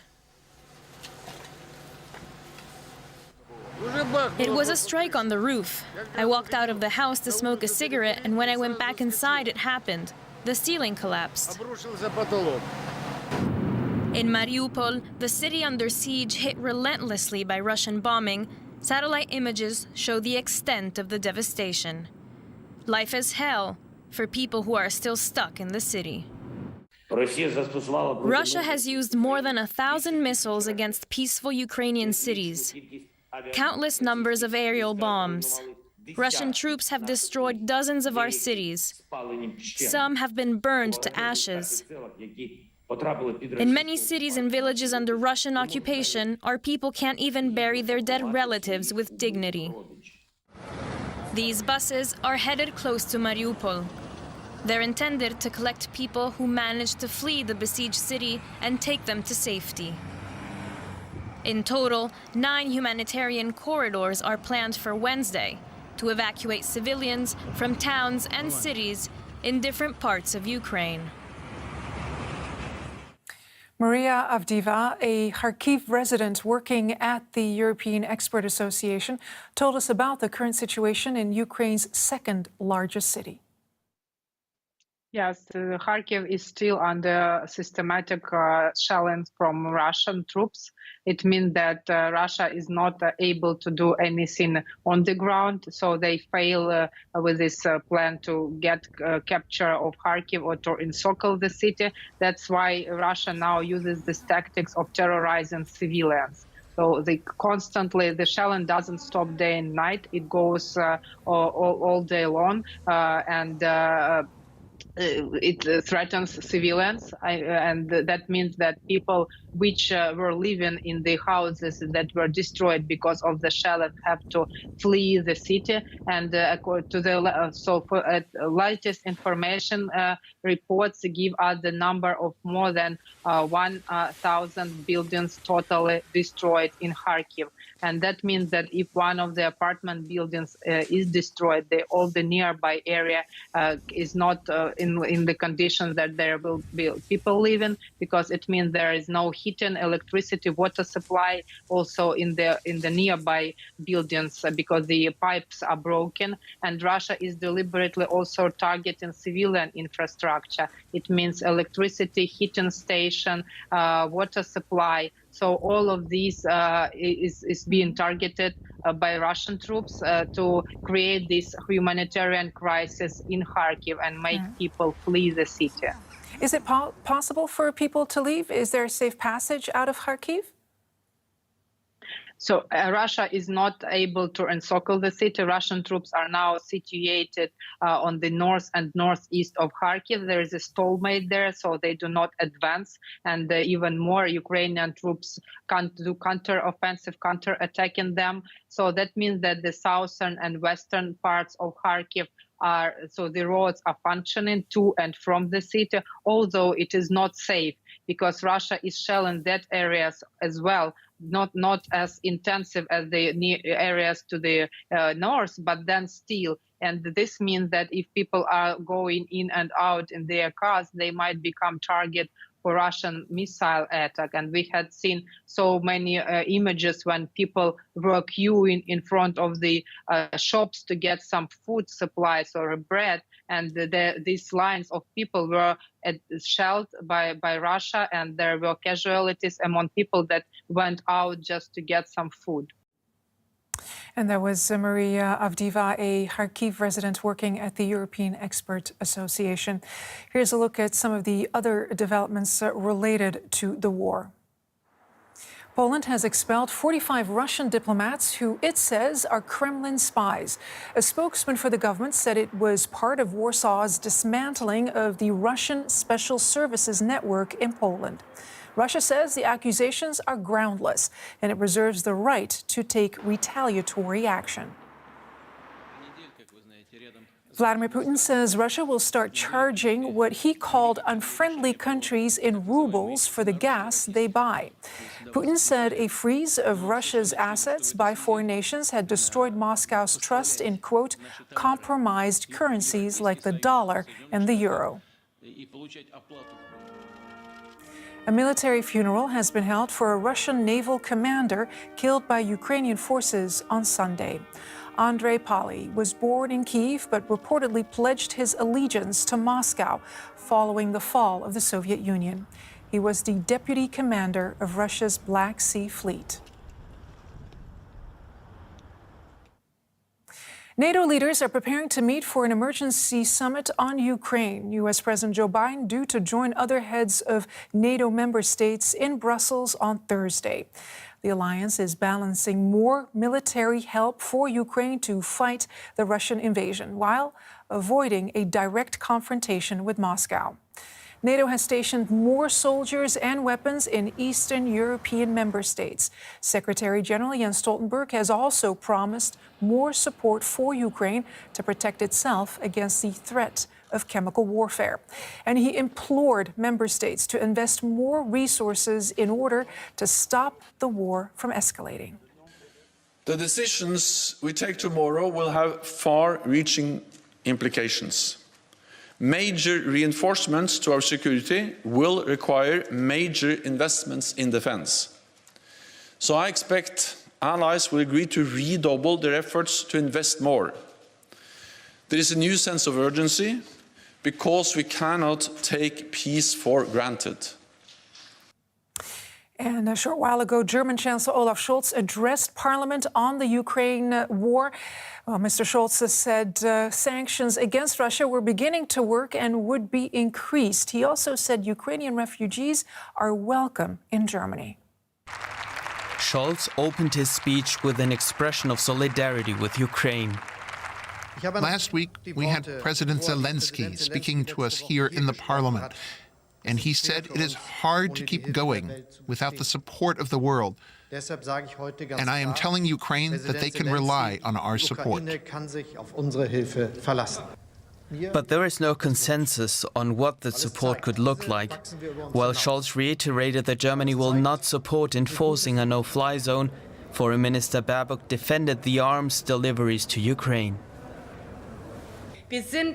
We are one of the biggest suppliers of arms in this situation. That is not something that makes us proud, but that is what we have to do now to help Ukraine. And we are doing all this because we just don't have a lot of arms that we can supply ourselves. We are in contact with companies to push so that more deliveries are possible. Concerns about importing Russian oil and gas were also addressed in today's session.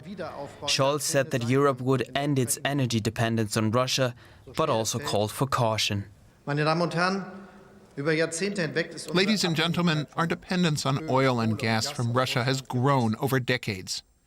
We want to end this dependency as soon as possible. But to do that quickly would plunge Germany and Europe into recession.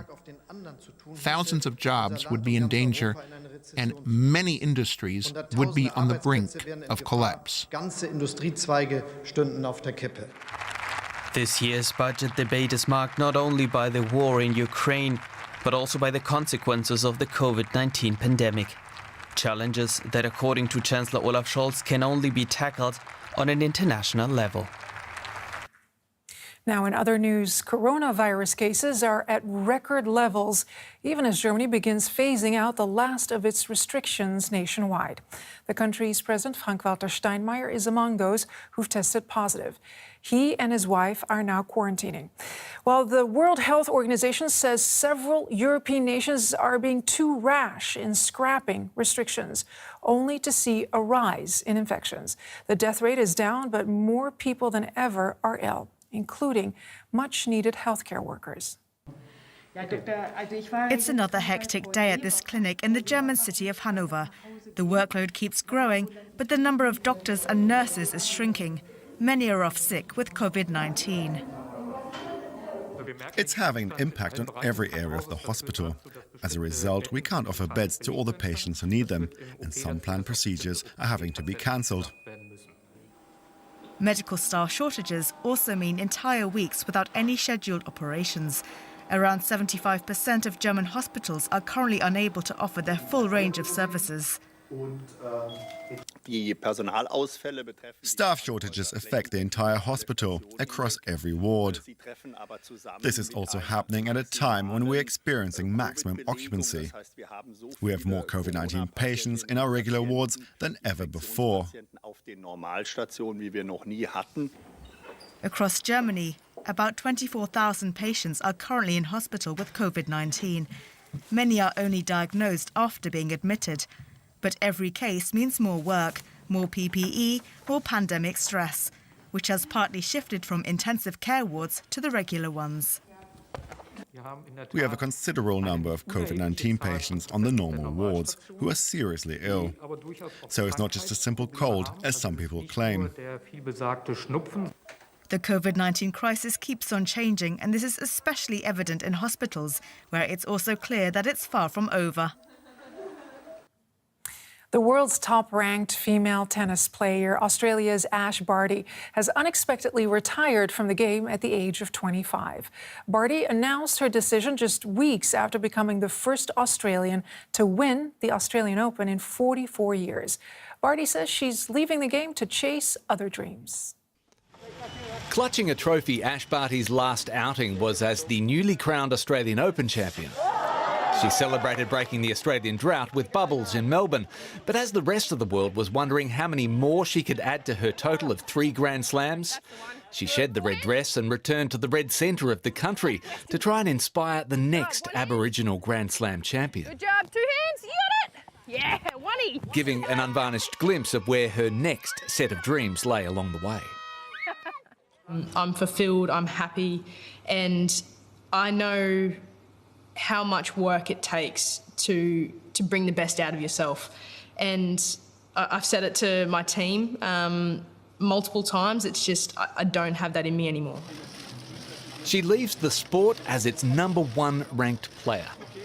A French Open, Wimbledon, and very much an Australian champion who leaves a global crowd wanting more. You're watching DW News. Here's a recap of our main story. Russia's efforts to occupy the key Ukrainian port city of Mariupol continue, with bombs striking an industrial compound. President Volodymyr Zelensky says 100,000 residents remain trapped in the city. You're watching DW News live from Berlin. Thanks so much for spending this part of your day with us. I'll see you tomorrow.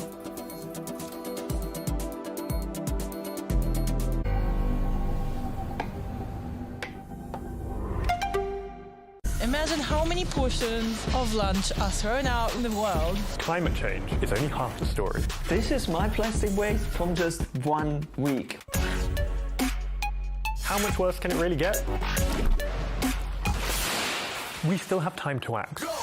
I'm going all in. This. Success. Ding.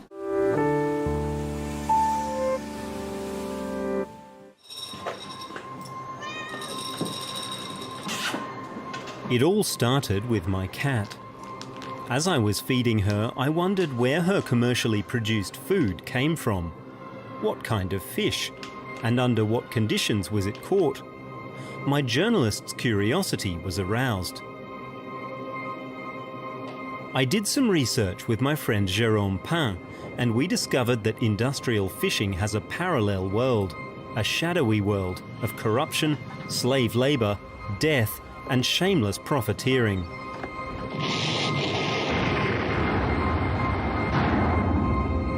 It's a business with a network spanning the globe and all its oceans, a mafia-like organisation in which an estimated 1 in 5 fish are caught illegally. In addition to posing an ecological threat, it's a story that also involves human tragedy.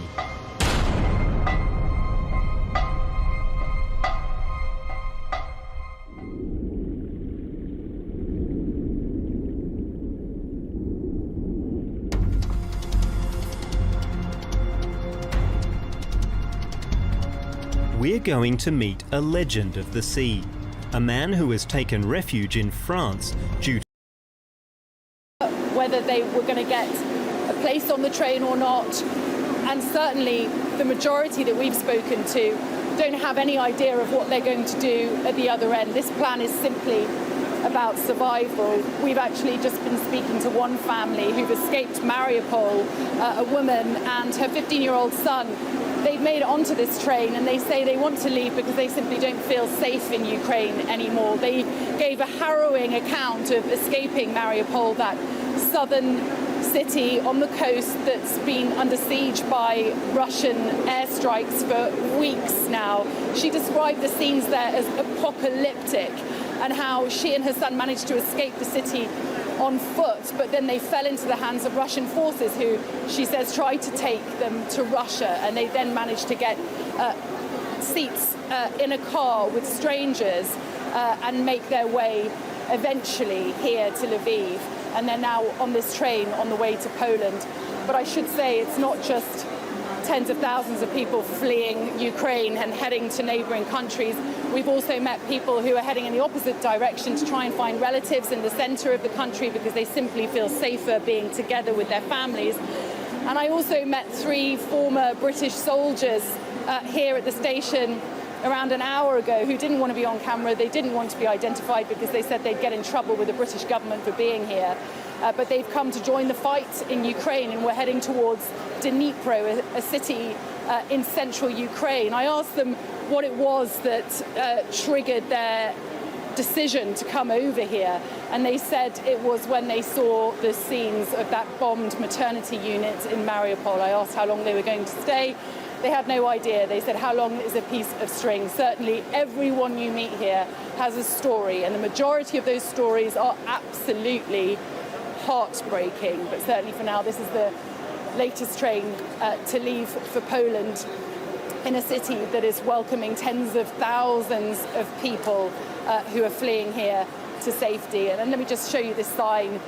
It's obviously in Ukrainian, but I've been told that it reads something along the lines of, we are waiting for you to come back here, to come back home.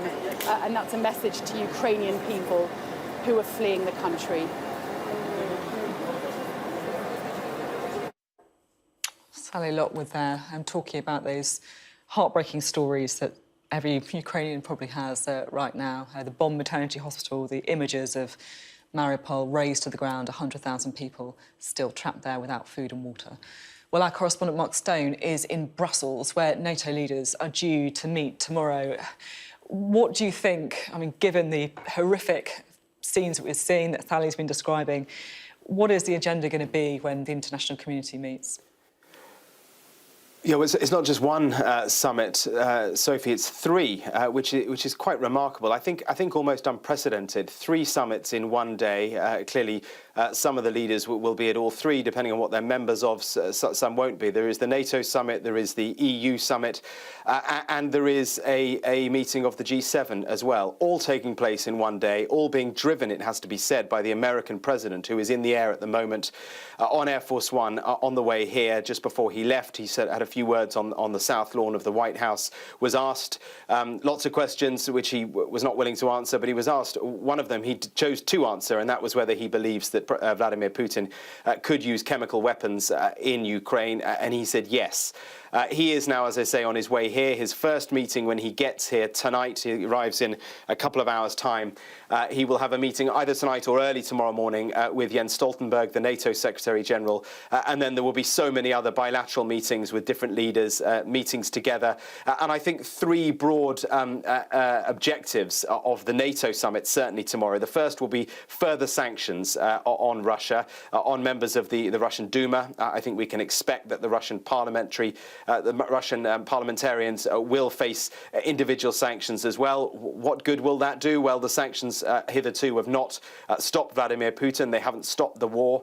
So it makes you wonder what more the sanctions can do. NATO unity is critical, I think. And indeed EU unity and Western unity. As this war drags on, the potential for splits in NATO and in the European Union are there.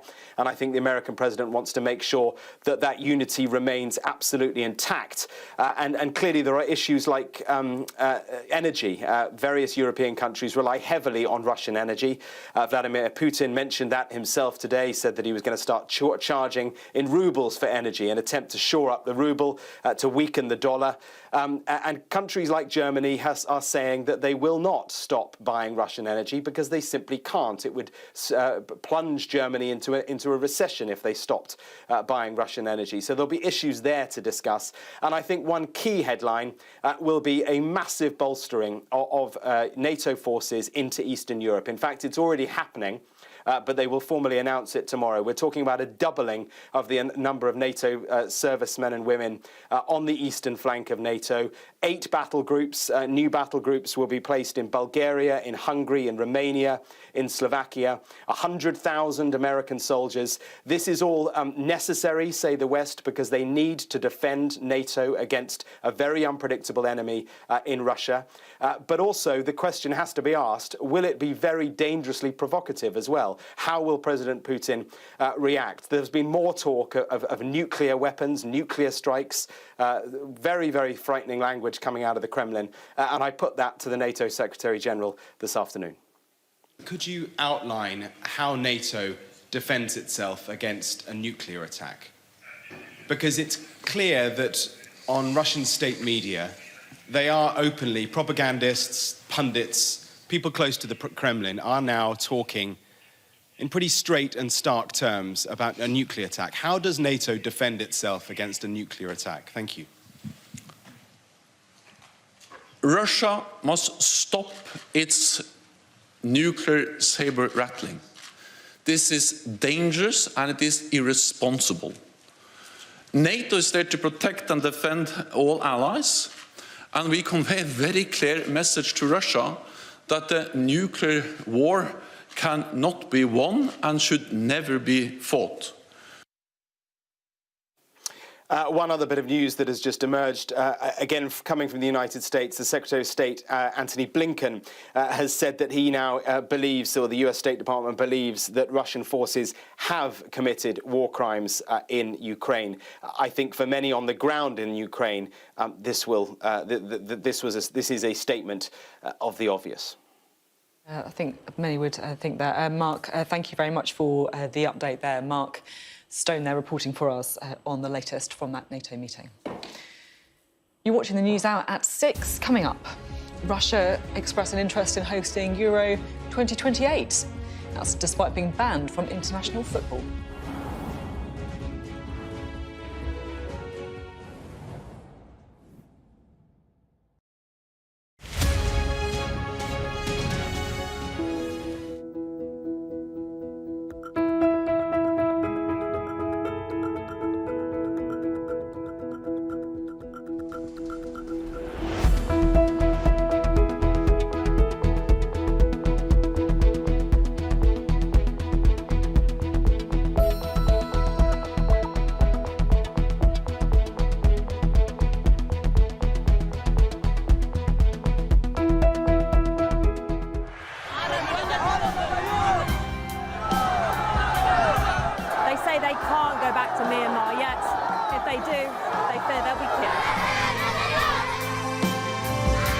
We take you to the heart of the stories that shape our world. If there is a bigger explosion, this area would be in the danger zone.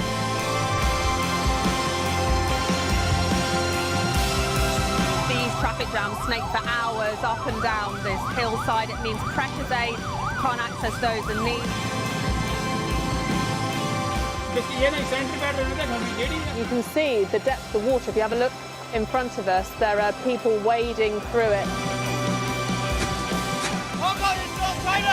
I think experiencing the 2 million person march in Hong Kong, that was a moment. I don't like the Chinese government. It's cruel. It was real people power in action. Police have been firing tear gas and rubber bullets. See fires all around us here, and just one of them is the size of around 31,000 football pitches. Siobhan Robbins, Sky News, Bangkok.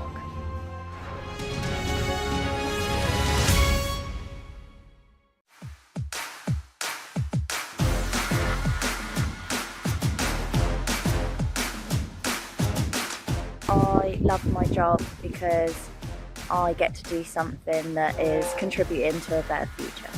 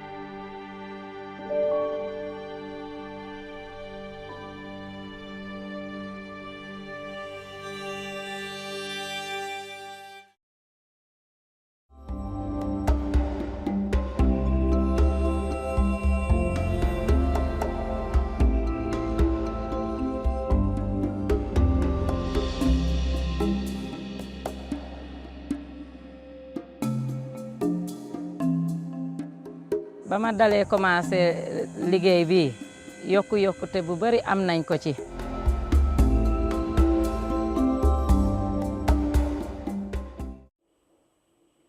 Hello, welcome back. You're watching Sky News at 6. We can cross now to Nick at Sky Sports for an update. People ask me, why do I run? Why do I eat well? And check my health every year. I tell them I'm preparing myself for the long run.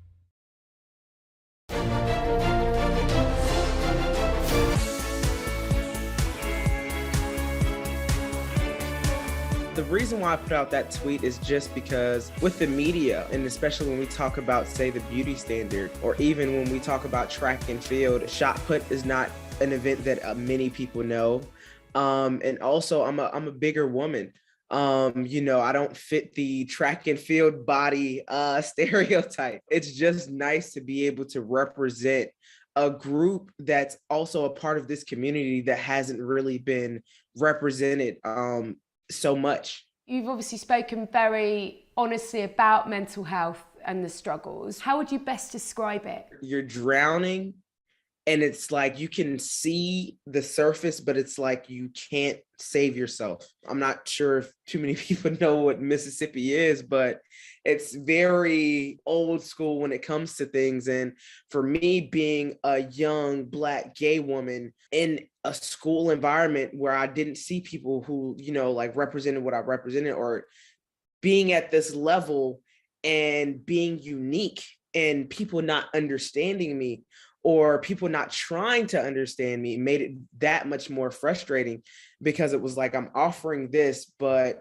like, you know, what do I get in return? And that's really where the challenges and the battles for me came. You opening up and being so honest about such a dark part of your life, you've become an icon, and that how does that sit with you? It sits really well, because for me, when it came to it, I always tried to accept people for who they are. I always tried to just be myself, because that's always what I wanted to be. And there's been so many spaces where that hasn't been accepted, especially, you know, for people of the LGBTQ community. Being able to see how society is progressing and how, you know, we're gaining more rights and we're doing better.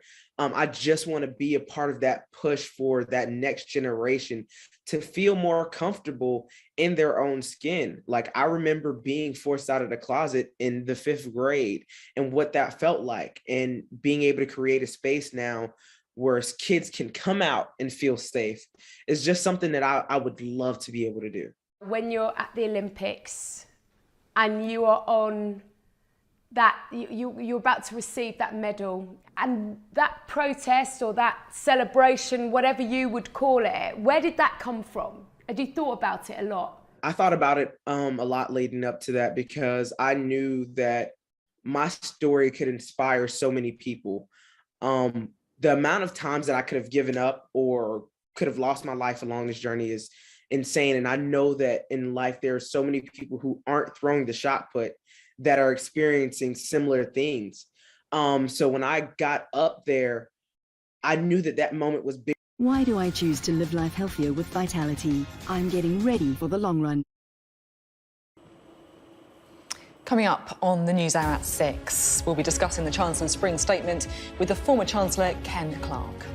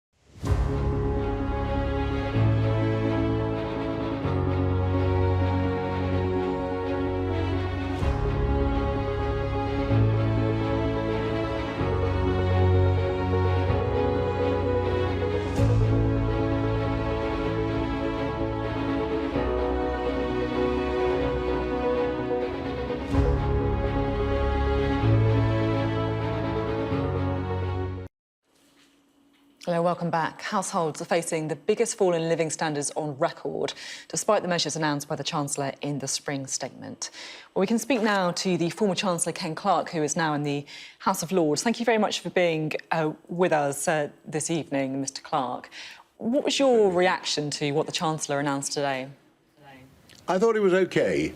I was worried that he might get carried away because the economy is in a very worrying state, and the main job he has to achieve over the next couple of years is to save us from going into a recession or back to stagflation, try to get us back to healthy growth as soon as he can in this uncertain world. So he remained reasonably responsible. He did have a bit to play with because inflation actually has been increasing his tax revenues, certainly, in numerical terms, and therefore he had a bit to play with, a bit he could do to help. And we can all argue about the actual mix. He did some things I like better than others, but it was okay. And he keeps on. He's a responsible, sensible man. He does have a sense of the national interest and where we are in a couple of years' time, as well as where we might be tomorrow. You talk there about the need for caution, effectively, but as you say, there was this effective windfall of around £20 billion because of increased tax revenues. Would you have liked to see more help for the very poorest, the people who are on the breadline, who are really going to be hit in the form of rising energy bills? I personally would. Left to myself, if I'd been doing it, I think I would have tried to resist the 5p off fuel tax, which is rather symbolic and was a result of pressure all the time, because it's gone up by more than 5p a day, or we'll be lost in the mix. People will forget it in a day or two that he's reduced the fuel tax at all, and there'll be another row in 12 months' time when he tries to reinstate it. The one thing he didn't do that I think I would have done is do something for people on universal credit.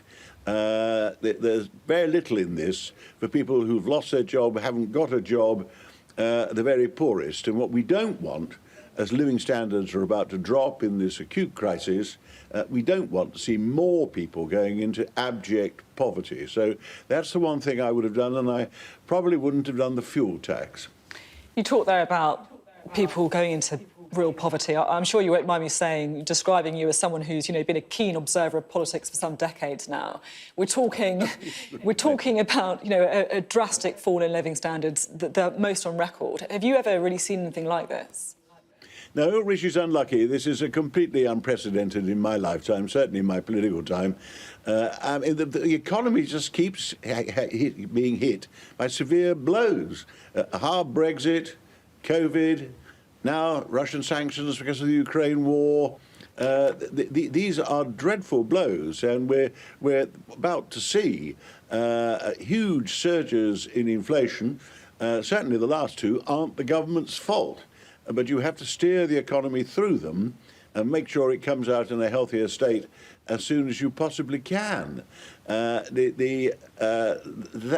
why he hasn't blown all this extra revenue described as a windfall.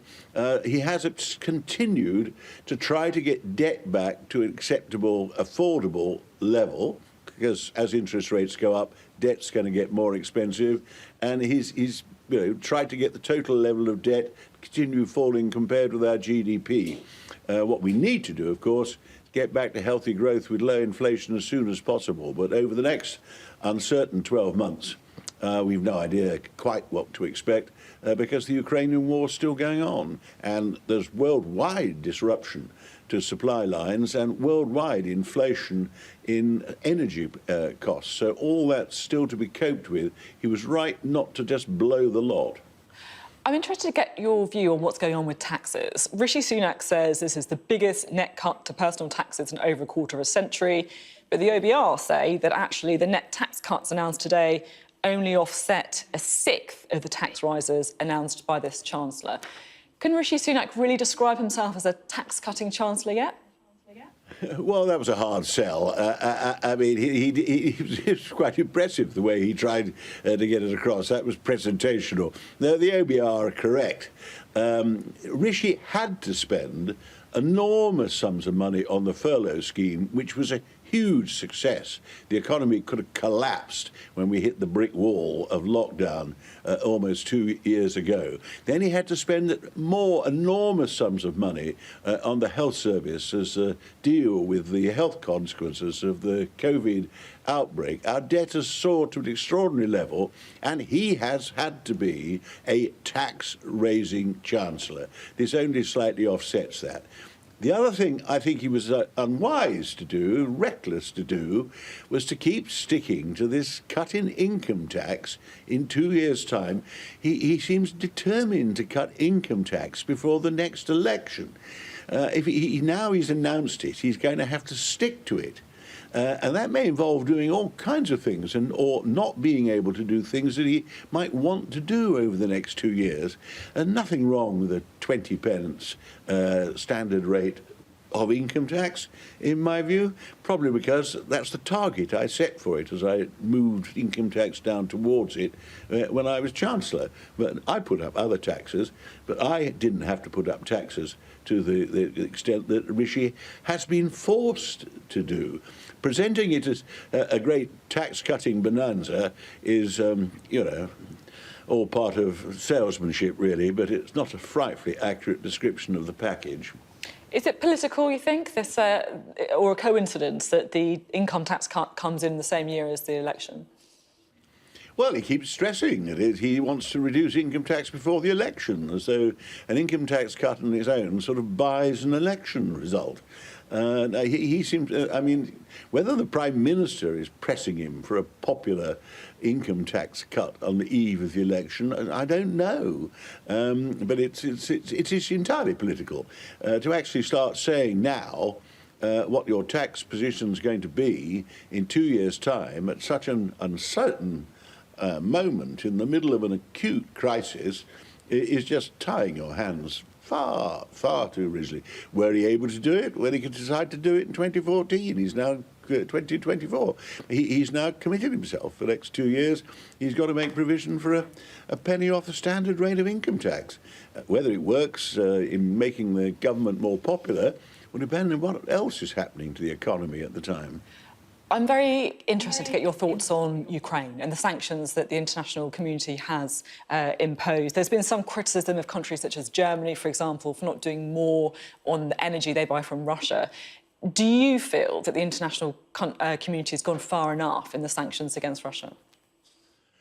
I think if we can go further, we should. I mean, this is an acute political crisis. This is an historic moment. It's changed the post-Cold War politics very much for the worst. At the moment, the rules-based international order is collapsing. The globalized economy is, you know, that's coming to an end. That's collapsing. And the Russian attack in the Ukraine is the heart of this, an aggression into a neighboring state in order to enforce it back into satellite status. And if we decide that we can't directly intervene with military personnel and help, and we certainly should provide them with the military equipment they require, and sanctions, which at first were pathetic. We were taken by surprise by it. The first British sanctions were on 3 men who were already been sanctioned by the Americans and 5 little banks. Then public opinion was quite rightly roused, and public opinion drove governments, including the British government, into more serious sanctions affecting Russian banks, affecting the Russian economy. And we may well have to do more. And we do have to think, I hope now, given that we had no policy at all before this final invasion, despite the fact there'd been warfare inside Ukraine for the previous 6 years, this is why our first reaction was so pathetic. I hope now we're planning very carefully for what we would do if we fail to stop Russia and Russia begins to take control of Ukraine and deal harshly with it.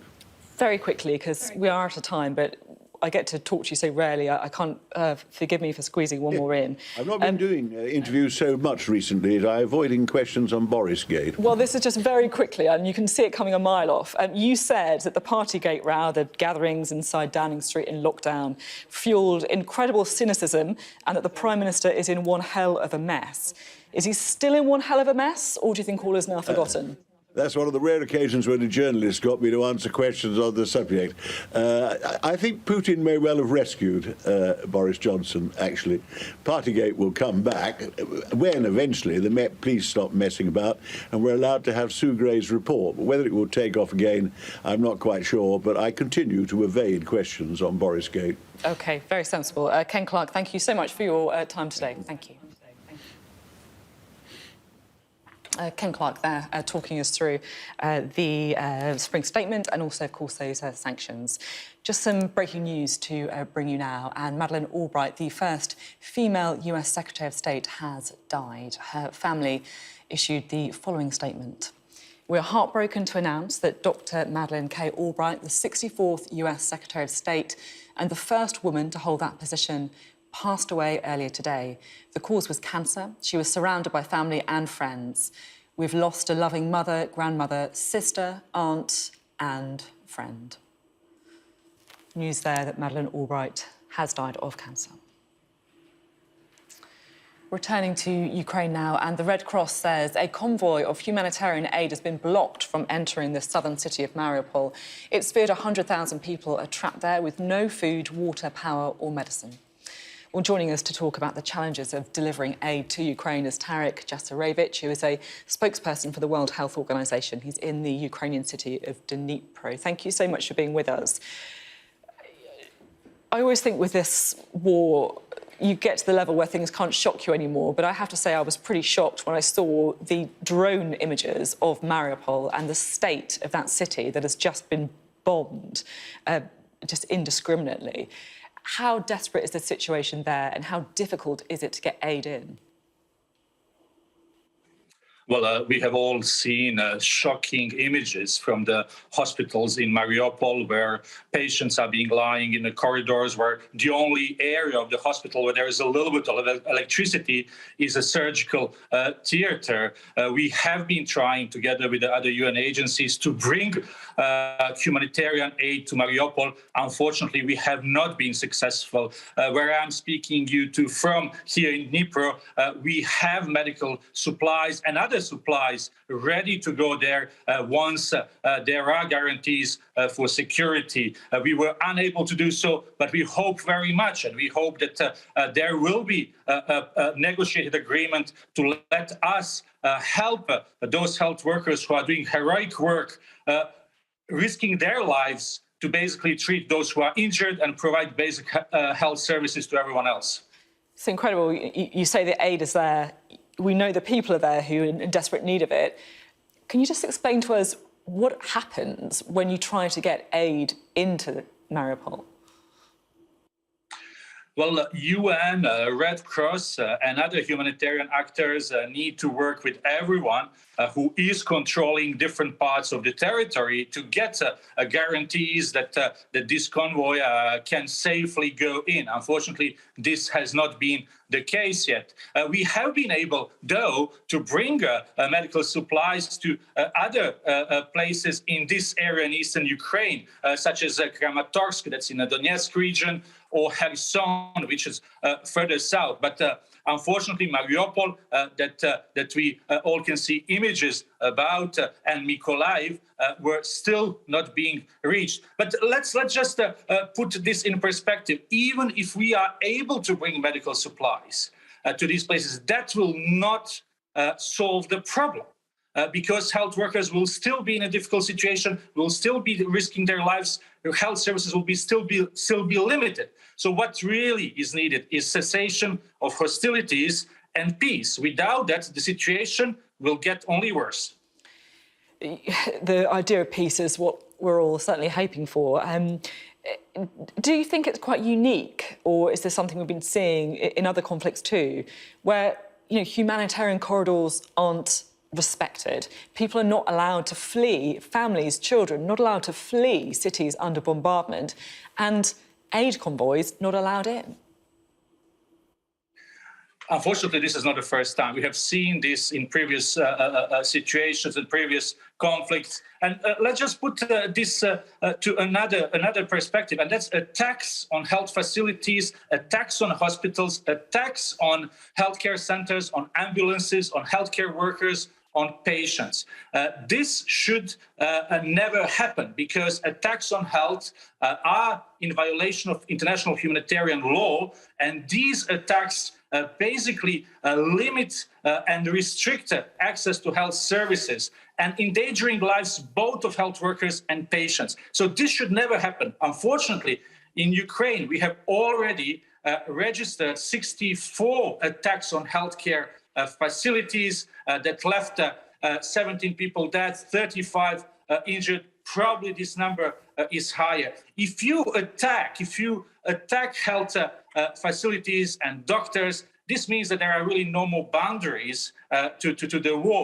And it is really demoralizing for health workers and for community to know that your hospital is not a safe area any longer and that you cannot receive basic health services. Yeah, and it's war crimes as well, isn't it, if you're attacking healthcare facilities in this way? It is something that basically really put everyone in a very difficult position. Imagine if you're a healthcare worker, you know that your job is not safe any longer. You need basically to bring your patients to a safer location where you can't really work properly if you are not in your usual premises. For people, for example, for women, you cannot receive prenatal, postnatal care. Children immunization will be interrupted. Ambulances will not be able to move around. So basically, people will stop going to healthcare facilities simply because they will think that they could be bombed there. So this really has to stop. Yeah, we've seen those images, haven't we, of people being treated in hospitals with sandbags up against the windows. They're clearly concerned about being a target. Can you give people a bit of an idea about what life is like in these cities where aid is not able to get in? You know, we've heard stories about people melting snow for water or trying to drink the liquid out of radiators. It's hard to get information out, but what do you know about what's happening? Well, I can speak really about health perspective. So basically, in Ukraine, for example, the main causes of mortalities are cardiovascular diseases, cancer, diabetes, HIV and tuberculosis. Unfortunately, Ukraine has a high level of prevalence of those diseases. Now, all these people who have these medical conditions may not be accessing their therapies, their treatments, if they cannot go to health centers and hospitals, or if they cannot get the medicines that they need every day.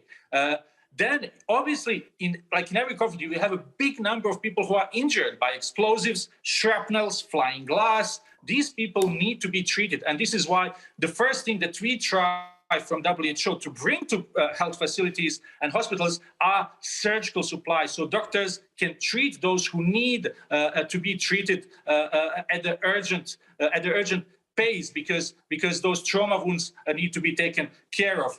And then people are in the shelters.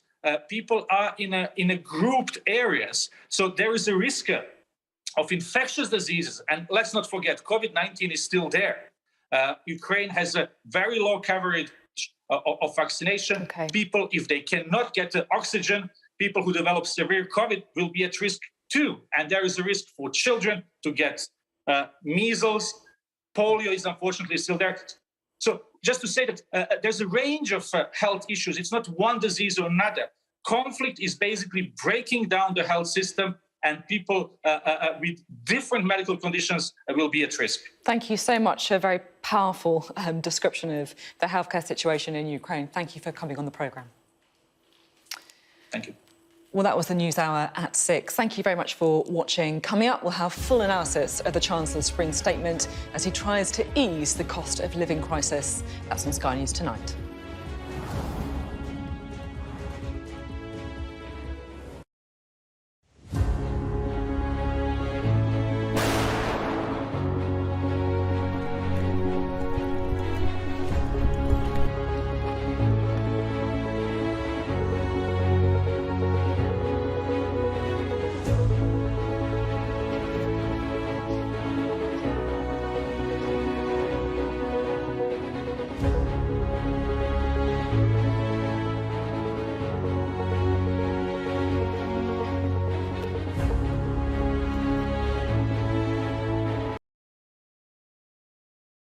Saudi have pretty much already, booked their place into a World Cup, and we need to try and win those games to be there. In the NBA, Golden State Warriors lost their third straight game, and coach Steve Kerr admits his side don't know how to win right now. Their latest defeat was against the Orlando Magic, but this one was close. The Warriors were up with 52 seconds left on the clock, but Mo Bamba scored his three-pointer. This one, here it is. Well, that helped Orlando take the lead to close out the game 94-90. I think we're playing soft. We're playing stupid. not really losing the whole game. We're losing a lot of fourth quarters. And that's execution. But in order to execute, it requires a certain level of physicality, and we're not meeting that. No disrespect to the Orlando Magic, but that's one of the worst teams in the league. And we can't match that with them. Russian figure skater Kamila Valieva will return to competition this weekend with her doping case still to be decided. The 15-year-old was at the centre of controversy at the Beijing Winter Olympics last month when she was allowed to compete in the singles event despite a failed drugs test prior to the Games. The result only came to light after she helped the Russian Olympic Committee win the team event. The medals are yet to be awarded for that competition. Valieva will take part in a Russian-only event which has been organised to clash with the World Championships, which her country has been banned from following Russia's invasion of Ukraine. That's all the sports news. I'll be here again a bit later. More from me. Peter, thank you very much for that. That's it for this news hour on Al Jazeera. From me, Fuli Batibo, and the whole team here in Doha, thank you very much for watching. We are live next from our London News Centre with Mariam Namazi. As always, more news on our website at aljazeera.com. The very latest on all of our top stories on there. Thanks for watching.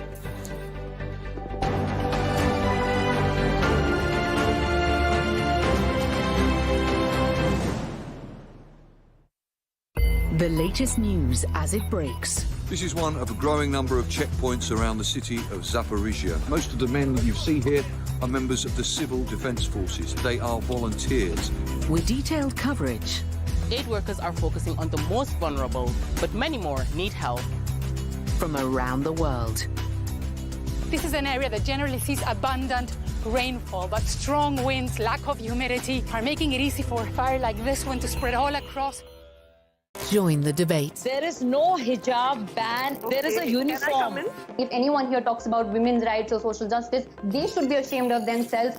No topic is off the table. We were taught to see abortion as a one-way ticket straight to hell. All of the companies, they deny any responsibility, even though they have the resources and the power to fix it. Where a global audience becomes a global community. The comment section is right here. Be part of today's programme. The Stream on Al Jazeera. Water scarcity has become a major global issue. The demand is going straight up and the supply is going straight down. Turning an essential natural resource into a commodity traded for profit. Just because it's life doesn't mean it cannot be priced. What about the guy that can't afford it? That guy still needs water. Al Jazeera examines the social, financial and environmental impact of water privatisation. Lords of Water on Al Jazeera.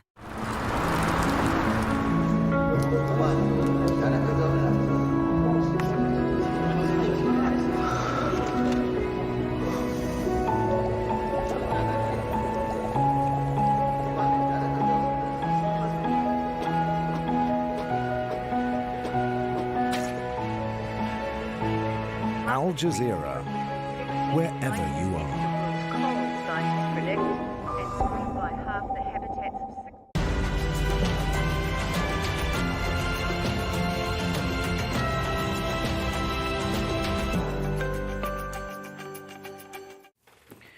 Smouldering ruins mark the scene of a military standoff on the outskirts of Kiev, but Ukraine's military says it has the upper hand over Russian forces.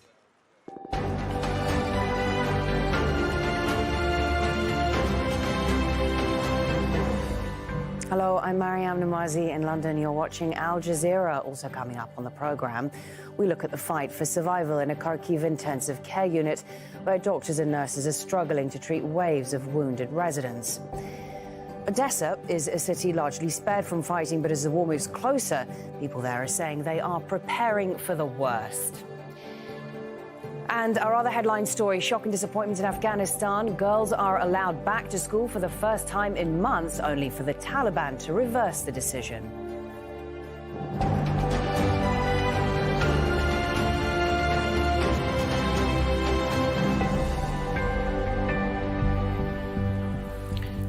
Hello and welcome to the programme. Well, it's been 4 weeks since Russia launched its invasion of Ukraine, killing an untold number of civilians and reducing cities and villages to rubble.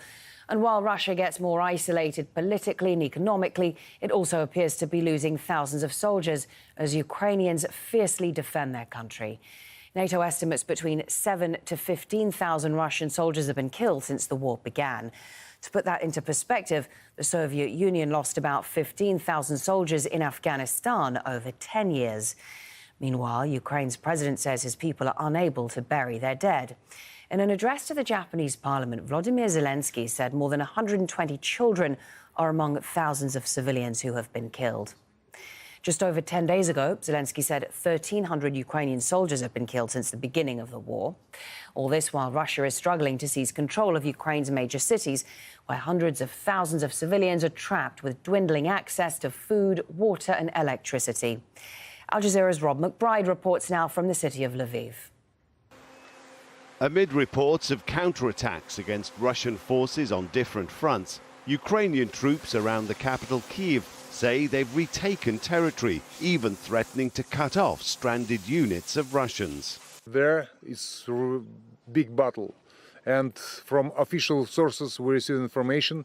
Right now the small city Makariv and almost whole Irpin already in the control is Ukrainian soldier.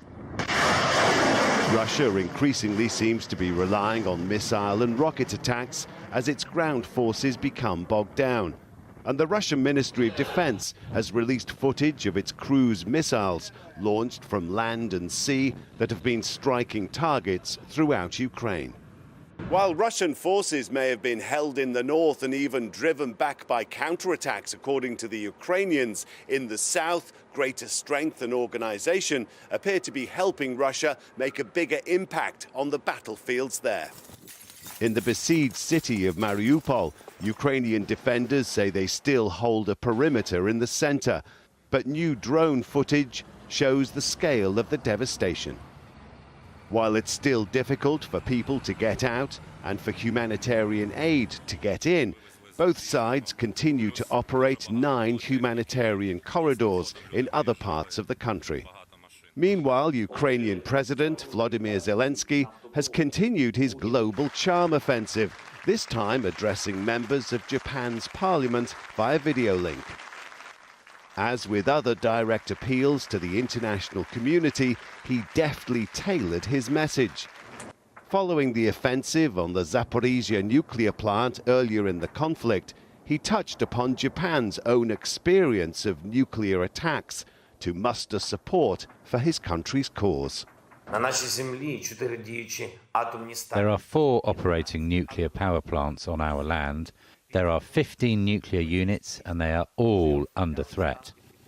While both sides seem to be experiencing successes and setbacks in the military struggle, in the fight for international support, it's Ukraine that appears to be making the most recent gains.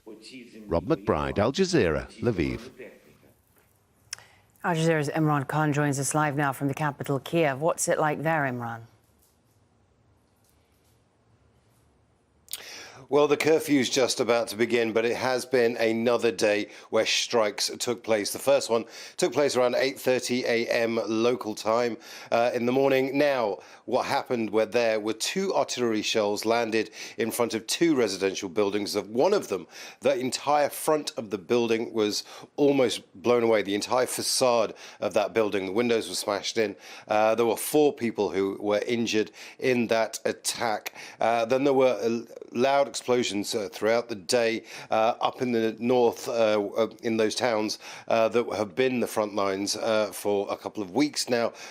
Then around about 1:30, 2 o'clock, there was a shell that fell onto a car, killing at least killing one person there. That was the same location that 8 people died 24 hours earlier in a missile attack against a residential block and a shopping mall. The Russians say that that was actually a car park that was storing rockets. However, that's something the Ukrainians have denied.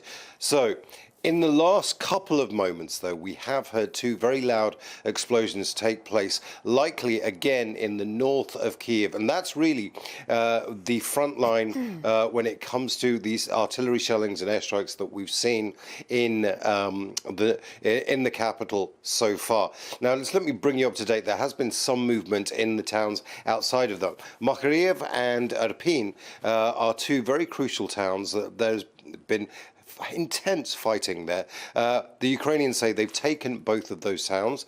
Bucha and Hostomel, again, very closely linked to those places, only about 15 kilometers away from where I'm standing at the moment.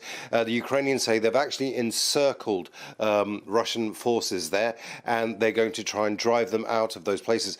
All of those towns are incredibly crucial, because if the Russians could have linked them up, then that would have been a staging post for any attack into the capital itself. According to most intelligence estimates and the Ukrainians themselves, the Russian advance into the city has stalled, and that tallies with what we're seeing. We've been here monitoring this attack, this potential invasion into Kyiv now for about 3 or 4 weeks, and we haven't seen it, and a lot of people have been surprised by that. But the Russian tactic now seems to be changing. They seem to be relying more on missile strikes, rocket strikes, and artillery shelling, and keeping the pressure on. However, on the ground, their offensive has definitely stalled. Thank you very much. From Kiev, Imran Khan. Well, the UN General Assembly is holding an emergency session on the war. Ukraine's ambassador has urged countries to vote for a humanitarian draft resolution that holds Russia responsible for the conflict. People are being killed in their attempt to flee from conflict-affected areas. Cities are razed to the ground by shelling and airstrikes. Neighboring countries are stretched to their limits of accommodating millions of Ukrainian refugees. We ask all those who stand against the war to vote with us, to vote for the draft entitled Humanitarian Consequences of the Aggression Against Ukraine. Well, Kharkiv is Ukraine's second largest city, and it's come under intense Russian bombardment. Hospitals there are struggling to cope with the number of wounded civilians and soldiers. A warning that Asad Beg's report from a Kharkiv hospital contains distressing images. A desperate attempt to save lives. Overstretched and overworked. Medical staff at Kharkiv Regional Clinical Hospital are under unprecedented pressure. The intensive care unit is filled with victims of this war. I haven't treated civilians with combat injuries before.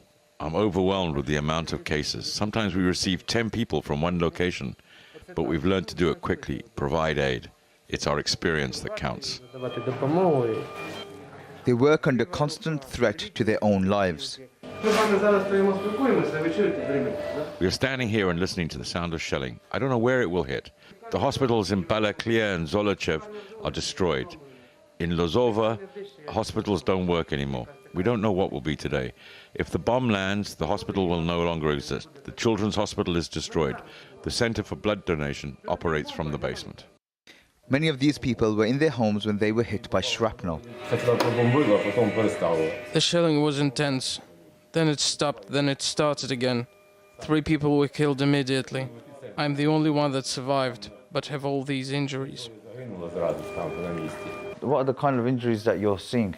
Downstairs, there are more patients. This is one of the most... Sasha's leg has been amputated. You know, actually, there was a lot of patients with serious injuries right here, but this boy is the most strong-willed from all of them, because most of them are crying, asking for saving their legs and arms, but he was the only one who said, just do what you think you need to do. So this is a real warrior, still hard. And he has one message for the world. Close the sky about Ukraine and Russia. These wards are filled with casualties from this war. Here, most of patients are after artillery. It's not because most of patients was wounded by artillery. It's just because most of patients after aircraft are dead. So this is the most hard patient of... In another ward, we find Yevgeny Telashko.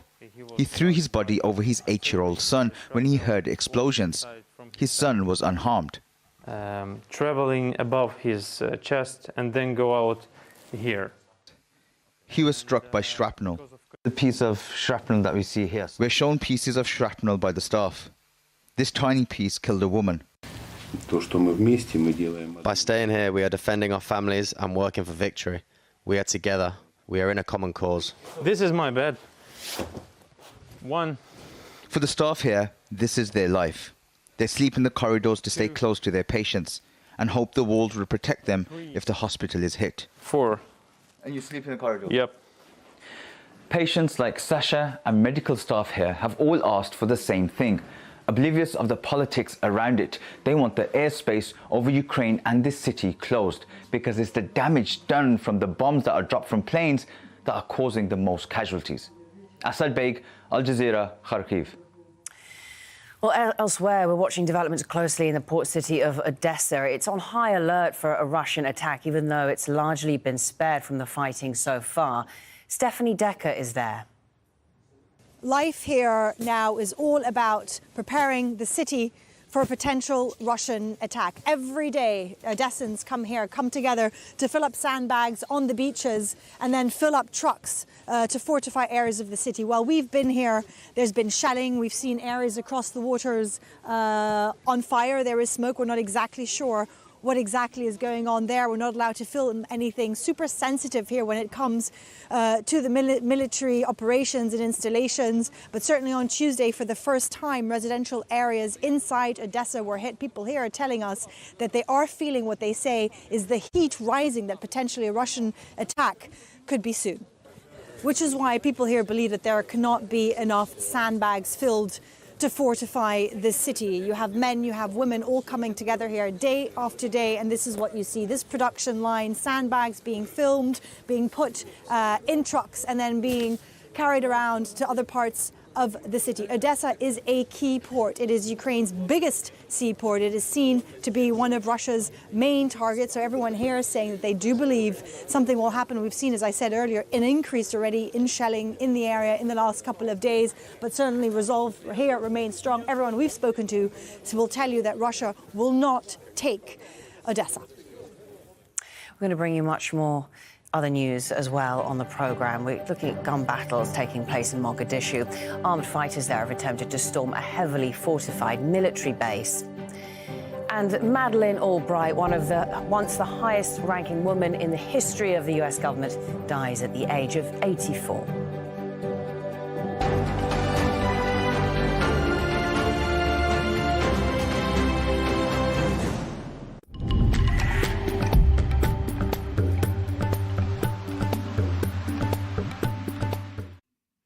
Hello there. There's lots of beautiful weather to be enjoyed across Europe at the moment. And there's more of that to come as we move towards the weekend, particularly across those central and northern areas. We've got high pressure in charge, but we're still seeing the wet and windy weather in the south for the southwest corner as well as the southeast. And it's the Iberian Peninsula that's bearing the brunt of that wetter weather. We could see some flooding in the south where the rain is heaviest. Eastern areas seeing some heavy rain as well. And it's a bit of a washout for Madrid. Things will improve, however, by next week. Now, further north of this, well, it's a largely fine and dry picture. We've seen temperatures in London and Paris touch up into 20 degrees for the first time this year.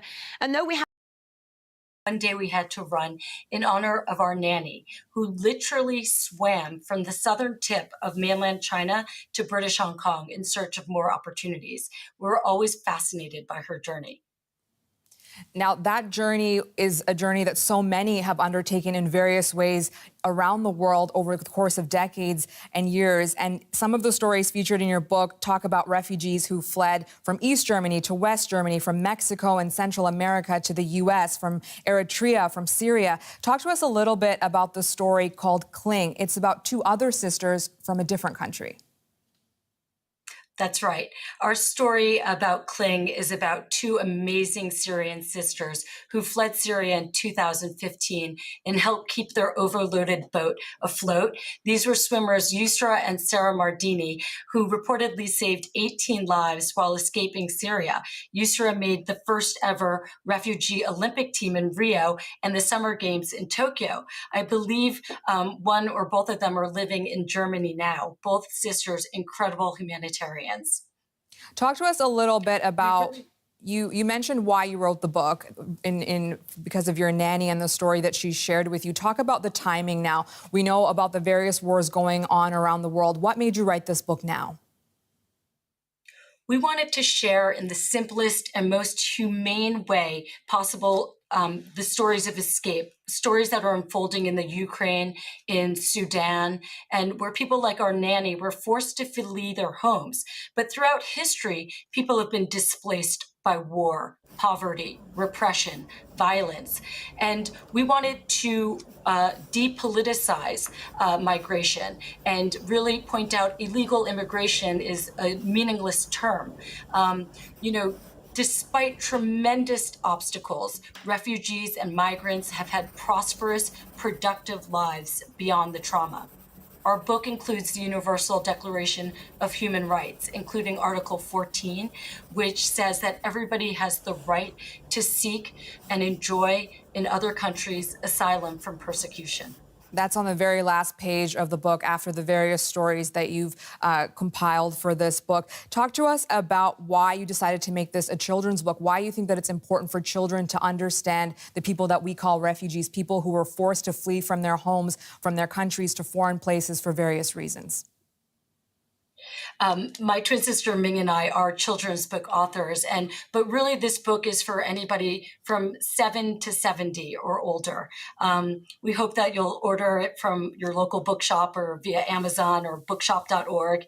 And we'd love for teachers and students and young people to use our title not only to learn about geography and history, but also to realize that refugees and migrants are brave, resilient, resourceful, and incredible human beings.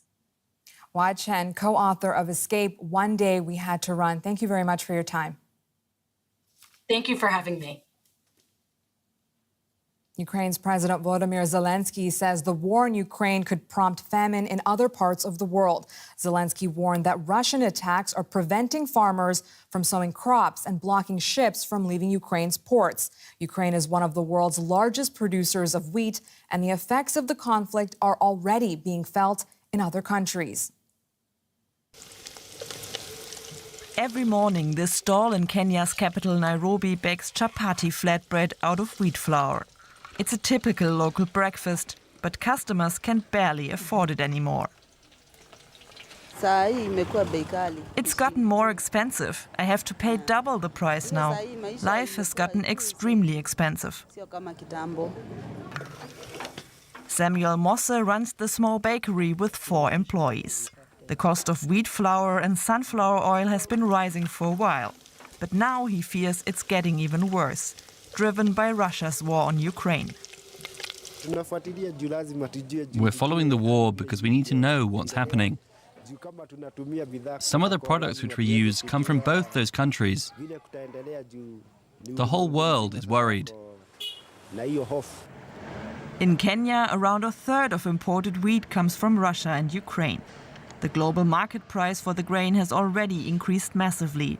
That's also being felt by this company that bakes loaves for supermarkets. The worry is that the global supply will shrink, prices will rise further, and poorer countries will barely be able to afford wheat. The situation is really worrying because not only price, the next thing we're talking about is availability. We're already seeing a lot of our suppliers pulling out force majeure cards on contracts. But there's one country with vast reserves, China. Analysts estimate it has around half of the world's stocks in its warehouses. It's intended to ensure enough food for its own population, but the fear is that China could exploit the global situation geopolitically. China has enough reserves to also be able to support certain poorer countries in Africa with supplies. The Communist Party realizes this gives them leverage to be able to expand their influence there. China has been expanding its involvement on the continent. It's building roads, ports and train routes like here in Kenya. It also provides loans to African states. In return, it gets access to Africa's abundance of natural resources in its markets. Now, Africa's dependence on China looks set to increase. Ukrainian President Volodymyr Zelensky has addressed lawmakers in France. It's the latest in a series of speeches he's given before parliaments of allied countries. The Ukrainian leader called for a minute of silence for Ukraine and for the victims of the war. He also told French lawmakers that they have many of the answers to this war in their hands by sending more weapons, withdrawing French companies from Russia, and imposing stronger sanctions. We need help, even more help and support. For freedom not to lose, it should be well armed. Tanks, anti-tanks, fighter jets, aerial defense. You can help us, and we need it. For freedom not to lose, the world should support it with sanctions against the aggressor. Each week, a new sanctions package. French companies should leave the Russian market. Renault, Auchan, Leroy Merlin and others. They should stop being the sponsors of Russia's war machine. Here in Germany, the Berlin State Ballet has received hundreds of applications from dancers fleeing Ukraine and leaving Russia. Many of them have taken up the ballet company's invitation to join daily training alongside its own dancers. The displaced performers are worried about their careers and their families. Legs light as a feather, but a heavy burden weighs on Ukrainian dancer Yana Salenko of the Berlin State Ballet. Salenko's been with the company since 2005, dancing lead roles in the ballets Sleeping Beauty and Giselle. But now her thoughts are with her family in Kiev. It's weighing on my head and on my soul. I can't believe it's happening, and sometimes it's hard for me to practice. It's hard to dance. I've got too much on my mind.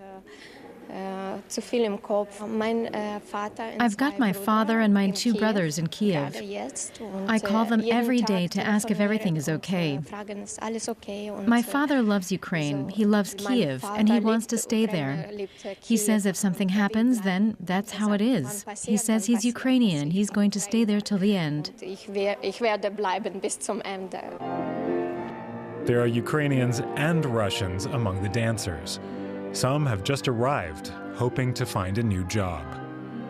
The director of the Berlin State Ballet says she's received hundreds of applications since the war began, from dancers fleeing Ukraine and from dancers leaving Russia's most famous ballet companies. I opened our doors and said they can all take classes here. It's so important for them to be able to practice and perform. Because dancers can't extend their careers. They can't just say, well, if I can't do anything now for a year or two, I'll just keep dancing longer. That doesn't work. With dancers from Ukraine and Russia working here together, friendships appear to be surviving politics.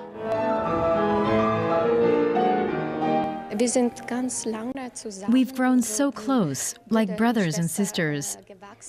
Now I can't just think, well, they're Russians and I'm Ukrainian. Many of them have family in the other country too, so there are connections. And I think it's important that we don't develop some kind of phobia of Russians.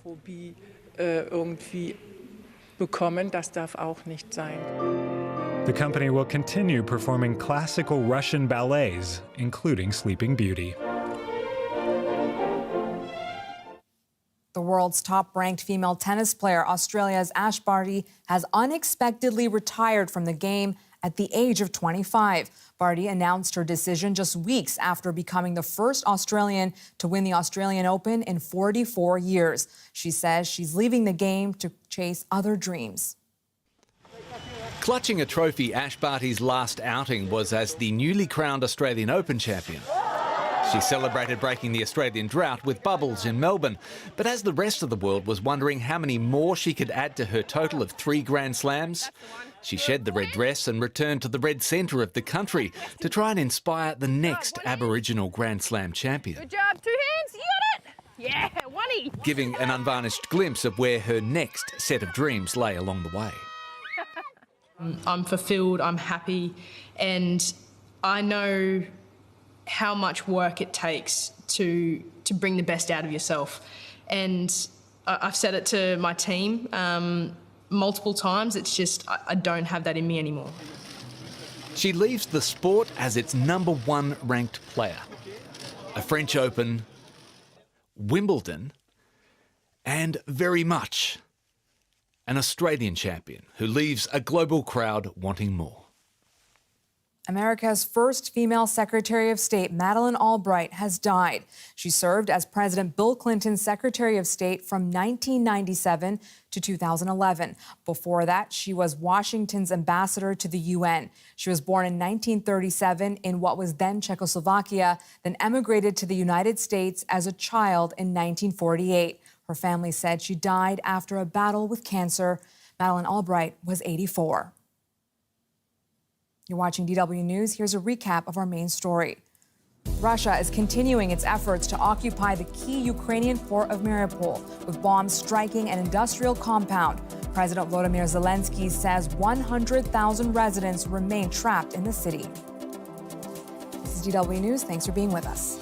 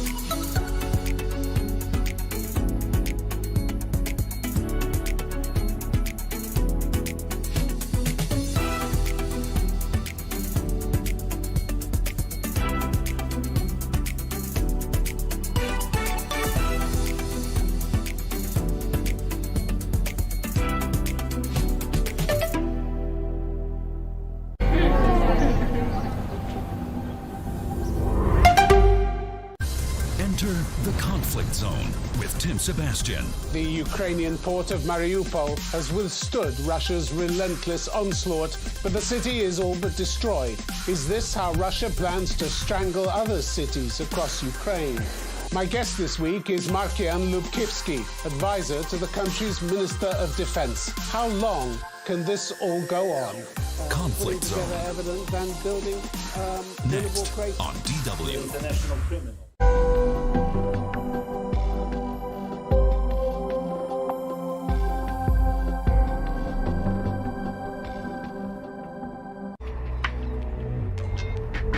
What does war do to people? Are hatred and violence inherited from generation to generation? An award-winning documentary searches for answers. For 2 years, the author accompanies a Salafist family in northern Syria. Insights into the isolated world of radical Islamists and into a spiral of violence without end.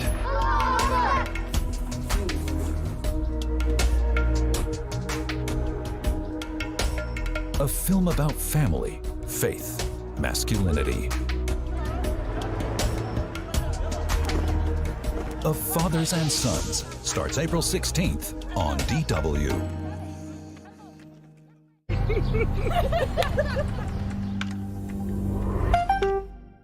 Day after day, the Ukrainian port of Mariupol has withstood Russia's relentless onslaught and refused to surrender. but the city is all but destroyed. Many have left. Supplies of basic goods are running out fast. Is this how Russia plans to strangle other cities across Ukraine? My guest this week is Markian Lubkivsky, advisor to the country's Minister of Defense. How long can this all go on? Till the last Ukrainian will be killed. And this is not only nice words. So the moral and the spirit of Ukrainians is very high. As the fighting intensifies, we look at the narrow path to a peace accord and the prospect that Ukraine faces years of stalemate. What motivates people enduring such dire conditions? And while they give their life and their future for their country, do they feel that their allies who promised so much have given enough? All that and much more on Conflict Zone.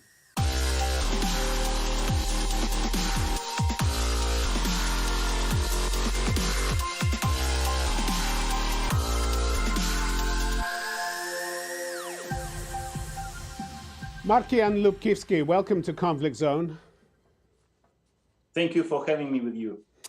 As Russia steps up its attacks, fighting words from your president, Ukraine, he said, will never bow to Russian ultimatums. And he made clear there'd be no compromises on territorial integrity or sovereignty, but he wants to talk to Mr. Putin. Is there anything to suggest that Russia wants to talk constructively to him? Thank you, Tim. Look, this initiative was raised a couple of times by President Zelensky. And yeah, he is ready to speak to President Putin to discuss all issues, including military, humanitarian, political. But we still did not get any reply from the Russian side that the Russian side is ready to discuss that. Let me remind you one very interesting thing for me as a diplomat. You remember recently were negotiations between Minister of Foreign Affairs of Ukraine, Dmytro Kuleba, and his counterpart, Minister Lavrov.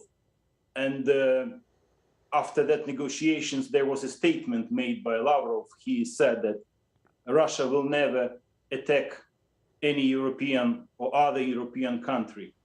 And after that, he added, and Russia never attacked Ukraine. So even if you got a deal, you wouldn't trust it?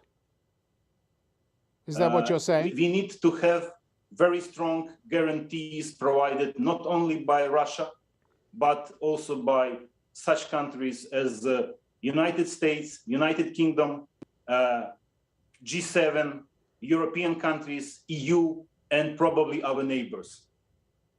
You had those guarantees, or some of those guarantees, with the Budapest Memorandum going back to 1994, guaranteeing your security in return for you giving up your nuclear weapons. That didn't work so well then, did it? What makes you think it would work better now? We need to establish new system of security. You're absolutely right saying that Budapest Memorandum never worked. And now we need to include all parties and to find such guarantees which should be really workable for everybody, not only for Ukraine. Because in these circumstances, nobody can be safe. Look, today Putin attacked Ukraine. Why tomorrow he wouldn't attack Poland or Lithuania, Estonia, Latvia? Nobody can be sure right now. A week ago, your president's top negotiator, Mikhailo Podolyak, went so far as to say the Russian position had softened significantly. We have much confidence, he said, that we'll have a ceasefire in the coming days. What happened to that confidence? I think that there are two reasons. So I cannot disclose the matter of negotiations. I'm not the part of negotiating team. But there are two main reasons why position or approach of Russian Federation became much more softer. First of all, the losses of Russia in Ukraine are tremendous. The Russians lost already 15,000 their soldiers here. And the second thing, that sanctions are working.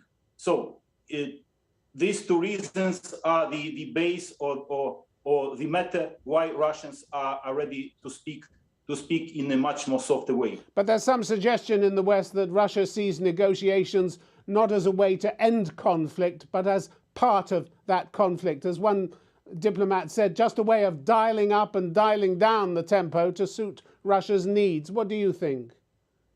We don't want to face with a frozen conflict. You are absolutely right. I agree with you. So, and this is the strategy or the tactics of Russia. Russia made a couple of frozen conflicts on the territory of Soviet Union, Azerbaijan, Georgia, Moldova. So, and probably if they will not succeed in the coming days, and they will not, they will try to frozen the conflict. You say you don't want a frozen conflict, but how long can you go on like this with critical shortages of food, water and medicine in the main areas under attack, tens of thousands of people homeless, people sleeping in basements, people dying on the streets? How long can this last? Till the last Ukrainian will be killed. And this is not only nice words. So the moral and the spirit of Ukrainians is very high. And the spirit and the experience and effectiveness of Ukrainian army as well. So we will fight till the end. The situation is really very dramatic if we are speaking about such cities as Mariupol, as Chernihiv and then Kharkiv.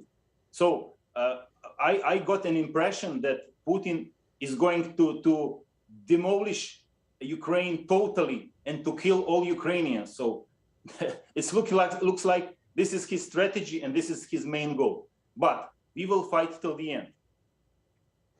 In the US, President Biden has been warning that Russia could use chemical and biological weapons. How seriously do you take that threat? Very seriously. First, there were accusations regarding Ukraine that Ukraine will use these chemical weapons, that we are working on birds taking the biological weapons to Russia or munition. This is crazy. So we should be ready. Everybody should be ready. And don't forget that Russia is one of nuclear powers. So they can use also nuclear weapons. And this is terrible. So you remember that a couple of days ago, Zaporizhia nuclear station was attacked with the Russian missiles. So that's why we are ready for any kind of scenarios. In the last 72 hours, your forces admitted they'd lost access to the Sea of Azov, that strip of coastline that connects Crimea to the breakaway regions of Donetsk and Luhansk. How serious is that loss for you? Situation in Mariupol is very serious, Tim. So that's why we are trying to take care and to rescue our people. So the spirit of people defending, soldiers, Ukrainian soldiers defending Mariupol is very high. So again, they will fight till the end. So the main thing for us is to establish so-called humanitarian corridors and take people out from the areas which are under attacks. Unfortunately, Russians are shooting on our people. They are trying to kill everybody who is leaving Mariupol, Chernihiv, or some other cities. This is terrible. Reports from Mariupol have spoken about how it's almost completely destroyed.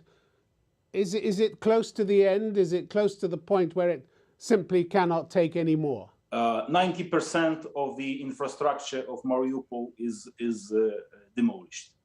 So this is our new Aleppo. So I don't want to do any forecasting. It's very hard for me, but we will fight. It's tremendously hard to accept that, but we are trying to do our best, and our soldiers are real heroes there. Mr. Lubkivsky, if proper talks began, constructive talks with the Russians began, how far is your government united on what it will or won't negotiate to get a deal? It's very important. Our government is united, you know that. And together with the parliament, and the president is staying in Kiev. As you know, he will not escape. And I think it's important to speak to Ukrainian people, and the president will do that. So in case he will face with the issues he cannot solve himself. So I think that our society is united maybe for the first time in our new history. So it's important to keep it united. And the main things so far, it is ceasefire and to establish mentioned humanitarian corridors. Your president spelled out, as we said, his red lines about territorial integrity and sovereignty. So you would never accept the annexation of Crimea. Is that also a red line? Yes, sure. Annexation of Crimea was illegal, was made in the military way, so that cannot be accepted. Same to territories or temporary occupied territories of Donetsk and Lugansk regions. So, but it's important to sit and to speak. We are ready for such kind of negotiations. For your information, negotiations are ongoing. Our diplomats are speaking to Russians right now. If those red lines are standing, what's left? Some kind of negotiated neutrality for Ukraine? You know that our aspiration is to become the part of civilized world, to the part of NATO and European Union. I think it is very important to be focused on the way to become member of European Union. And that perspective is very clear. So I think that we have to go in that way and to discuss the status of Ukraine with the guarantees by countries like United States, United Kingdom. So I think this is the way how we can move ahead. But you have now accepted that you will not join NATO. President Zelensky has called Ukraine's failure to gain membership a truth that must be recognized. Does the country accept that now? Do you accept that? The point that Ukraine is going to become the member of NATO was put into Ukrainian main law, into constitution. So in case that decision will be on the table, and now it's not on the table, we have to change the constitution from one side. And the main thing, I strongly believe that President Zelensky in any case will speak to his people. You're talking about a referendum then? Because he's actually spoken about a referendum. Correct, absolutely. So the statement was made yesterday and today morning that we probably will use referendums as a mechanism to establish the real situation and to speak to Ukrainians. Mr. Lubkivsky, it seems as though there's a very narrow path to an agreement and a very high price for failure. The odds of you finding that path aren't very encouraging, are they? Yeah. So, but this is our way. This is our destiny. You know, I'm absolutely confident that we need to win, or to you know, or so this is for us something this is historical moment for Ukraine. We have a lot to do in terms of internal life to change a lot of things, but we want to become the part of Europe. I think that it's clear to everybody that Ukraine now is defending European values. And this is very important for our partners to understand and to let Ukraine join European, Euro-Atlantic community. While you talk about your relations with the Euro-Atlantic community, you didn't get the no-fly zone that you wanted, but you have had significant amounts of lethal military aid from the West. Do you still feel in any way that the West has let you down? No. We are very grateful to all our partners, to all our friends. We are grateful to our neighbor Poland, our strategic partner. And we never got the non-fly zone, but we are in very good cooperation with all our partners to provide Ukraine with the weapons, we need at this stage, still need aircrafts and anti-air systems. So that was the point discussed by my Minister of Defense, Mr. Oleksiy Reznikov, yesterday with his British colleague and Polish Minister of Defense. But more weapons are on their way, kamikaze drones, hundreds of Stinger missiles, also different hardware from Italy, Denmark, Germany and other EU forces. You're happy with the response you got? Yes, we are. Your president, though, seemed particularly annoyed by what he saw as an inadequate response from Israel. Is that true? He used some pretty strong words about them. Yeah, it was a statement to Knesset, and in his statement, President Zelensky was very clear. But from the other side, to make our relations with Israel are very close. Thousands of Ukrainians live there, and Ukraine is the homeland for a lot of Israeli people. So, and that's why his statement, his address was very emotional, because Ukrainian president is Jewish. So that's why we really expect from Israel, as well as from other countries like India, to make very strong and very clear statements related to Russian aggression. But from the other side, we cannot accuse any country, that they are providing us with the weapons or with the support or not. No, we are grateful for everybody, but everybody should find a way how to help Ukraine. You're surrounded by death, destruction, misery in your country. What's been the worst moment for you personally in the last month?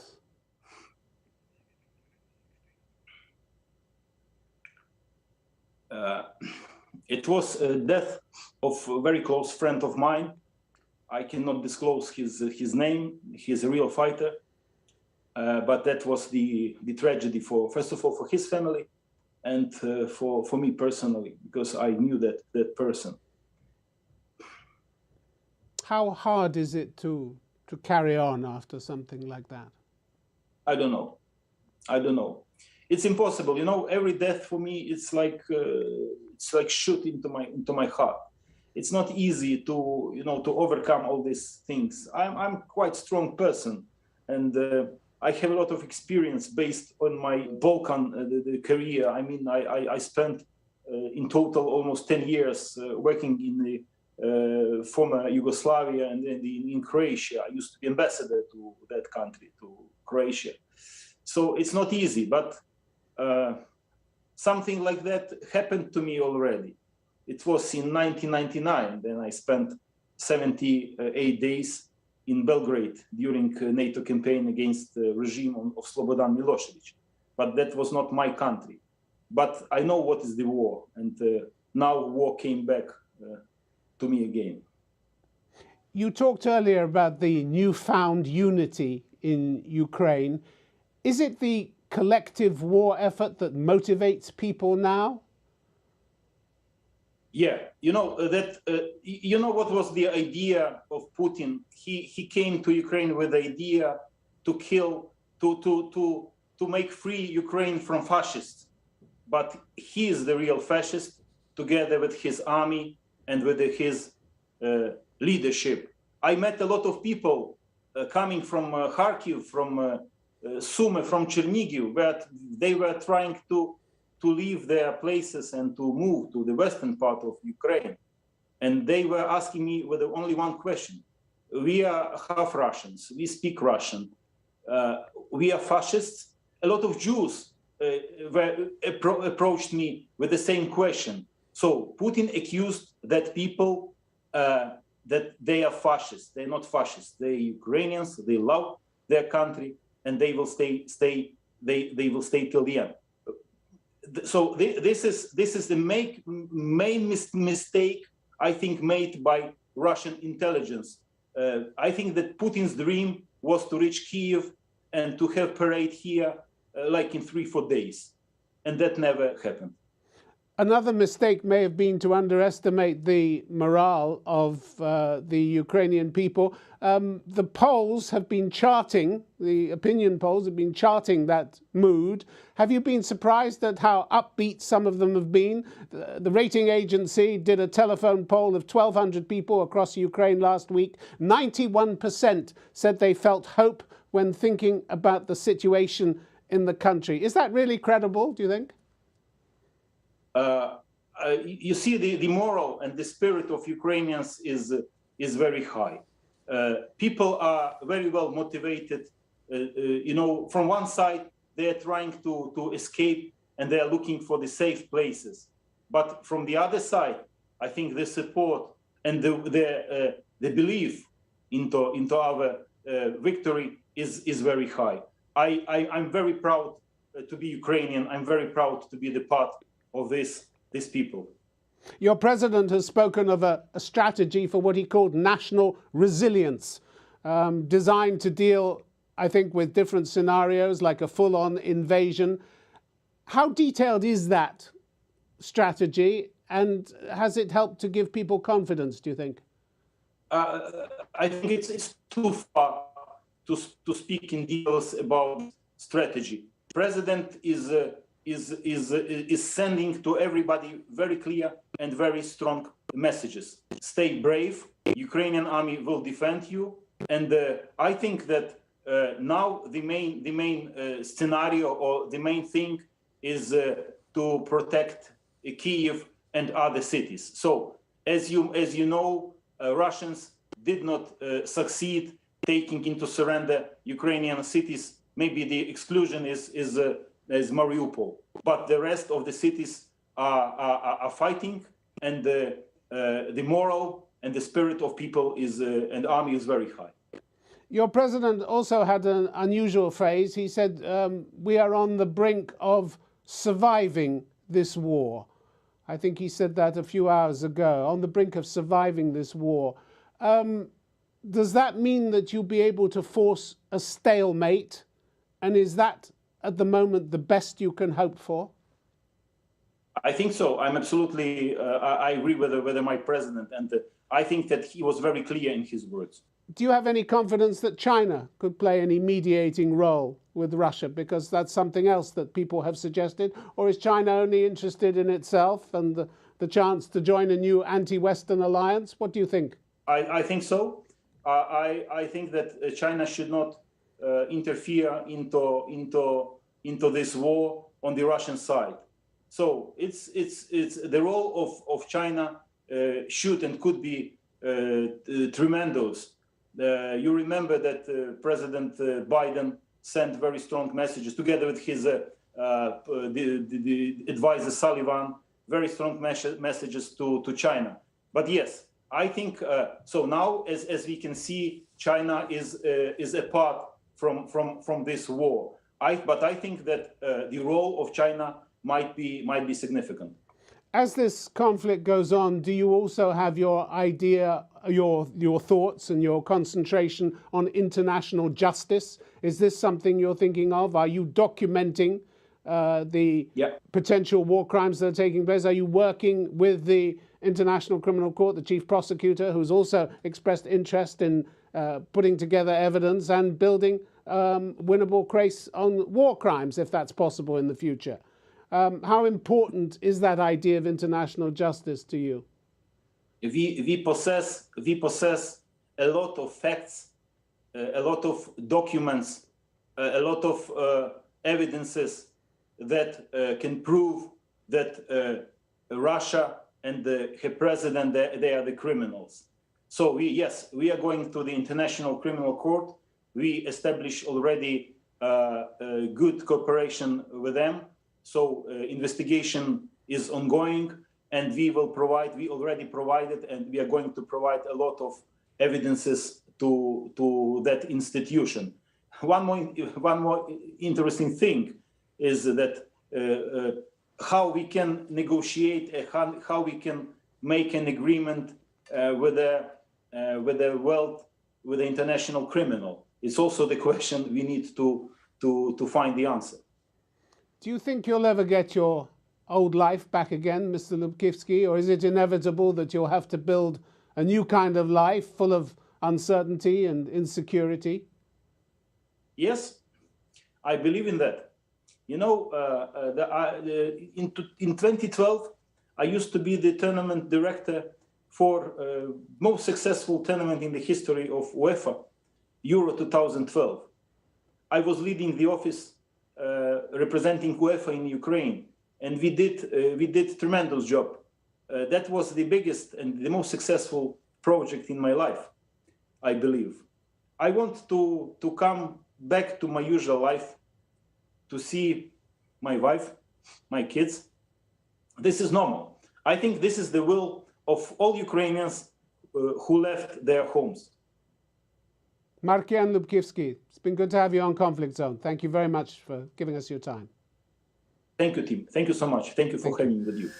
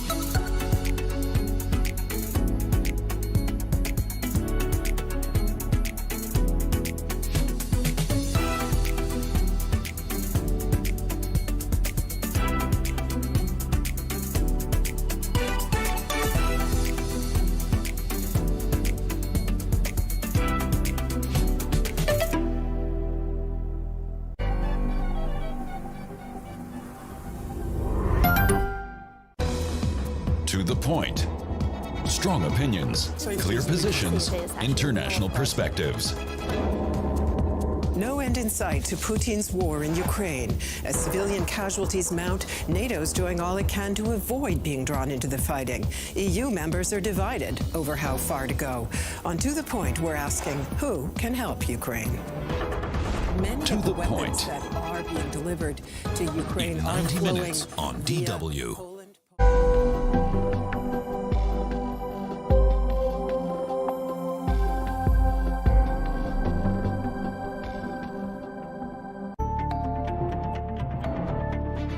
In many countries, education is still a privilege. Poverty is one of the main causes. Some young children work in mineshafts instead of going to class. Others can attend classes only after they finish working. Millions of children all over the world can't go to school. We ask why. Because education makes the world more just. Make up your own mind.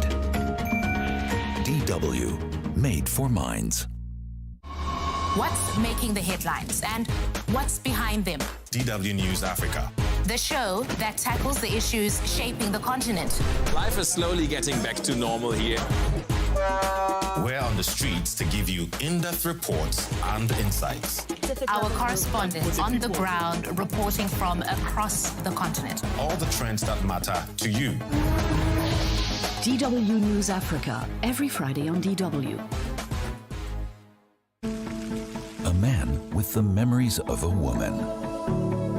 Ali from Syria is born in a female body. Forced into marriage, raped. His escape will be the journey of his life. Far from home, Ali can finally become the person he's always wanted to be. I want this very badly. I will not regret it and will go through with it.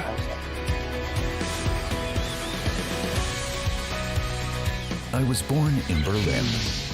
Starts March 30th on DW.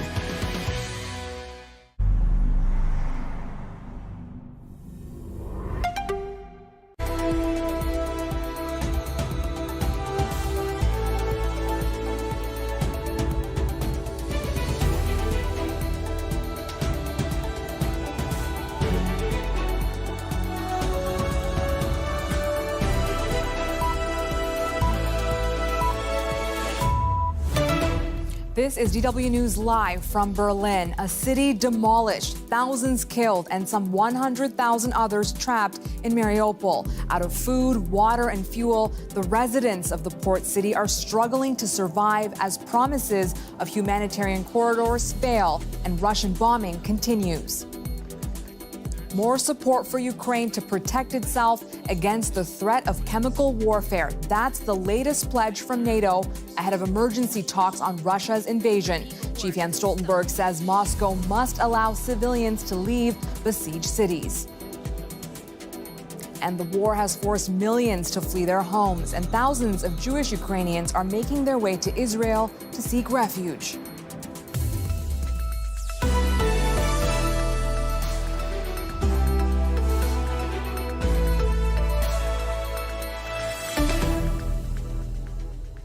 I'm Abby Cordas, and welcome to the program. We begin with a Russian invasion of Ukraine, which has seen incessant bombings, aerial dogfights, and street battles in various parts of the country. The local council says Russian forces who've surrounded the port city have reduced it to ashes. Kyiv is calling on Moscow to allow civilians to escape Mariupol. Ukrainian President Volodymyr Zelensky says 100,000 people are trapped without food, water, or medication. Zelensky also says Russian troops have seized a humanitarian convoy attempting to bring relief to Mariupol's residents.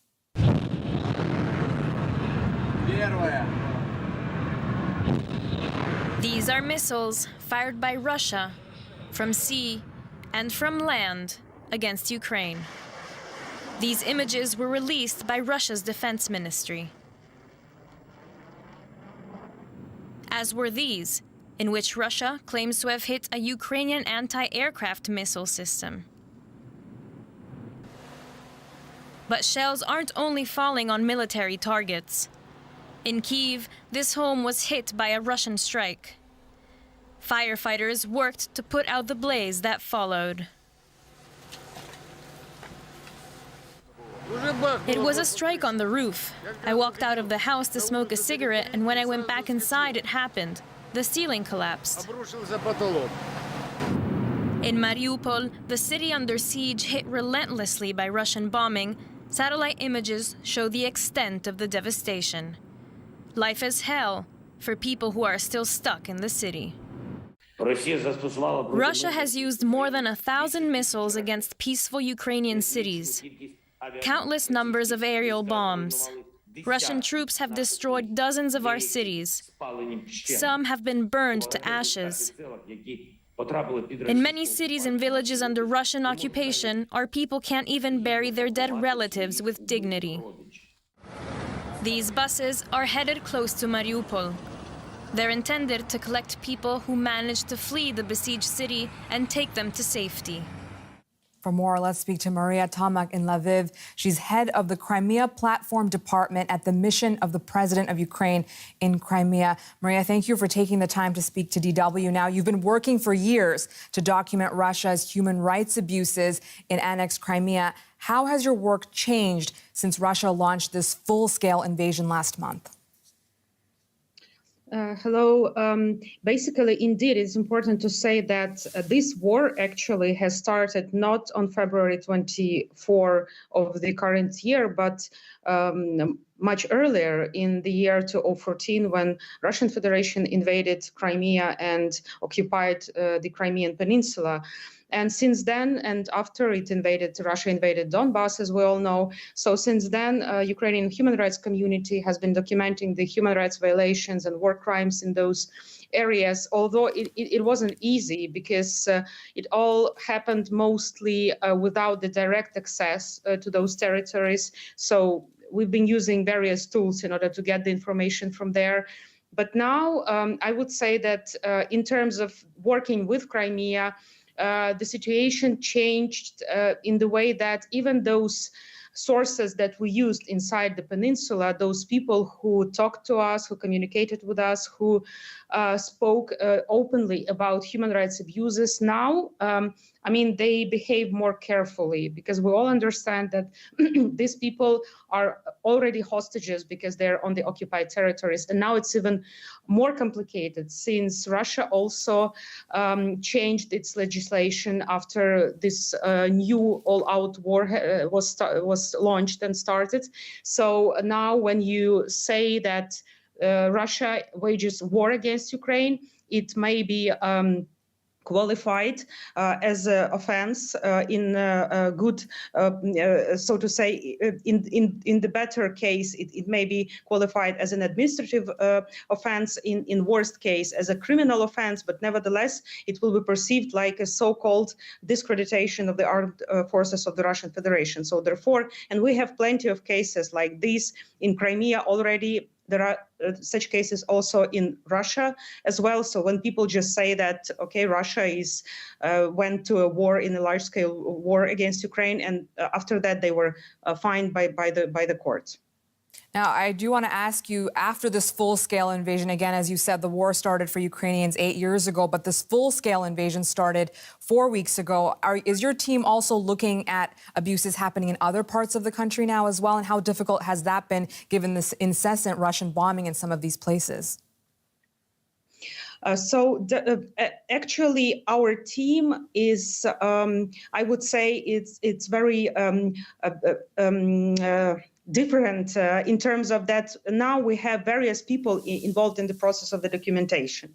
Basically, the governmental institutions that I represent now, prior, just a few months ago, I was with the human rights sector, but recently I shifted to the governmental position. But nevertheless, civil society organizations, human rights organizations, jointly with governmental institutions, try to collect as many information as it's possible in order to get the evidences, the testimonies, the facts, the open sources information about those abuses that are taking place. And of course, it's incomparable in terms of the scales of those violations, even to the years prior to that. Because when it comes to Crimea, there was no actually like a full-fledged war there. I mean, with the armings, all of those awful things that we see now, it was, I would say, silently occupied and seized by the Russian Federation, unlike Donbass. But nevertheless, even in Donbass, although there was a war over there for years, it wasn't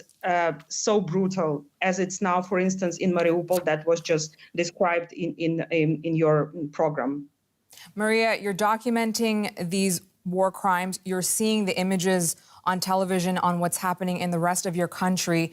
When you look to the future now, do you see one where a Vladimir Putin or a senior Russian official could one day, face prosecution for launching this invasion of your country? Yes, definitely. And I think that it's one of the most important debates that are taking place now within Ukraine, but also with various legal experts around the globe, is how actually it's possible to bring to responsibility Russian officials. And the most obvious answer would be the ICC, the International Criminal Court, which has already intensified its efforts for the investigation of the developments in Ukraine since 2014, basically, not starting from now, but even prior to that. But another idea which seems to me very important is the tribunal, the separate tribunal over Vladimir Putin regime somewhere in Kharkiv, for instance, who was the city suffered a lot also from the Russian invasion and Russian occupation as of now. But what I would like to underline, because it's somehow interlinked with those debates that I can follow within the German media and maybe public discussions, is whether it's only about Vladimir Putin or not. I think that we have to be very clear and have to be very, we have to be honest with ourselves that lots of people in Russian Federation do support this war. And it's a huge challenge, and it's a huge question of humanitarian kind, is what to do, how to work with the Russian population in order to, demilitarize the minds of those people who explicitly support this aggression against Ukraine. So Vladimir Putin is not unfortunately, the only person who stands behind that. I'm afraid that's the reality. Maria Tomek with the Crimea platform at the mission of the President of Ukraine. Thank you very much for your time. Thank you. Here's a look at some of the other developments in the conflict. A top Kremlin aide has become the first member of Putin's inner circle to quit his post over Russia's war on Ukraine. Anatoly Chubais was Putin's special representative for ties with international organizations, but is better known as the architect of Russia's post-Soviet economic reforms. He has reportedly left the country. Poland has expelled 45 Russian diplomats, calling them Kremlin spies. A government spokesperson said it was part of Warsaw's dismantling of the Russian special services network in the country. They've given most of the group 5 days to leave Poland. Moscow has called the accusations absurd. Russian President Vladimir Putin says his country will start charging what he calls unfriendly countries in rubles for the gas they buy. Putin says a freeze on Russia's assets by foreign nations had destroyed Moscow's trust in, quote, compromised currencies like the dollar and the euro. Pope Francis has made a fresh appeal for peace in Ukraine. He paid tribute to the victims of the war and said buying and producing more weapons is not the solution to the problem. He urged both Ukraine and Russia to work together for peace. U.S. President Joe Biden is heading to Brussels to meet with NATO leaders at an emergency summit on Ukraine. The alliance is trying to balance further military assistance for Ukraine while avoiding a direct confrontation with Moscow. NATO has promised more support to help Ukraine protect itself from chemical warfare. But the alliance is also taking precautions outside the country, deploying soldiers and weapons in Eastern European member states. More reinforcements are on the way. Secretary General Jens Stoltenberg says the alliance will send more troops to Hungary, Romania, Bulgaria, and Slovakia, and will double its number of battle groups stationed near Russia. Stoltenberg has implored member states to invest more resources in order to stop the war from escalating. The decisions we take tomorrow will have far-reaching implications. Major reinforcements to our security will require major investments in defense. So I expect allies will agree to redouble their efforts to invest more. There is a new sense of urgency because we cannot take peace for granted. Earlier, we spoke to our NATO correspondent in Brussels, Terry Schultz. She told us more about what to expect from the summit. The most important point for tomorrow's summit is to demonstrate that all 30 allies, Europe and the United States, are completely on the same page when it comes to being willing to commit whatever it takes to defend alliance territory against any potential spillover from the war on Ukraine. And that's a message they want to send both to the Kremlin and also to Eastern allies who are nervous about the potential effect that the war will have on them and that possibly Russian President Vladimir Putin will set his sights on them next. So all of these reinforcements are going to be very welcome in those capitals. They will also be joined at one point by Ukrainian President Volodymyr Zelensky. And he, of course, will be asking Leila for things he's not going to get, like a no-fly zone, like these fighter jets that may or may not at one point be on their way to Ukraine. But he is expected to hear from allies that they'll be sending more defensive equipment, and he'll get more moral support, even though none of these allies are, of course, willing to send forces to serve on the ground in Ukraine. Ukrainian President Volodymyr Zelensky has addressed lawmakers in France. It's the latest in a series of speeches he's given before parliaments of allied countries. The Ukrainian leader called for a minute of silence for Ukraine and for victims of the war. He also told French lawmakers that they have many of the answers into this war in their hands, sending more weapons, withdrawing French companies from Russia, and imposing stronger sanctions. We need help, even more help and support. For freedom not to lose, it should be well armed. Tanks, anti-tanks, fighter jets, aerial defense. You can help us, and we need it. For freedom not to lose, the world should support it with sanctions against the aggressor. Each week, a new sanctions package. French companies should leave the Russian market. Renault, Auchan, Leroy Merlin and others. They should stop being the sponsors of Russia's war machine.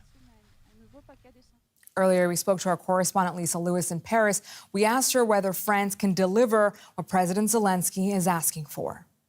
Well, what's certain is that France is very determined to stand by Ukraine's side. France has been sending weapons. They've been sending humanitarian support. They also have been freezing the assets of the Russian central bank here in France, and the government is determined to continue to do so. When it comes to sanctions, that's something the Elysee told reporters today that France was talking about with European international partners. That will also be a point of discussion later on in Brussels during meetings with the EU, with NATO.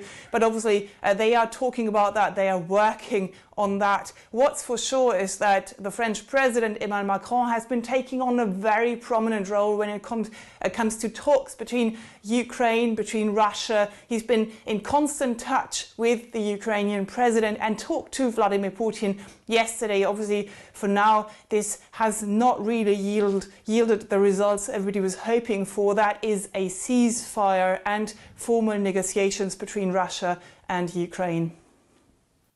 The war in Ukraine has forced millions of people to flee, mostly to neighboring countries. Some Jewish Ukrainians are now fleeing to Israel, which grants them the right to immigrate. Over 4,000 Ukrainians have arrived in Israel since the start of the Russian invasion. They are safe at last. Just a week ago, Dmitry Miskarov, his wife and sister, arrived in Israel from Odessa, fleeing the war in Ukraine. Our cities are being bombed. Many have been destroyed, and there are many casualties among the civilian population. That's what Russian aggression looks like. For now, they are living in a hotel in the small city of Nov HaGalil, along with many other refugees. Everyone here is waiting for the entry documents to be processed. Dmitry is entitled to Israeli citizenship because he's Jewish. That's the law. He feels welcome already. We're getting lots of support here. We're being fed and given clothes and everything that we need. And that's exactly how it should be, according to the mayor. Once an immigrant himself from Moldova, he now encourages refugees to come to his city. One selling point he mentions, cheaper rent than in Tel Aviv. He also uses Facebook to invite refugees to Nov HaGalil, which has already taken in 200 people fleeing the war.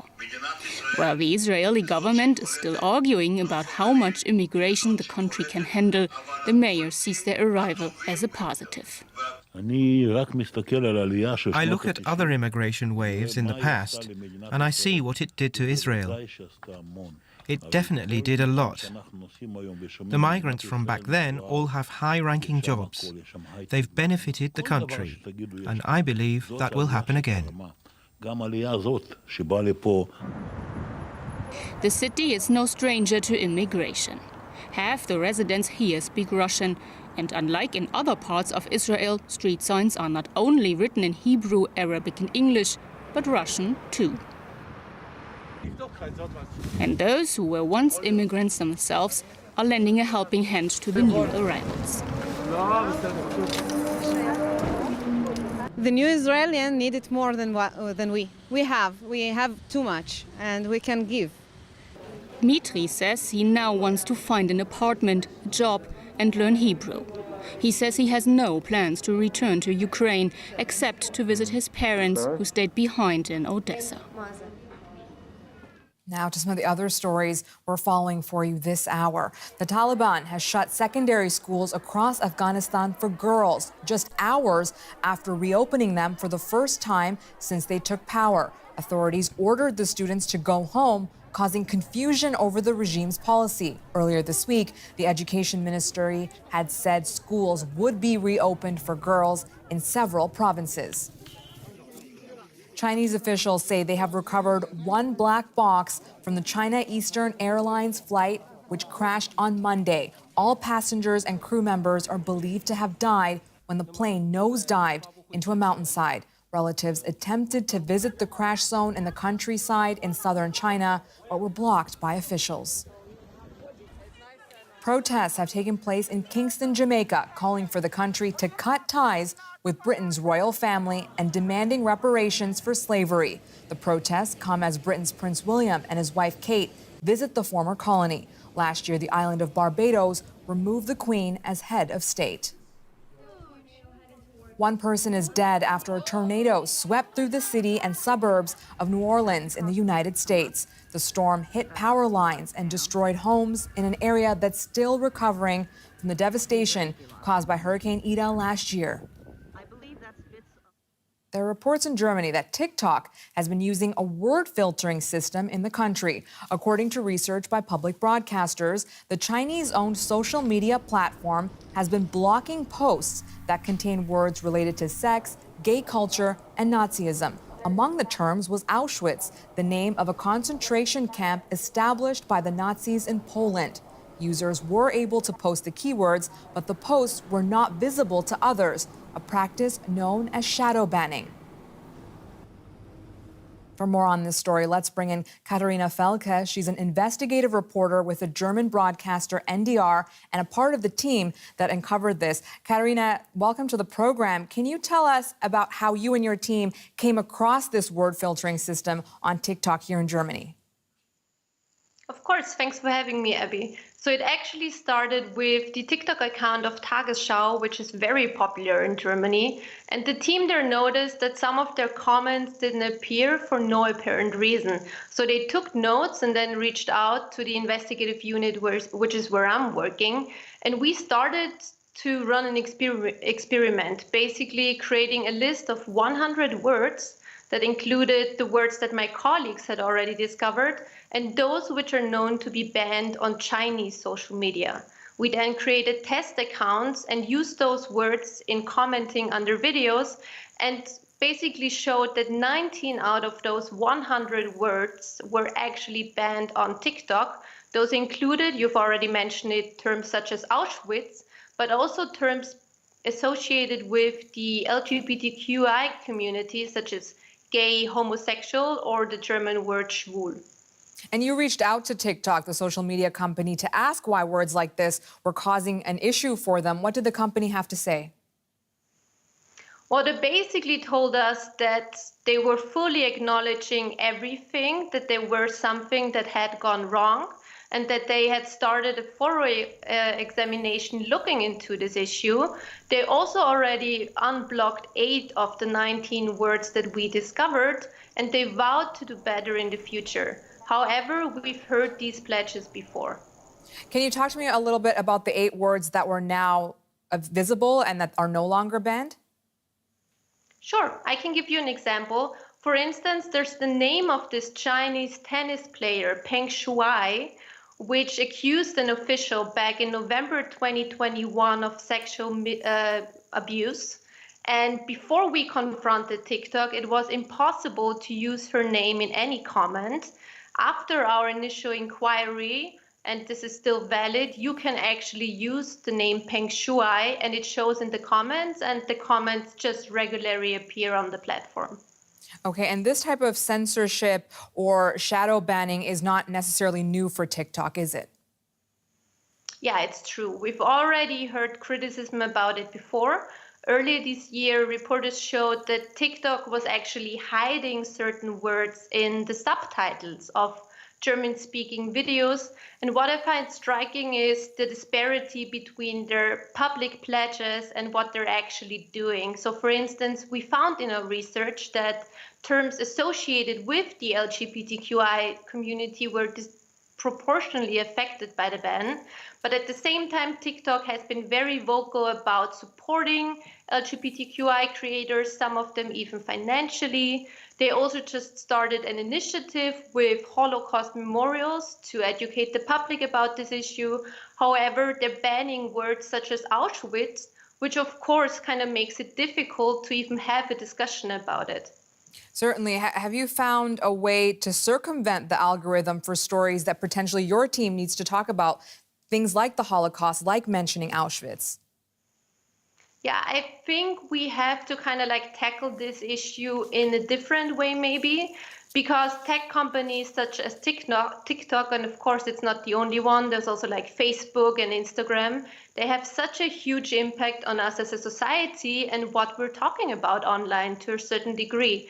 So I think the question is really how we can hold them accountable for what they're doing instead of adapting our behavior to their opaque rules. Because, for instance, we don't know why TikTok has been disproportionately banning words associated with the LGBTQI community because it doesn't share anything about its algorithm. We don't know its rules. It's all very like opaque. I'd say maybe even like a black box.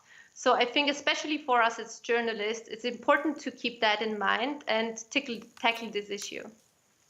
Journalist Katarina Felke, thank you very much for your insights. Thanks for having me.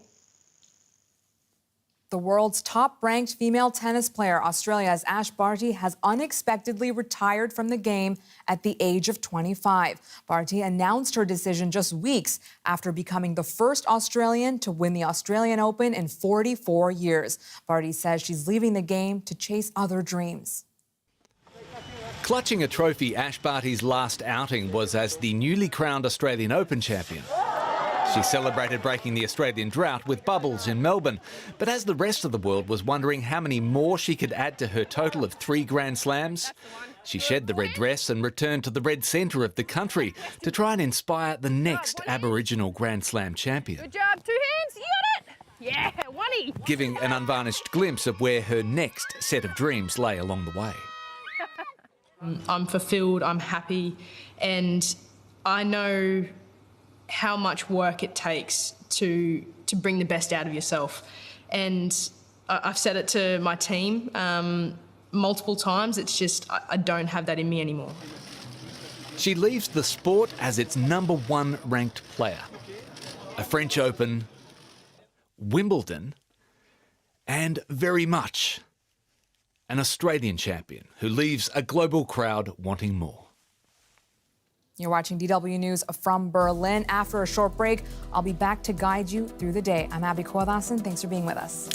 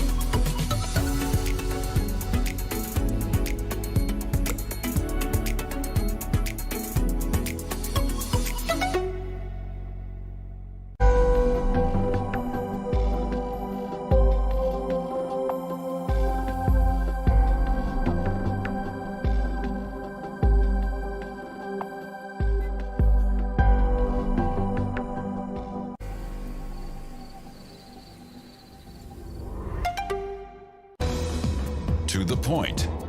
Strong opinions, clear positions, international perspectives. No end in sight to Putin's war in Ukraine. As civilian casualties mount, NATO's doing all it can to avoid being drawn into the fighting. EU members are divided over how far to go. On To the Point, we're asking, who can help Ukraine? Many To of the the weapons point. that are being delivered to Ukraine In 60 are flowing minutes on via DW.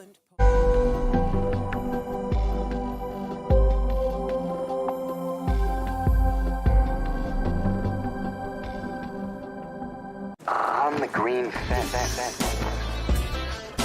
Do you feel worried about the planet? Me too. I'm Neil, host of the On the Green Fence podcast, and to me it's clear we need to change. The solutions are out there. Join me for a deep dive into the green transformation. For me, for you, for the planet.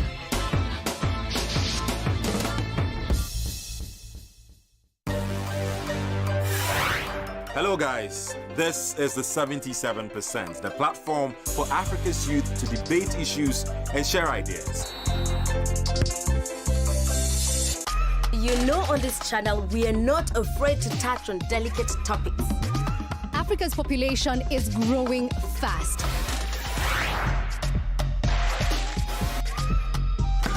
And young people clearly have the solutions. The future belongs to you. The 77% every weekend on DW.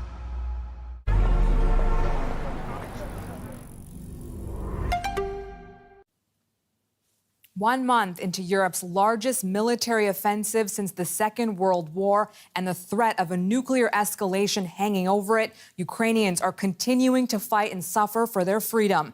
Russian forces are shelling cities in various parts of the country, causing widespread destruction and killing innocent civilians. It is people who are living this war too. 10 million in Ukraine have been displaced. More than 3 million have fled the bloodshed in their country. And like other refugees around the world, they're making the heart-wrenching decisions to leave their homes and their loved ones for an unknown future. I'm Abby Kwadasin in Berlin, and this is The Day.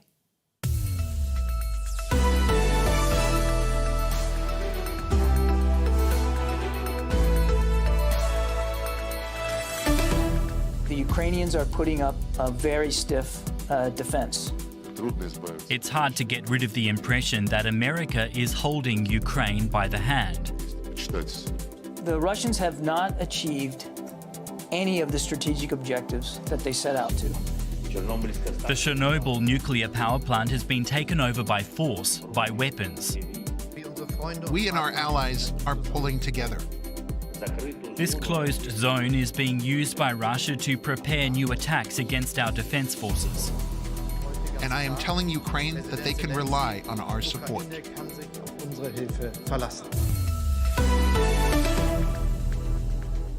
Also coming up on The Day, the global stories of people forced to flee due to war, famine, intolerance, climate change, economic or political upheaval. The UN says 1 in every 95th person in the world is a refugee. A new children's book looks at the human beings who make the journey, seeking peace and freedom. We'll talk to one of its co-authors.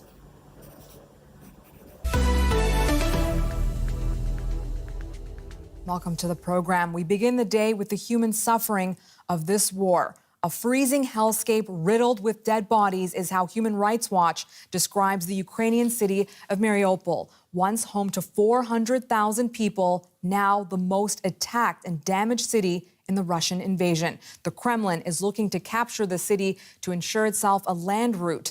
Kyiv is calling on Moscow to allow the some 100,000 trapped civilians to leave. Ukrainian President Volodymyr Zelensky says Russian troops have seized a humanitarian convoy attempting to bring relief to Mariupol's besieged residents.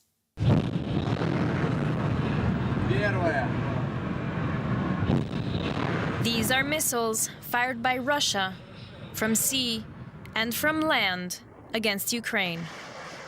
These images were released by Russia's defense ministry,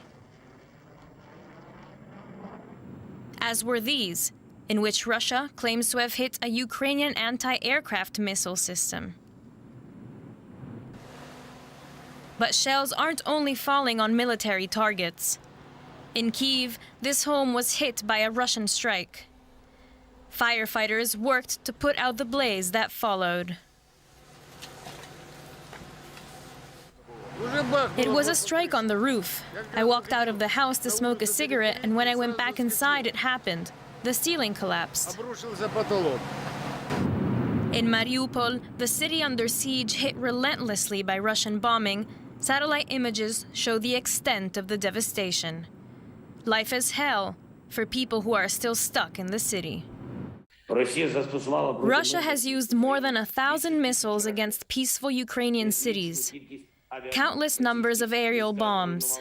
Russian troops have destroyed dozens of our cities.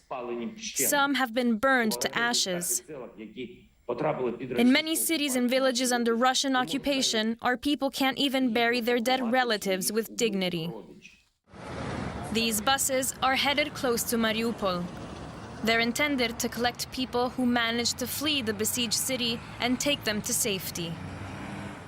As the fighting continues, diplomats from both sides have been meeting to try and agree on a way to end the conflict. Moscow, though, is demanding Ukraine's neutrality and its recognition of Russian control over its territories. No breakthrough has been achieved so far, but Ukraine's President Volodymyr Zelensky said the talks are moving slowly forward. We are continuing to work at different levels to encourage Russia to move towards peace, to end this brutal war. Ukrainian representatives are participating in virtual talks every day. It's very difficult, sometimes even confrontational, but little by little we are making progress. Russia said the lack of a breakthrough was the fault of Ukraine and the United States. It accused Washington of seeking to hinder Moscow's talks with Kyiv to try and turn the tide of the war in Ukraine's favor. Here's Russian Foreign Minister Sergei Lavrov. Negotiations have begun, but they have been difficult because the Ukrainian side is constantly changing its position and rejecting its own proposals. That's despite them expressing an understanding for the things that should be agreed during the talks. It's difficult not to get the impression that their hand is being held by the Americans. If you read the opinions of political scientists, both in Russia and the West, the US doesn't want these talks to reach a quick conclusion. Tracking developments in Ukraine is DW correspondent Amian Esif. He's in Lviv in western Ukraine. Amian, some 100,000 people struggling to survive in Mariupol. What more are you hearing about the worsening conditions there? The people in Mariupol are really bearing the brunt of this war right now. That's because Russia has completely surrounded the city. They're bombing it from the sky, there's fighting in the streets, and there's rockets coming from ships that are off the harbor there. Mariupol is on the coast. Now, the people who are living there, it's very hard to know what they're going through except by guessing from looking at satellite imagery of the destruction, from hearing the few stories that managed to get out of there. We talked with a man a few days ago who just by chance was able to get out of the city and catch a ride out of that area to a safer area of Ukraine. Now, the efforts are focused on not just trying to get humanitarian aid into that city, but to get those remaining people out. About a quarter of the city's population is still living there, facing daily bombardments. The problem is, because the Russian troops have surrounded the city, it makes it nearly impossible to just go in and take people out of there. 24 buses were sent on Wednesday morning to pick people up, but only to a city just outside of Mariupol. And so the people who made it to those buses were just those lucky enough to get out of the city first to where the pickup spot was. So it's a really serious situation for everybody who's still in there, and unfortunately very little information coming out at this point. And in terms of the military battles, in Ukraine is reportedly not just on the defensive, but gaining back ground. How successful have they been in recent days? Well, the Ukrainians are celebrating a very small but significant symbolic victory today. The city council of a small town outside of Kiev called Busha. Now, basically the suburbs northwest of Kiev, where most of the fighting is happening.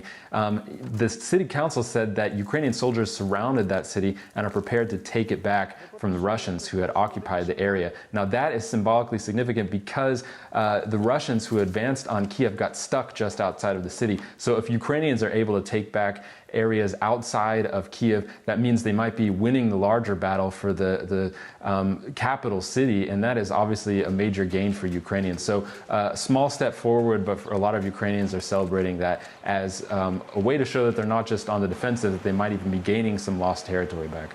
We've heard from the UN chief who said that this war is unwinnable, and experts have pointed out that the only way to stop this war is through negotiations. And we know negotiations are ongoing between Russia and Ukraine. We heard President Zelensky call them confrontational. Lavrov referred to it as difficult. Has there been some kind of movement at all with negotiations? I think in order to understand why the negotiations continue like this and why you hear Zelensky saying they're confrontational on the one hand, but also that we're making steps forward, is because of what you're seeing on the ground, what I just discussed, these little, maybe surprising victories, small but surprising victories that Russia didn't expect, even the Ukrainians may not have expected when the invasion first took place. So I think Zelensky right now is holding out to give anything away to Russia until people really know on both sides what the stakes are, what each party to this war has on the table there. So just a day ago, Zelensky claimed that Russia only has a few days worth of provisions left for its soldiers. Now that could be informational wars to work against the morale of the Russian soldiers, but the military is really struggling with resources. 10% of its military capacity might have already been lost. They've lost way more soldiers than they thought they would have. So I think when Zelensky mentions that it's happening that we're making step-by-step progress, that means that things are happening on the ground that are changing the conditions of the negotiations. So I think what we're going to see is Zelensky asking for a little bit more, Russia knowing that it can't demand so much in order to bring an end to this conflict that is still claiming dozens of lives every day, if not hundreds. DW correspondent Amian Esev reporting from Ukraine. Thank you.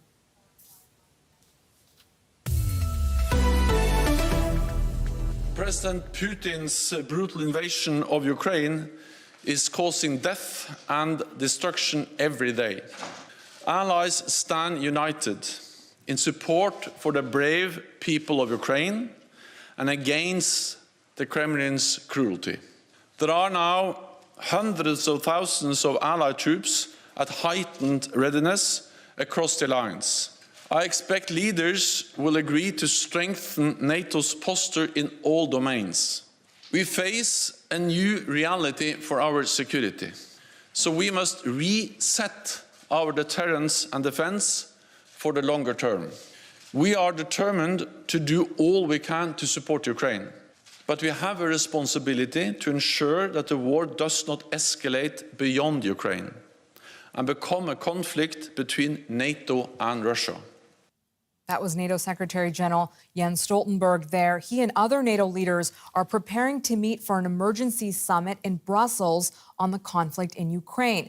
The alliance is trying to balance further military assistance to Ukraine while avoiding a direct confrontation with Moscow. NATO has promised more support to help Ukraine protect itself from chemical warfare. But the alliance is also taking precautions outside the country, deploying soldiers and weapons in Eastern European member states. And more reinforcements are on the way. We're joined now by DW correspondent Terry Schultz in Brussels. Terry, President Biden in Europe in person to attend this meeting. Besides the symbolic gesture of this trip, what kind of measures are you expecting to see come out of it?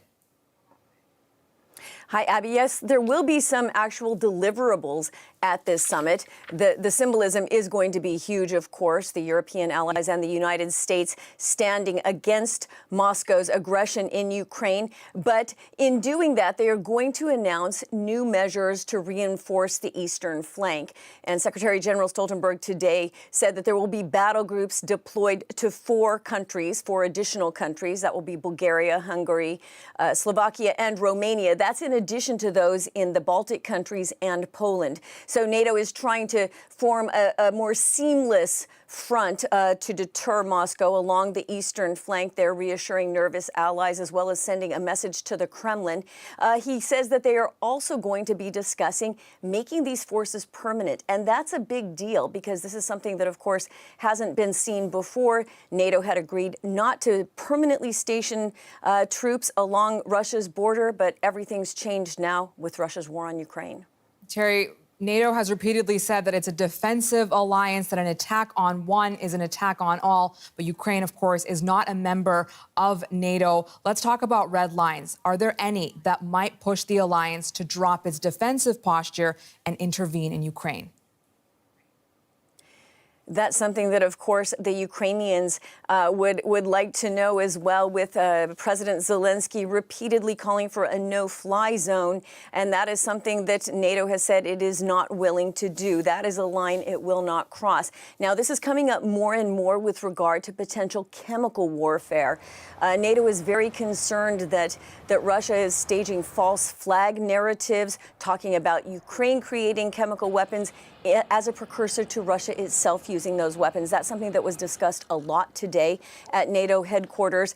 And everyone's asking, if Russia did deploy a chemical or biological weapon, a nuclear weapon, would NATO get involved? And that's a discussion that NATO is not allowing itself to be drawn into at this time. It doesn't even like to use the term red lines because, of course, once you use that phrase, you're required to do something if Russia crosses it. So this is very much an open question at the moment.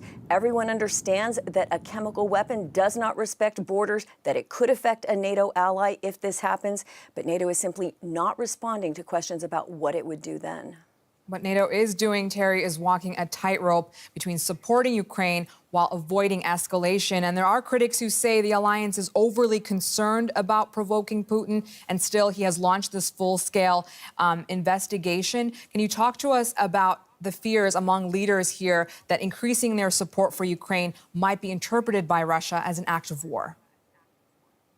I think what you hear increasingly is that, Ukraine was not a member of NATO, and yet Russia launched war. This was one of the things that President Putin said he wouldn't accept. It didn't happen, but it didn't stop the aggression. So I think that we hear less and less about leaders being worried that it would be interpreted as provocative. They are willing to send defensive weapons to Ukraine. What they are not willing to do is risk their own troops on the ground in Ukraine.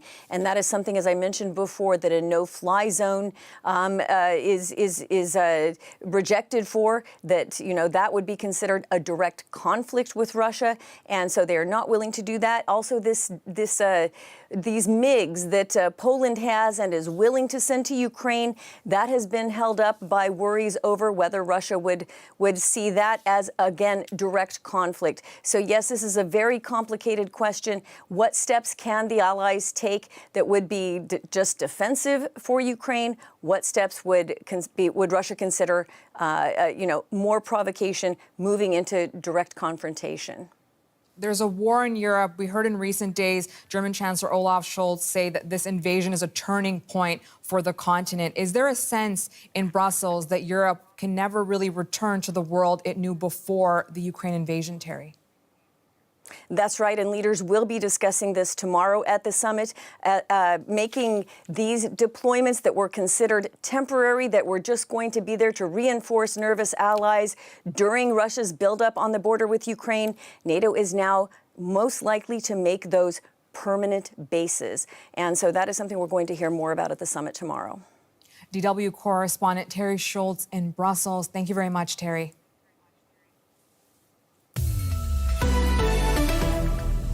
The war in Ukraine has displaced a quarter of the entire population. The United Nations says 3 million people have become refugees in mere weeks following the Russian invasion. People have and continue to flee conflict and persecution in various parts of the world. Nearly 7 million have left Syria amid an ongoing war. Some 4 million Afghans have been forced from their country, and more than 2 million people have fled South Sudan.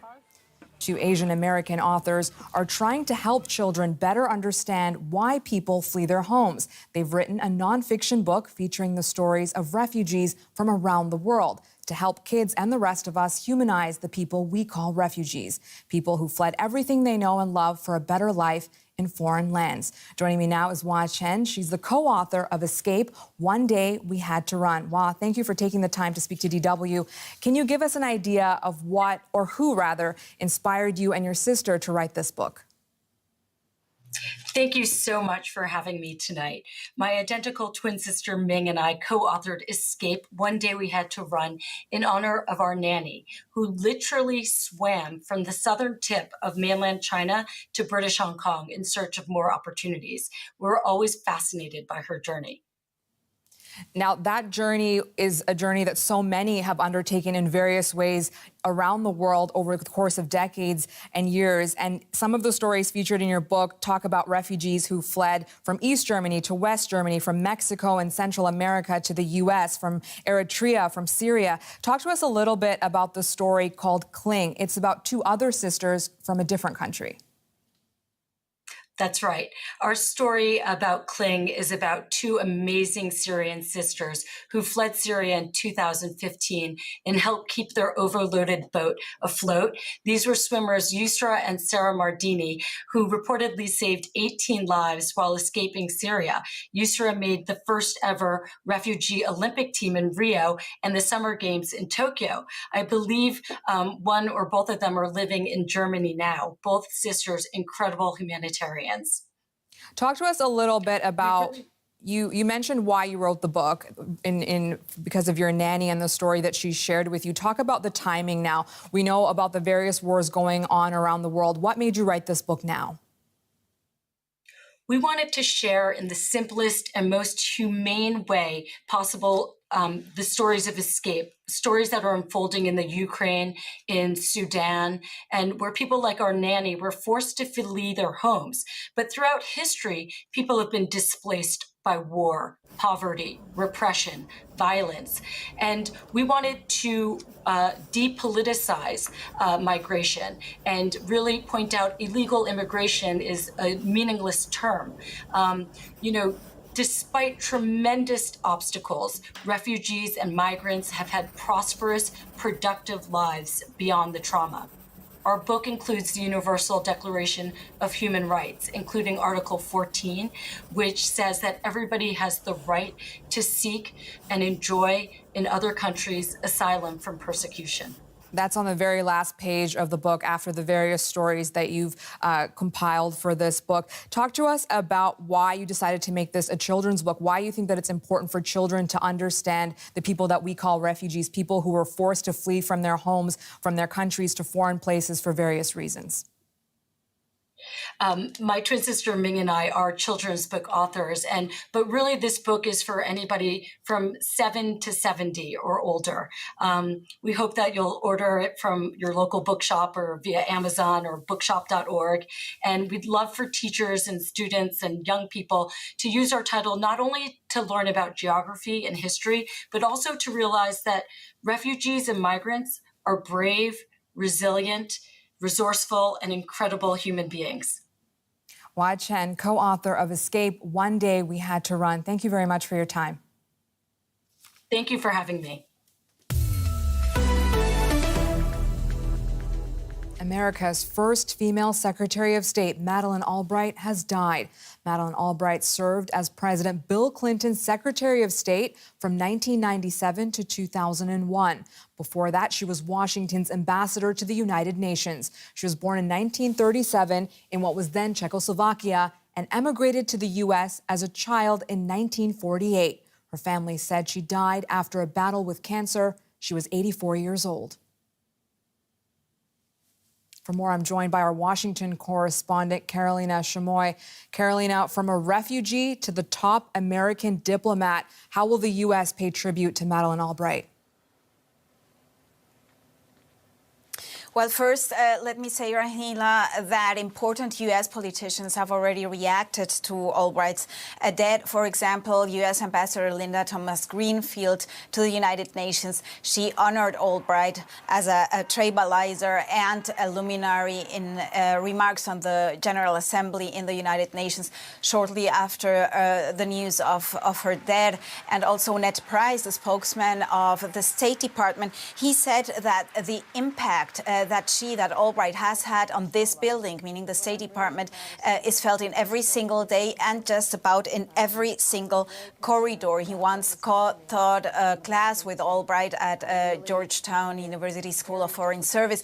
The funeral will probably take place at the Washington Cathedral, and then the flag-draped casket will lie in state at the U.S. Capitol Rotunda, like it is usually the case with highly recognized politicians, like it was the case with Senator John McCain or Colin Powell after their death.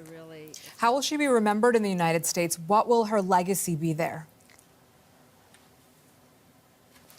Well, Albright was a woman who lived the American dream. She came to the United States when she was 11 years old as a refugee, escaping from Nazi Europe, first to the UK and then from communist repression with her family to the United States. And then she became, of course, after many years, she became the first female U.S. Secretary of State in this country. Before Albright, the inner circle of U.S. foreign policy making had been almost exclusively dominated by men, so her role on the foreign policy establishment also reflects the traditional roles of women in the 50s and 60s, and with her ambition and her strength, she was definitely an inspiration who encouraged women to pursue professional careers.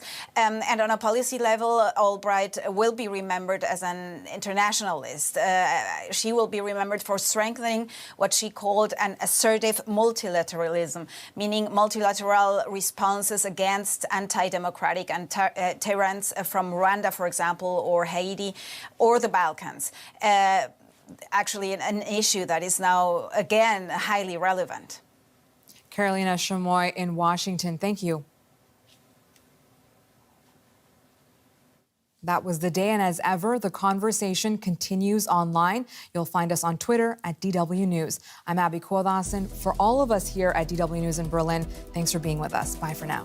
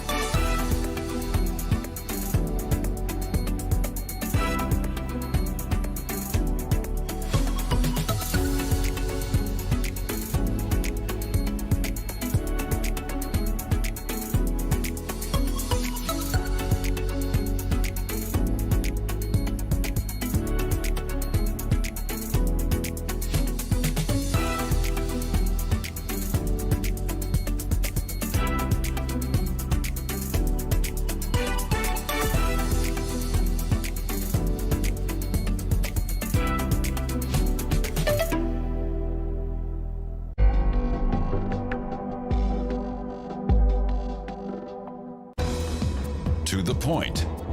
Strong opinions, clear positions, international perspectives. No end in sight to Putin's war in Ukraine. As civilian casualties mount, NATO's doing all it can to avoid being drawn into the fighting. EU members are divided over how far to go. On To the Point, we're asking, who can help Ukraine? Many To of the the weapons point. that are being delivered to Ukraine In 30 are flowing minutes on DW. Ukraine's gold, wheat. But the war has halted production. Large swaths of land are no longer being farmed. How are the shortages impacting buyers and supplies to the world's poorest nations? The war and wheat. Made in Germany. In 90 minutes on DW.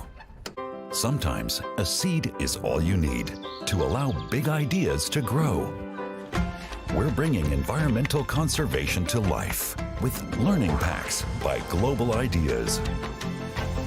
We will show you how climate change and environmental conservation is taking shape around the world and how we can all make a difference. Knowledge grows through sharing. Download it now for free.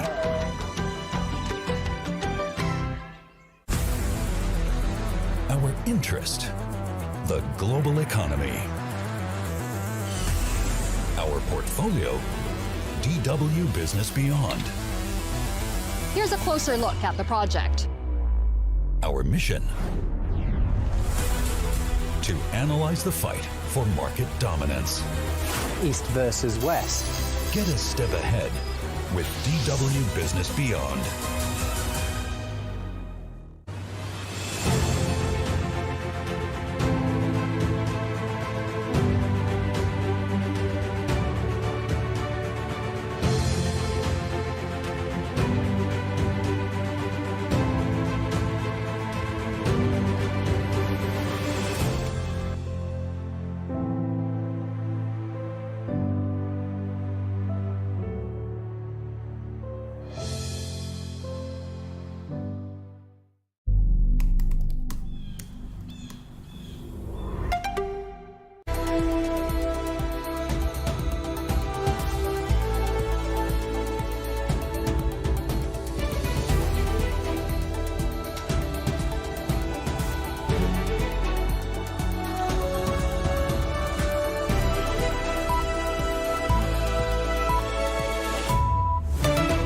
This is DW News live from Berlin.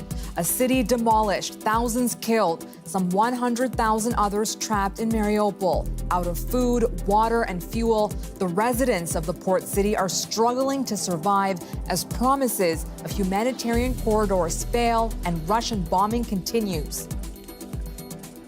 U.S. President Joe Biden is in Europe for emergency talks with NATO allies on the war in Ukraine. Earlier Wednesday, the bloc's chief pledged more support for Ukraine to protect itself against the threat of chemical warfare by Russia. And the world's top-ranked women's tennis player steps away from the game. I'm so happy and I'm so ready, and I just know at the moment in my heart for me as a person, this is right. Australian Ash Barty retires, saying she's ready to take on new challenges and find fulfillment elsewhere.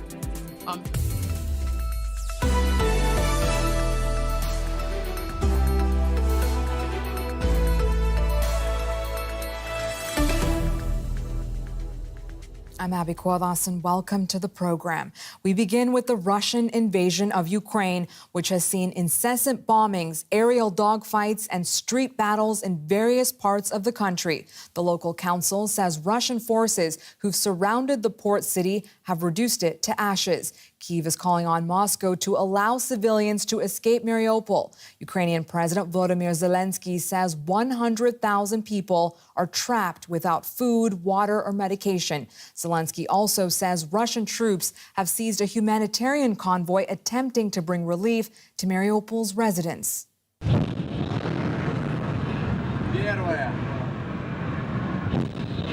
These are missiles fired by Russia from sea and from land against Ukraine. These images were released by Russia's defense ministry. As were these, in which Russia claims to have hit a Ukrainian anti-aircraft missile system. But shells aren't only falling on military targets. In Kyiv, this home was hit by a Russian strike. Firefighters worked to put out the blaze that followed. It was a strike on the roof. I walked out of the house to smoke a cigarette, and when I went back inside, it happened. The ceiling collapsed. In Mariupol, the city under siege hit relentlessly by Russian bombing, satellite images show the extent of the devastation. Life is hell for people who are still stuck in the city. Russia has used more than 1,000 missiles against peaceful Ukrainian cities.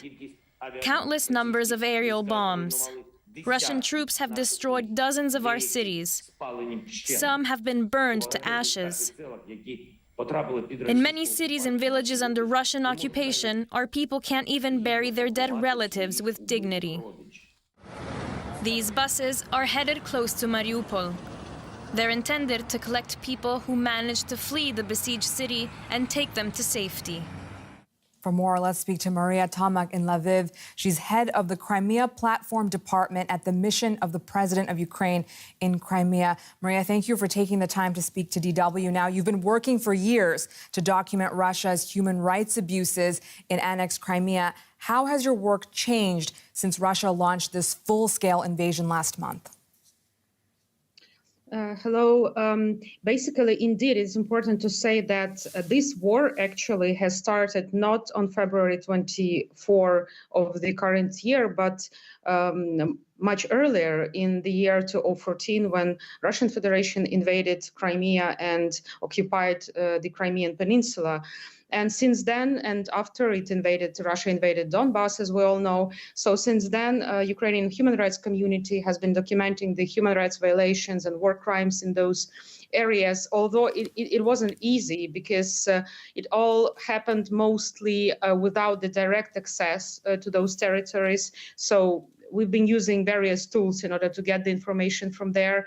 But now I would say that in terms of working with Crimea, the situation changed in the way that even those sources that we used inside the peninsula, those people who talked to us, who communicated with us, who spoke openly about human rights abuses, now, they behave more carefully, because we all understand that these people are already hostages because they're on the occupied territories. And now it's even more complicated since Russia also changed its legislation after this new all-out war was launched and started.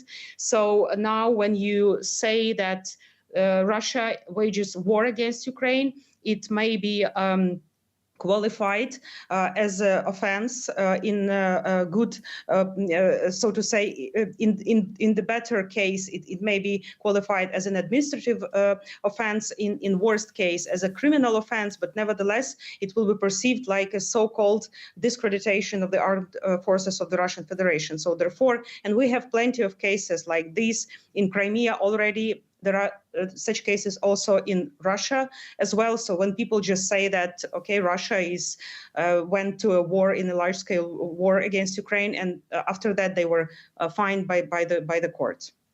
Now, I do want to ask you, after this full-scale invasion, again, as you said, the war started for Ukrainians 8 years ago, but this full-scale invasion started 4 weeks ago. Is your team also looking at abuses happening in other parts of the country now as well? And how difficult has that been, given this incessant Russian bombing in some of these places? Actually, our team is, I would say, it's very different in terms of that. Now we have various people involved in the process of the documentation. Basically, the governmental institutions that I represent now, just a few months ago, I was with the human rights sector, but recently I shifted to the governmental position. But nevertheless, civil society organizations, human rights organizations, jointly with governmental institutions, try to collect as many information as it's possible in order to get the evidences, the testimonies, the facts, the open sources information about those abuses that are taking place. And of course, it's incomparable in terms of the scales of those violations, even to the years prior to that. Because when it comes to Crimea, there was no actually like a full-fledged war there. I mean, with the armings, all of those awful things that we see now, it was, I would say, silently occupied and seized by the Russian Federation, unlike Donbass. But nevertheless, even in Donbass, although there was a war over there for years, it wasn't so brutal as it's now, for instance, in Mariupol, that was just described in your program. Maria, you're documenting these war crimes. You're seeing the images on television on what's happening in the rest of your country. When you look to the future now, do you see one where a Vladimir Putin or a senior Russian official could one day, face prosecution for launching this invasion of your country?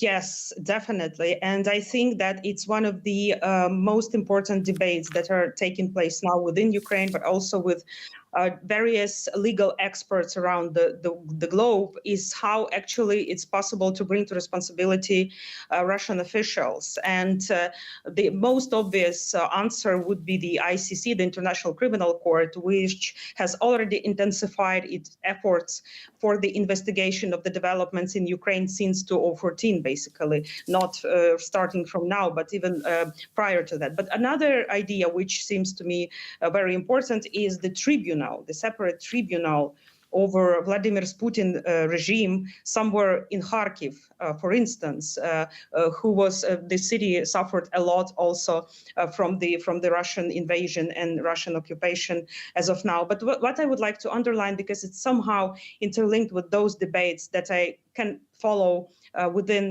the German media and maybe public discussions, is whether it's only about Vladimir Putin or not.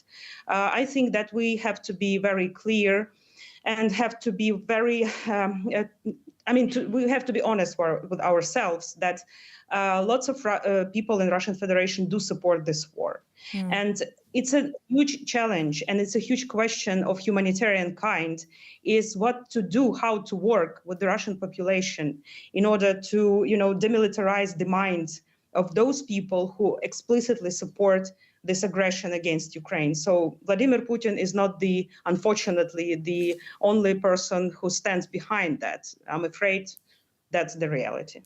Maria Tomek with the Crimea platform at the mission of the President of Ukraine. Thank you very much for your time. Thank you. U.S. President Joe Biden has touched down in Brussels ahead of a meeting with NATO leaders at an emergency summit on Ukraine. The alliance is trying to balance further military assistance to Ukraine while avoiding a direct confrontation with Moscow. NATO has promised more support to help Ukraine protect itself from chemical warfare, but the alliance is also taking precautions outside the country, deploying more soldiers and more weapons to Eastern European member states. Secretary General Jens Stoltenberg says the alliance will send troops to Hungary, Romania, Bulgaria, and Slovakia, and will double its number of battle groups stationed near Russia. Stoltenberg also implored member states to invest more resources in order to stop the war from escalating. The decisions we take tomorrow will have far-reaching implications. Major reinforcements to our security will require major investments in defense.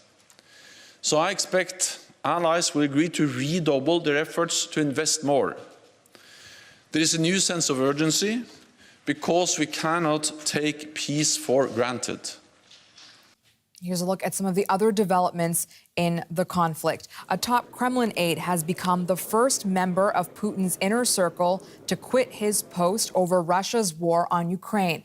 Anatoly Chubais was Putin's special representative for ties with international organizations, but is better known as the architect of Russia's post-Soviet economic reforms. He has reportedly left the country. Poland has expelled 45 Russian diplomats, calling them Kremlin spies. A government spokesperson said it was part of Warsaw's dismantling of the Russian special services network in the country. They've given most of the group 5 days to leave Poland. Moscow has called the accusations absurd. Russian President Vladimir Putin says his country will start charging what he calls unfriendly countries in Russian rubles for the gas they buy. Putin says a freeze on Russia's assets by foreign nations had destroyed Moscow's trust in, quote, compromised currencies like the dollar and the euro. Pope Francis has made a fresh appeal for peace in Ukraine. He paid tribute to the victims of war and said buying and producing more weapons is not the solution to the problem. He urged both Ukraine and Russia to work together for peace.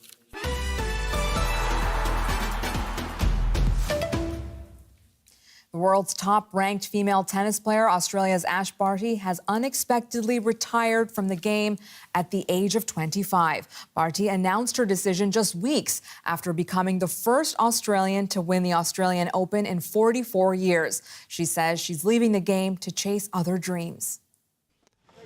Clutching a trophy, Ash Barty's last outing was as the newly crowned Australian Open champion.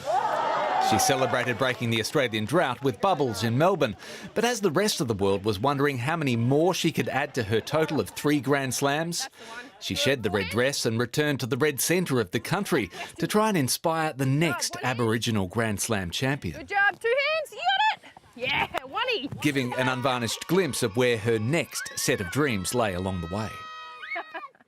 I'm fulfilled, I'm happy, and I know how much work it takes to bring the best out of yourself. And I've said it to my team multiple times, it's just I don't have that in me anymore. She leaves the sport as its #1 ranked player.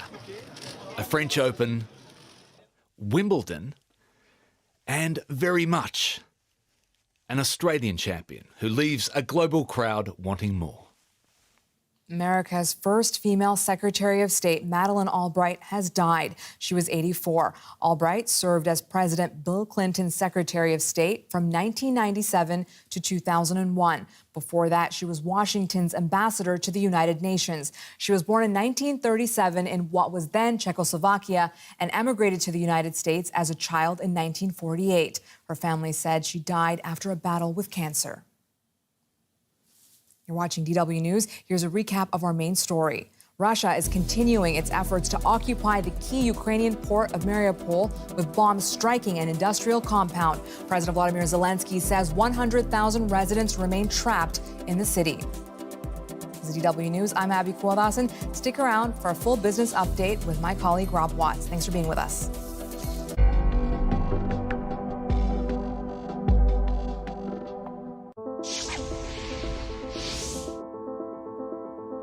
I'm scared that if I work that hard and in the end they tell me, you are not allowed to stay here anymore, we will send you back.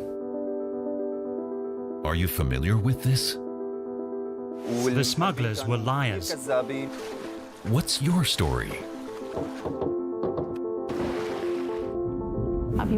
Women especially are victims of violence. Take part and send us your story. We are trying always to understand this new culture. So you are not a visitor, not a guest. You want to become a citizen. Info Migrants, your platform for reliable information.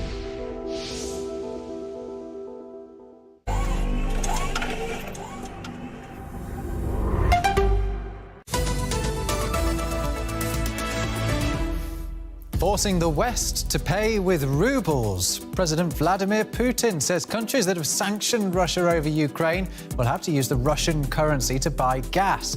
But Germany says no chance. Wall Street bonuses leapt to their highest level since 2006 last year. We'll ask our correspondent in New York why. And long lines at the petrol pumps in Cuba as surging global oil prices compound the problems caused by decades of US sanctions. This is DW Business. I'm Rob Watts in Berlin. Welcome to the programme. Vladimir Putin says the West will have to pay for Russian gas with rubles in future. Russia's currency has plummeted in value as a result of international sanctions. In a video conference aired by Russian state broadcasters, Putin said blacklisted countries would no longer be able to buy natural gas with euros or dollars. That includes nations that have imposed sanctions on Russia since its invasion of Ukraine, including the US, the UK, Japan and EU member states. Germany's called it a breach of contract. Here's how the Russian president justified the move. A number of Western countries have taken illegitimate decisions on the so-called freezing of Russian assets. This collective West has actually drawn a line under the reliability of its currencies. We've already spoken about this. It crossed out the trust in these currencies. Well, to get more on this, I've been speaking to Mikhail Kritikin. He's founder and a leading analyst at Rusenergy Moscow. He was speaking to us from the Latvian capital, Riga, and the signal wasn't great. But what he has to say is very interesting. So here's his take on what President Putin is actually thinking. Well, basically, I believe that's just propaganda. It's some sort of a rhetoric addressed to domestic audience. The Russian president wants to sound patriotic in his declarations, and he said that since foreign currencies have disgraced themselves, the ruble is the preferred means of trade. Something that can actually be put into practice. I mean, we've already heard from Germany saying that it represents a breach of contract. I mean, what do you make of it? Is it practicable? I don't think it is practicable, and we already hear that not only Germany, but Italy and Austria have already declared that they will continue to deal with Gazprom according to the existing contracts, which means that the payment will be made in euro or dollar. So, and why is Putin feeling like he has to do something like this? Is he sensing that sanctions against Russia's energy sector could be on the way? Is he going on the offensive? I can just guess. Maybe he thinks that the clients of Gazprom will have to deal with the banks which are currently under the sanctions, I mean the Russian banks. And they will bring hard currency to the Russian banks and get rubles in exchange, and then use the rubles to buy natural gas. And it will be a very complicated scheme. And in fact, it will be chaotic. It will create chaos on the gas market. And it will be very hard to understand what is the actual price of the Russian gas at any given moment. It will be impossible to compare this price with the price elsewhere, not only in Russia. And so I believe that it is not practical at all. OK, Mikhail Kritikin from Rusenergy Moscow, thank you for joining us on DW Business. Now, embattled Chinese real estate developer Evergrande's financial crisis continues to deepen. The company has just revealed that lenders have seized $2 billion worth of deposits from one of its subsidiaries. Evergrande also says it won't be able to file its 2021 annual results on time. Trading in the company's shares has been halted since Monday. Chinese real estate developers are having a fire sale to bring some desperately needed liquidity back to their balance sheets. That's according to Chinese media, and at the forefront is Evergrande, the property developer with the highest mountain of debt worldwide. Evergrande is over $300 billion in the red, and it's not the only Chinese real estate developer sinking in debt. China Fortune Land Development, Vanke, Kaisa, Shimao, Fantasia Holdings, the list is long.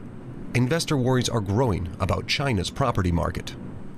And economists warn if Evergrande goes down, it could take other companies with it. And that could cause the Chinese people to lose their faith in real estate as an investment product. Until now, private investors have put up to 3/4 of their savings in apartments and houses. And that's responsible for around 1/3 of China's current GDP. Which is why economists say if the sector falters, it could send China into a recession. To the US now, where Wall Street bonuses hit their highest level since 2006 last year. The New York State Comptroller says the average payout for securities workers was just over $250,000. That represents a 20% leap from the previous year and is above what had been forecast. The Comptroller called it welcome news. Well, let's get more on this from our Wall Street correspondent, Jens Korte. Jens, why are the bonuses particularly big for 2021?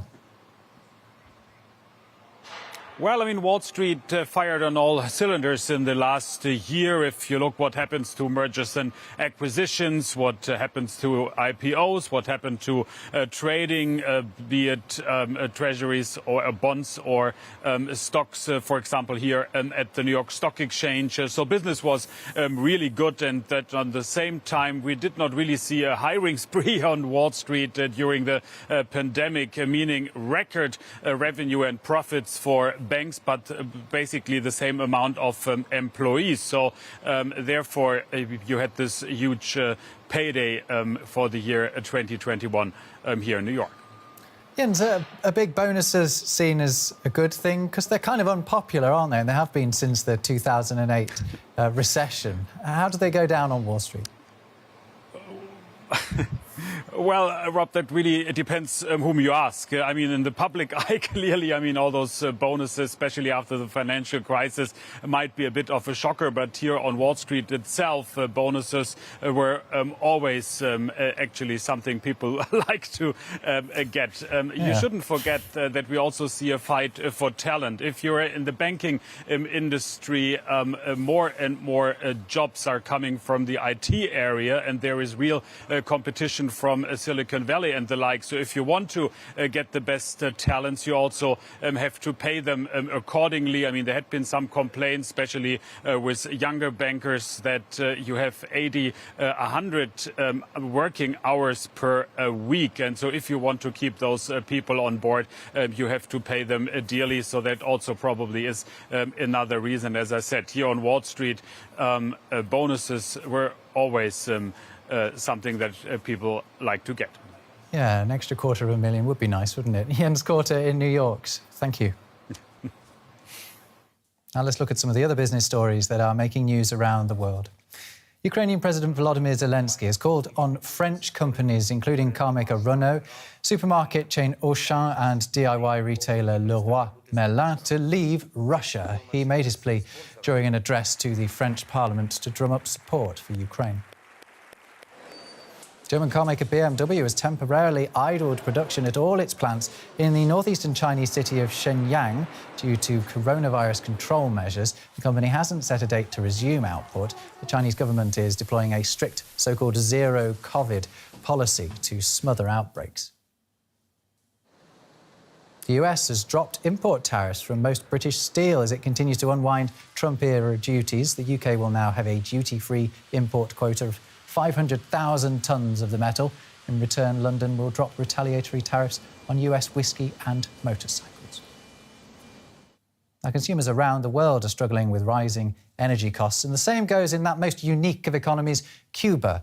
Fuel shortages have been common there as a result of US sanctions, but falling deliveries from Venezuela and soaring global oil prices are making filling up even more difficult.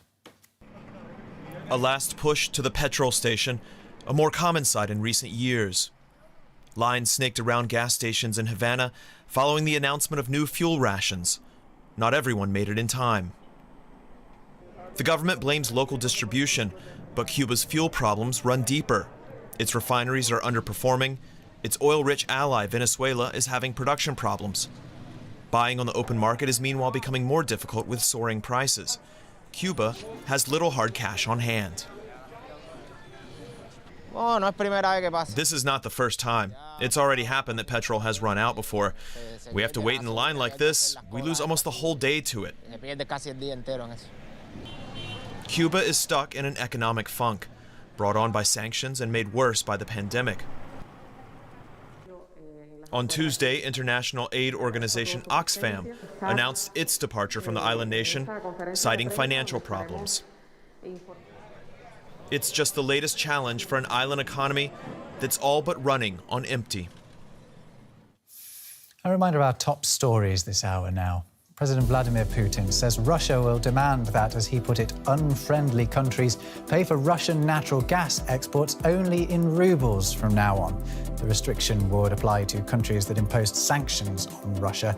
Germany says it constitutes a breach of contract. And Wall Street bonuses hit their highest level since 2006 last year. The New York State Comptroller says the average payout for securities workers was just over $250,000. That represents a 20% leap from the previous year and is above what had been forecast.